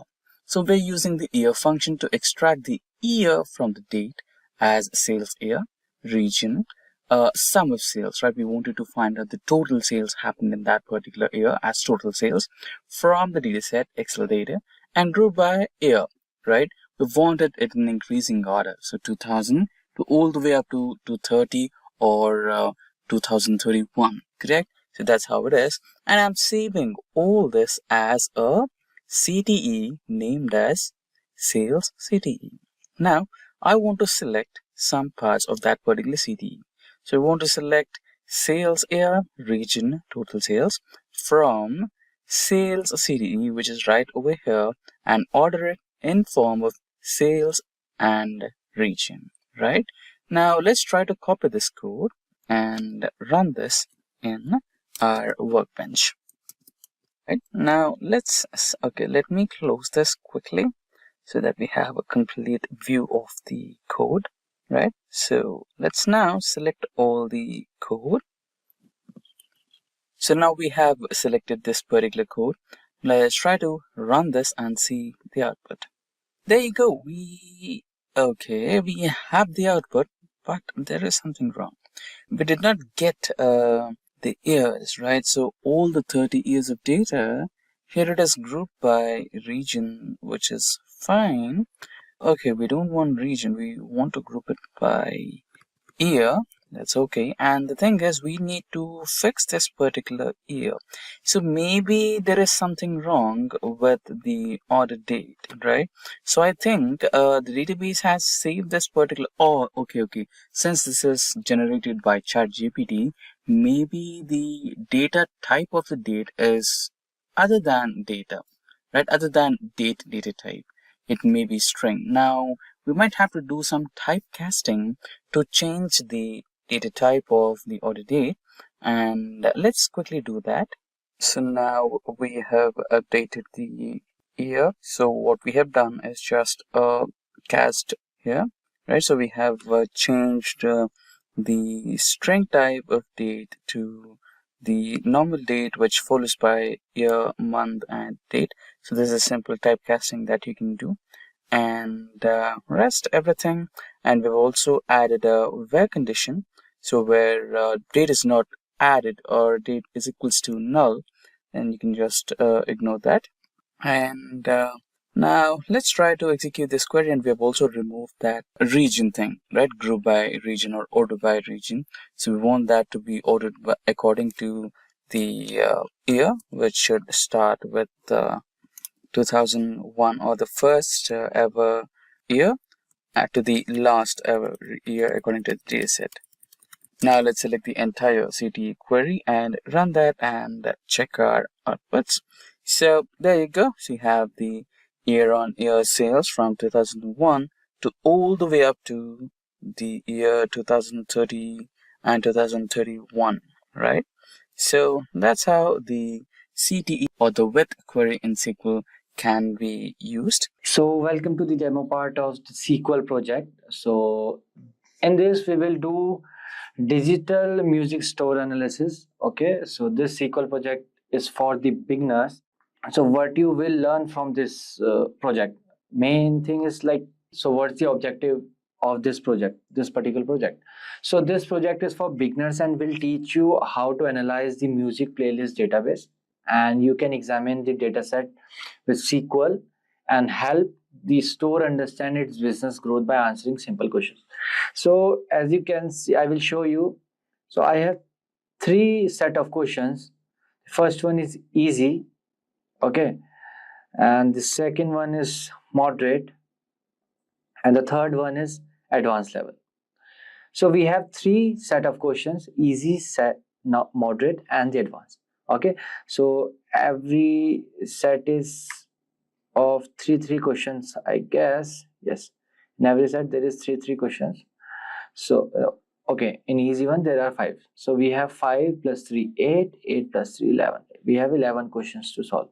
Okay, from this you will understand how you can analyze data with SQL, how you can extract something from database, how you can store something like this. Okay, so, and one more thing, I will show you the schema of the particular data set which we will soon we will restore. So we have the tables in this: artist, album, track, media type, genre, invoice line, invoice, customer, employee ID, playlist, playlist track, and all. Okay, so this is the music playlist database schema.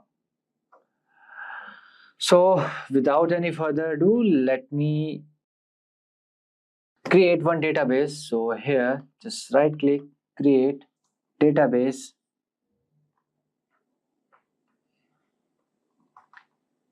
Okay, here I will write music.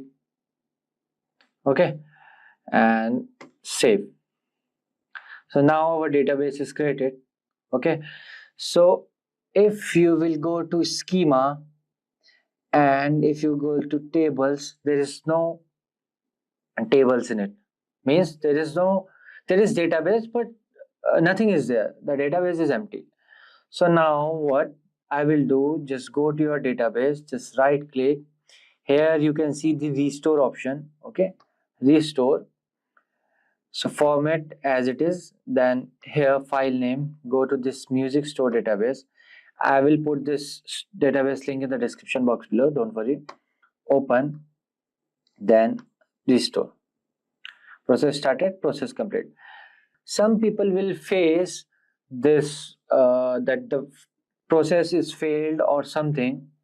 Okay, so for that what you have to do, just go to file, then preferences. Here you have to set the path, just binary path.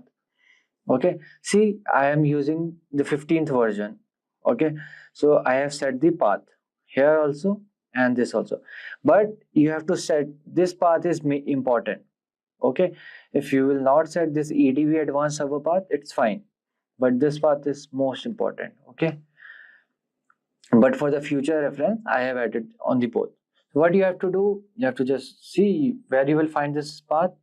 Just go to this PC, then OS, then program files. Here you will find this PostgreSQL. Then I'm using C15, 15, then bin. So you have to copy this path, right? You have to just copy it and paste it here, and then select this one. After that, just save. You won't find any failed thing. Okay, the process will complete. Right, so now let's move forward and see the tables. Okay, it's still empty. Why? Just refresh it. See, now you can see all the columns in my tables. Okay, so what I will do for the checking, I will run one query here. Okay, let me close it. Okay, I will write here select star from album. Okay, let me run it. So now, as you can see here, my table is working fine. Everything seems good. Okay, so now what we will do, we will solve question one by one. Okay, so the first question, let's see the first question, easy one.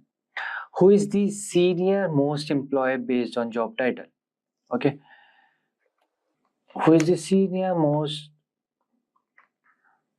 Okay, so I will write here like the first question is, who is the senior most employee based on job title? Okay, so this is our question. So we know we have the table name called employee, so we will select that table first.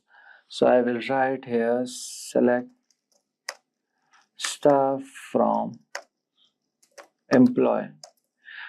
So you should know which table should to select. Okay, so here as you can see in this question, there is word employee.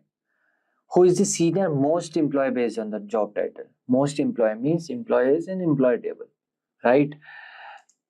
So I will run it. Okay, so what I will do, I will just select this and run it.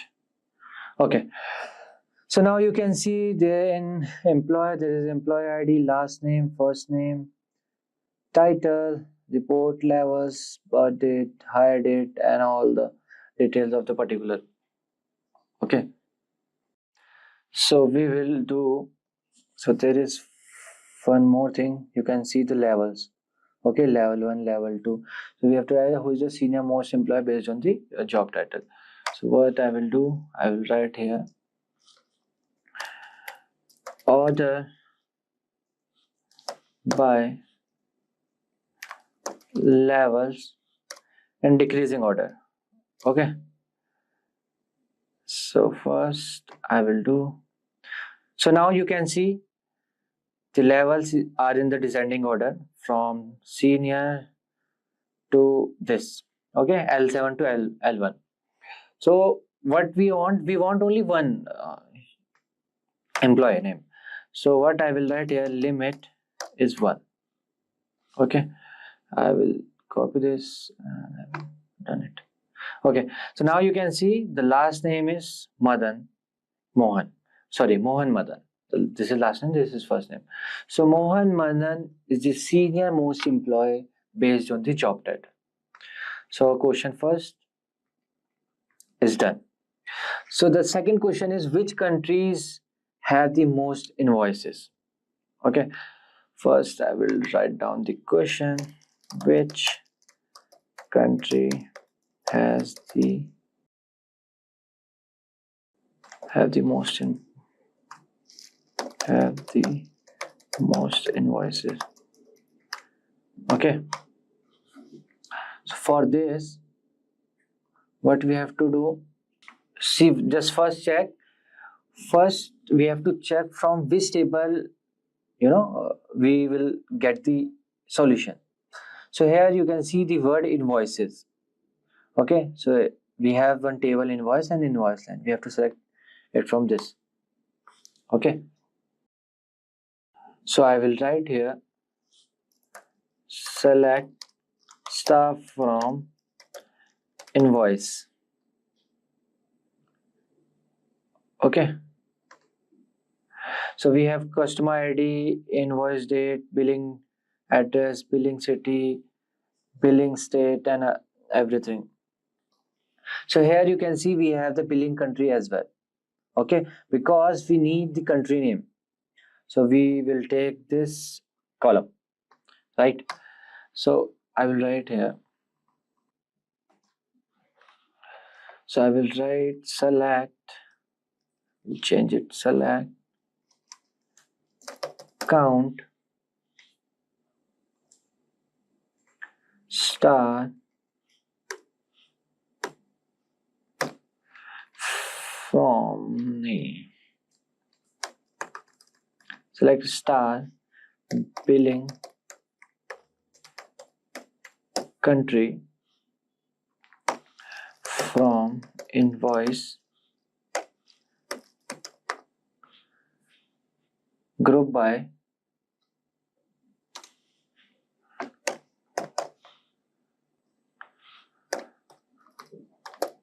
billing country. So why I am doing this group by? Because as you can see, we have USA multiple times. USA, then Canada also. Then other countries as well.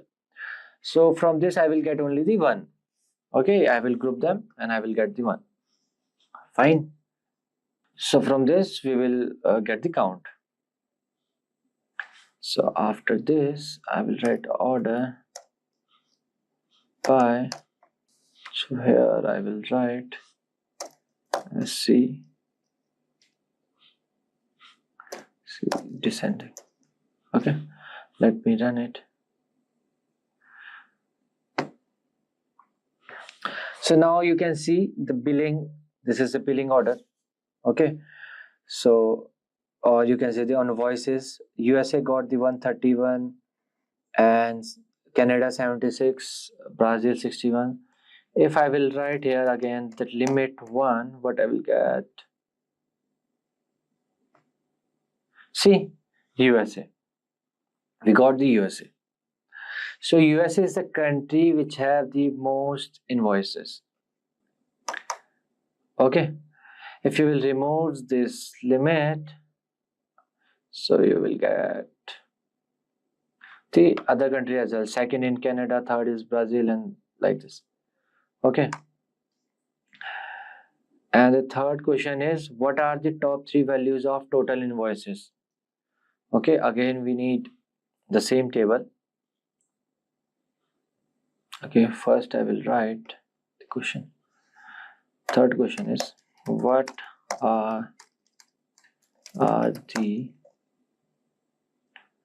top 3 values of total invoices? Top 3 value of total invoices. Okay, I know I can just solve this question by the second one, but I want to do it from the starting. Okay, so first I will take select stuff from invoice. Let me run it.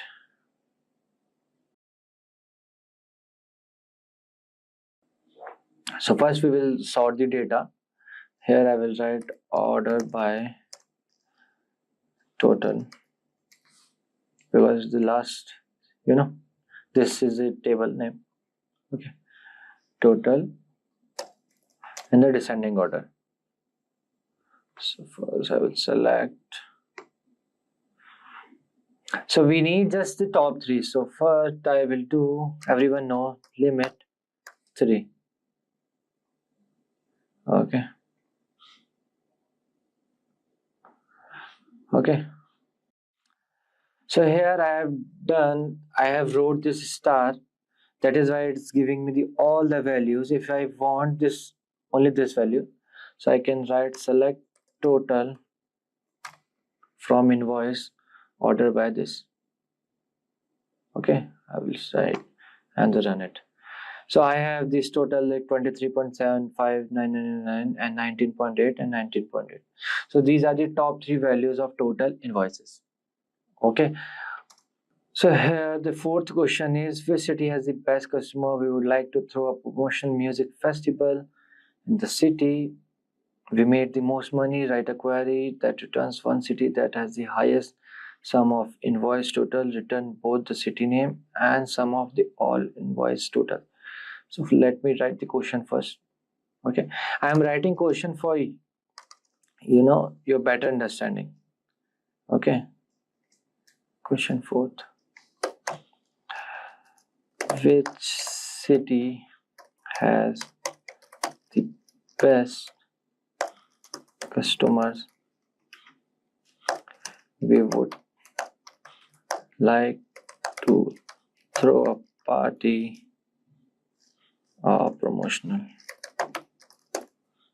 promotional music festival in this city. We made the most money. We made the most money. Write a query that returns one city that has the highest sum of invoices total.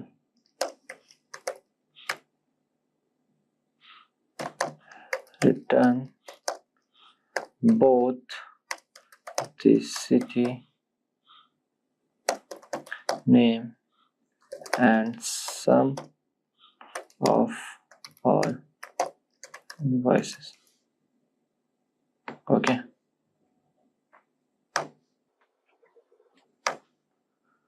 So we have this question. Okay. So which city has the best customer? We would like to throw a promotional music festival in the city. We made the most money.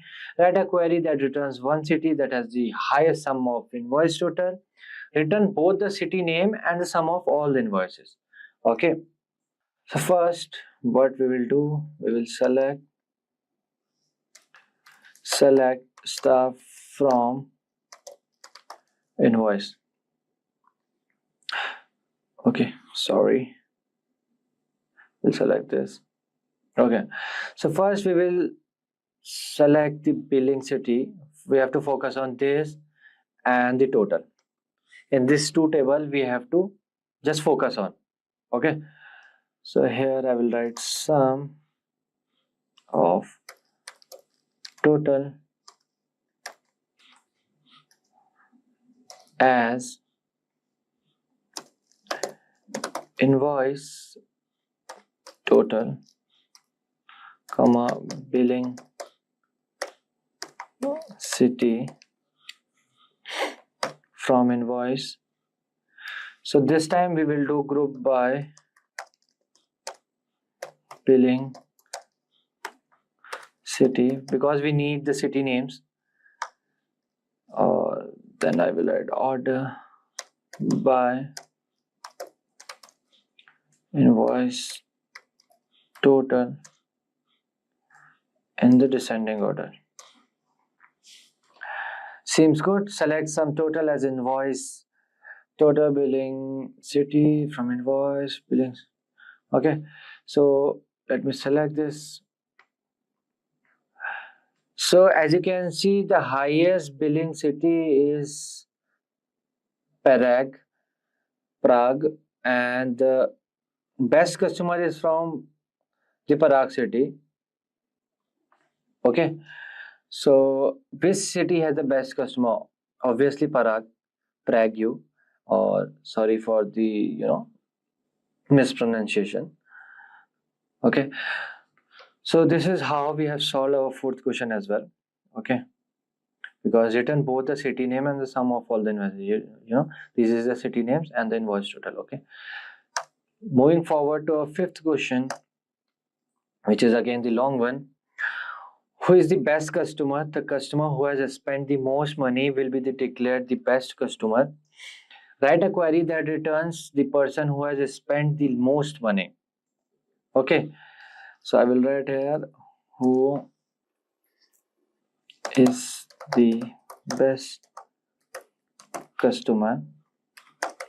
The customer who has spent the most money will be declared the best customer. So write a query that returns the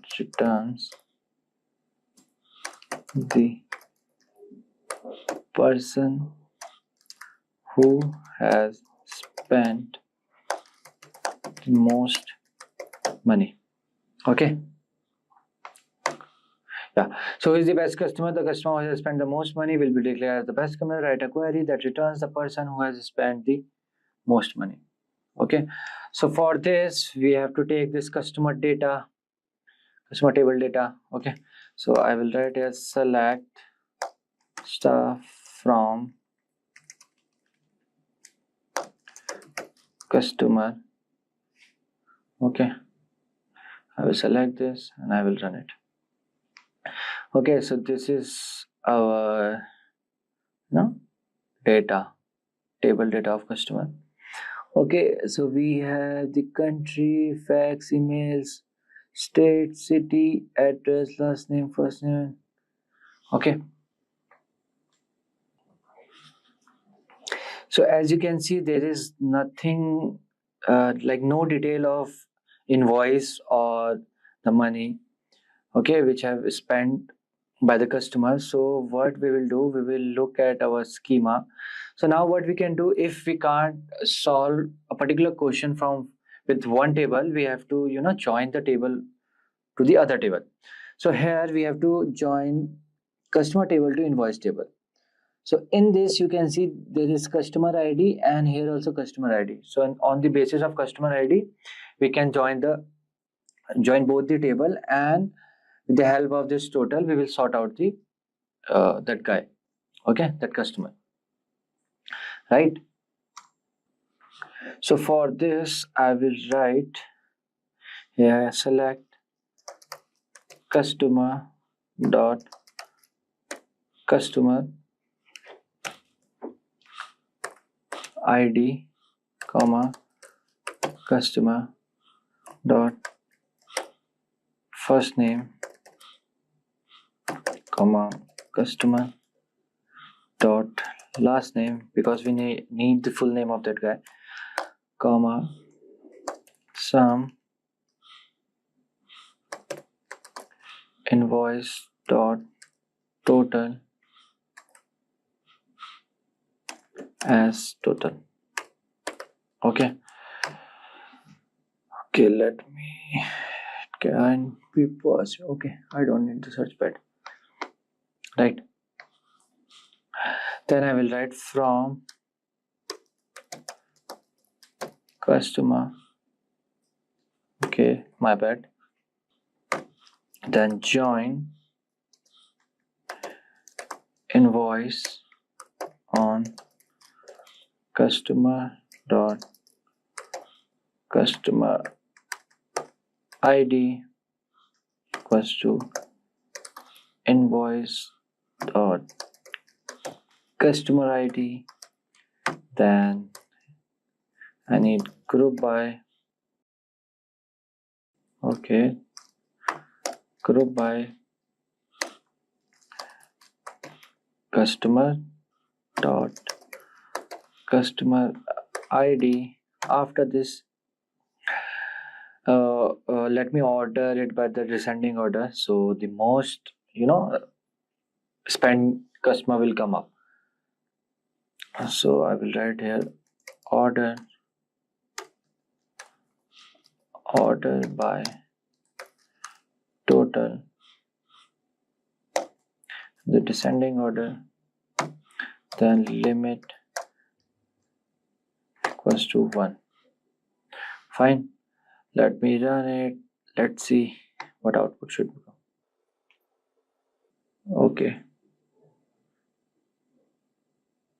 Okay, some error is coming. Limit, okay, sorry.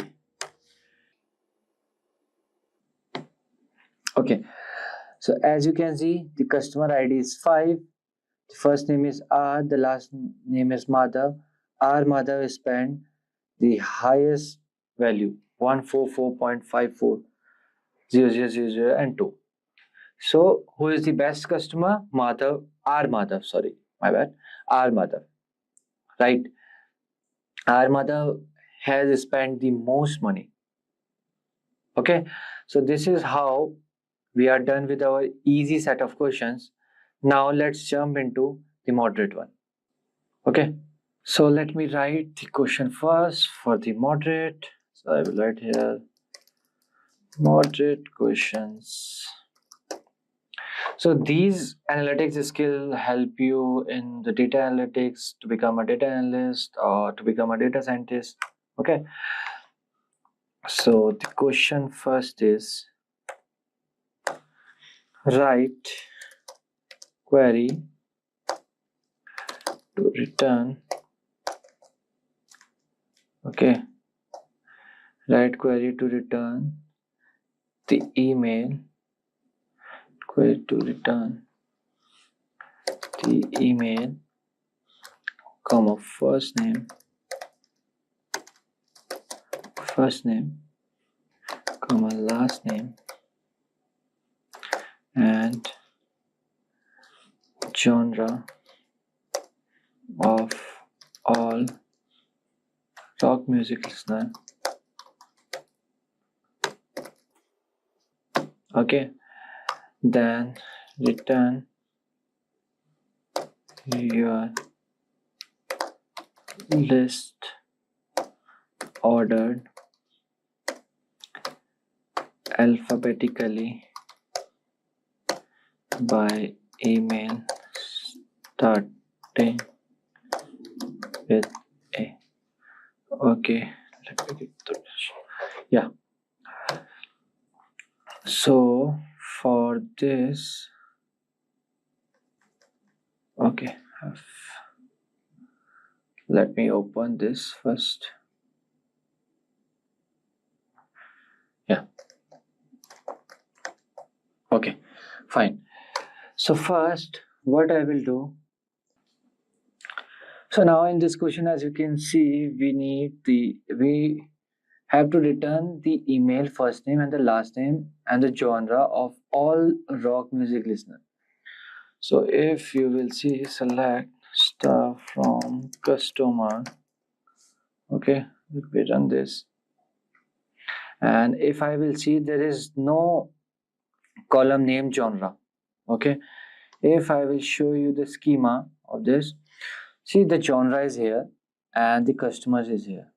Okay, we need the first name, last name, and the email ID and the genre. Okay, and the genre should be rock. Okay, so what I can do, I can connect this genre with track. Then because here is also track ID and here is also track IDs. Then track ID to invoice line, then invoice line to invoice, then invoice to customer with the customer ID. Okay, this pattern I have to follow. Right. So for this, I will write select, just copy this. Okay, just follow these steps. Select distinct email, comma first name, comma last name from customer, join invoice on customer dot customer ID equals to invoice dot customer underscore ID, then join invoice underscore line on invoice dot invoice ID. Okay, then invoice underscore ID, then where track ID should be in. Here I will do select track ID, okay, from track, then join genre, yeah, on track dot genre dot id equals to genre dot genre id, where this is important, genre name like rock, because we need, as you can see, write a query to return this is this and genre of all rock music listeners. Okay, rock, right? Then order by email.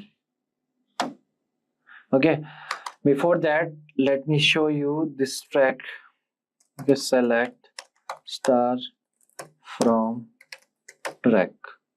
Okay, let me show you this table. You can see the name, the track ID, album ID, media type, genre ID. Okay, then the composer, this, bytes, and the unit price. Right?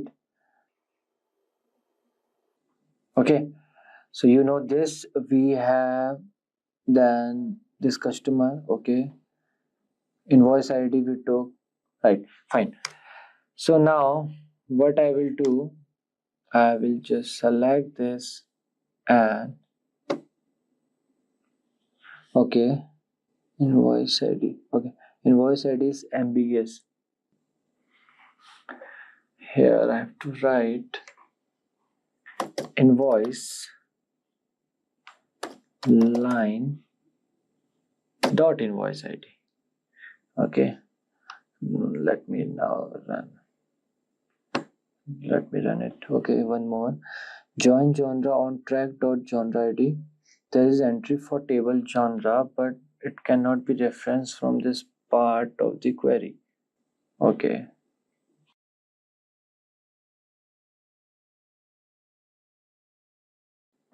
Okay. As you can see here, the table name is genre underscore ID. That was the mistake. Okay, one more. Genre dot name. Spelling mistake. Sorry, my bad, guys. No issues. It happens. Okay. Now you can see we have all the people who love rock music, and we have the email, then first name, then the last name. See, Aaron Mitchell, Alexandra Roca, Astrid Gruber, like this, Camille, Dan, Edward, like this. Okay. So there are total 59 people who loves rock music from this particular database. Okay. Now question 2.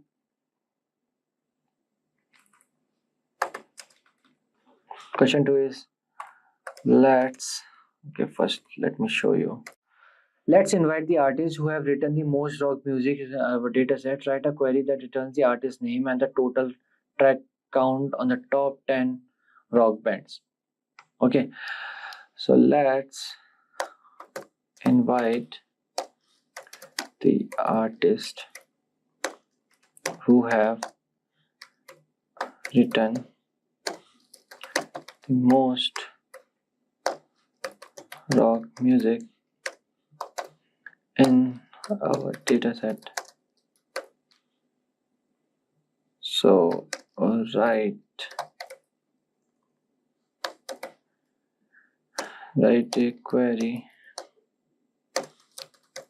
that returns the artist name and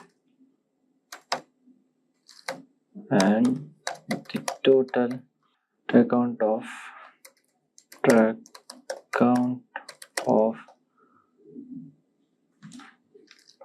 top 10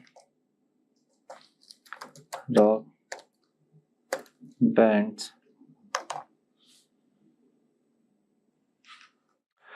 So now what we need here, okay, let me do this.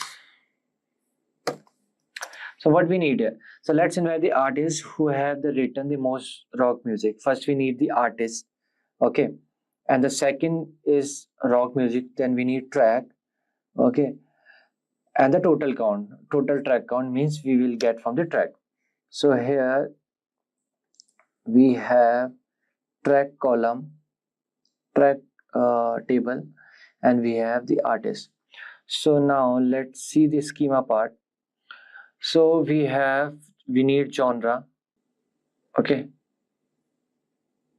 for the rock music. Then we have to combine this with the track id because genre id is there. From track id to album because we need the artist name. See, artist id and artist id. So this is how we have to connect the table. Now, so for this I will write here, just follow the steps. Select artist dot artist id comma artist dot name comma count artist dot artist id as number of songs because we need the total number, okay, who have written the most rock music. Number of songs, fine, from track. Now we have to join album on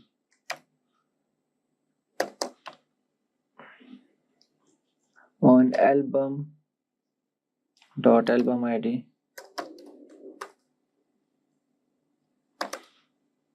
equals to track dot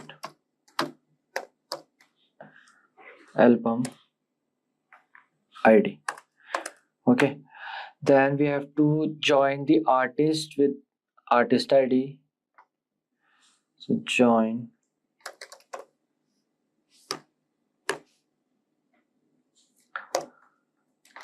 artist column on the basis of artist id equals to then album to album dot artist id, okay. So here I have joined the artist to the album column table, okay. Then I have to join genre to the track table with the track table, okay. So here I will write join genre on genre dot genre id equals to genre id, okay, sorry, track id, track dot genre id, okay. So here I will write where genre dot name like rock, okay, rock, fine. Then I will group by group by artist dot artist id. I need the id as well. Then order by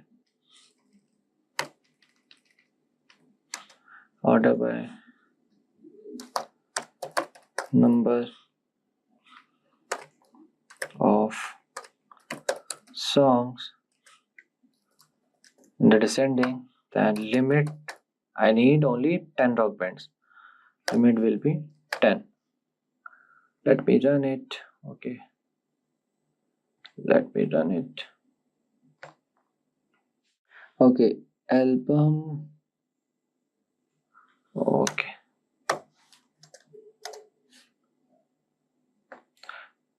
Now let me run it. Okay, now you can see this guy, Led Zeppelin, artist ID is 22 and wrote the most songs 144. Then U2 122, Deep Purple 92, then this, then this. Okay, so this is how we solved our second question, right? So now the third question.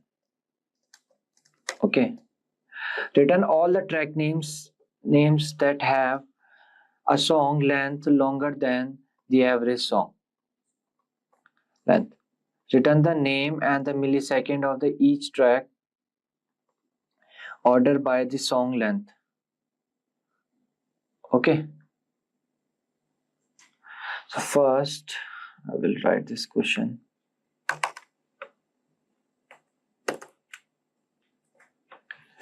Q3.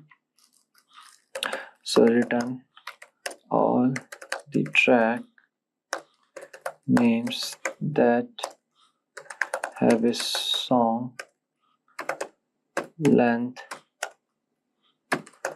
longer than the average song length. Okay, first we return all the track names that have the song length longer than the average song length. Okay, then return the name and milliseconds for each track. Fine. After that, order by the songs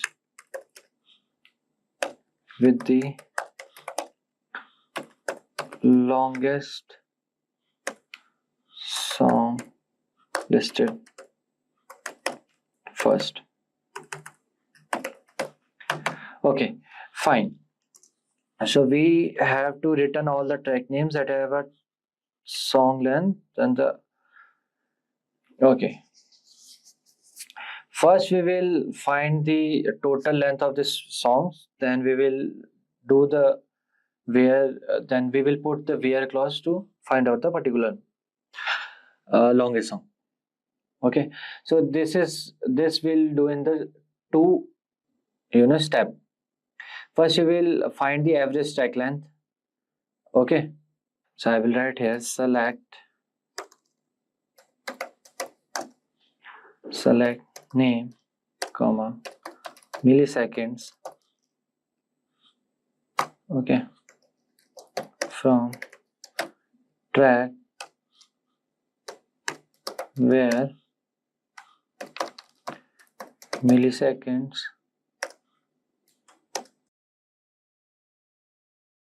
here I will write select average from the millisecond. Okay, then I will write here as average track length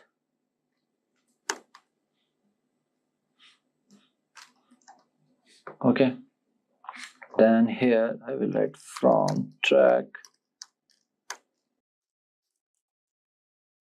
After this I will write here order by milliseconds. I need in the descending order. Okay, so let me run it. So now you can see first I will read it again. So return all the track names that have a song length longer than the average song length. Return the name and the millisecond for each track. Order by the songs with the longest song listed first. Okay, so this is the longest song. Okay, so we have all the songs which are the longer than the average song length, right? So now moving forward, we have jump into the advanced set of questions. Okay, so now we will do the advanced questions. Okay, so let's see first. Find how much amount spent by each customer on artist. Write a query to return customer name, artist name, and total spends. Okay, so first we will write down the questions. Okay, Then question one. Okay, find how much amount spent by each customer on artist. Write a query to return customer name, comma artist name, comma total spent and total spent. Okay, so how to solve it? So first, find which artist has earned the most according to the invoice lines. Okay, first let me show you the schema. Okay, we need the artist name, we need the customer name, and we need the total spent. Okay, with the invoice line, because the quantity should be there. Okay, so first we'll see how to join these three table: artist table, customer, invoice, and invoice line, like this. Okay, this is how we will join the table. Fine. So now I will tell you the steps. So first, find which artist has earned the most according to the invoice line. Okay, the second, now use the artist to find which customer has spent the most on the artist. So for this query, you will we need to use the invoice line, track, customer, album, and the artist table. So just remember, this one is tricky because the total spent in the invoice table, right? Let me show you. So total spent on the invoice table might not be a single product. So that is why I was saying we need the quantity. So we need the invoice line table to find out how many each product was purchased. Then we have to multiply this by the price of each artist. Okay, fine. So now, so this is a lengthy one. I will just write it for you and get back to you. Yeah. So this is how you can see. Okay, group by 5. I have wrote this. You can just write it like this. Okay, we took artist name, then sum of invoice line, unit price into invoice line, the quantity that I showed you. Okay, we have multiplied this total with the quantity. Okay, then we joined the table track with invoice, album with track, artist with album. Okay, so now let's run it. Yeah, so now you can see this Hugh O'Reilly Queen, amount spent 27, the customer ID is this. Okay, then Nicholas Schroeder, then 18. Okay, we have the everything. Okay, customer name, artist name, and the total spent. This is the customer name, the artist name, and the total amount they spent. Fine. So now let's move forward to the next one, which is okay.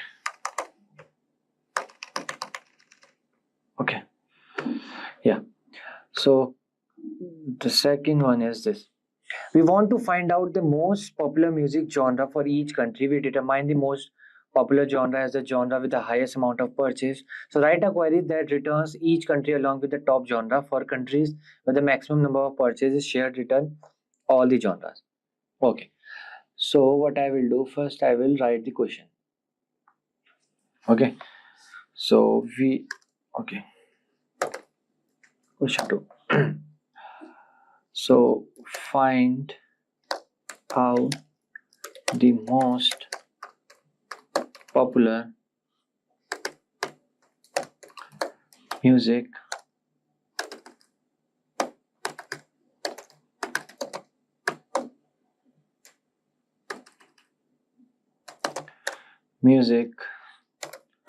genre for each country. Okay, determine the most popular genre as the genre with the highest amount of purchase. Okay, then write a query that returns each country along with the top genre for countries where the maximum number of purchase. Okay, so so there are two parts in this question. First, the most popular music genre, and the second is the need of data at the country level. Okay, so we can do it from the two methods. Okay, using CT and the using the recursive method. So I will use the using CT. I will do this CT. So for that you have to write with popular genre as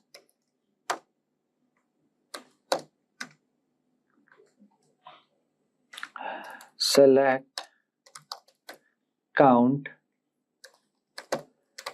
invoice line dot quantity. Okay, as purchases comma customer dot country comma genre dot name comma genre dot genre id. Okay, then here I will write row underscore number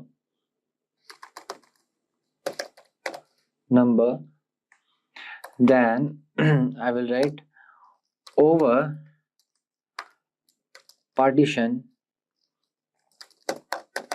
by customer dot country order by count voice line dot quantity. Okay, into descending order.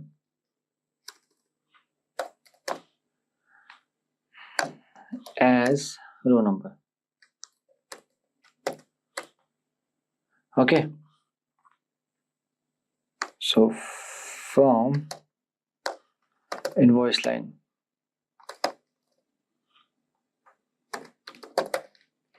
okay, yeah, so here I will join the tables. Join invoice on invoice dot invoice id equals to invoice line dot invoice id. Okay, then again join customer on customer dot customer id dot id underscore id equals to invoice dot customer id. Fine. Then again we have to join track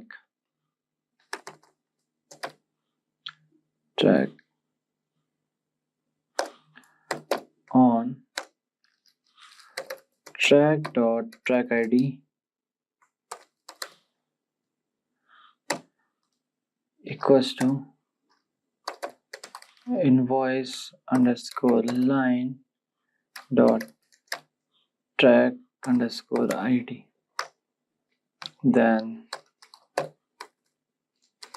join genre genre dot genre id. Okay, then track dot genre id. Okay, then I will do group by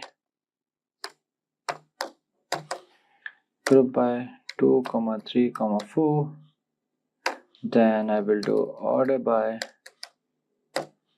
2, then ascending order, and then 1 to descending order. Okay.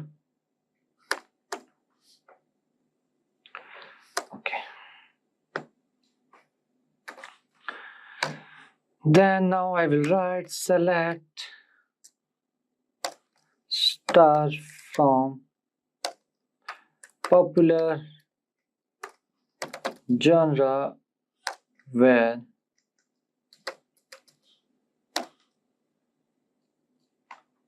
row number is less than greater than 1. Okay, now let me run it.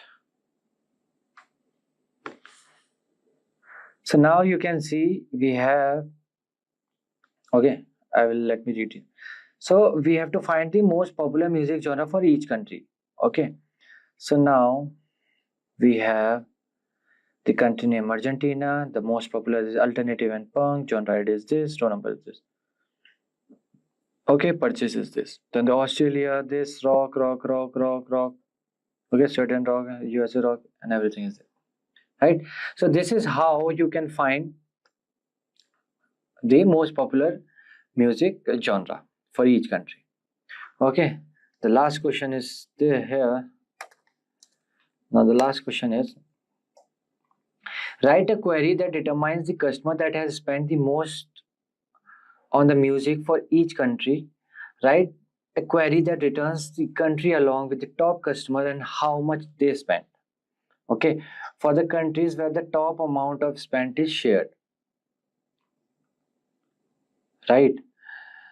And they provide all the customer who spent this amount. Okay, so for this, this is like a similar to this question.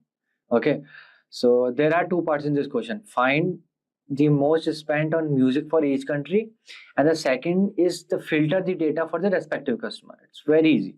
Okay, so okay, I will write the solution. Okay, you can check the question from there. Okay, I will write customer with country as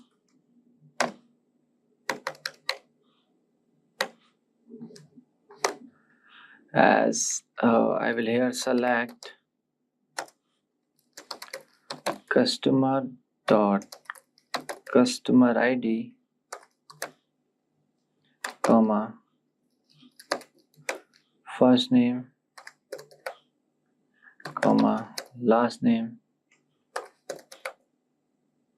comma billing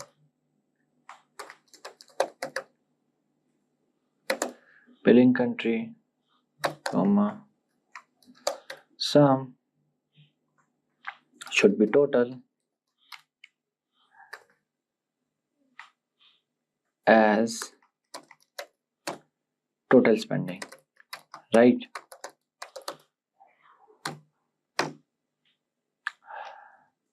Then I will write row number same over. We have also written here, no? Right? The same we have to write here over. Then partition by billing country, order by sum, total, descending order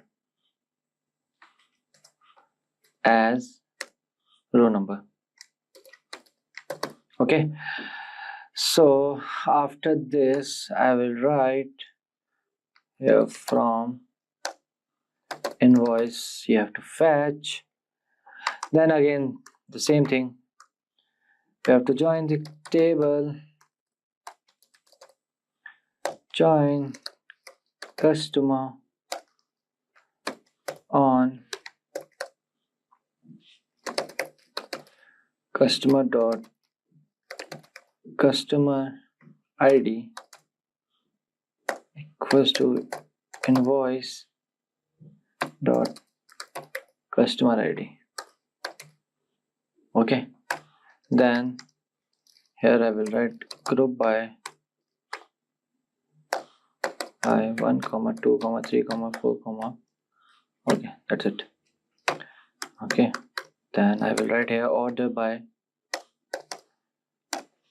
4 ASC ascending order comma 5 to descending order. Fine. So now I will write here select star from customer with country where ROW number is 1.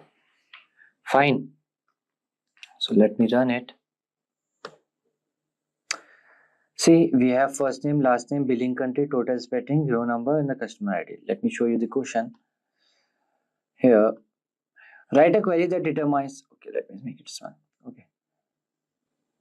Yeah. So write a query that determines the customer that has spent the most on the music. So customer, we have the customer name for each country. Write a query that returns the country along with this. So we have the country name with the top customer and how much they spend. We have the total spending. For the countries where the top amount is shared, provide all the customer who spent this amount. Okay, so we have everything here, right? We have this Lewis from Brazil, this is okay with the customer ID.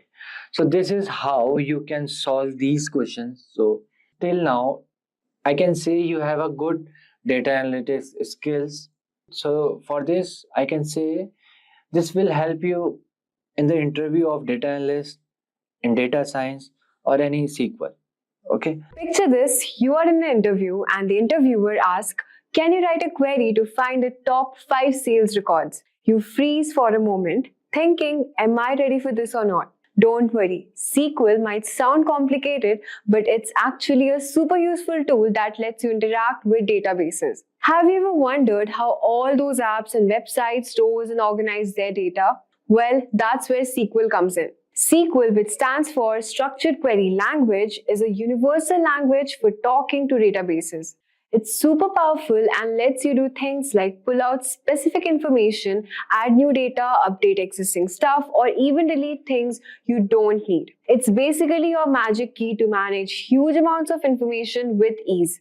Exactly. And if you're aiming for a career in tech, whether it's a database administrator, data analyst, or software developer, SQL is a must-have skill. Databases are at the heart of almost every application. So knowing SQL can unlock some really exciting opportunities. Now, here's the exciting part. This video is your secret weapon to master SQL interviews. We have packed it with 45 carefully chosen SQL interview questions that cover everything you need to ace those tough questions. So we'll be starting with the basics like how databases work and then diving into advanced query challenges.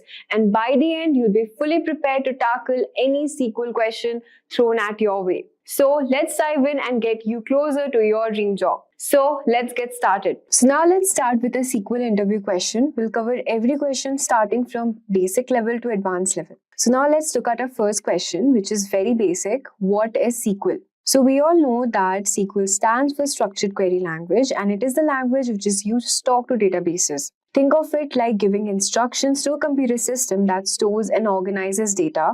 For example, if you want to find out all the customers who ordered a specific product, then SQL can help you do that with a simple command. You can also use SQL to add new data, like entering a new customer details into a database. If you want to update someone's phone number, SQL has got you covered. Or maybe you want to delete old records that are no longer needed, SQL can handle that too. Here's a quick example. If you want to find all the customers in New York, you could write something like select star from customers where city is equals to New York. So we are using this command to find all the customers in New York.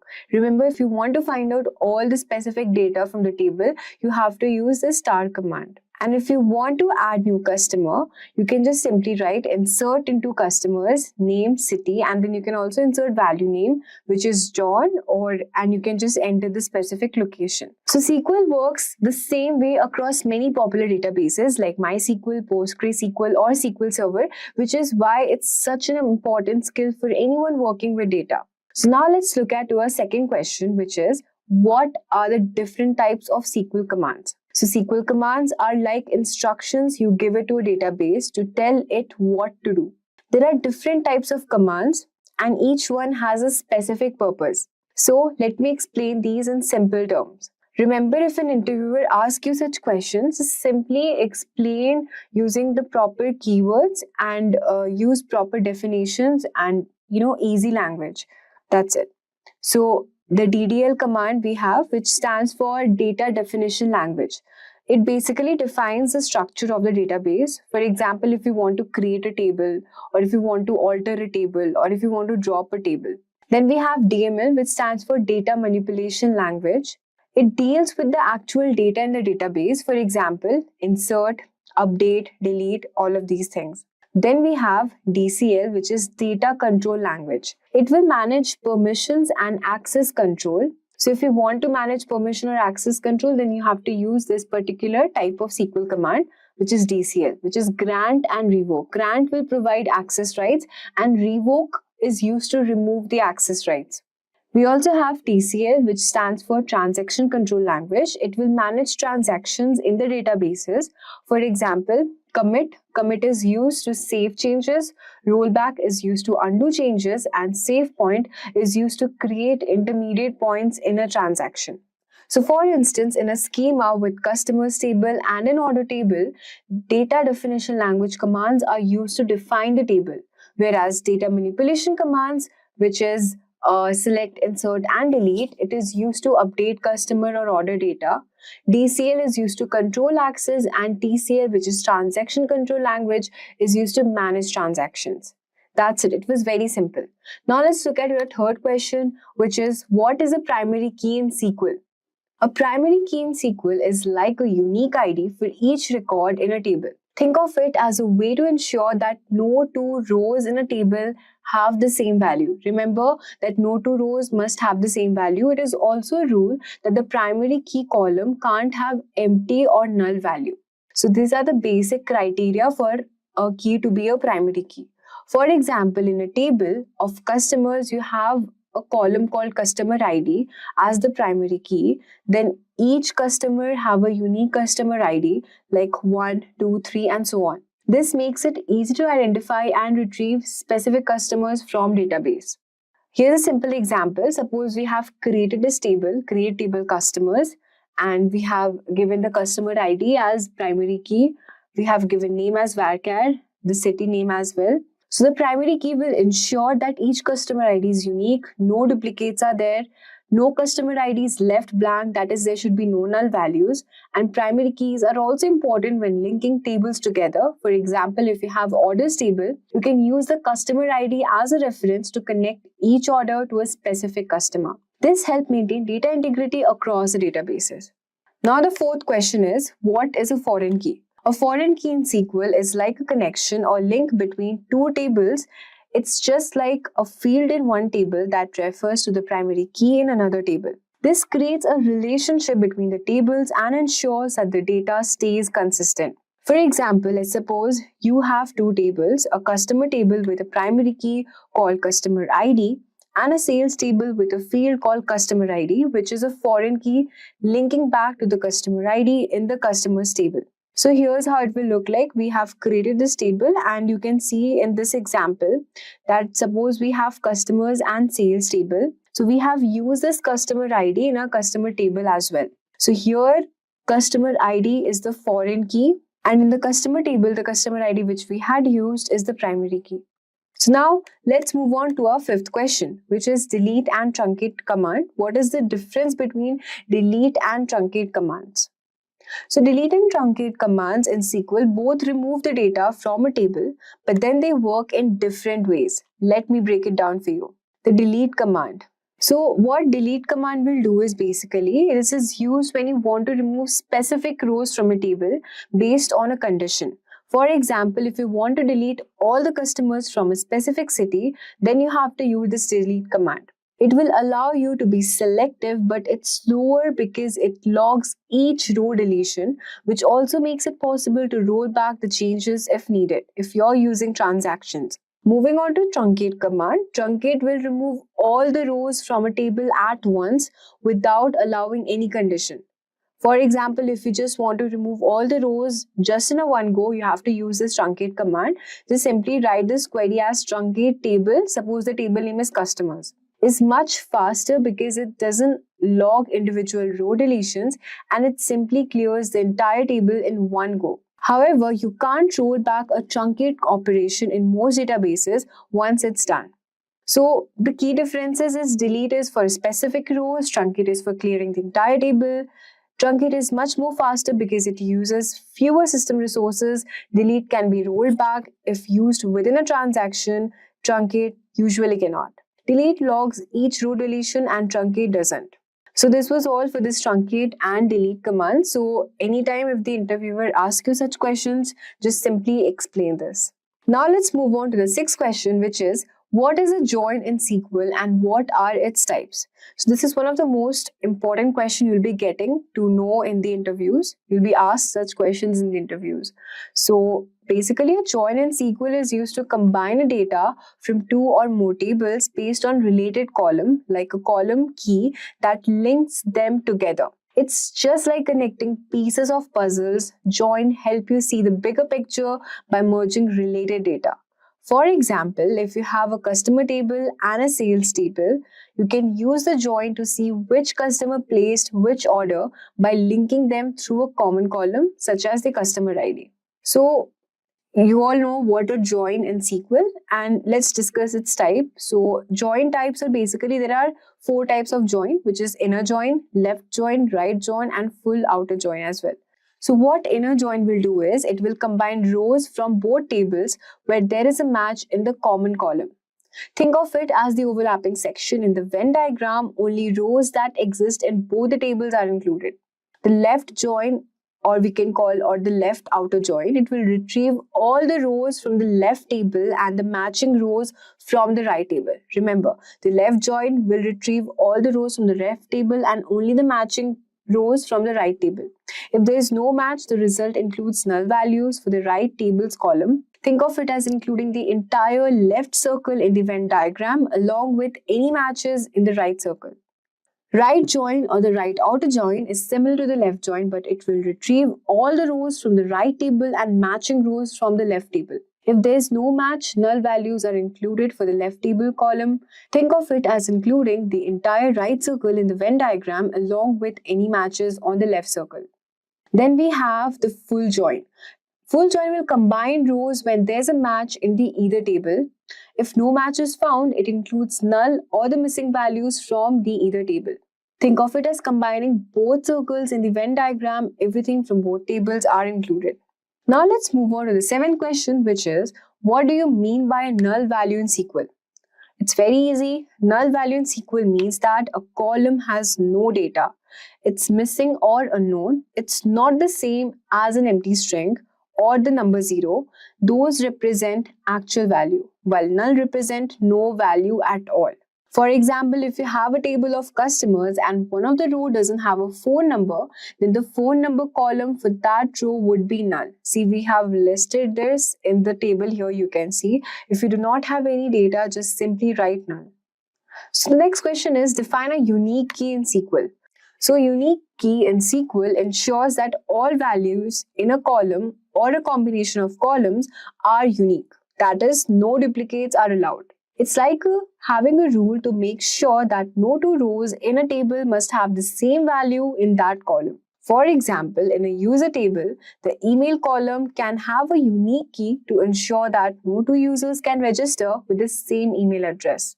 Remember the key points. Unlike a primary key, a table can have more than one unique key. Unique keys allow null values while primary keys do not. So these are very important to remember. If you're asked a difference between a primary key and a unique key, just simply say that unlike primary key, a table can have more than one unique key, and unique key allows null values while primary key doesn't.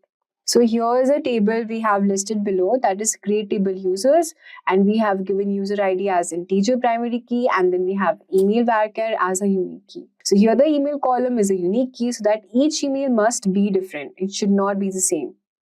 Now let's look at our next question, which is what is a database? A database is organized way to store and manage data. Think of it like a digital filing cabinet where information is neatly arranged in tables with rows and columns. Each row represents a record and each column represents a specific detail about that record.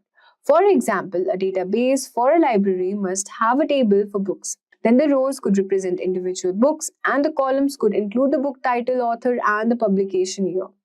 The main purpose of a database is to make it easy to store, manage, and quickly retrieve data whenever you need it. Databases are used in everything from apps and websites to banking system and e-commerce platform. Now let's look at our question number 10, which is explain the differences between SQL and NoSQL databases. So here's a simple explanation. SQL databases are structured, which means they can store in tables with rows and columns, like a spreadsheet. They follow predefined schema, meaning the structure of a data is fixed and you need to define it before adding any data. These databases are great when you need consistent and reliable data, like for banking system or inventory management. Examples are MySQL, Oracle, MS SQL, PostgreSQL, etc. And SQL databases are also known as RDBMS, which is Relational Database Management System. Let's talk about NoSQL databases. So NoSQL databases are flexible and do not use table. Instead, they can handle unstructured or semi-structured data. So NoSQL database is dynamic, where data is primarily stored in JSON objects, key value pair, graph nodes, etc. They don't have a specific structure. Such databases are mostly not preferred for performing complex query operations, and the examples include MongoDB, CouchDB, Elasticsearch, etc. So now let's move on to question number 11, which is what is a table and a field in a SQL? So a table is like a spreadsheet that stores data in an organized way using rows and columns. Each table contains records and the details. For example, a table named employees could store information about employees in a company, whereas a field is a column in a table and it represents a specific attribute or property of the data. For example, in the employees table, fields could be employee ID, name, and department. So here's a simple example of the table. You can see here the fields name, or we can say column, and we also have the records or the rows, we can say that. So in this table, the entire table is called employee. Each row or record stores information about one employee, and each column or field represents specific details like employee ID, name, and the department. Now let's move on to question number 12, which is describe the select statement. Well, the select statement in SQL is used to retrieve data from a table or multiple tables. It's like asking databases, show me the specific information. Here's how it works. You can specify which columns you can see. For example, to retrieve all customer names from a customer table, you can select name from customers. If you want to retrieve all the data, just write this query, select star from customers. Remember, I told you before in the first question, we are using star if you want to retrieve all the data from the table. And if you want to just retrieve from a particular row or a column, just simply write select name from customers, the field name. You can also apply filters. You can use the where clause to filter the results. For example, you can write select name from customers where the city name is New York. You can also sort the results. Use the order by to sort the data. For instance, to sort customers by the name, you can just select name from customers and then order by name ASC. ASC means ascending order. So in short, the select statement lets you choose what data you want to see. Now let's talk about what is a constraint in SQL and name a few. So if you ask this question, just simply answer a constraint in SQL is a rule applied to a table that ensures the data stored is accurate and consistent. It also helps in maintaining data integrity by restricting what values can be added or modified in a table. Here are some common constraints: primary key, we have foreign key, then we also have unique key, check, not null, and default. So we have already discussed about primary key. It ensures that each row in a table has a unique identifier and the column can't contain null values. Foreign key links to a column in one table to a primary key in another table to maintain relationship. Unique key ensures all the values in a column are distinct, that is, there are no duplicates. The check ensures that data meets a specific condition before being inserted or updated. Not null ensures that a column cannot have null values. The constraints are essential for maintaining reliable and valid data in your database. Now let's talk about what is normalization in SQL. Normalization in SQL is a process which is used to organize data in a database to make it more efficient and reliable. The goal is to reduce redundancy, which is duplicate data, and ensure data consistency. This is done by splitting a large table into smaller related tables and then linking them using relationship like primary and foreign key. For example, imagine a single table that stores customer details and the orders. If the same customer places multiple orders, then their information like name and address would be repeated for each order. Now, using normalization, you would separate this into two tables. First, we would have customer table, which will store customer details like customer ID, name, and the address. And then we have order table, which will store order details like order ID, customer ID, and the order date. Now, by linking these tables using customer ID, you can also reduce duplication and ensure that any changes to customer details are updated in just one place. Now, let's talk about question number 15, which is how do you use the where clause? It's very easy. So just answer the where clause within SQL queries serves the purpose of selectively filtering rows according to a specified condition, thereby enabling you to fetch exclusive those rows that align with the criteria you define. For example, select star from employees where department is equals to HR. Now let's move on to question number 17, which is difference between union and union all. So union is used to merge the contents of two structurally compatible tables into a single combined table. The difference between union and union all is that union will omit duplicate records, whereas union all will include duplicate records. Very easy. Union will omit duplicate records and union all will include duplicate records. The performance of union all will typically be better than union since union requires the server to do the additional work of removing any duplicates. So in cases where it is certain that there are not any duplicates or where having duplicates is not a problem, then we can use union all. It would be recommended for performance.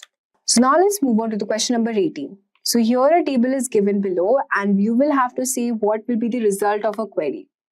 The query is select star from runners where ID not in, select winner ID from races. So the answer is, given the simple data provided, the result of this query will be an empty set. So the reason for this is as follows. If the set is being evaluated by the SQL not in condition contains any value that are null, then the outer query here will return an empty set, even if there are many runner IDs that match winner IDs in the races table. Question number 19 is what are indexes in SQL? Indexes in SQL are just like having a shortcut to quickly find data in a table. Instead of searching through every row one by one, an index creates a sorted structure based on one or more columns, making data retrieval much more easier. For example, you can think of an index in a book. If you're looking for a specific topic, you can go to the index at the back and find the page number instead of flipping through every page. Similarly, in database, an index helps the system quickly locate the rows you need. So here's how it works. If you often search for customers by their name, create an index will speed up those queries. You can just write create index IDX customer name on customer and then the customer name.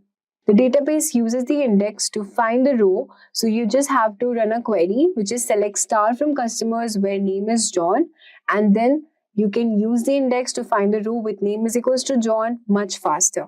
Let's move on to question number 20, which is explain group by in SQL. The group by clause in SQL group rows with the same values in a column, allowing you to apply functions like sum, count, or average to each group. For example, in a sales table to find total sales by region, you just simply have to write this query, which is select region, sum amount as total sales from sales group by region. So the group the sales by region and calculates the total for each. It's a quick way to summarize data by categories. So now let's talk about question number 21, which is what is an SQL alias? A SQL alias is a temporary name you can give it to a table or a column in a query to make it easy to read or work with. It's like giving a nickname to something for clarity. For example, if you have a column named first name, you can use an alias to rename it as first name in the query results. You just simply have to write this query as select first name as first name in capital letter, last name as last name from employee. Here the AS keyword assigns the alias and the output will show the columns as first name and last name. Aliases are also useful for tables. So for this, you can just write the code as select E first name from department table. So this shortens table name for easier referencing. Aliases are not permanent, they only exist while the query is running.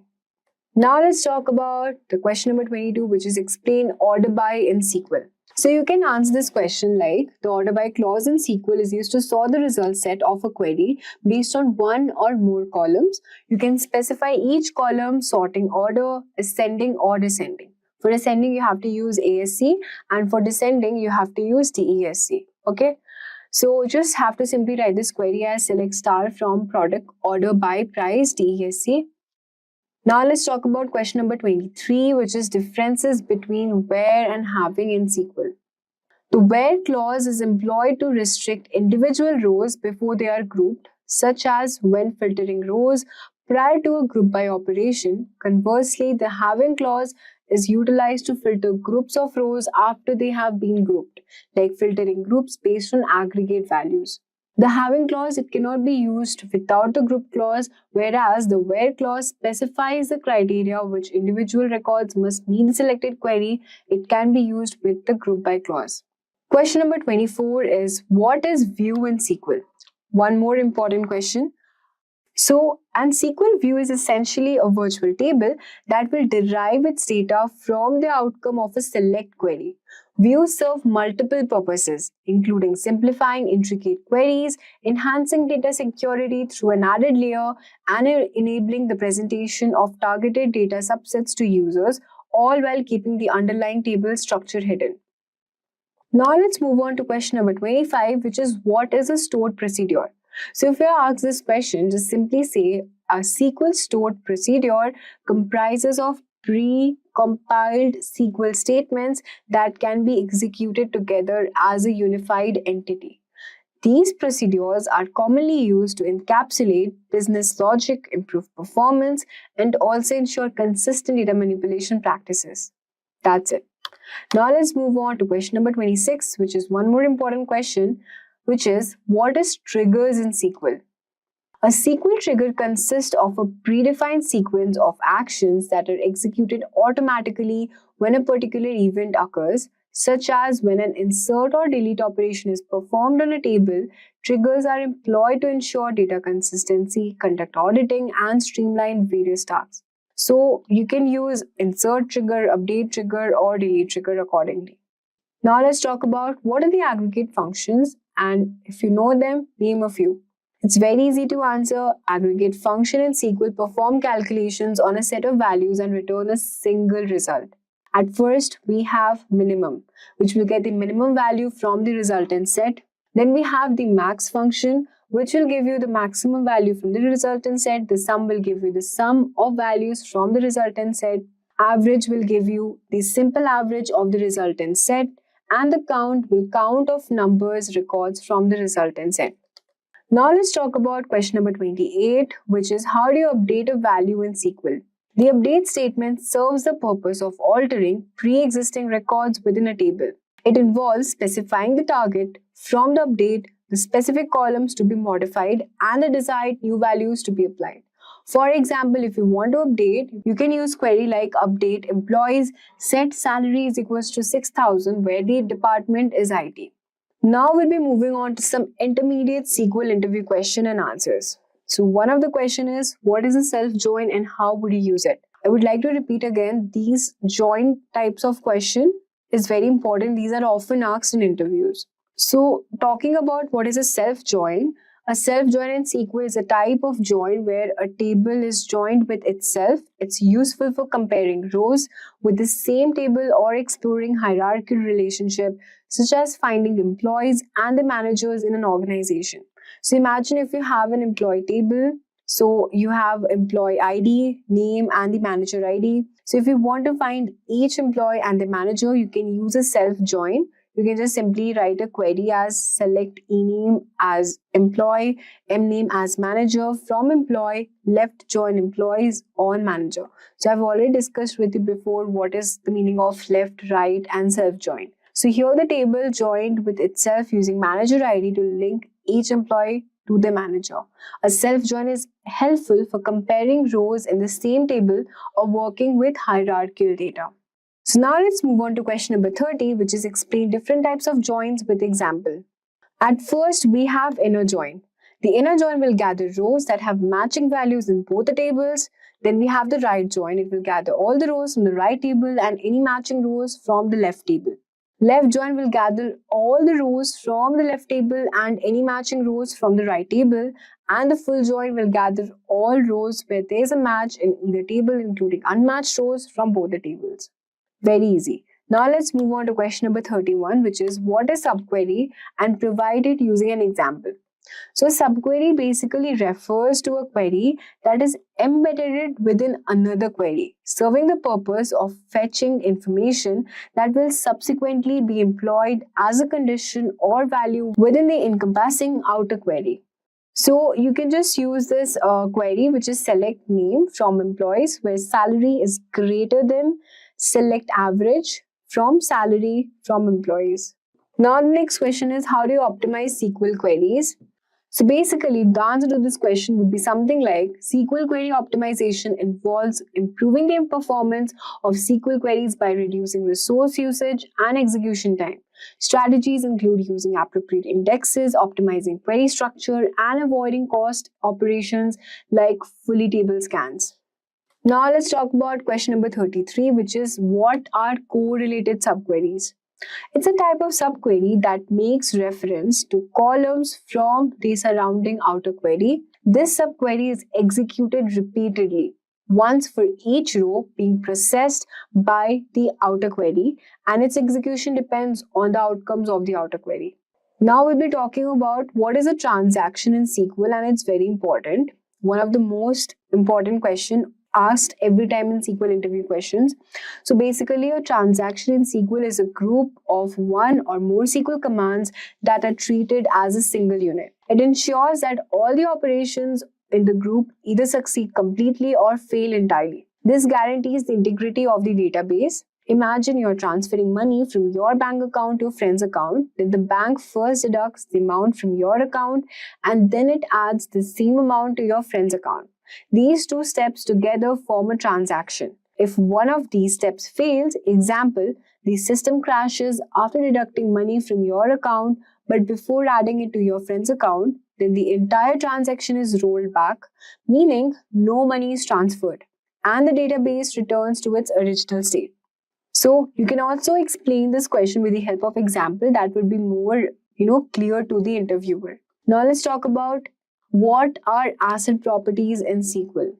So basically ACID stands for atomicity, consistency, isolation and durability. And these are key properties that ensure database transactions are reliable and maintain data integrity. Atomicity, you can think of it as all or nothing. A transaction is a single unit of work. If any part of the transaction fails, then the entire transaction is rolled back and no changes are made to the database.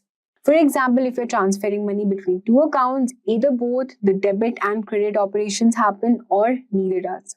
The second we're going to talk about is consistency. The database must always be in valid state. A transaction takes a database from one valid state to another, following all the rules and constraints. For example, if a transaction adds a record that violates a rule, like a duplicate primary key, then the transaction fails, keeping the database consistent. Isolation: transactions don't interfere with each other. Even if multiple transactions are running at the same time, each transaction works as if it's the only one happening. Example, if you two people are updating the same record, then one transaction will wait until the other is complete. Talking about durability, once a transaction is committed, it's permanent. Even if there's a power outage or system failure, the data is saved and it won't be lost. After you complete an online purchase, the transaction is stored securely even if the server crashes immediately after. So this was for the asset properties. And now we'll be moving on to our next question, which is how do you implement error handling in SQL? Error handling in SQL is a process to manage and respond to errors that occur during query execution. Different database systems have specific ways to handle errors. In SQL Server, the try-catch block is commonly used. The try block contains the main operation, while the catch block handles errors if they occur. For instance, in a transaction, you can use rollback in a catch block to undo changes if something goes wrong. Similarly, in Oracle, the exception block within PL SQL is used to handle errors. If an error arises, the exception block executes, rolling back the transaction and then logging the error message. By implementing error handling, you ensure that operations fail gracefully without corrupting data, making the database operations more reliable and secure. Next question, which is describe the data types in SQL. SQL supports various types of data types which define the kind of data a column can hold. These are broadly categorized into numeric, character, data type, and binary types. So we have numeric data types like integer, float, then we have character string like char, varchar. We also have Unicode character string like encat, enttext. Then we have binary, which includes binary image, date and time, which includes date and date and time. Then we also have some miscellaneous data types, which is XML and JSON. So the next question is explain normalization and denormalization. Often this question is asked in this way also, or it could be asked something like explain the difference between normalization and denormalization. So to answer this, you have to just simply explain what normalization is, which I have already discussed before. Once again, I'm saying you normalization and denormalization are ways to organize data in a database. Normalization is all about breaking big tables into smaller ones to remove duplicate data and improve accuracy. For example, instead of repeating customer details in every order, you create one table for customers and another for orders, linking them with a key. Denormalization, on the other hand, is when you combine or duplicate data to make it faster and retrieve. For instance, you might add customer details directly to the order table so that you don't need to join tables during a query. Normalization helps you space and maintain consistency, while denormalization makes data retrieval quicker depending on what the database needs. Let's move on to the next question, which is what is a clustered index? It's very easy. Just simply answer by saying that a cluster index in SQL determines the physical order of the data rows in a table. Each table can have only one clustered index, which impacts the table's storage structure. Rows in a table are physically stored in the same order as the clustered index key. Now we have next question, which is how do you prevent SQL injection? So talking about this question, SQL injection is a security risk where attackers insert harmful code into SQL queries, potentially accessing or tampering it with your database. To prevent this, you can use parameterized queries or prepare statements to handle user input safely. You can validate inputs to allow only expected values, use stored procedures to separate logic from data, limit database permission, and escape special characters. These steps help you secure that your database is free from SQL injection attacks. The next question on the list is explain the concept of database schema.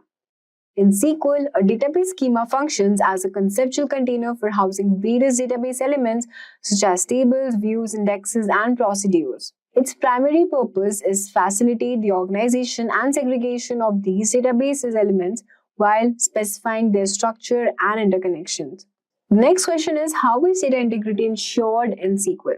Just simply answer by saying that data integrity in SQL is ensured through various means, including constants, example, primary keys, foreign keys, check constants, normalization, transactions, and referential integrity constants as well.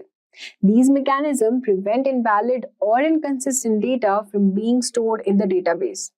Question number 42, which is what is an SQL injection? We have already discussed about how we can protect our data from SQL injections. So now let's discuss what is basically a SQL injection. So SQL injection in cybersecurity attack that involves insertion of malicious SQL code into applications input fields or parameters. This unauthorized action enables attackers to illicitly access a database, extract confidential information, or manipulate the data. The next question is, how do we create a stored procedure? You use the create procedure statement to create a stored procedure in SQL. A stored procedure can contain SQL statements, parameters, and variables. So here's a very simple example. You can just simply create by writing this query as create procedure, get employee by ID, at employee ID integer as begin, select star from employees where employee ID is equals to at employee ID. And then you just have to write end. That's it. So next question is, what is a deadlock in SQL and how it can be prevented? One more important question often asked in interview. So you have to answer something by saying that a deadlock in SQL happens when two or more transactions are stuck because they are waiting for each other to release resources. It's just like two people trying to go through a narrow door at the same time, each refusing to step back and let the other pass. Transaction A locks table 1 and waits to access table 2. Transaction B locks table 2 and waits to access table 1. This is just a simple example. So we can see that both the transactions are waiting for each other, neither can proceed, creating a deadlock. So it's very simple, and how we can prevent this deadlock is by locking hierarchies. Always access resources in the same order so that transactions don't block each other. Timeouts. Set a time limit for transaction to wait out for the resources. You can also use deadlock detection and resolution system to detect deadlocks and cancel one transaction and let the other proceed. Now let's move on to a last question on the list, which is difference between in and exist. In basically works on list result set. It doesn't work on subqueries, creating a virtual table with multiple columns. Compares every value in the result list. Performance is comparatively slower for large result set of subquery. Whereas the exist works on virtual tables, it is used with correlated queries, exist comparison when match is found, and the performance is comparatively fast for larger result set of subquery. So guys, that's it for this video on the top 45 SQL interview question asked in SQL interviews. So that's a wrap on our SQL full course. If you have any doubts or questions, you can ask them in the comment section below. Our team of experts will reply you as soon as possible. Thank you and keep learning with Simply Learn.